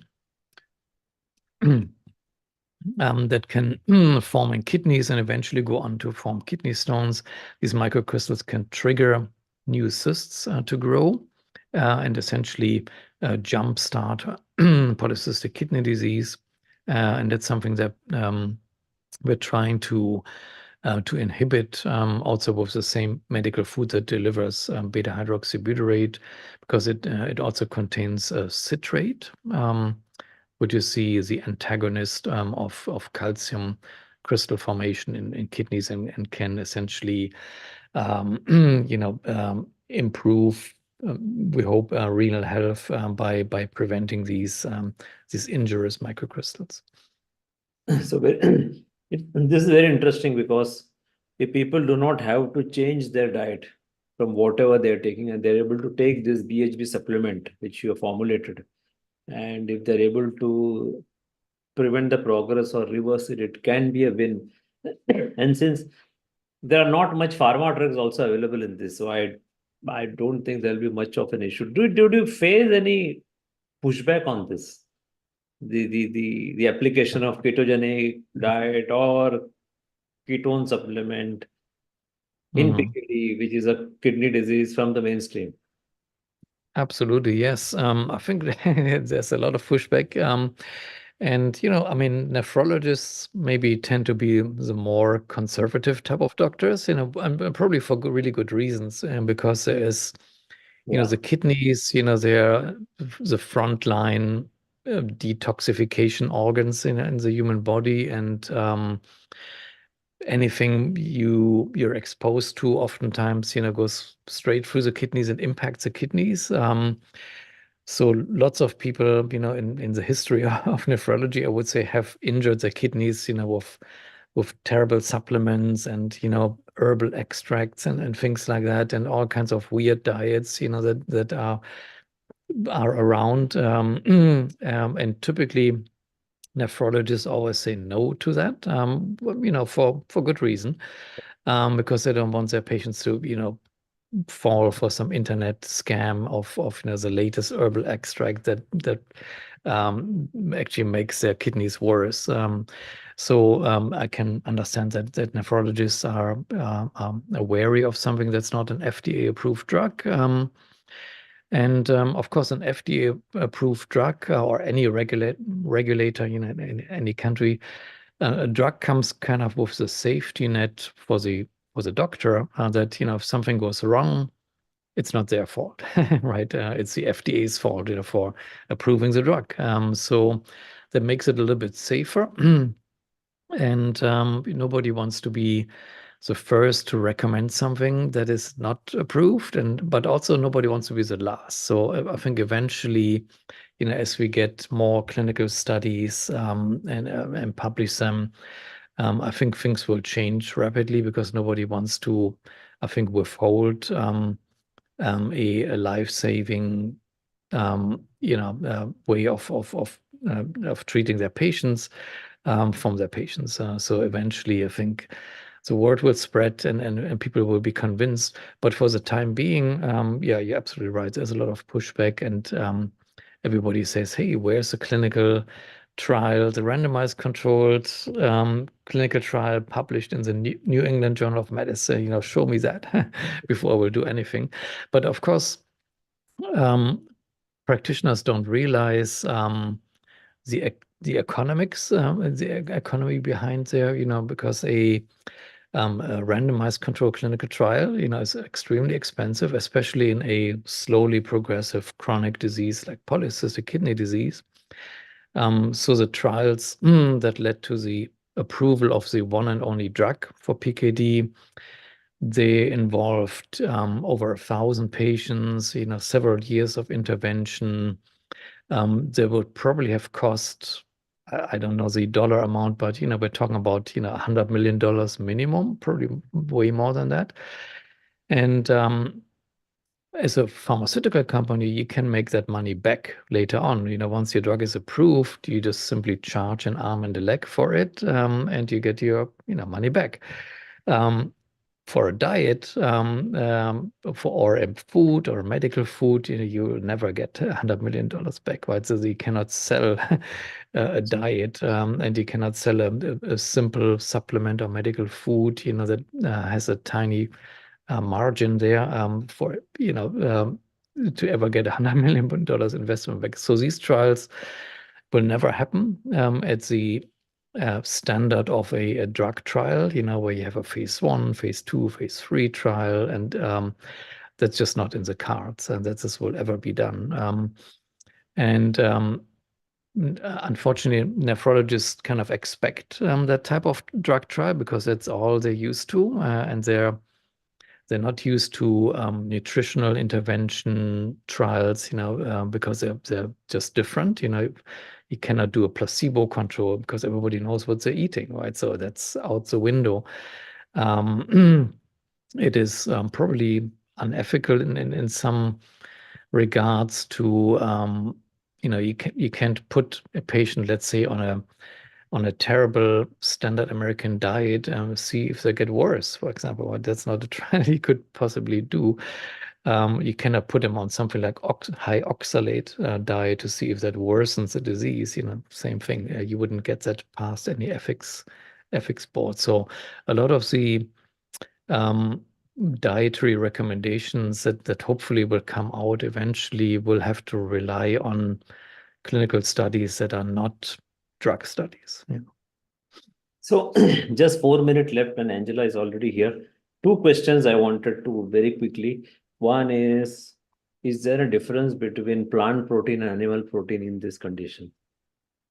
Yeah, good question. So in PKD, there is not really good evidence that protein makes any difference. So there have been clinical studies, and they essentially found that the protein intake does not associate with progression of the disease. It hasn't been quite teased apart yet whether there is a difference between animal and plant protein. That's something we're very interested in. Of course, animal proteins are more acidifying, may raise the risk for kidney stones, which we think that's a bad thing. Essentially, as a to be on the cautionary side, the dietary program we've set up together with really terrific renal dietitians, and that's a program called Renew for renal nutrition. That's already out there, and have over 200 people with PKD have gone through it. This is a ketogenic diet program that is a little bit more plant focused. So it's not vegan or vegetarian. There's still animal protein in there, but it is cutting down a little bit on the animal protein in favor of more plant protein. I don't feel really strongly about it because they're just not good clinical studies that say for sure animal versus plant makes any difference. But I think it puts nephrologists a little bit more at ease if they know their patient is not doing a carnivore, like a pure carnivore diet, for example, which makes them freak out for sure. Just 2 minutes left. What is this Ketocitra? Please tell me in 1 minute, 2 minutes. Yes, Ketocitra is what's called a medical food. So it's not a drug, not a supplement, but there's another FDA-regulated category called medical foods in the US. It contains the exogenous ketone beta-hydroxybutyrate together with citrate, just essentially citric acid. The BHB supports ketogenic metabolic therapy. And the citrate actually supports the suppression of these microcrystals that I've mentioned that can actually worsen the progression of polycystic kidney disease. So it's formulated in a kidney-safe way. It's sodium-free, of course, sugar-free, and there are no fillers or anything like that that could harm kidney function. And it's been on the market for a couple of years already. I would say it has helped a lot of people with PKD, and that's the subject of these clinical trials that we're doing. So I do have one client who has recently come in. He's from US, and I think he's from NJ, and I have recommended him to get Ketocitra. He's a CKD patient. I mean, not CKD exactly. Creatinine is just around 2.2, 2.3. He has blood pressure, diabetes. I thought this would be an additional intervention for him to help. I have read about this in your website. I recommend. Hopefully, he'll get back. I told him that this could be beneficial addition to the moderate ketogenic diet which is going to follow. So, Professor Thomas, thank you very much for insightful discussion. I think this discussion today gives a hope to India that PKD can be resolved with ketogenic diet and with possible these supplementations which we produce also. So thank you very much. Thank you very much for insightful discussion, and we hope to have you again back to have a little bit more discussion on this. Thank you very much. Excellent. Thank you so much. Bye-bye. Bye-bye. See you.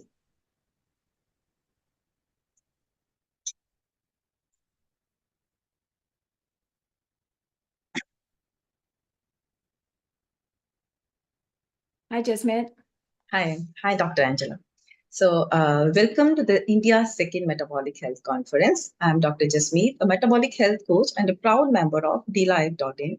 DLife, which is the India's only award-winning low-carb platform. So, I'm honored to be the part of this conference, which has been brought to you by Shashikant Iyengar and Anup Singh. Both of them are my mentors, and they have brought this just to give you people, the scientific feast on the metabolic therapies. And for another session of the Metabolic Health Conference, I have with me an amazing woman and a PhD, Dr. Angela Stanton. So welcome, Dr. Angela. Thank you for inviting me. Yeah. So let me just first introduce you. So Dr. Angela, she's a scientist and a PhD in the experimental neuroscience. Being a migraine sufferer, she became interested in researching the brain function. And having a scientific mind, she took a deep dive at the cellular level to look into the mechanism that underlies the migraines. So Dr. Angela then developed her own protocol, the Stanton Migraine Protocol, and she's now author of a book, The Fighting the Migraine Epidemic, which is a comprehensive guide for both preventing and treatment of the migraines. So Dr. Angela, her paper recently accepted for the publication in a highly impact journal, Frontiers in Nutrition 2024. The article entitled is Specifically Formulated Ketogenic, Low Carbohydrate and Carnivore Diets for Preventing Migraines, a Perspective. So Dr. Angela has already helped thousands of people through her migraine group, Facebook migraine group, and I think it's completely free. And she's also educating the healthcare professionals worldwide to teach them the therapeutic approach, the low carb therapeutic approach to prevent migraines. So welcome again, Dr. Angela. Thank you. I'm really honored to be present. So Dr. Angela, I think we can just start because, you named the book Fighting the Migraine Epidemic. And metabolic syndromes, have already reached an epidemic. So is there any connection between the migraines and the metabolic health? Oh, absolutely. As you know, migraine is genetic a condition, and the anatomy of the brain is very different in a migrainer from a non-migrainer. And so the migraine brain has difficulty using glucose for energy, and this is very important. And so the reason why it's complex, and we will cover it deeper as we go on, is that it isn't that metabolic disease causes migraine, but rather that migraine predisposes the person to end up with metabolic disease as a result of difficulty with glucose metabolism. Okay, so this is, I just wanted to connect it with the insulin resistance. So as you mentioned that it's not the cause, but it's a consequence. It's a consequence because migraineurs are so glucose intolerant, or carbohydrate, I should say, carbohydrate intolerant, that they have a much bigger response to consumption of carbohydrates. And this big response, as we know by now, it's not how strongly you respond to the glucose, but how strongly you react with your insulin. That is the deciding factor of whether you're going to end up with metabolic disease or you aren't. And so migraineurs have a much bigger response, and so therefore it's a much easier, quicker way to end up with type 2 diabetes, for example. Okay, so you mentioned that migraine being a genetic condition, right? So genetic in the sense like they are different from the other persons, they have some separate genes. Right. They have different genes, and the brain architecture, the whole brain is quite different. So envision a brain, a standard human brain, and a migraine brain. So if I put two people, one a migrainer and non-migrainer, into the same room, and in that room I have a specific setup for light and sound and order. Okay, then the non-migrainer is going to smell and see the brightness and hear completely different from the migrainer. The migrainer is going to migrainer has enhanced neurons, the neuronal connections of the sensory neurons. A migraine brain has a lot more connections than a non-migraine brain, and so the incoming signals are amplified as a result of the more connections. And so the light is going to seem brighter, the sound is going to sound louder, and the odor is going to be noxious compared to what another person will feel. So if you don't have this brain set up, your chances of getting a migraine is zero. You can have headaches, you can have all kinds of other problems, but you will not have migraines. And if you have this kind of brain, you may or may not express over your lifetime the migraine brain constituents that make you into a migrainer. So just because you have it, it doesn't mean it's going to express. So you need to have the epigenetics, the environmental influence. Yeah. And so we find some people who may go without a single migraine till age 60, and then suddenly they end up with migraines, and verifiably those are migraines. So it took that long. Something stimulated the expression at that time, and it just kicked in. It could be a traumatic brain injury, it could be a cold or a flu, it could be absolutely nothing. It's just the age, whatever. Is it something that the neuronal connections, they are just varying throughout our lifetime? The number of the neurons exactly are the same. Okay. So the number of the neurons are the same. So we don't have more neurons per se. We just have more connections. Yeah, sorry. Yeah, your connections, like the hyperactivity, like, they just develop the hyperactivity of the neurons at certain age. Right. You can, because you can develop connections. You can't grow new neurons, but you can develop new connections with the same neuron. And you can also trim them. So some people, for example, will have no more migraines when they reach 60. And that's not necessarily a good thing, because when you trim the brain, that's a degenerative activity. And so when somebody tells me, well, I had my migraines disappear when my periods disappear, I said, okay, so that's not a good news. I'm very happy that I'm way past all that, and I still have migraines. So that means my brain is not degenerated yet. So yeah. And the thing is, what I want to connect is, one thing is they have more energy consumption because of the hyperactivity of the sensory neurons. One thing is more consumption, and at the same time, you said like they have glucose intolerance as well. Like they are not even able to produce energy, and at the same time they're consuming a lot. So that's why they get into the energy deficit condition. It's not really an energy deficit condition. Now, back to your first question of whether I'm a migrainer, so I have to say whether we migraineurs use more energy or not. There have been no studies to verify. I assume, and just like you do, that we do use more energy, but there have been no such studies. So it's just an assumption. But it really isn't the energy, because we may have plenty of ATP. But the question is that, can we use that ATP? Because our brain isn't running on ATP. It gets the ATP in order to create the electricity. And the electricity releases the neurotransmitters, right? And so we may have an extraordinary amount of ATP, but if we can't access it because we don't actually have the right amount of electricity in our brain, and so the electricity itself is requiring more sodium, for example. And so if we don't have that, we can have as much energy as you want. You can't use it. It's just not going to be used. So it isn't clear if by our genes, a migraine brain would be using more energy based on being a migraine brain in that sense. What it tells us is that a migraine brain requires a different setup and a different initiation of that energy. So we need a lot more electricity. And for that electricity, we need something else, not just ATP. ATP is required for it, but that's not the whole thing. That's just part of it. So that's what I was about to ask you. Like, you mentioned that the sodium deficiency, the lack of sodium in the brain, due to which there is no action potential, and due to which the communication just stops, even the energy is there, like ATP is there. So what's actually happening at the cellular level? Like how like people are lacking like the resources to use that energy? Okay, so this is the complicated part. So this is going to take a little bit longer. But in order to understand what's happening, you have to envision what a neuron actually looks like and how it functions. So unlike a regular cells, like a skin cell, you can see sort of kind of circular flat thing. Brain cell is a long, elongated cell.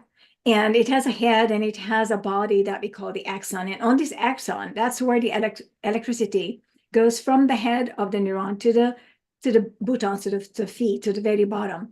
The electricity is passing through an area that's called the axon. In this axon itself it's a long, straight, could be very long, could be several feet long, or could be just micrometers. It could be, sizes differ.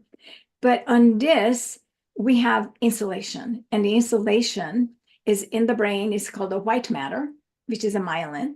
They're made out of basically fat and cholesterol. Cholesterol is made in the brain for this purpose.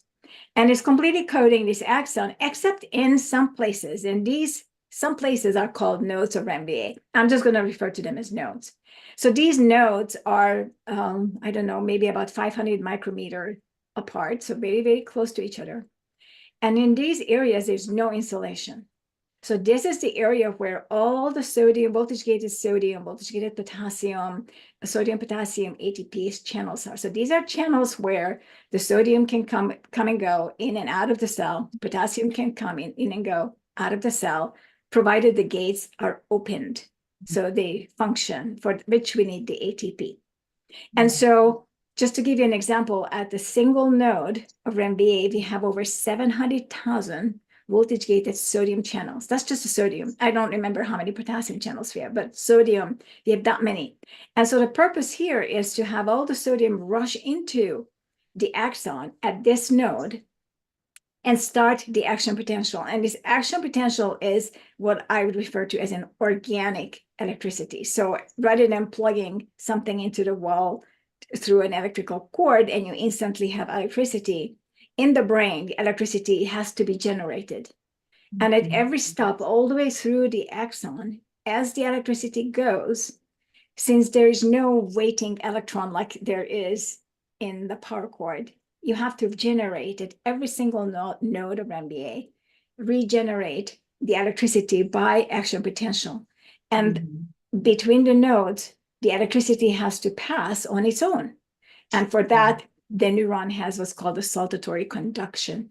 So we are talking about the electricity organically created, so it doesn't go as fast as in a power cord, but it's very fast, and so it has to be generated. Now imagine one node where I said there were 700,000 voltage-gated sodium channels, and so in each of these channels, the sodium must rush into the cell to suddenly create action potential.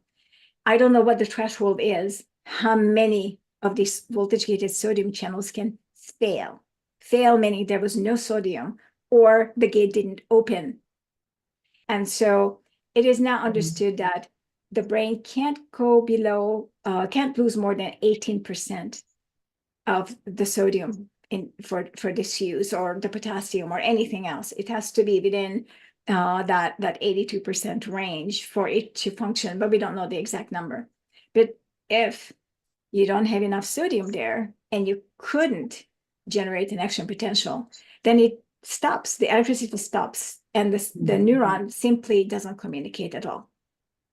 And so when that happens, the brain senses that, hey, that neuron is not communicating. The brain is a communicating organ. It lives by communication. And so this signal is then messaged elsewhere that this area is not working. And so at that point, the brain has a built-in, CPR machine when you have a heart attack and you call the ambulance and you put the machine on to give you a voltage, or electricity.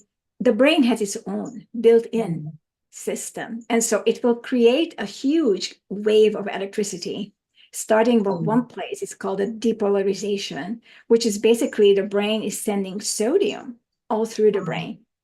And this wave is called a cortical spreading depression. This is what you call aura, I think, no? This is exactly the aura. So if you have aura or see any kind of visual disturbance, you basically see the electricity passing through every single neuron. And each neuron at that time says, I'm here, I'm here, I'm here, I'm up. And then the one that is not responding is getting the sodium now. And so if you have an aura and you never get the pain with the migraine, it's because you recovered. Okay. And these are the symptoms that people start to see like before a migraine attack. Right. It's totally before. Okay. So the aura, by definition, is this visualization of this cortical spreading depression, which is basically the brain examining if it can fix the problem by sending sodium all through the brain by a giant depolarization. So it's a wave. So think of it as a wave coming through. This is similar to what there is in epilepsy, for example. But in epileptic seizures, you have a bomb going off from one place in all directions without any pattern. In the migraine, it's the same thing, but it's going off at a controlled wave movement. So it's not an explosion. And so it's pretty much the same. Most likely the cause also is the same. That has not yet been fully established, and I'm not involved in seizure research, but they're so similar that I would not be surprised if the cause was identical.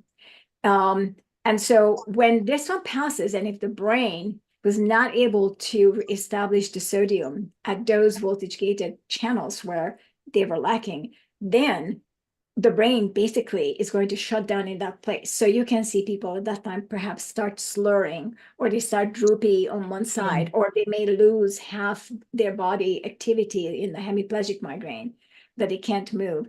And so these are all associated with then that particular hemisphere of the brain that has a problem with sodium.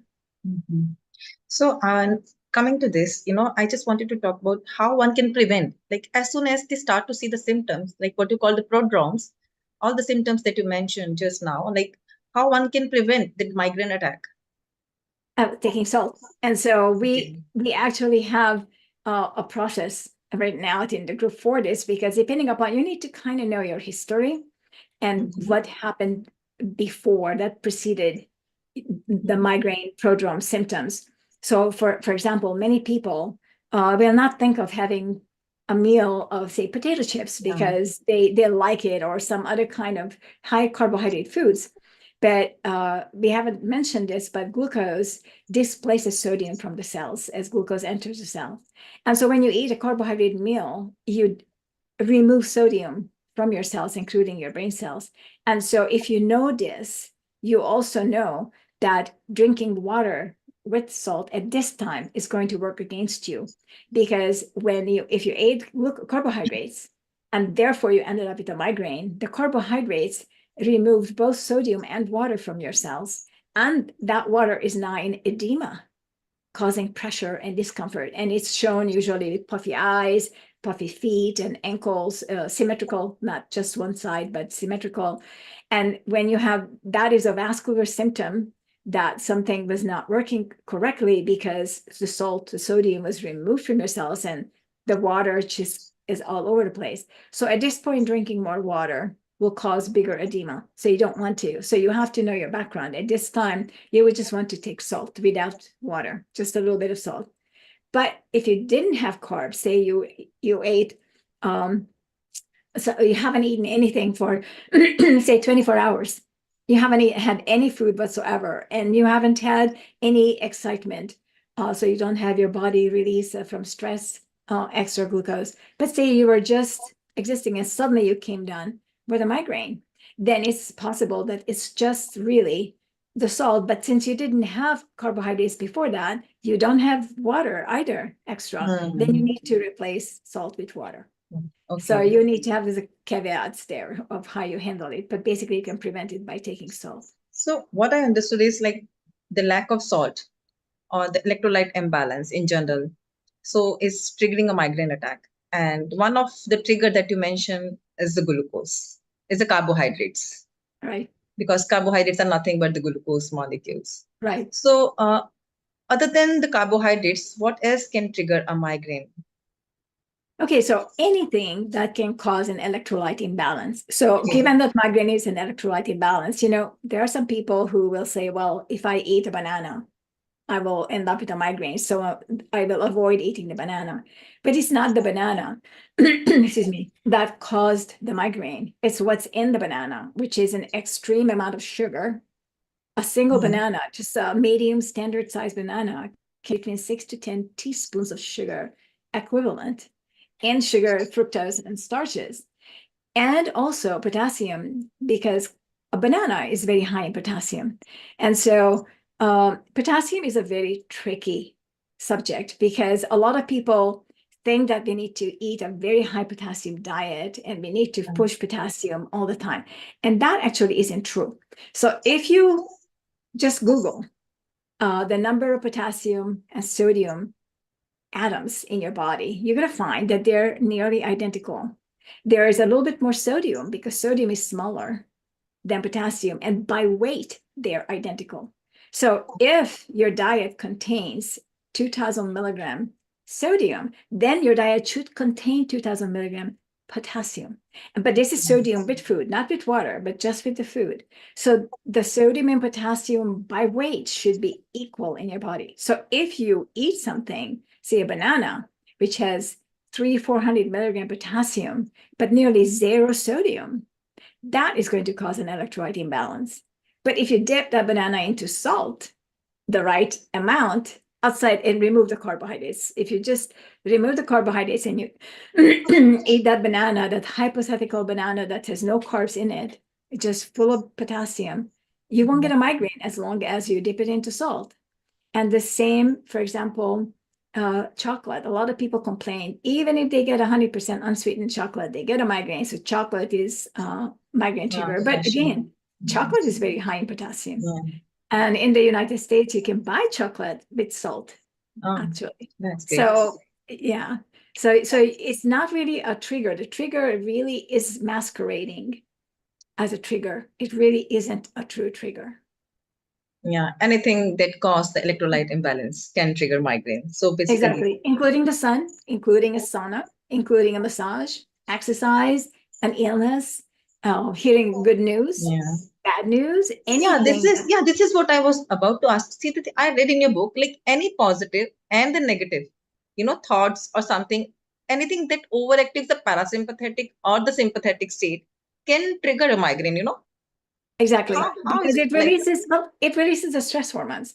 So Oh. if you're getting a good news, say you suddenly told that you got accepted to a very fancy university or you got a great job, you're going to be very happy. It's going to release a host of excitatory hormones. And so you're going to have those stress hormones. I mean, stress hormones works both positive and negative. These are just stress, whether it's a good stress or bad stress, that's for your brain to decide. But your body is going to release it. You're jumping up and down from winning $2 million. You're going to be releasing stress hormones, right? And so at the same time, also, if you have to run away from the tiger, you will be releasing stress hormones. And so the function of the stress hormone is to release a lot of glucose in the form of glycogen, and actually something like over 20 times as much glucose as under normal circumstances is released in order for you to run away or to fight whatever you need to fight. And so when you have these stresses, for example, I would recommend for my migraine nurse, if they have any kind of a stress, be it a boss, be it somebody died or somebody's sick, or something good happening to them, is to exercise. Literally, the fight or flight, go fight or flight, go run or go and hit a boxing ring. I have a boxing thingy in my study downstairs. And so if you're really angry, go hit it. Be angry with that, and that's going to get rid of your stress hormones. And it's also going to start using up all that extra glucose that you released. And so it will reset your balance. You don't have to worry about it. And because it's a glucose release, a glycogen release, you'd want to take a lot of salt without water. So it's going to then pull back all the water that the glucose entering your cells released, and the salt is replenished. You're going to urinate out whatever extra salt was kicked out by the glucose and the excess water, and you're going to be fine in a very short time. So it really works. We have many opportunities to test this in the migraine group on Facebook. Yeah. Okay. Great explanation, Angela. So now coming to the diagnosis part, that is very important. So everybody would like to know, like, if they really have a migraine, because just a severe headache is nowadays called a migraine. People just say, like, I have a migraine like a pain, but they don't even know like they have a migraine. One is the symptoms that you can mention, but the other thing is what markers they should look into, because as it is related to the metabolic health. And when we see how the person is having, how efficient the metabolism is, we just look into the fasting insulin. Okay, we'll look into the HbA1c, like how efficiently the body is utilizing the glucose in the body. But the couple of cases that we have seen at DLife, and we have seen, like, the people are having like low normal, the optimal levels of the HbA1c and even the fasting insulin, but still they have the migraines. So how one can, then identify, like, is it really a migraine?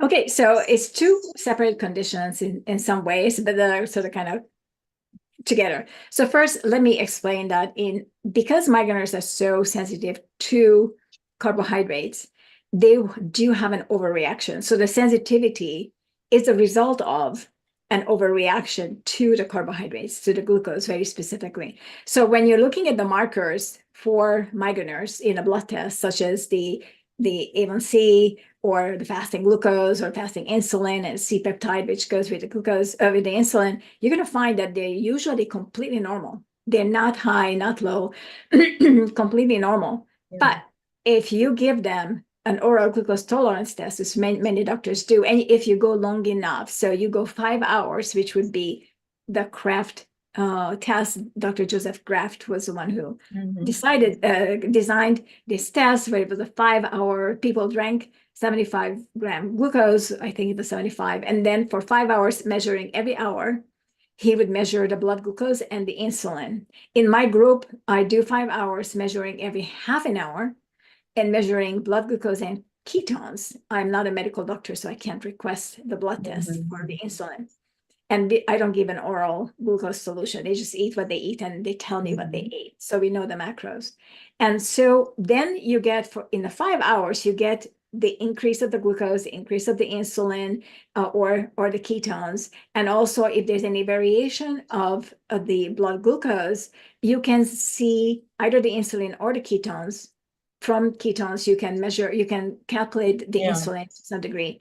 And so then you can see that the migraineurs have a huge reaction to the glucose, to the point that even the most healthier blood testing migraineur is going to have a shift toward type 2 diabetes in their insulin response which is going to be ginormous, and is going to be a delayed and very large response.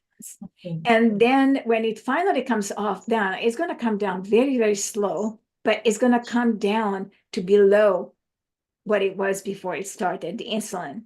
And so it isn't a hypoglycemia or reactive hypoglycemia, but it's rather an hypoinsulinemia in which they end up, which is fascinating. So it's a different metabolic system, I suppose we could say that, because it is so common for all of them. With this said and done, I would not recommend to diagnose a migraineur based on this. Yeah. Because there could be similar with seizures or other kind of brain disorders. I don't know. Yes. But the diagnostic of migraine is very important, because you mentioned the pain. Yeah. But you don't need to have a headache with a migraine. And so you can't diagnose a migraine from a headache if you don't need to have a headache, right? Now, granted, a lot of migraineurs do end up with a headache, but it's not necessary. I've had migraine without headache. And people who get aura often don't end up with a headache.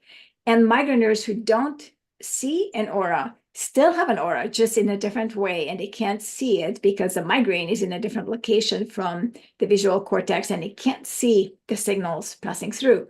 So it's a lot more complicated than what we know about it. And in my article that I just published, that is still right now in the proof stage, I just sent in the proof, I explained this in great details, excuse me, of how this works. But basically, what you're looking for in a diagnosis is that if there's a headache, where and what kind of a headache that is.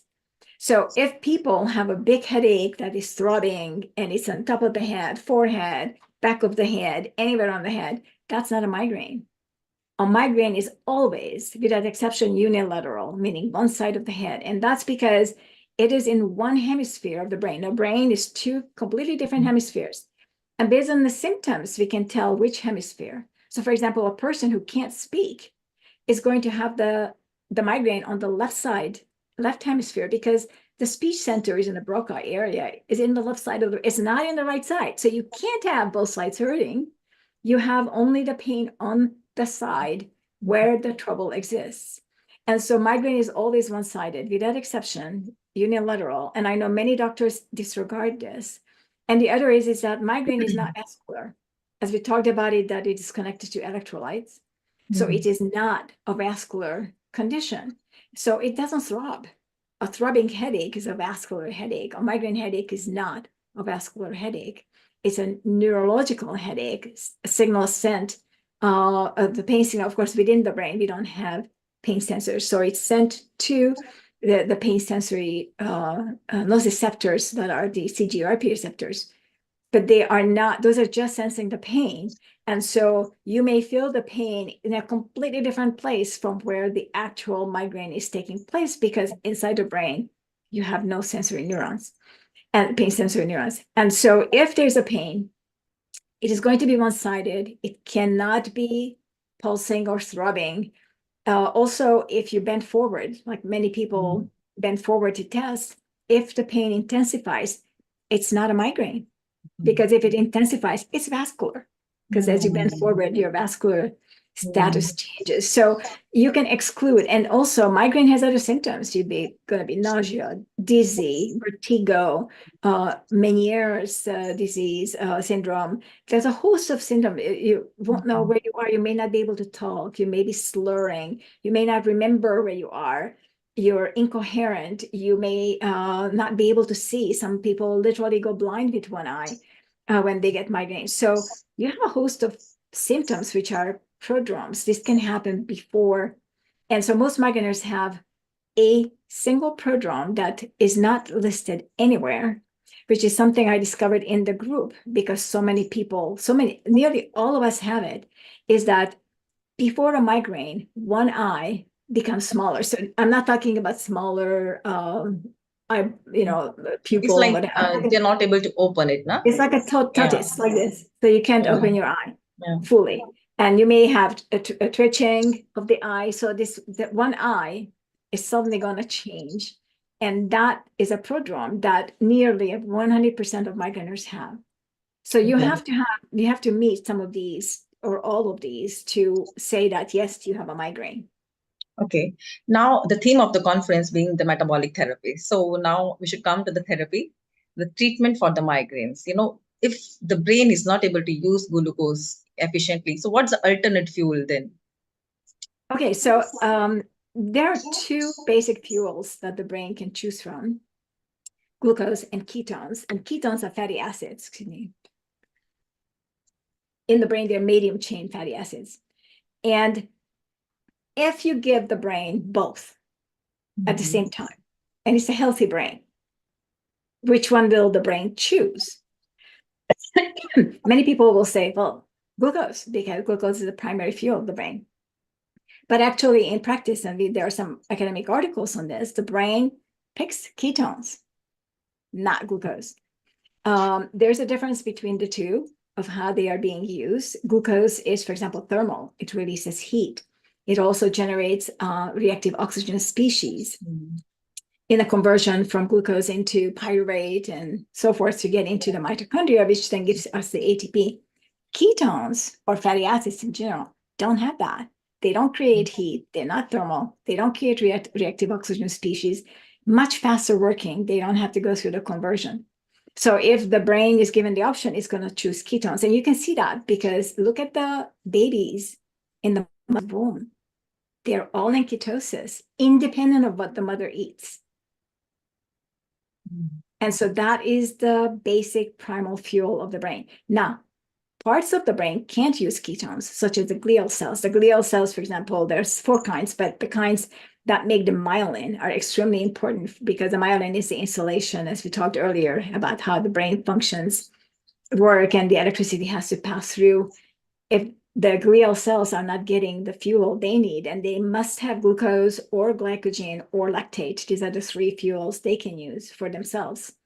If they don't have that, then the myelination will end up with trouble as well. So but they only represent about 20% of the brain. And also the eye, we don't have mitochondria. Wherever there's no mitochondria, basically, we need to use glucose as fuel. And so the glucose used for the brain is minimal, and we don't need to eat the glucose for it because our liver creates glycogen, which the brain can convert and use glycogen as is, or convert it into glucose or lactate, and it can use it. So we don't really need to force eating glucose. And but the fats that the brain can use are limited to the kind of fat that can cross the blood-brain barrier. And those fats are the ketones and EPA and DHA. So these are basically the three types of fat molecules that can cross the blood-brain barrier. Okay, thank you, Angela. Now, coming to your protocol, what are the exact ratios of for the macros you'd recommend for the migraineurs, like for the carbohydrates, protein, and fat? Did you say exercise? Because it was... No, like the ratio of the macros you recommend in your Oh, the standard macro ratios. Sorry. Yeah. Okay. Macro ratios. Yeah. So I have 2 migraine groups, and so each has different macros and different kind of ways. And so I have 5 different ways of eating that is recommended. And so the original one is what I now call the protocol proper, which is basically just low carb, high fat. And the macros are 60% fat, between 20 and 25% protein, and 15 to 20% carbohydrate. And this is in percent by calories. And as you can see, it's high in carbohydrates. We also require a minimum 50 carbohydrate grams for women, a minimum 65 for men, and a maximum 70 for women, a maximum 85 for men. And that's because in this group, migraineurs still have migraines and they still are on medications. Okay. And ketosis interacts with medications, with many medications, not all, but many, and we don't know which ones. And so we want to keep them out of ketosis. So they go on the low carb diet, but not on the ketogenic. And then the other form of eating in this group is the carnivore. Carnivore is an all animal products way of eating. In the group, I also approved non-Lent type non-animal, such as kelp, for example, which is an algae. It's neither plant nor animal. And mushrooms, which is closer to the animal kingdom than to the plant kingdom, is a fungi. And so they are also perfect to eat, at least at the transition. So I approved these on the carnivore diet, which is all animal otherwise. And then also the macro for this is 60 to 70% protein and 30 to 40% fat. So this is a very high protein diet because we found that migraines respond best to the carnivore diet with a high protein. It balances the glucose over a period of time because of protein synthesis. And it gives a very fast recovery from the metabolic part of the condition. And it still keeps the person out of ketosis because of the high protein amount. And so in that initial group, which currently has a little over 17,000 people, that uses these 2 ways of eating. And by the way, we include dairy. So we're very strong on dairy. We eat a lot of milk and cream and whatever, except we don't eat kefir or yogurt or quark because of the fermentation is incomplete. So that's glucose immediately to the mouth.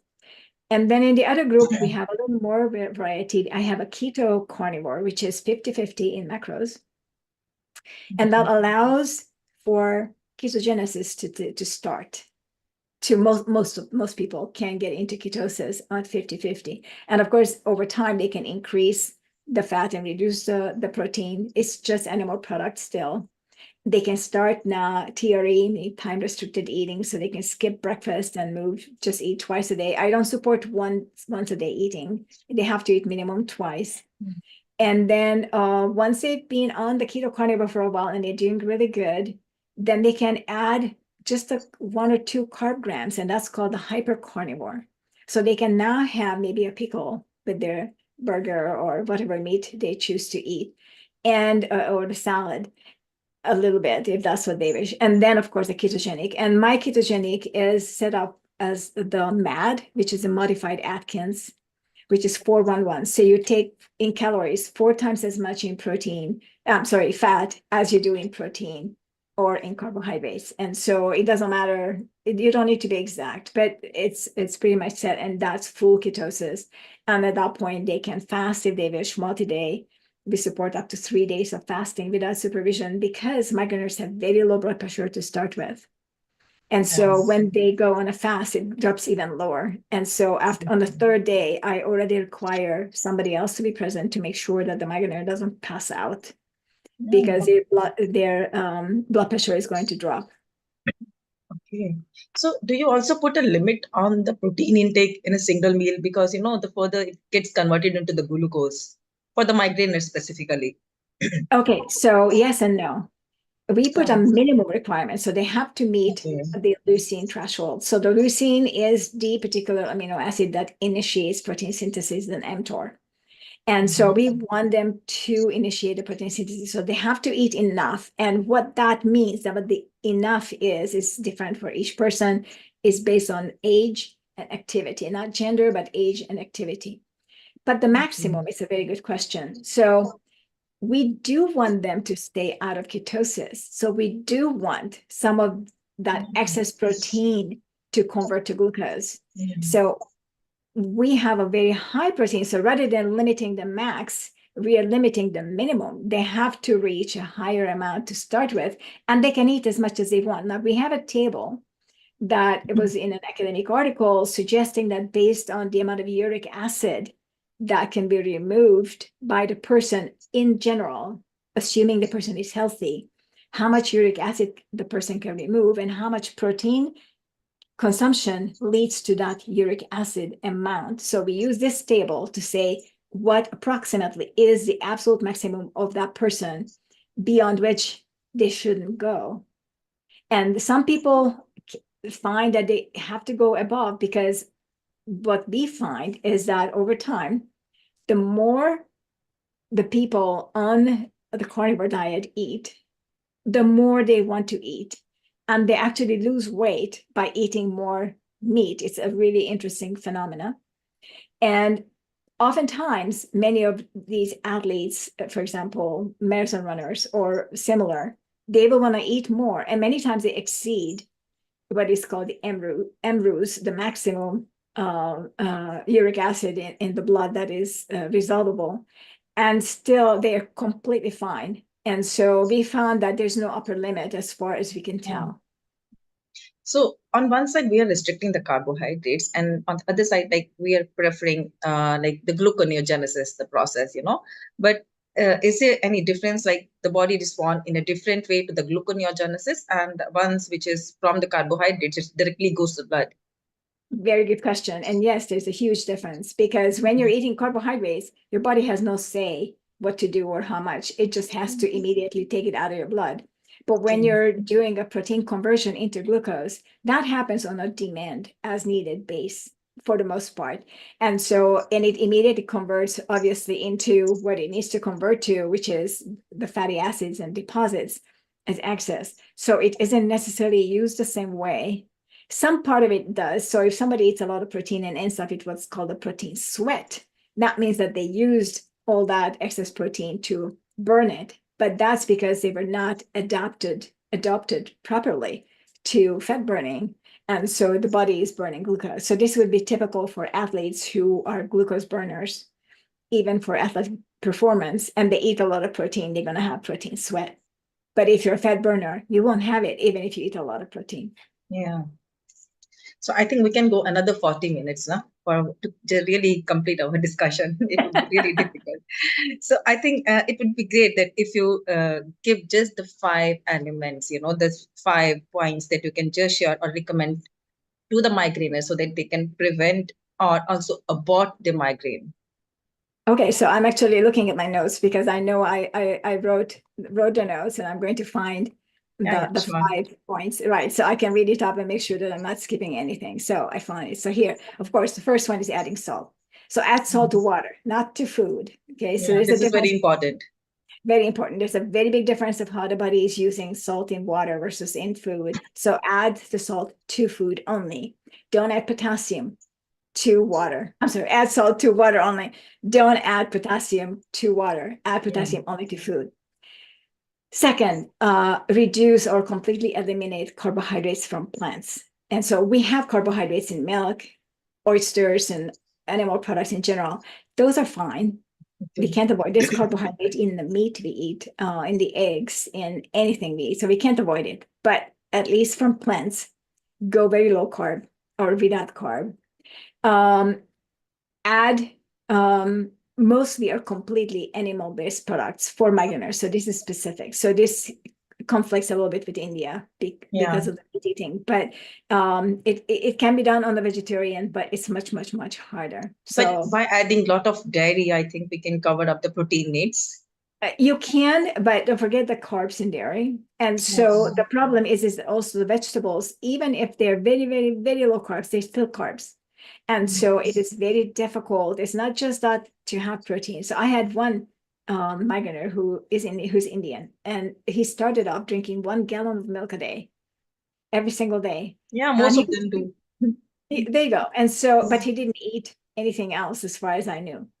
And so maybe he drank 2 gallons. I don't remember what it was. But so he just focused on drinking milk to get all the protein that he needed. And he ended up choosing to eat meat because it just was not possible to completely achieve. At least eggs, really, there needs to be at least eggs. Okay, and then number 4, you have to eat high protein.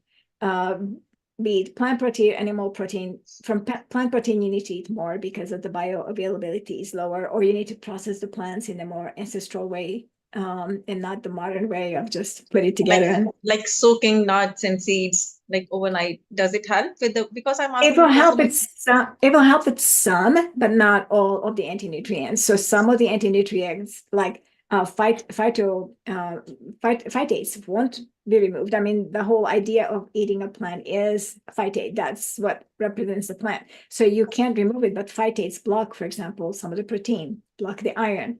So there are some problems that you have to make up for it. And also it lacks in a lot of animal-only nutrients like B12 or fish oil, for example. So, and you can take fish oil, but the conversion rate to DHA and EPA is very low. And so you have to eat pounds and pounds and pounds of flax seeds, but your body is not able to convert it. And the proper amount of hydration is number 5, which is important. So it's not just the salt, but it's the salt and water. I find that most people are dehydrated. They don't drink enough water. So we calculate how much water a person needs to eat. And that many times resolves most problems, interestingly. So just the hydration properly with salt, it's 1/8 teaspoon salt per single cup of water, drinking a cup at a time, not sipping, and calculating the minimum water requirement for the person.